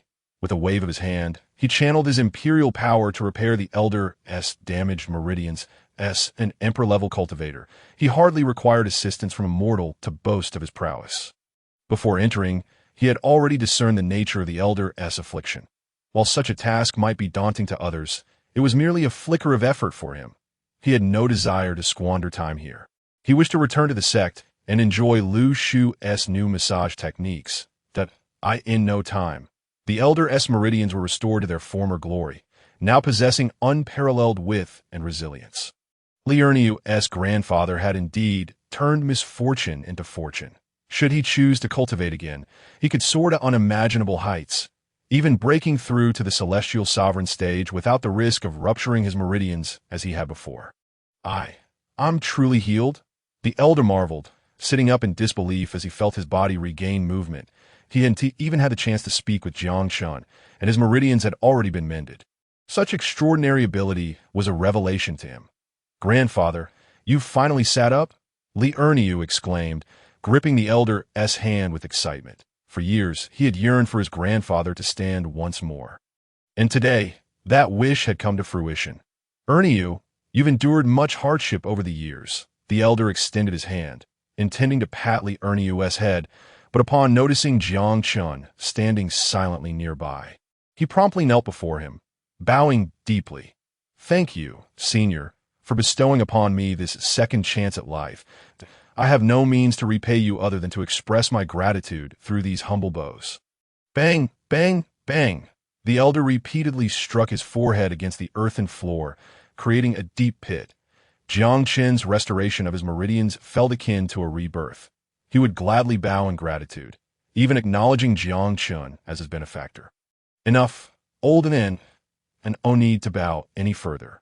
Jiang Chen, observing the sizable pit, sighed and extended a hand to lift the elder. He had initially intended to graciously accept the elder's gratitude, hoping to foster a deeper understanding.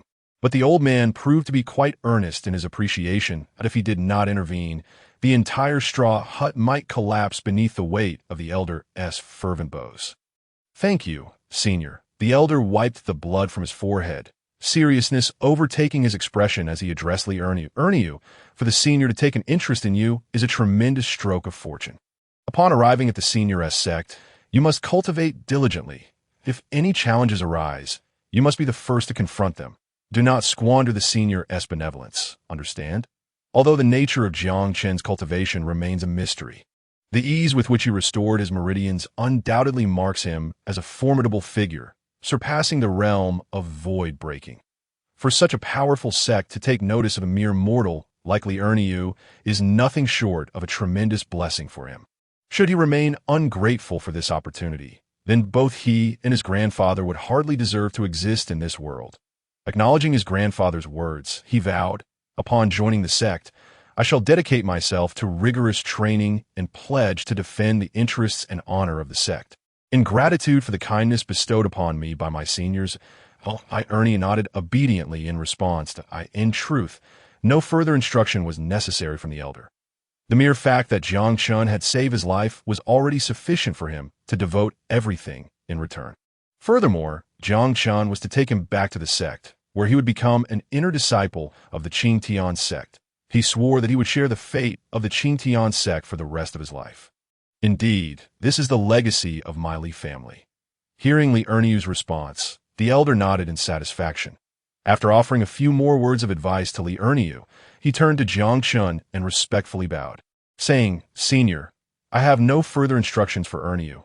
You may take him whenever you wish." "Very well. I shall take Erniu with me," Jiang Chen replied, grasping Li Erniu's hand and casting a glance at the elder. He then produced a longevity pill, presenting it to the elder. "This pill can extend your lifespan by 100 years. Consider it a gift from me, and I hope you cherish this time." Before entering, he had sensed that the elder was not only devoid of meridians, but also nearing the end of his life. Even if he were to restore his meridians now, he would not survive beyond a year. Having already assisted the elder, he decided to extend his kindness further, granting him an additional 100 years of life. As for what would become of the elder after that time, it would depend on his own fortunes. "What? A pill that can extend life by 100 years?" The elder gasped in astonishment, his mouth agape, as he beheld the miraculous pill. Such a defying elixir was something he had never even heard of, let alone seen. His surprise. Jiang Chen would bestow upon him such an extraordinary gift. It was truly astonishing. Jiang Chen, uninterested in further conversation with the elder, took Li Erniu and vanished from the thatched cottage. "Thank you, Senior." The elder snapped back to reality, kneeling on the ground, tears streaming down his face as he bowed deeply in the direction Jiang Chen had departed. He was acutely aware of his own condition. To live for another year was already a stroke of luck. Should he fail to break through to the Qi gathering stage during this time, he would inevitably meet his demise. However, with this pill, everything changed. He now had ample time to achieve a breakthrough, truly affording him the chance to live another life. Thus, Jiang Chen was indeed like a rebirth for him. Should Jiang Chen be willing to accept him as an adopted son, he would not hesitate to call him fathered.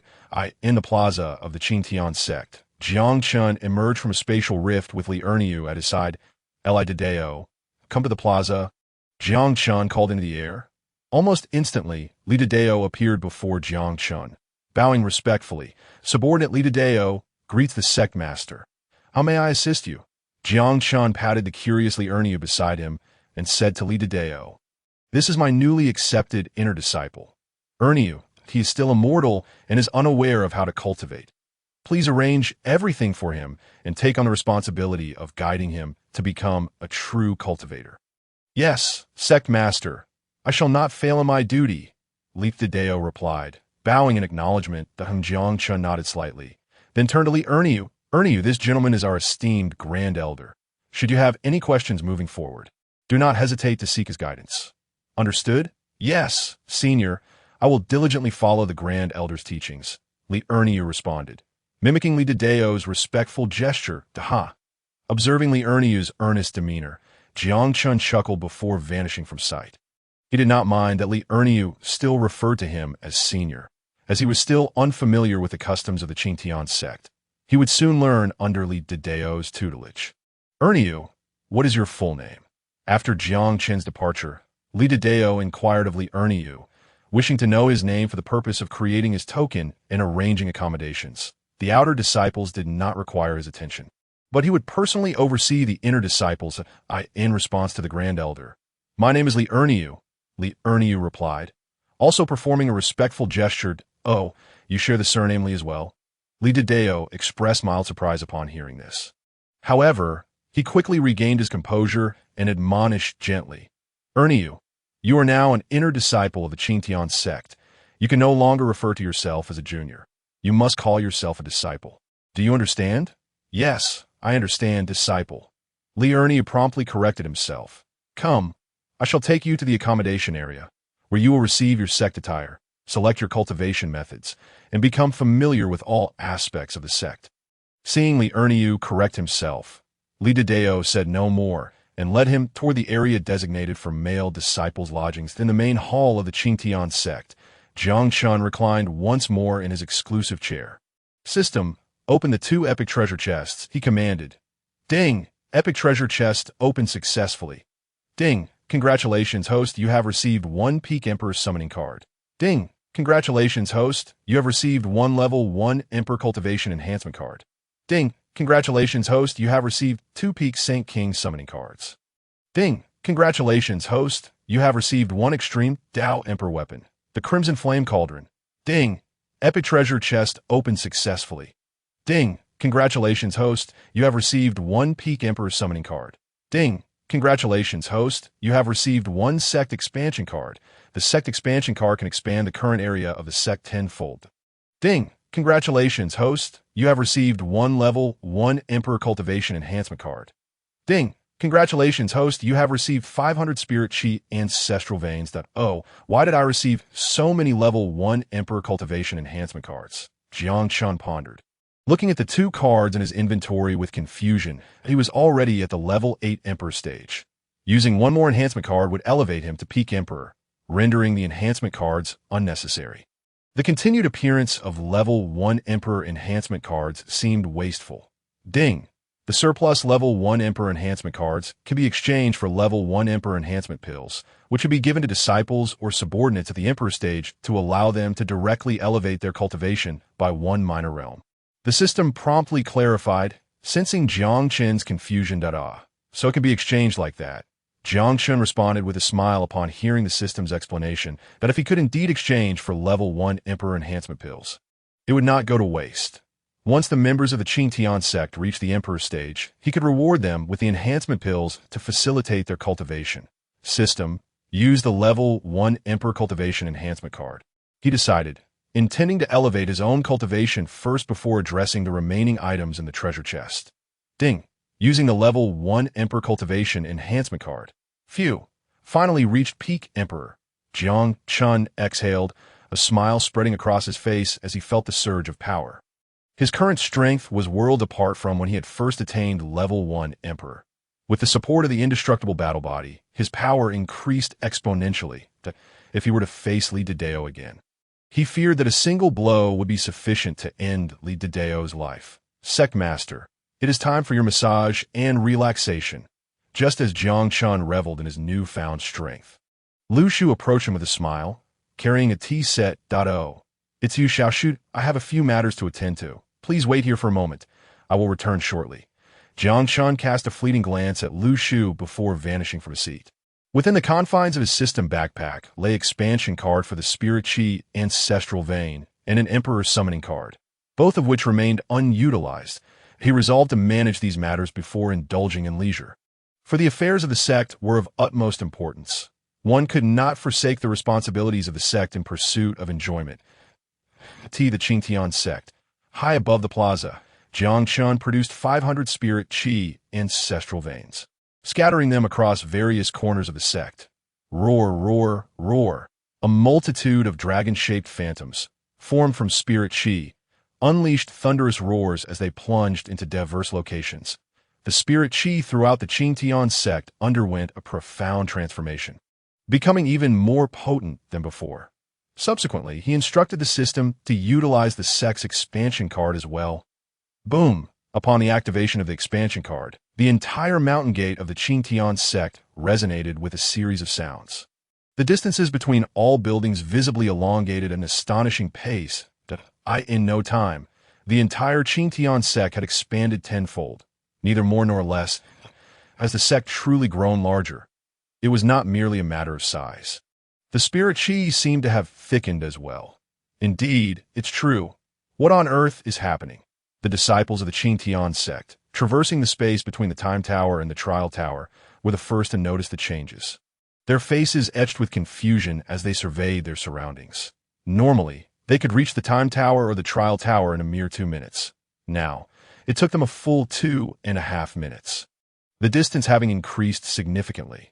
Moreover, the Spirit Chi had also become noticeably denser, which was decidedly peculiar. Enough of this dawdling. Let us return to our tasks. At that moment, Li Dedeo, accompanied by Li Erniu, approached the Time Tower. Observing the disciples hesitating in contemplation, he could not help but speak up. He was acutely aware that these changes were the handiwork of Jiang Chen. Yet, as the Grand Elder, there were certain matters that did not necessitate explanation to the disciples. Yes, Grand Elder, the disciples of the Qingtian sect, situated between the two towers, respectfully acknowledged Li Dedeo before hastily moving towards their respective goals. Although they were curious about the transformations within the sect, they felt compelled to proceed upon the Grand Elder's command that a throng of disciples preparing to enter the Time Tower discreetly scrutinized Li Erniu as they passed by, for the blue robe he wore, symbolizing an inner sect disciple, was exceptionally striking. With only 3 inner sect disciples in total, the sudden emergence of another was even more intriguing than the sect's transformation. Once the group entered the interior of the Time Tower, news of the recent happenings rapidly spread among all the disciples inside. Sect news! Sect news!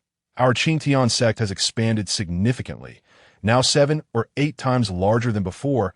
Additionally, the Grand Elder now has a new inner sect disciple by his side. We now boast 4 inner sect disciples. The chatter regarding the sect's enlargement and the arrival of the new inner sect disciple filled the AS for the increase in Spirit Chi. It was self-evident, requiring no verbal confirmation. Wow, the sect can actually grow larger. This is the first I've heard of it. Indeed, this isn't merely a matter of adding a few buildings. The entire sect has expanded intact, which is utterly astonishing. Astonishing, indeed. Are there not enough remarkable aspects about our Qingtian sect already? We ought to focus on the new inner sect disciple. Yes, who exactly is this new inner sect disciple? Our Qingtian sect's recruitment event has concluded. How could he possibly still join?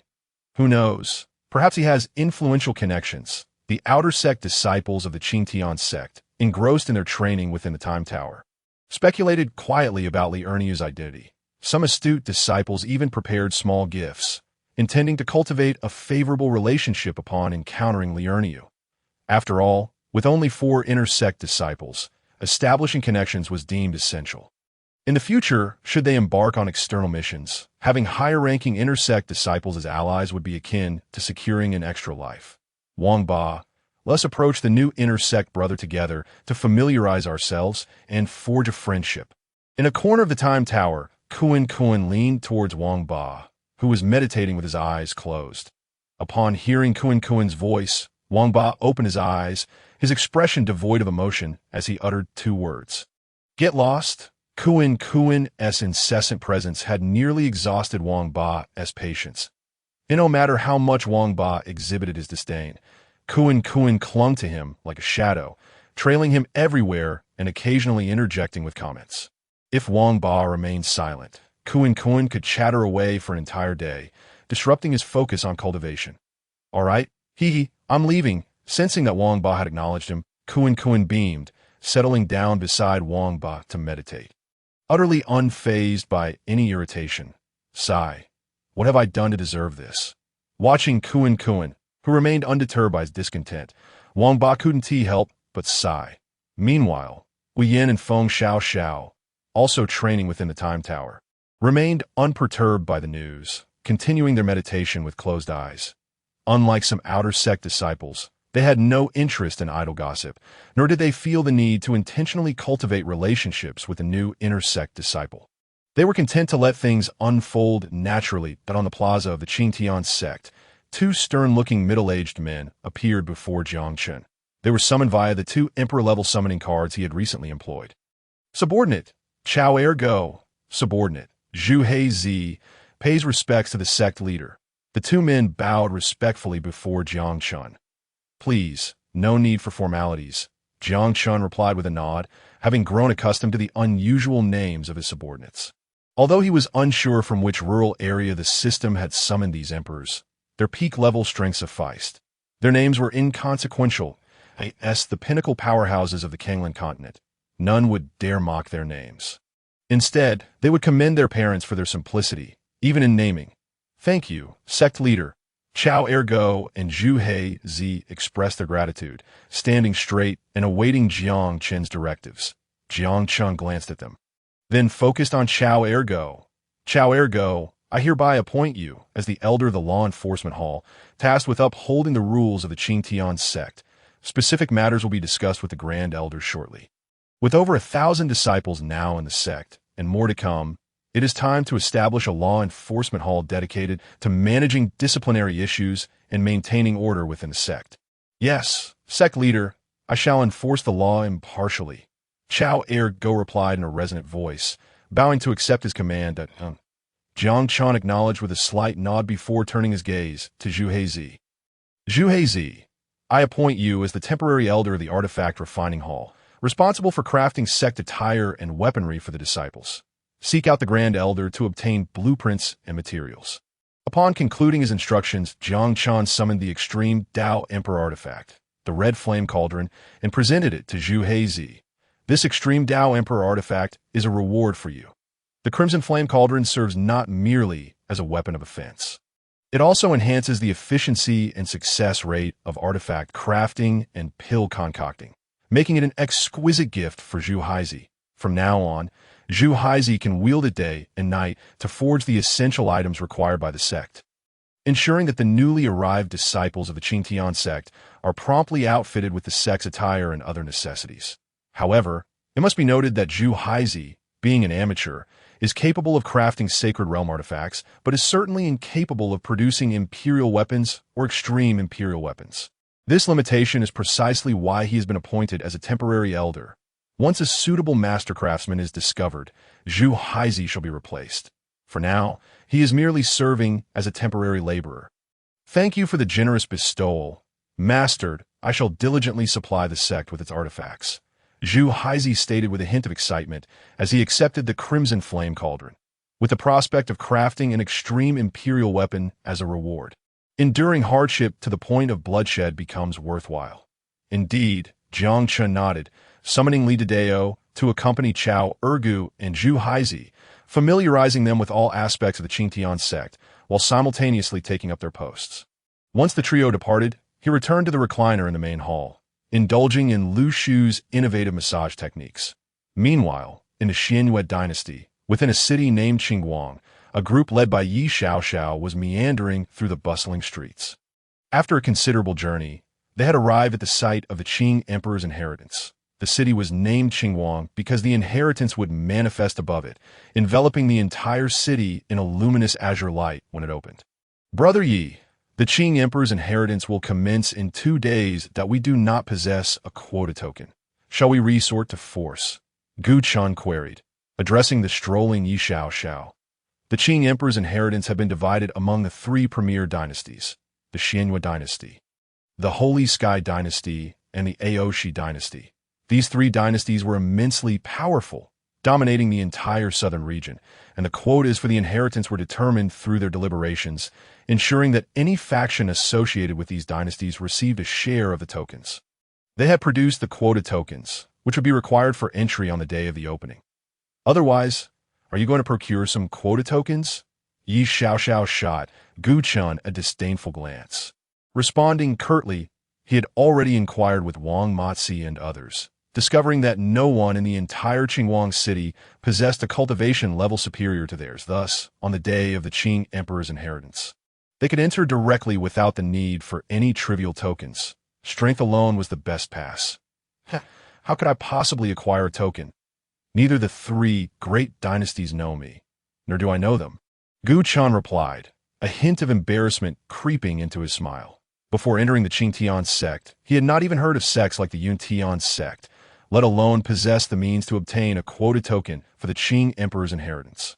Enough, brothers, let us quickly find a place to stay. With so many people in Qingguang City, we may end up without a room, Mu Xueqing remarked, observing the throngs of people in the streets. With just 2 days remaining until the Qing Emperor's inheritance, the city was already bustling that if they did not find an inn soon, they might end up sleeping on the streets. Indeed, Sister Mu is correct. We should find lodging promptly, Qin Feier concurred. Very well, let us seek an inn first. And then we can explore later, Yi Xiaoxiao nodded, leading Gu Chen and Mu Xueqing towards a nearby establishment named the Carefree Inn. Esteemed guests, are you here to stay or to indulge in leisure? The young attendant at the entrance inquired eagerly as they approached. Oh, what does indulge in leisure entail? Yi Xiaoxiao asked, intrigued by the prospect beyond mere lodging. It seems this is your first time at our inn. Esteemed guest, the attendant replied with a mysterious smile. What we mean by indulge in leisure is that our inn not only provides accommodation, but also offers companionship services from beautiful female cultivators, as long as you provide sufficient spirit stones. Our lovely companions will fulfill any request you may have. The attendant concluded with a knowing expression. Isn't that akin to a brothel? Gu Chen remarked, looking stunned. He hadn't expected that they would end up at such a place while seeking an inn. However, why was it called an inn instead of a brothel? Get lost. We have no interest in your beautiful companions. Mu Xueqing and Qin Feier shouted in indignation at the attendant. Please do not take offense. Ladies, this is merely a consensual transaction. You are welcome to stay without opting for the companionship service, the attendant said quickly, attempting to placate them. The factions arriving in Qingguang City were exceedingly diverse, with most being top-tier factions from the southern region. A mere attendant, he certainly could not afford to offend anyone if he were to provoke a powerful faction. The innkeeper would be the first to sacrifice him. Thus, he preferred that Mu Xueqing and the others choose not to stay rather than risk offending them. Humph. We would never stay in such a filthy establishment, Mu Xueqing retorted. Indeed, we have no intention of staying in such a place. Qin Feier echoed. The 2 swiftly guided Yi Xiaoxiao and Gu Chen away from the Carefree Inn, fearing their curiosity might lead them inside. Thus, the 4 continued to seek other inns. However, each one was either similar to the Carefree Inn or fully booked.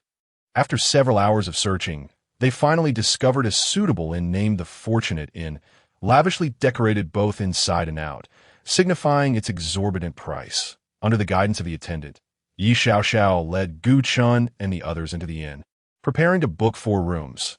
Yet before he could produce the spirit stones to pay for the rooms, a throng of hundreds entered from outside. Where is that attendant? Hurry up. We, the Wushuang sect, have booked all the rooms in this inn. A young man clad in green robes, boasting a cultivation level at the 9th rank of earthly sovereign, proclaimed haughtily, flanked by hundreds of Wushuang sect disciples. Though they remained silent, their expressions radiated an air of superiority, as if they were above all others. Goodness, the Wushuang sect is here to take over the inn. We should leave quickly, the onlookers murmured. Let us find another inn. This one is no longer available for us. Indeed, the Wushuang sect is notoriously domineering. They regard no one outside the 3 great dynasties with any respect. Various factions present for the Qing Emperor's inheritance halted at the sight of the hundreds from the Wushuang sect blocking the entrance to the fortunate inn. Opting instead to seek other lodgings, they could not afford to offend the Wushuang sect, which rivaled the 3 great dynasties in power and was fiercely protective of its own. Guests have arrived. Other attendants in the inn rushed to the young man in green, bowing and scraping. Are you all here to stay? Our humble establishment may not have enough rooms, but we can arrange as many as we can. What? The green-robed youth, in a fit of rage, lifted the attendant into the air. You trash. Did you not understand my previous statement? I said this place is booked by our Wushuang sect. Tell all your other guests to get lost. Otherwise, this pathetic inn has no reason to exist. The green-robed youth's face was filled with fury as he flung the attendant to the ground, causing a resounding crash. Cough, cough. Esteemed guests, please wait a moment. I will notify the manager right away. The young attendant coughed up a couple of tales of fresh blood, suppressing any discontent, and, despite his injuries, made his way towards the inn's back courtyard. The audacity of this individual was beyond what he could manage, necessitating the summoning of the innkeeper to address the matter. Soon, a middle-aged man donned in luxurious attire and possessing the cultivation of a 7th-tier celestial master emerged, enthusiastically following the young attendant's lead. Upon reaching the green-robed youth, the middle-aged man immediately donned a fawning expression, clasping his fists and smiling. Ah, it turns out to be a distinguished disciple of the Wushuang sect. My apologies, my apologies. This old man will clear the premises of my humble establishment to accommodate you all. After speaking, he promptly signaled to all the attendants in the inn to ascend the stairs and usher out the guests who had already checked in. Despite his superior cultivation compared to the group of green-robed youths, he knew well that offending a member of the Wushuang sect could lead to his untimely demise. It was said that a certain sage once, confident in his own strength, had injured a disciple of the Wushuang sect. Consequently, the sect employed secret techniques to locate that sage and dispatched a Saint King to annihilate the entire faction to which he belonged. This incident stirred a tremendous uproar throughout the southern region, prompting numerous factions under the 3 great empires to caution their disciples against provoking members of the Wushuang sect. After all, the sect was exceedingly protective of its own. For the sake of a single injured disciple, they would mobilize a Saint King to eradicate entire clans who would dare to confront the Wushuang sect. Hurry up, we've been waiting too long. Your establishment won't survive at this rate. The green-robed youth remarked, his expression unchanging, still exuding an air of arrogance. The hundreds of disciples around him relaxed upon seeing the innkeeper had finally made an appearance, indulging in gossip and flirtation, utterly oblivious to their own brazen demeanor. Indeed, the innkeeper's eyes flashed with a hint of murderous intent. How could he not be enraged at being ordered around by a mere junior of the Earth's sovereign realm? Yet, recalling the fate of that sage, he could only nod politely in acquiescence. Shortly thereafter, under the persuasion of the inn's attendants, the various cultivators who had already checked and hurriedly exited the Feline Inn. They had heard of the Wushuang sect's reputation and were reluctant to engage in conflict with its disciples. After all, retreating a step could lead to vast horizons.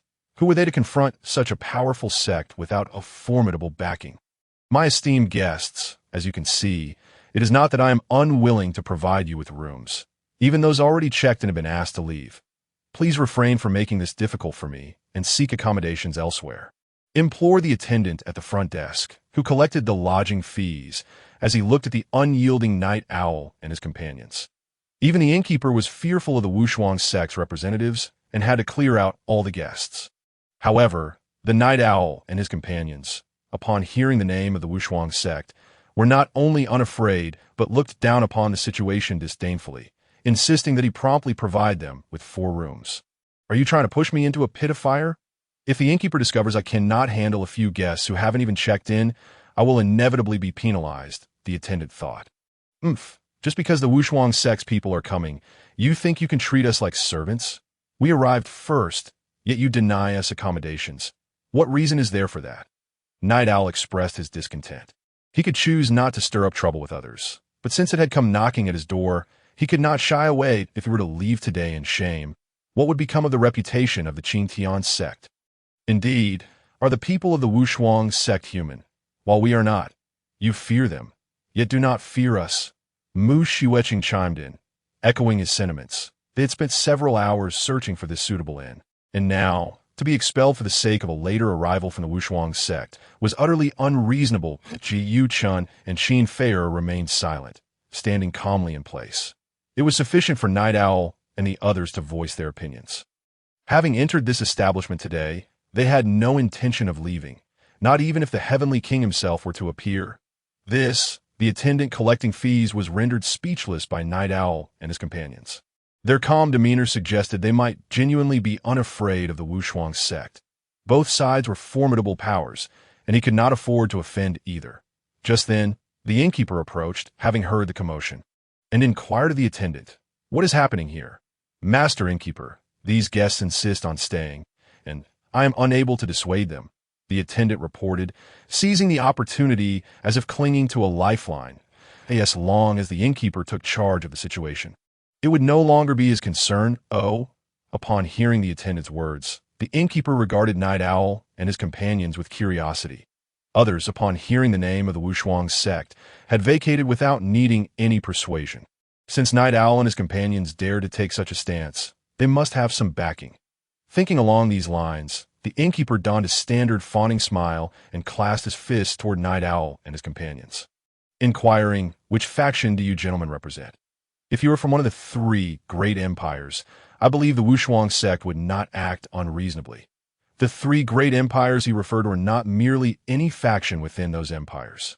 To represent one of the three great empires, it had to be either the royal family itself or the families of high-ranking officials. These families shared intricate ties with the royal family, and even the most arrogant sect like the Wushuang sect would hesitate to offend the scions of such families. For before the three great empires, the Wushuang sect could only bow in submission. However, Night Owl and his companions were not adorned in the distinctive garb of the royal family, which led the innkeeper to conclude they belonged to one of these influential families. The three great empires? Night Owl and his companions were momentarily taken aback. They had not yet introduced themselves, yet the innkeeper had already jumped to conclusions. Strictly speaking, the Qingtian sect did indeed fall within the influence of the Xianwei Empire. However, they had no ties to the Xianwei Empire and did not need to leverage its name. Night Owl looked at the innkeeper and replied coolly, "We are not representatives of the three great empires. We are disciples of the Qingtian sect, here specifically to participate in the Qingdi inheritance. Indeed, we are disciples of the Qingtian sect, not representatives of the three great empires. Hurry and provide us with rooms." "We arrived first," Mu Shiweqing added, her tone firm. She held no regard for the innkeeper's demeanor. Just because they were not from the three great empires meant they could be denied lodging. It was utterly unreasonable. Disciples of the Qingtian sect? Upon hearing Night Owl's declaration, the innkeeper's expression immediately turned stern. He had never heard of the Qingtian sect in the southern region, where powers of all sizes proliferated like the stars. Only a few could be considered significant. Since Night Owl and his companions were not from the three great empires, he no longer felt the need to grovel to "My young sirs, it is not that this old man is unwilling to provide you with rooms. It is simply that the people from the Wushuang sect have insisted on monopolizing this place. I am left with no choice. You would be better off seeking another inn," the innkeeper said with a look of helplessness. He certainly would not shoulder the blame for expelling Night Owl and his companions, but would shift the responsibility entirely onto the Wushuang sect. While Night Owl and his companion sect might not necessarily rival the Wushuang sect, they undoubtedly had elders of higher cultivation. After all, Night Owl and his companions, though young, possess cultivation in the mid to late stages of the Earth's sovereign realm. Their sect must have elders of sage-level strength, and he had no desire to offend a sect of that caliber. If the Wushuang sect can monopolize this place, so can the Qingtian sect go and expel the Wushuang sect's people. We will take over this inn. Night Owl declared, tossing a large bag of spirit stones to the innkeeper. The matter was no longer merely about lodging. It had become a matter of pride, as a disciple of the Qingtian sect. How could he allow a group of arrogant newcomers to drive him and his companions from the inn? Gu Chun and the other two coldly observed the innkeeper, keen to see how he would respond. If he failed to handle the situation today, they would not hesitate to dismantle the inn. No one would be allowed to stay. This, my young sirs, you are making it difficult for this old man. The innkeeper stammered.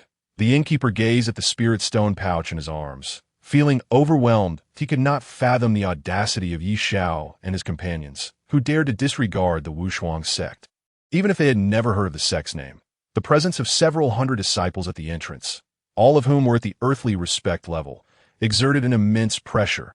How could Yi Xiao and his group possibly be so bold? Just go ahead and say what you need to say. If there's something that requires them to seek us out, let it be known, Yi Xiao stated, as if sensing the innkeeper's dilemma. Alas, very well. Seeing that Yi Xiao was determined to confront the Wushuang sect head-on, the innkeeper sighed and shook his head, making his way towards the young man in green robes at the door. As a person of discernment, he would not allow himself to be drawn into peril. Since he could not offend either party, he resolved to relay the entire situation to the young man in green, letting him handle it. After all, regardless of the outcome, it bore no consequence for him. Soon, under the innkeeper's guidance, the young man in green, accompanied by a dozen or so disciples from the Wushuang sect, strutted over to the reception desk with an air of superiority. So, you intend to monopolize this inn and evict our Wushuang sect members? The young man sneered, casting a disdainful glance at Yi Xiao and his companions. In his eyes, they were hardly a threat. Besides Yi Xiao, who was at the 9th level of earthly respect, the other three, Gu Chun, Mu Xueqing, and Qin Fei, were merely at the 6th or 7th level of cultivation. Such strength was laughably inferior to even the lowest ranks of the Wushuang sect. Should Yi Xiao's group prove obstinate, he would not hesitate to eliminate them. Indeed, we have secured this inn, and you may take your leave. Yi Xiao replied coldly, a glimmer of murderous intent flashing in his eyes. If these individuals were too blind to recognize their situation, he would have no choice but to unleash a bloody rampage to absorb their essence. Upon hearing Yi Xiao's menacing tone, Gu Chun and the others braced themselves, prepared for combat at a moment's notice. How bold of you to demand that our Wushuang sect members leave. Are you seeking death? The young man in green scoffed his companions, a dozen or so disciples of the Wushuang sect, drawing their weapons, ready to charge at Yi Xiao and his friends. They had been informed by the innkeeper that Yi Xiao's group belonged to a minor sect known as the Qingtian sect, which had no connections to the three major dynasties. Thus, they felt no trepidation about provoking them. Hold on. The young man in green raised his hand, signaling his companions to refrain from attacking. He intended to thoroughly humiliate Yi Xiao before dispatching him. With a mocking glint in his eyes, he addressed Yi Xiao. You're quite arrogant, aren't you? How about a little contest? If you win, we'll vacate this inn. But if you lose, you and your companions are at my mercy. After making his proposition, he leered at Mu Xueqing and Qin Fei, contemplating not only the humiliation of Yi Xiao, but also the prospect of taking the two women back to his quarters for a more intimate encounter. Although Yi Xiao was also at the 9th level of earthly respect, he was utterly confident in his ability to toy with him. Brother Luo, why bother with a contest?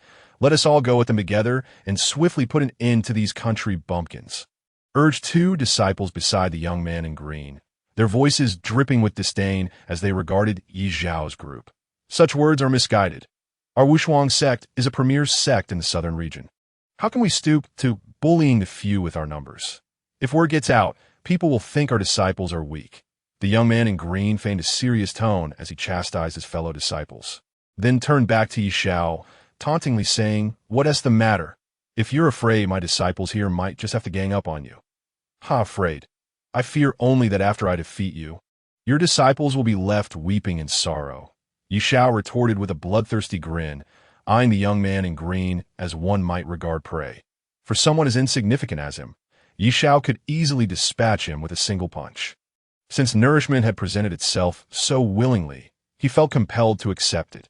Seeing the two were indeed inclined to a contest, Chen regarded the young man in green with amusement. To challenge Yi Xiao one-on-one was truly audacious. Yi Xiao's true strength was at least at the mid-stage of heavenly respect, while the young man in green was merely at the pinnacle of earthly respect. Comparing the two was akin to an adult battling an infant. Chen could already envision the young man in green being obliterated by Yi Xiao's fist, becoming part of the ensuing carnage. The expressions of Mu Xueqing and Qin Fei are also softened at the sight. The young man in green's previous gaze had repulsed them to the point of nearly inciting a brawl, but now that he was set to challenge Yi Xiao, they found it easier to overlook his earlier transgressions. After all, they had no desire to squabble with a dead man.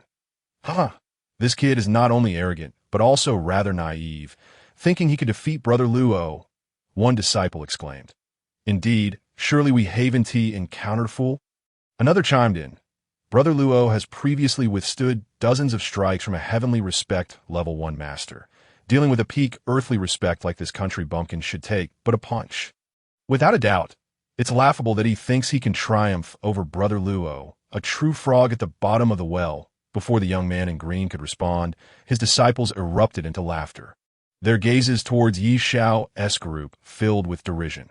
The young man in green was the top-ranked disciple of the Wushuang sect, capable of enduring dozens of blows from a heavenly respect one. Confronting someone from a minor sect like Yi Xiao's was assuredly a matter of overwhelming dominance. Thus, they regarded Yi Xiao's claims as nothing more than a grand joke. That moment. The young man in green's expression darkened, filled with scorn. Rest assured, if you manage to kill me, my disciples one TB morning. They'll be jubilantly applauding you, he replied with a sardonic smile. As soon as he finished speaking, his disciples echoed his sentiments. Yes, yes, if you can slay Brother Luo, I'll applaud you for half an hour.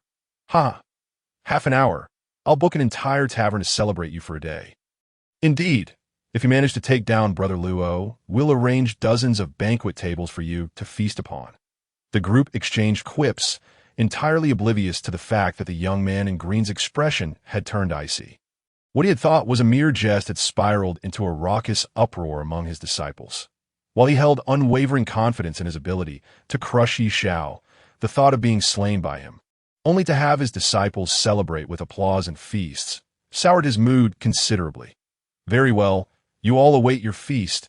Yi Xiao grinned at the group of Wushuang sect disciples, then turned to the young man in green, inquiring, shall we take this contest outside, or remain here? Though the young man in green was but a single punch away from defeat in Yi Xiao's eyes, he felt it necessary to respect the wishes of the soon-to-be deceased. We'll go outside to compete. I'd hate to ruin anything in here, the young man in green retorted coldly before striding towards the inn's entrance. Agreed. Let it be as you wish. Yi Xiao followed closely behind without further ado. Relieved, the innkeeper exhaled, having feared that a confrontation within the inn would spell disaster for his establishment, with the young man in green proposing an outdoor duel. He felt as though a burden had been lifted in his heart. He silently applauded the young man in green, thinking, what a good person, truly a commendable individual. I must see how Brother Luo delivers a crushing blow to this arrogant country bumpkin. As the night owl and his companion made their way towards the exit, a dozen or so disciples of the Wushuang sect swiftly followed in their wake. The sight of this group passing through the entrance immediately captured the attention of the several hundred disciples of the Wushuang sect present. What is happening? Didn't Brother Luo go to clear the area? Why are they heading outside? I have no idea. Could something have occurred? Witnessing the expressionless youth in green robes striding towards the door, closely followed by the night owl, the disciples were utterly perplexed. At this moment, they noticed the dozen or so Wushuang sect disciples trailing behind and promptly seized a few of them, inquiring about the unfolding events. What is going on? Weren't you all accompanying Brother Luo to clear the area? Why is he heading outside? Please, tell us what has transpired. The disciples glanced at the two who had already exited. Hastily explaining, clearing the area, my foot. Those individuals not only refused to leave, but also demanded that we vacate. Brother Luo is determined to teach these ruffians a lesson. Indeed, you have no idea. Among them is a country bumpkin who not only boasts, but has also threatened to kill Brother Luo. Let us go. We want to witness the commotion. After their explanation, the disciples broke free from the grasp of the onlookers and made their way towards the exit. Goodness, how audacious of someone to challenge Brother Luo. This is indeed a rare occurrence. We must hurry outside to see. Let us go, let us go. After grasping the situation, the crowd surged outwards. The youth in green robes was the most formidable figure among the Wushuang sect's earthly sovereigns. Now, the prospect of an outsider challenging him was a spectacle not to be missed. Outside the inn, the night owl and the youth in green robes locked eyes on the street. Several hundred disciples of the Wushuang sect formed a vast circle. Enclosing the two within. Hiss, aren't those the disciples of the Wushuang sect? What are they planning? Judging by the circumstances, that red-haired youth seems intent on dueling with them. What? A duel? Which faction's junior dares to offend the disciples of the Wushuang sect? Who knows? His attire does not resemble that of one from the three great empires. Regardless of the outcome, he will surely meet a grim fate. Observers on the street, vendors and passers-by alike, halted outside the circle to watch the spectacle unfold. Reactions range from mockery to sympathy regarding the night owl's actions. After all, the Wushuang sect's reputation for fiercely protecting their own was well established, whether the night owl emerged victorious or not. His demise seemed imminent. Princess, this red-haired lad possesses a modicum of courage to challenge the disciples of the Wushuang sect. On the terrace of a nearby opulent inn, a maid-like young girl glanced at the night owl, encircled by the hundreds of Wushuang disciples, then turned to a nearby elegantly dressed, noble-looking girl and curiously remarked, "Indeed, it is commendable bravery. I just wonder about his strength." The girl, referred to as the princess, nodded with a neutral expression. Approaching the edge of the terrace, she too became intrigued by the two on the street. Will know his strength once they engage. The maid giggled playfully, continuing to observe the combatants. Within the encircled disciples of the Wushuang sect, the youth in green robes brandished a pair of massive hammers, gazing at the night owl with a cruel smile. "Are you ready? My hammers are itching for action." As he spoke, he deliberately swung the two hammers to ensure the night owl could clearly see their formidable appearance. These hammers were imperial artifacts. For a disciple from a minor sect like the night owl, possessing even a single royal weapon was already extraordinary. The thought of wielding an imperial artifact was beyond comprehension, but he intended to plunge the night owl into profound self-doubt, subjecting him to both mental and physical torment. Hiss, Brother Luo is actually taking out his hammers. He must hold this fellow in high regard. Indeed, it is said that these hammers are the initial stage of imperial quality. Whoever they strike will be obliterated. The surrounding disciples of the Wushuang sect were taken aback upon witnessing the green-robed youth produce the hammers. It was well known that the green-robed youth was already immensely powerful. Now, wielding imperial artifacts. He was clearly treating the night owl with utmost seriousness. Strike when you're ready.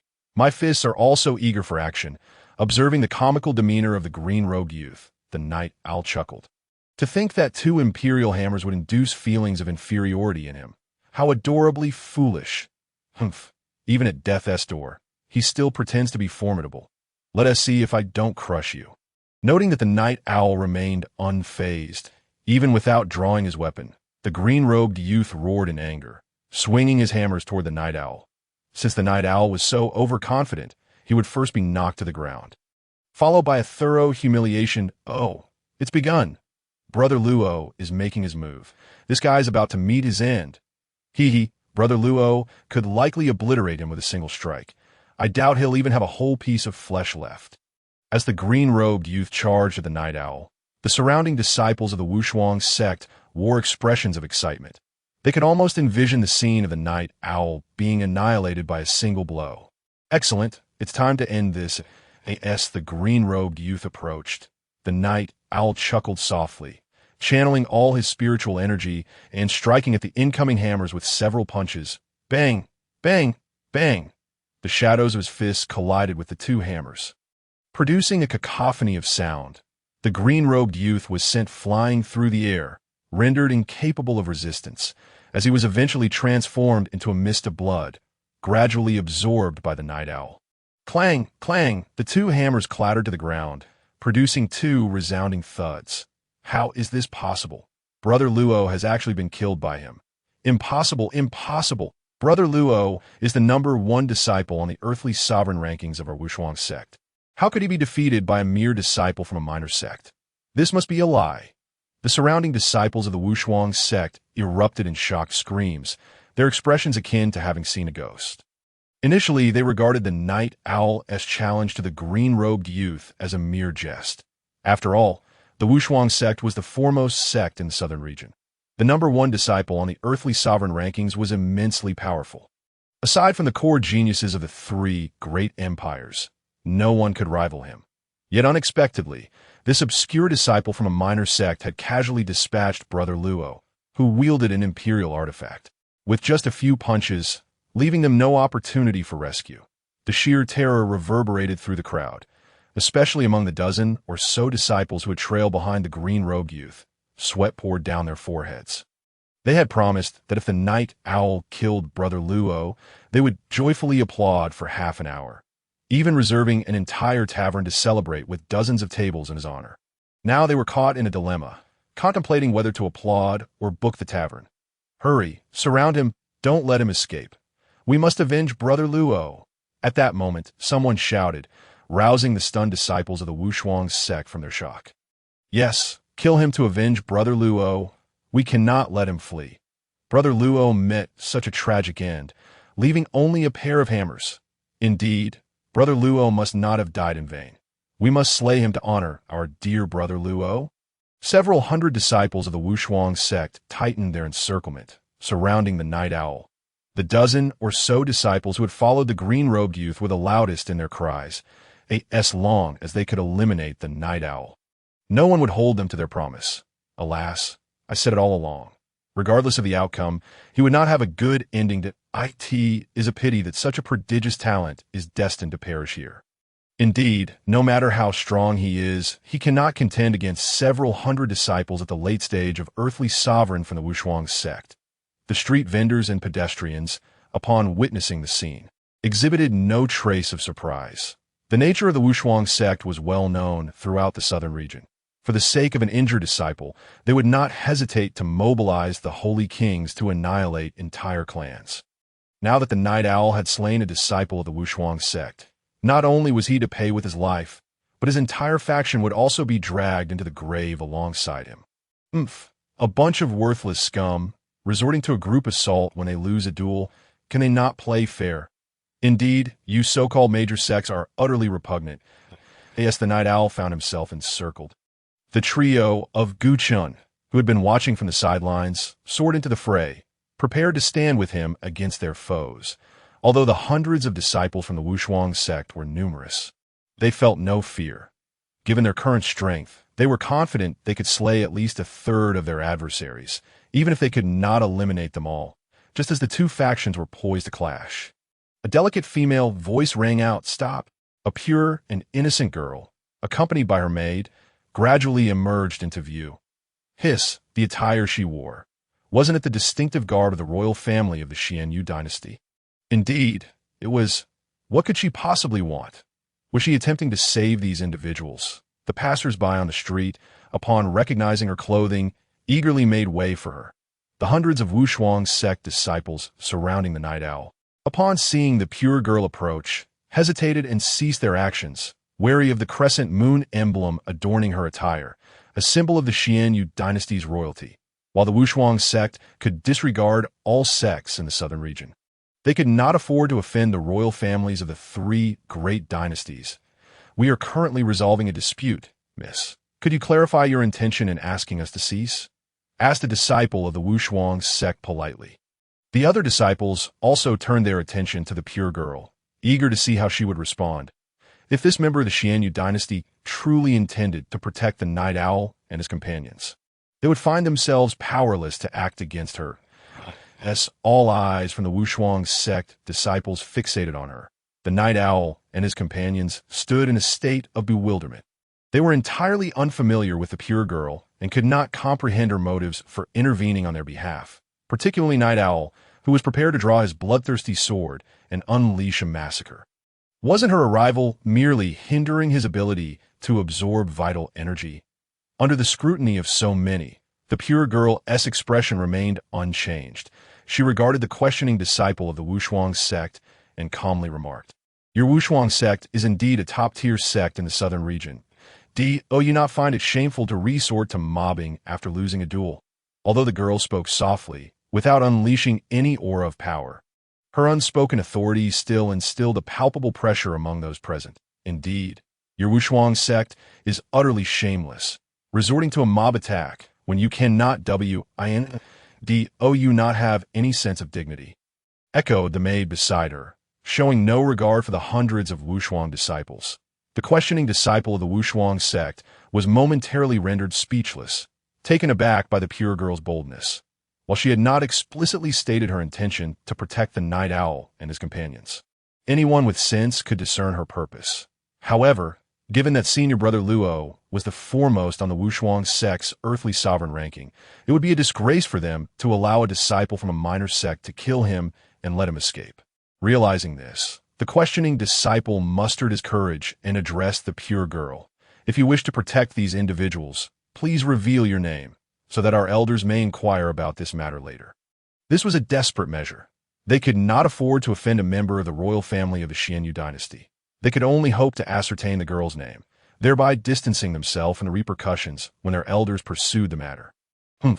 Blind to the truth, this young lady is none other than the 9th princess of the Xianyu dynasty, the most cherished and beloved daughter of the current emperor. Before the pure girl could speak, her maid proudly proclaimed her identity. She is the daughter of the emperor of the Xianyu dynasty. No wonder she exudes such grace. Indeed, it is said that the Xianyu emperor fathered 8 sons and only recently welcomed a beloved daughter, who is cherished beyond measure. Upon hearing the maid reveal the pure girl's identity, the onlookers were left in stunned silence. They had assumed she was merely an ordinary royal from the Xianyu dynasty, not realizing she was the emperor's only daughter. With such a status, not only the earthly sovereign disciples of the Wushuang sect, but even their ancestors would dare not disrespect her. The lives of the night owl and his companions were thus completely safeguarded. The 9th princess, the questioning disciple of the Wushuang sect, nearly collapsed in shock. Such an intimidating identity. Fortunately, he had remained polite. Otherwise, offending the pure girl would have brought calamity upon his entire lineage. "Since it is the 9th princess who wishes to protect these individuals, we shall grant her this favor. Everyone, follow me," commanded the questioning disciple, picking up the hammer left behind by the young man in green, respectfully leading the hundreds away to another inn. With the 9th princess of the Xianyu dynasty safeguarding the night owl and his companions, they dared not provoke them further. Thus, the fortune was left to the night owl and his friends. Once the hundreds of Wushuang disciples departed, the onlookers on the street gradually dispersed. After all, the pure girl's status was too esteemed. Had they lingered foolishly nearby, the powerful protectors hidden in the shadows might mistakenly perceive them as threats to the princess. Such an offense could lead to their immediate demise, so it was prudent to leave rather than risk their lives for mere entertainment. Watching the crowd disperse, the night owl and his companions were left in a daze, staring at the pure girl. They had not needed anyone to intervene on their behalf, yet she had inexplicably come to their rescue at that moment. They were uncertain whether to thank her or how to proceed, especially Night Owl, whose bewildered expression conveyed a hint of helplessness. Those Wushuang disciples were his sources of vital energy. Now that the pure girl had frightened them away, how would he continue to absorb nourishment? Had it not been for her good intentions, he would have certainly felt compelled to strike her on the head. Seeing the Night Owl and his companions still standing in a stupor, the pure girl assumed they were merely startled, and so she smiled warmly. Approaching them, "Do not be afraid. They will not dare to trouble you again. My name is Dugu Ninyu. Which sect do you belong to?" Her intervention was not solely motivated by desire for justice. As the 9th princess of the Xianyu dynasty, she bore the responsibility of scouting for talent. The strength the Night Owl had displayed earlier perfectly aligned with her criteria for recruitment. Upon hearing her self-introduction and inquiry, Gu Chun and his companions snapped back to reality, exchanging awkward smiles. Night Owl remained silent, his mood too sour to respond. Jiang Chen clasped his fist before Dugan Yinyu and said, "I am Gu Chun, a disciple of the Qingtian sect. Thank you, Your Highness, for coming to our aid." Mu Shiweching and Qin Fire followed suit, saying, "I am Mu Xueqing, and this is Qin Fire, both disciples of the Qingtian sect. We appreciate your highness's assistance." Night Owl shot an irked glance at Dugan Yinyu and turned his face away. Choosing silence, he had no desire to express gratitude. The fact that he refrained from striking Dugan Yinyu was already a testament to his restraint. With so many sources of vital energy scared away, his heart felt as though it were bleeding. He had no inclination to engage in conversation. My senior brother is not one for conversation. Please do not take offense, Your Highness, Gu Chan interjected quickly, attempting to ease the tension. After all, Dugan Yinyu had come to their rescue, and despite their disinterest in her assistance, the proper courtesies still needed to be observed. Yes, Your Highness, please do not be upset. Our senior brother simply has that temperament. Mu Xueqing and Qin Fei both spoke to clarify. It's nothing. You are here to participate in the Qingdi inheritance. Dugan Yinyu smiled lightly, not taking it to heart. Instead, she wore a skeptical expression, inquiring about the purpose of Yi Xiao and his companion's visit. If her memory served her right, the Qingtianging did not have any quotas for the Qingdi inheritance. Although Yinzhou, as a territory of the Xianyu dynasty, had not received much attention from the imperial court, the significant events occurring there had been reported by the palace's spies. Whether it was the Qingtianging's dominance over Yinzhou, the formidable power that could shatter with a single strike, or the golden warships of the Yuntian sect, or the gathering of countless cultivators at Qingtianging, all these matters had reached her father's ears. At that time, he happened to overhear these pieces of information and learned of the sudden rise of the Qingtianging in Yinzhou. Originally, her father intended to send someone to summon the leader of the Qingtianging after the Qingdi inheritance concluded. Unexpectedly, she encountered the disciples of the Qingtianging in Qingguang City first. Indeed, Your Highness, we have come to participate in the Qingdi inheritance. Gu Chun and Mu Xueqing nodded in response. Everyone who came to Qingguang City was drawn by the Qingdi inheritance, so they had no need to conceal anything you truly are here for the Qingdi inheritance. Dugan Yinyu mused upon hearing this that Jiu Chun and the others did not possess a quota token.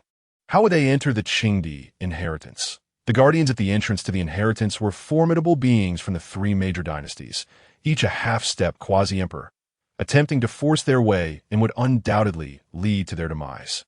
Of course, if the Qingtianging could dispatch a genuine quasi-emperor, they might facilitate the entry of Yi Xiao and his companions. However, given the recent display of power from the Qingtianging, even having a half-step quasi-emperor was already remarkable.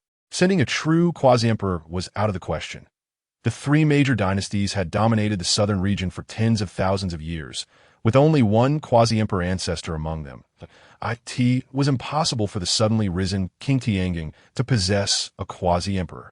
Now, only one possibility remained. That was, Gu Chun and his companions had obtained their quota tokens through the ruthless means of killing and seizing from other forces in order to gain entry to the Qingdi inheritance. Upon considering this, a flicker of disdain crossed Dugan Yinyu's face. The type of individuals that she despised most in her life were those who would stop at nothing to achieve their goals. If Yi Xiao and the others were indeed in such a situation, not only would she not recruit him, but she would also ensure their annihilation. All that remained was to confirm whether they possessed any identity tokens. And then she could take action. Do you possess any quota tokens? Entry to the inheritance requires such tokens, Dugan Yinyu inquired coldly, fixing her gaze on Gu Chun and the others. The moment they admitted to having tokens, she would immediately signal for action. Her father had assigned her a peak sacred emperor protector.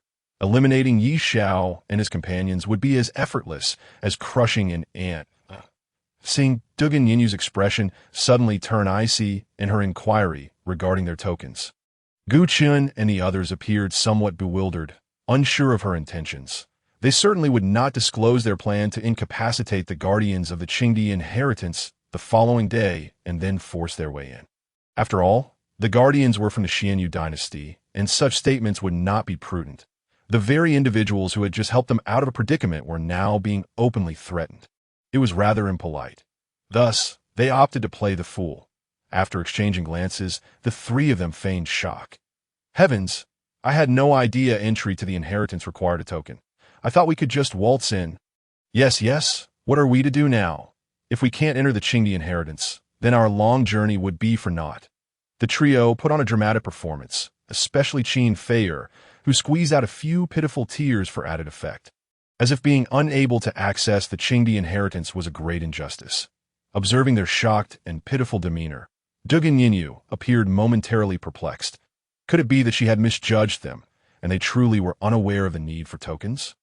Although she harbored some doubts about Gu Chen and his companion's claims, she couldn't see why they would need to conceal the tokens from her. After all, they were completely oblivious to the fact that admitting possession of a token would lead to their immediate execution. So you were unaware that entry requires quota tokens. Dugan Yinyu's expression transitioned from cold to warm as she addressed Yi Xiao and the others. That I can provide you 4 quota tokens. But there is one condition. I wonder if you would be willing to comply. After stating this, Dugan Yinyu's gaze settled on Yi Xiao. Since he lacked a quota for entry, this presented an opportune moment for her to recruit him. If Yi Xiao agreed to leave the Qingtianging and join the Xianyu dynasty, she could offer the 4 tokens to him and his companions. Really, Your Highness, please tell us your request. We will certainly fulfill it if it is within our means. Indeed, Your Highness, what is your requirement? Gu Chen and the others, upon hearing that Dugan Yinyu could provide tokens, were instantly elated. Their joy was genuine, not feigned.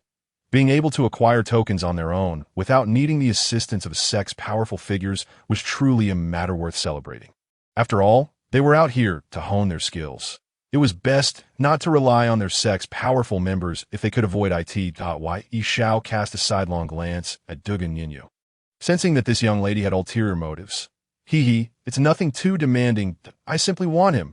Dugan Yinyu smiled sweetly, pointing directly at Yi Xiao. Your Highness wants my senior brother? We cannot agree to that. Indeed, he is our dear senior brother. We cannot betray him for a few tokens. Yes, we are like siblings. We cannot sell our senior brother. Perhaps we could let him accompany you for a while. Gu Chen and the others quickly shook their heads at Dugan Yinyu's request, which was directed at Yi Xiao. After all, they certainly didn't need the tokens that badly, if they could obtain them within their means. That would be ideal. With Dugan Yinyu now targeting Yi Xiao, that was utterly unacceptable that he was their senior brother. Selling him out for a few insignificant tokens was simply inhumane. Who knew what kind of torment Dugan Yinyu would subject him to after taking him away? Of course, even if they wanted to sell him, it would be impossible since Yi Xiao himself would not agree to it. Everything depended on Yi Xiao's preferences. If he found this pure and innocent Dugan Yinyu appealing, he might willingly offer himself up at this moment. Yi Xiao glared coldly at Dugan Yinyu, his eyes brimming with contempt. His predictions had proven correct. This young lady was indeed up to no good, attempting to use a few tokens to acquire him. Such shameless behavior was truly detestable. His heart had already withered away during his time with the Divine Intent sect. It was impossible for him to develop feelings for any woman in this lifetime. That is not what you think. That I want him to leave the Qingdianging and join my Xianyu dynasty. Dugan Yinyu quickly clarified upon noticing the peculiar expressions on Gu Chen and the others' faces. As the 9th princess of a Xianyu dynasty, any genius who sought her hand could circle the entire southern region. Although Yi Xiao was indeed exceptional, she would not resort to such means to win him over. Oh, so that is how it is. Upon hearing Dugan Yinyu's explanation, Gu Chen and the others raised their eyebrows, their expressions turning cold. Yi Xiao's gaze was even more frigid, practically radiating iciness. Dugan Yinyu's actions were more despicable than simply wanting to exchange him. To think that she would attempt to sway him from his sect for the sake of mere 4 tokens was utterly absurd. What will it be? If you agree, I will send someone to speak on your behalf to the Qingtianging. Not only will I provide you with 4 tokens, but the Xianyu dynasty will also cultivate you as a core royal, granting you access to abundant resources that in the future, you will have a significant chance of breaking through to become a quasi-emperor. Observing the silent night owl, Dugan Yinyu mistakenly believed he was weighing the pros and cons. Thus, she hastily presented generous terms and endeavored to alleviate his concerns. She was convinced that if Night Owl harbored any interest, he would undoubtedly agree. Not interested, Night Owl coldly retorted, turning away to return to the Fu Lin Inn. Although he detested Dugan Yinyu's actions, he acknowledged that she bore no ill intentions, and thus refrained from expressing his anger for the conditions offered by Dugan Yinyu. They were laughable at best, setting aside the immense debt of gratitude he owed Jiang Chen. He could never betray the Qing sect in his lifetime. In terms of the training environment, there was no force across the Kanglan continent that could rival the Qing sect. The terms proposed by Du Guanyin would hardly sway even the most trivial of creatures in the sect's back mountain, let alone him, a direct disciple. Upon witnessing Night Owl's unceremonious rejection, Guchan turned to Du Guanyin and coldly remarked, "Princess Jiao, we appreciate your attempt to help us, but as disciples of the Qing sect, betrayal is simply out of the question. That it would be wise for you to abandon this notion." After speaking, Guchan also prepared to return to the inn. Yu Xueqing and Qin Fei'er remained silent, merely casting a detached glance at Du Guanyin before closely following Guchan towards the inn. The audacity to entice disciples of the Qing sect with cultivation resources marked Du Guanyin as peculiar. However, one could hardly fault her. Had she ever ventured into the Qing sect, her naivety would surely dissipate. Since she could not secure the quotas through her own merit, she sought the assistance of the sect's powerful members. As for the favor of aiding them, they could repay her in due time. Judging by Du Guanyin's demeanor, it seemed her intent in appearing was to assess Night Owl's prowess, which did not endear her to them. "Hey, wait a moment," Du Guanyin hurriedly called out to Guchan and the others. "I am not insisting that your senior brother join the Xianyu dynasty in exchange for the quotas. We can certainly negotiate further." Her expression was one of frustration. Night Owl's indifference to her conditions was one thing, but his frosty demeanor was another. Even Guchan and his companions had grown considerably cooler towards her. She simply could not fathom the allure of the Qing sect that inspired such unwavering loyalty among its disciples. Most cultivators, when approached by a powerful faction, would at least consider the offer, regardless of their sect affiliations. After all, it is human nature to aspire for higher ground. Who wouldn't wish for ample cultivation resources and a superior environment? The Xianyu dynasty was one of the three dominant powers in the southern region. Any sensible individual would secure an escape route for themselves. How could someone like Night Owl, without even a single inquiry, dismiss such an opportunity? Oh, further discussion is possible. Upon hearing Du Guanyin's statement, Guchan abruptly halted and returned to her side. "Princess Jiao, had you mentioned this sooner, we could have worked out other conditions as long as it does not require my senior brother to leave the sect." "What conditions would you require to grant us the quotas?" Mu Xueqing and Qin Fei'er also returned to Du Guanyin's side, inquiring that as long as they could secure the quotas through their own efforts, they would not relent. "Very well." Du Guanyin pondered for a moment, gazing at Guchan and the others before slowly stating, "Here's the deal. You will assist the Xianyu dynasty in a singular endeavor within the Qing inheritance. And in return, I shall provide you with 4 quotas." Since she could not recruit Night Owl, she was willing to take a step back, proposing that he and his companions act as enforcers in the Qing inheritance. The participants in this inheritance comprised various factions from the southern region, yet it essentially boiled down to a contest among the 3 major dynasties. When the time came to vie for the inheritance, the ensuing battles would undoubtedly be fierce. Night Owl's assistance would significantly bolster the Xianyu dynasty's chances. After all, with just a few barehanded strikes, Night Owl could eliminate disciples of the unparalleled sect at the pinnacle of the earthly sovereign level. Such formidable combat prowess was unmatched within the Xianyu dynasty. As for Guchan and his companions, their strength remained an unknown variable, thus considered supplementary. Oh, is it truly that straightforward? Guchan and his friends appeared bewildered, struggling to grasp the situation. This condition was akin to having no conditions at all for the 4 of them. They had come for the experience, and whether they engaged in more or fewer battles made little difference. "Princess Jiao, are you certain this is your requirement? How will the treasures obtained from the inheritance be allocated?" Guchan finally composed himself and inquired. Yu Xueqing and Qin Fei'er also looked to Du Guanyin, eager to hear her response. Although they had no objections to assisting her wholeheartedly, they would not agree to relinquish all treasures acquired from the inheritance. "The treasures you obtain will be yours to keep. However, I require you to give your all during the engagement," Du Guanyin replied with a smile.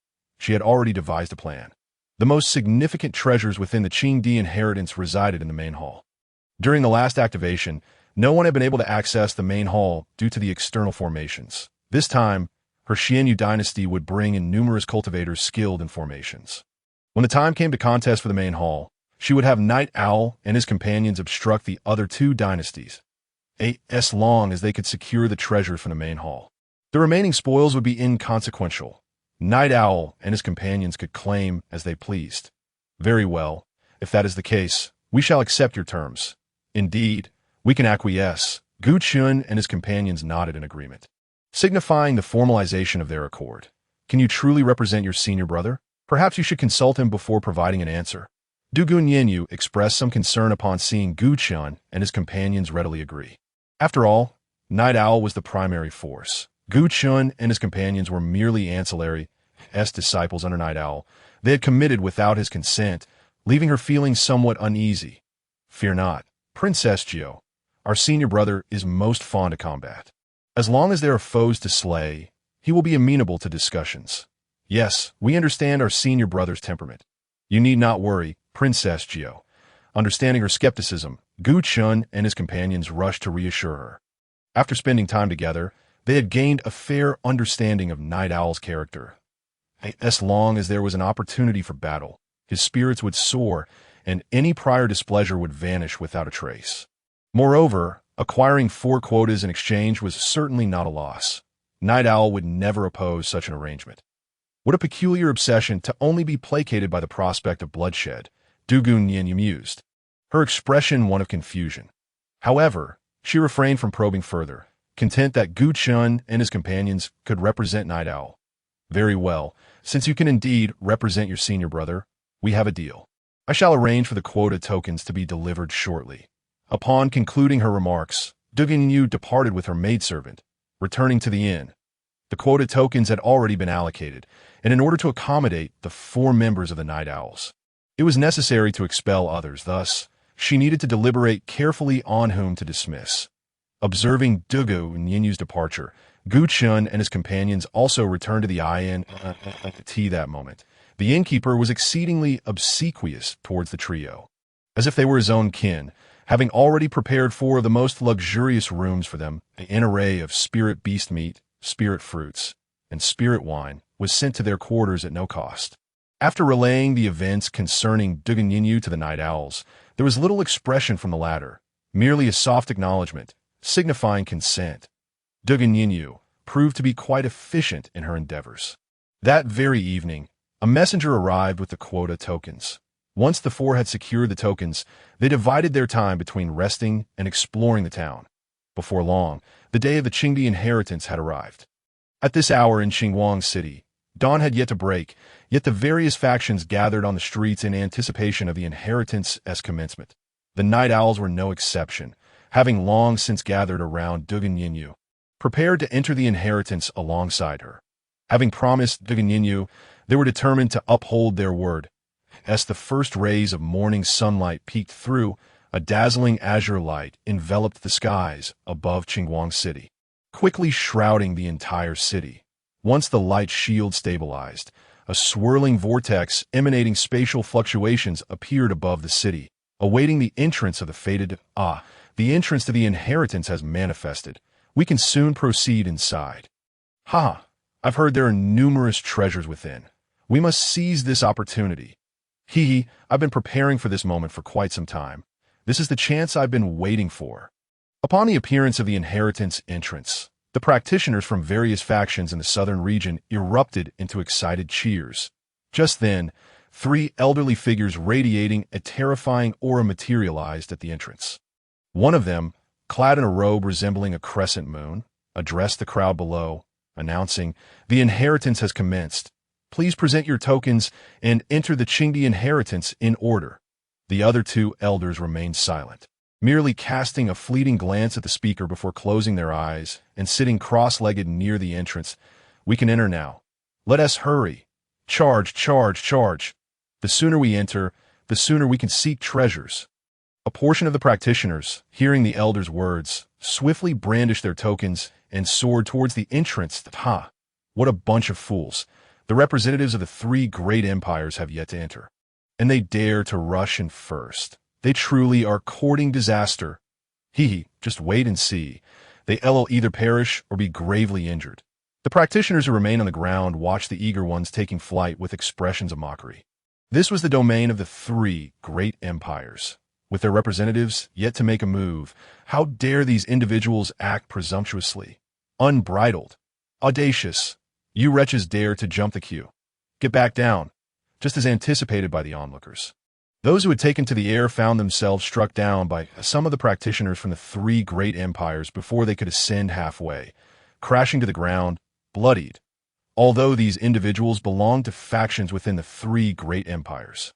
The hierarchy was indistinguishable in this moment, and they showed no mercy to instill fear among the crowd. Dugun Yinyu, accompanied by the Night Owls and over 1,000 practitioners from the Xianyu Empire, gradually approached the entrance. The remaining practitioners from the other two empires followed suit, matching their numbers as they flew towards the entrance. Only after all representatives from the three great empires had entered the inheritance did the remaining factions begin to proceed one by one. Inside the Qingdi inheritance, the Night Owls and Dugun Yinyu found themselves atop a barren expanse of land. At it was a square-shaped plaza, the remnants of tiled bricks barely visible, as the original flooring had vanished without a trace. Surrounding the plaza stood a myriad of buildings, densely packed and stretching for miles, resembling a replica of Qingguang City, albeit devoid of the bustling crowds, filled only with practitioners seeking to plunder. Let us disperse and seek treasures. We shall convene at the city center after half a day. Dugun Yinyu instructed the Night Owls and the practitioners of the various empires. With the inheritance having just begun, a powerful barrier emanated from the direction of the inheritance main hall, which would not dissipate for half a day. Thus, she encouraged everyone to make use of this time to search for treasures to fill their coffers. Within these edifices lay a plethora of treasures beneath the realms of the sacred and venerable. Although much had been looted previously, many houses remained unopened, still housing considerable opportunities. Yes, Your Highness, a group of practitioners from the Xianyu Empire complied, eagerly setting off to scour the nearby structures for treasures, leaving only a handful to ensure Dugun Yinyu's safety. The Night Owls exchanged brief greetings with Dugun Yinyu before selecting a direction to take flight, ready to seek their own fortunes. After all, this was their time to reap rewards, and once the competition for the inheritance main hall commenced, they would need to contribute their efforts. The four soared towards a 3-story building resembling a tavern, preparing to breach the array, enclosing it in search of treasures. Just then, 2 middle-aged men at the pinnacle of the Earth's venerable realm appear before them. We humbly greet the princess. They bowed respectfully to Mu Shiueching. No need for formalities. Mu Shiueching replied with a nod, adding, "You both may search for treasures nearby, but do not stray too far. Otherwise, we may not be able to assist you." These 2 men were Earth venerable experts from her faction, recently summoned by her through a message. Since her father had instructed her to look after them, she had no choice but to comply. As you wish, princess." After bowing again, the 2 men set off to scour the nearby buildings for treasures. The Night Owls showed no surprise at this. Mu Shiueching had already made arrangements with them. As long as the 2 men did not wander too far, they were confident in bringing them out of the inheritance unscathed. "Brother Yi, sisters, let us combine our efforts and strike the formation of this tavern together," Gu Chun suggested once the 2 men departed. "Since this tavern is enveloped in an array, it surely harbors treasures. Thus, our collective effort will expedite the process." "Agreed," the Night Owls replied in unison, drawing their weapons to unleash a full-on assault on the tavern's array. With a resounding crash, the sounds of their attacks echoed through the skies. After several minutes of relentless assault from the 4, the array enveloping the tavern shattered like glass. "Phew, it's finally open.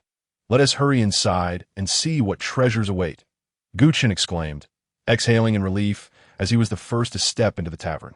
The Night Owls followed closely behind. Wow, so many exquisite spirit stones, along with royal and imperial artifacts. Upon entering the tavern, the 4 were taken aback by the sight before them. The hall, spanning several thousand square feet, featured tables adorned with an abundance of exquisite spirit stone tableware, numbering in the tens of thousands. Moreover, every distance along the tavern's walls hung royal and imperial artifacts, their quantity staggering. It was worth noting that this was merely the first floor. The tavern boasted 3 levels, And if the first floor contained such treasures, the upper levels would surely be no less impressive. Oh, we've struck it rich. We've struck it rich. Gu Chan shouted in exhilaration as he dashed toward the tableware and weapons. Hey, Brother Gu, leave us some. Humph. Brother Gu, I intend to take my share this time. You can't hoard all. Upon witnessing Gu Chan take the initiative, Qin Fei and Mu Shiweqing promptly joined the ranks of treasure collectors. Notably, Mu Shiweqing exhibited even greater zeal than Gu Chan in her endeavors. Given the high caliber of the Qingdi legacy treasures, she was resolute in securing her share of the spoils. Night Owl refrained from engaging. Instead, casting his gaze outward, he merely hoped that someone would catch a whiff of the treasures and come to eliminate others for them. That would be his true calling. Perhaps the heavens were attuned to Night Owl's thoughts. By sheer coincidence, over 100 disciples clad in green robes from the Wushuang sect happened to pass by. Leading them was the same disciple who had conversed with Du Gunyinyu after Brother Luo's demise. "Hey, Brother Bai, isn't that the scoundrel who killed Brother Luo?" exclaimed a Wushuang sect disciple beside Brother Bai, pointing at Night Owl, who stood at the entrance of the tavern, astonished. Upon hearing this disciple's words, Brother Bai and his companions swiftly followed the direction of his finger to gaze upon Night Owl at the tavern's entrance. Had the disciple not spoken, they might have overlooked him entirely. It was indeed he, the one responsible for Brother Luo's death. His fiery red hair was an unforgettable sight. The audacity of this individual being alone here was an opportunity for vengeance against Brother Luo. The over 100 Wushuang sect disciples behind Brother Bai glared at Night Owl with gritted teeth. The previous contest had left their dignity in tatters. How could they let this chance slip away now that Night Owl was isolated? After all, he was alone. Doubt if they could eliminate him without alerting anyone. Du Gunyinyu would never suspect them in a legacy teeming with individuals who could ascertain who had fallen to whom. Brother Bai wore a sinister grin as he addressed Night Owl. Boy, your luck is rather poor, encountering us so soon, and I doubt the ninth princess is around to save you now. Is she? With that, Brother Bai gestured to the over 100 disciples of the Wushuang sect. In an instant, they understood and swiftly surrounded the tavern, sealing off all potential escape routes. Although Night Owl had dispatched Brother Luo with just a few punches, they now boasted more than 100 peak Earth Lords. No matter how monstrous Night Owl was, he could not contend with so many simultaneously. The ninth princess is not saving me. She is saving you, Night Owl replied, his lips curling into a smile despite the encirclement. These individuals were not here for revenge. They were merely delivering themselves to him. As long as they did not flee, he was confident he could take them all down. They had managed to evade him outside. But now that they had entered the legacy, he wondered whether their misfortune was merely a twist of fate in his favor. Ha! The laughter of the over 100 disciples of the Wushuang sect echoed around him. Mocking Night Owl's bravado, he was simply too amusing, feigning composure with death looming. Did he truly believe that a handful could withstand the might of hundreds of peak Earth Lords? Brother Bai's lips curled into a derisive smile as he addressed Night Owl. I must commend your audacity, boy, to maintain such bravado at a time like this. Yet, no matter how well you feign it, you cannot evade the clutches of death. With those words, Brother Bai's expression darkened as he commanded the over 100 disciples. Charge! Turn this brat into pulp? Yes, Brother Bai. The throng of Wushuang disciples responded in unison, drawing their weapons to launch an assault on Night Owl. However, before they could act, Gu Chen and the others emerged from the tavern, positioning themselves beside Night Owl and halting the advance. Night Brother, do you require our assistance? Gu Chen inquired, observing Night Owl's calm demeanor. Mu Shiweqing and Qin Fei also regarded him. They had been joyfully collecting treasures above, only to be interrupted by the laughter of the Wushuang disciples. Reluctantly, they abandoned their bountiful finds to join Night Owl in facing the threat. Night Owl shook his head. No need. You all may continue collecting treasures above. These foes are hardly worthy of my time. Despite his dismissal, Gu Chen and the others remained steadfast, unwilling to abandon their ally. After all, treasures could be gathered at any moment, but combat demanded vigilance. Upon seeing Gu Chen and his companions, Brother Bai felt no trepidation. Rather, he was invigorated. Excellent. You three are here. This is splendid. I shall ensure you embark on this journey together. Do not remain idle. Follow my lead. Brother Bai brandished a long sword, charging towards Gu Chun and the others. Yes, Brother Bai. The more than 100 Wushuang disciples regained their composure and followed closely behind, though he had initially intended to refrain from combat. Believing that over 100 disciples were sufficient to deal with Night Owl alone, the appearance of Gu Chun and his companions altered the equation. Brother Luo had been his close comrade.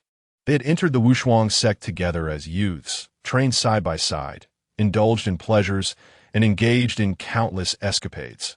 Witnessing Brother Luo's demise at the hands of Night Owl had torn at his heart.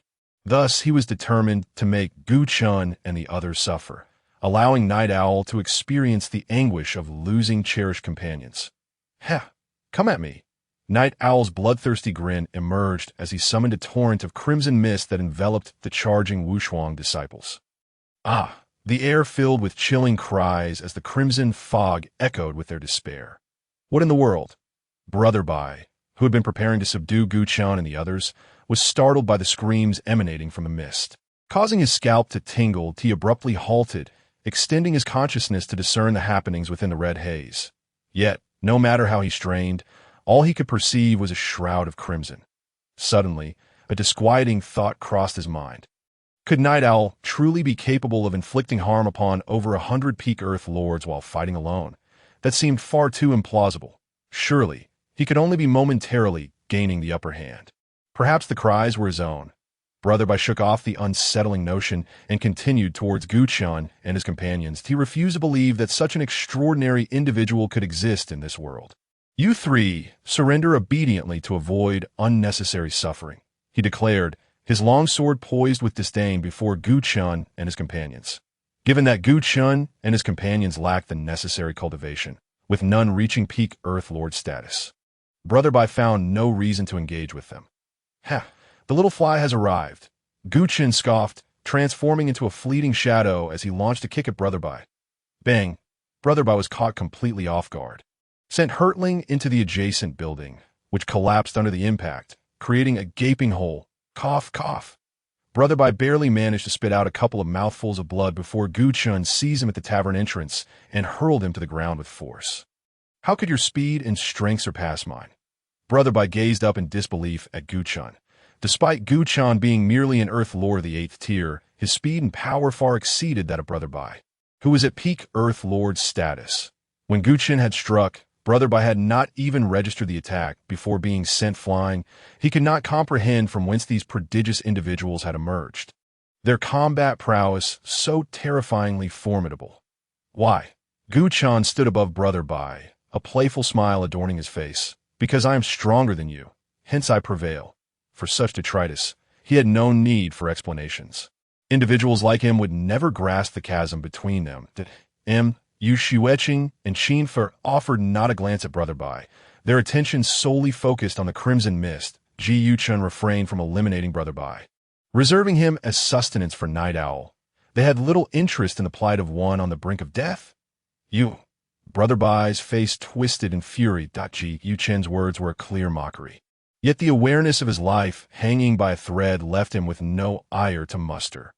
Amidst the crimson fog, a series of agonizing screams echoed, causing Brother Bai to tremble uncontrollably. The unsettling premonition within him grew increasingly potent. It was exceedingly bizarre that Gu Chun, possessing such formidable combat prowess, made no effort to assist Yi Xiao. Could it truly be that Yi Xiao was capable of single-handedly exterminating over 100 peak Earth sovereigns? As this thought crossed his mind, Brother Bai felt an urgent need to relieve himself, stammering as he gazed at Gu Chun. Brother, did you hear those pitiful cries from within? He must be gravely injured. If you release me, I can persuade those disciples inside to cease their actions and let your brother out. Upon uttering this, Brother Bai fixed his gaze intently on Gu Chun, hoping to catch a glimmer of concern on his face to affirm his suspicions. If Gu Chun exhibited any sign of worry, it would suggest that Yi Xiao wasn't as terrifying as he seemed, granting him a chance at survival. Otherwise, he would undoubtedly meet his end today. Joining his good friend, Brother Luo, Gu Chun chuckled at Brother Bai's words, lifting his foot to rest it upon Brother Bai's head. You truly are adorably foolish. Have you ever witnessed a brother wailing in agony while his junior brother spectates from outside? Just wait. Soon your fellow disciples will no longer be screaming these words. Brother Bai's heart raced with alarm, and he attempted to struggle free, desperate to escape. Yet Gu Chen's foot felt like an immovable mountain, and the more he struggled, the tighter his head pressed against the ground, leaving him no opportunity for escape. What is happening? Is that not Bai Xiong from the Wushuang sect? Why is he being trampled upon? Confused murmurs arose among a few passing cultivators from the southern region, who watched in shock as Gu Chen stood over Brother Bai. Although they were not disciples of the Wushuang sect, they recognized Brother Bai, who was renowned as the second on the Earth Sovereign ranking, an immensely powerful figure, often overpowering multiple peak Earth sovereigns with ease. To witness him being subdued so effortlessly was indeed astonishing. Instead of fleeing immediately, they concealed themselves nearby, eager to observe how Gu Chen would handle Brother Bai. Having grown accustomed to the arrogance of the Wushuang sect, they had suffered under Brother Bai's tyranny more than once. If they could witness his demise, it would bring them immense satisfaction. Ah! The cries within the crimson mist continued intermittently for some time before falling silent. Subsequently, the red fog swiftly converged towards a singular point. When the mist had completely dissipated, Yi Xiao's figure emerged before the onlookers. I could see that moment. Yi Xiao, with his flowing red hair, emanated a formidable aura that enveloped him. Although his cultivation remained at the peak Earth sovereign level, his presence was exponentially more powerful than before. Even his eyes had turned crimson, resembling a deity of slaughter emerging from a sea of blood. Brother Yi, here is another one, specially reserved for you, Gu Chen declared as he hastily kicked Brother Bai towards Yi Xiao. Please, do not kill me. I was wrong. I apologize. I shall bow before you. Brother Bai, upon catching sight of the murderous aura emanating from Yi Xiao, quaked in terror, collapsing to the ground in a desperate plea for mercy. Now that the crimson mist had dispersed and only Yi Xiao stood revealed, it was evident where the other disciples of the Wushuang sect had vanished. Yi Xiao was simply too terrifying, having single-handedly annihilated over 100 peak Earth sovereigns, leaving not a single corpse in sight. He could scarcely muster a thought of escape. Humph, die. Yi Xiao's expression remained indifferent as he delivered a lethal kick, obliterating Brother Bai and absorbing him into his being. Ha! What a delightful sight it was when that fool exploded. Indeed, witnessing his demise brings me greater joy than a visit to a brothel, exclaimed a group of southern region cultivators who, upon seeing Yi Xiao obliterate Brother Bai, were nearly beside themselves with exhilaration. This individual had oppressed them for far too long, and now, witnessing his destruction was a satisfying release of pent-up frustration. As Yi Xiao absorbed Brother Bai, he heard the jubilant voices of the onlookers and turned his blood-red gaze towards them. Hiss, we should leave quick. Yes, let us flee.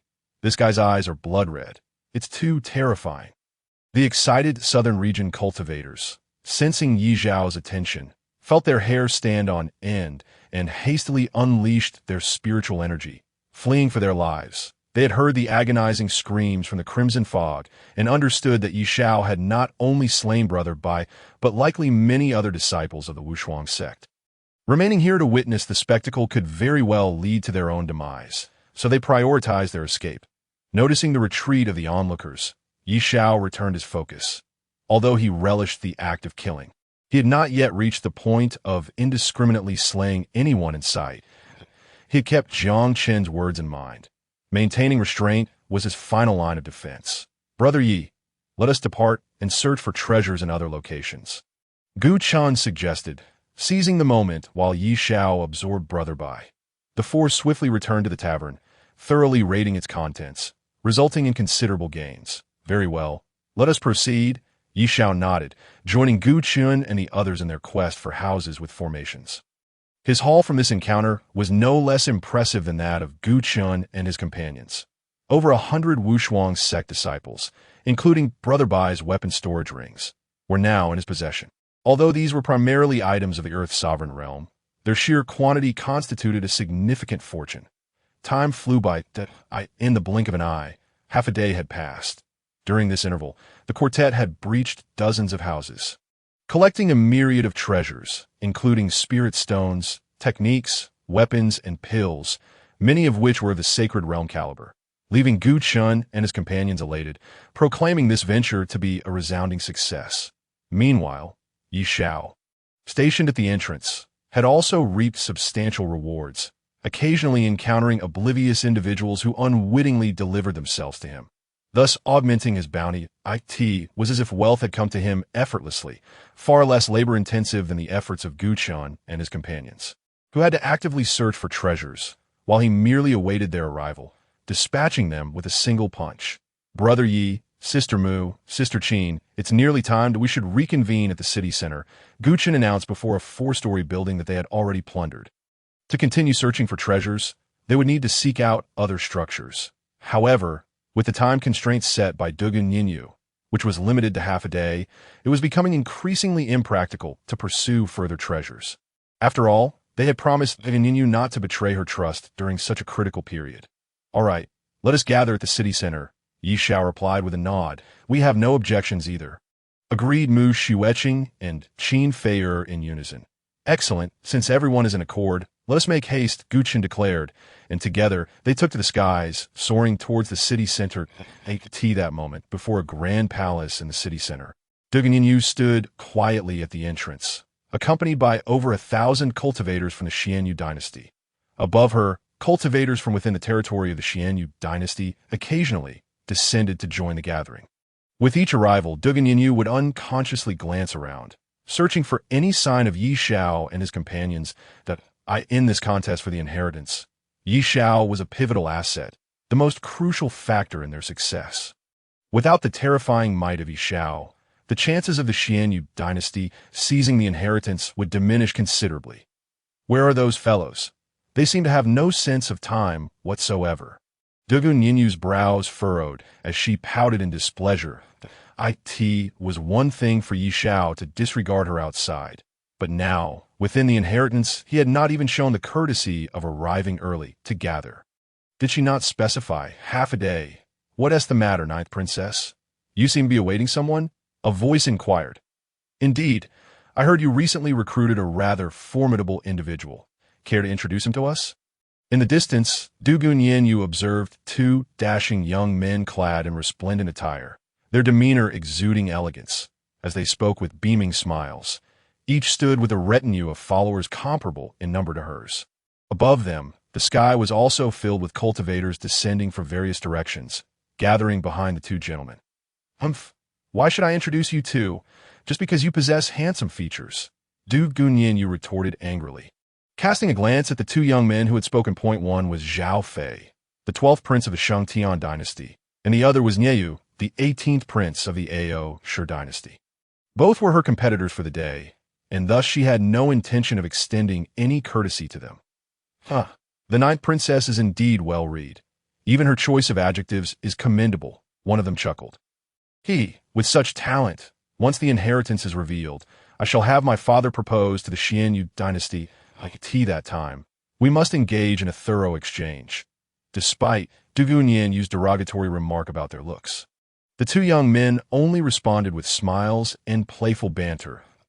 As princes from the foremost dynasties of the southern region, they would not allow themselves to be angered by such trivialities. Doing so would betray a lack of grace. Even if they felt indignation, they would harbor it internally, biding their time for an opportunity to retaliate. Humph! 2 smiling tigers, Dugun Yinyu muttered softly, fully aware of the nature of imperial families. Although the 2 were currently amiable in speech and expression, should they gain the upper hand, the consequences would be dire. 9th Princess, we have arrived. Just as Dugun Yinyu grew impatient, intending to send someone to find Yi Xiao and his companions, Gu Chun and the trio of Night Owl landed before. Oh, you finally made it. I thought you had gone missing.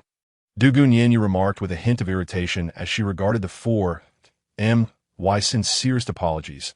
We simply could not resist the allure of so many treasures, Gu Chun quickly explained, sensing her dissatisfaction.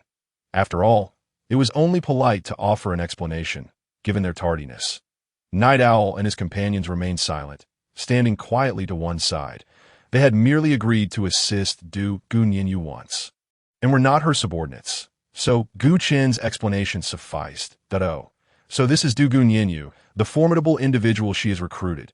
the 12th prince of the Shang Tian dynasty and the 18th prince of the Ao Shi dynasty. As Gu Chen's group joined Dugu Nianyu, they scrutinized the four of them. They had heard whispers of her encounter with a powerful red-haired cultivator who, with a mere few strikes, had obliterated the esteemed champion of the Wushuang sect, reducing him to a mist of blood. To enlist this individual, Dugu Nianyu had carved out 4 slots from the royal family's ranks for his disciples. It seemed that Night Owl and Gu Chan were indeed those individuals. With a derisive grin, the two surveyed Night Owl and his companions for a moment. None among them, aside from Night Owl, even approached the peak of the Earth's sovereign rank. Such meager strength, even with Night Owl's formidable prowess, would hardly stir the waters. Each of their factions boasted nearly 6,000 members. Could Night Owl, no matter how strong, truly vanquish them all? Ninth Princess, Brother Nianyu, our factions have almost all gathered. How shall we allocate this inheritance? Do either of you have any insights? Zhao Fei inquired, casting a casual glance at Nianyu and Dugu Nianyu.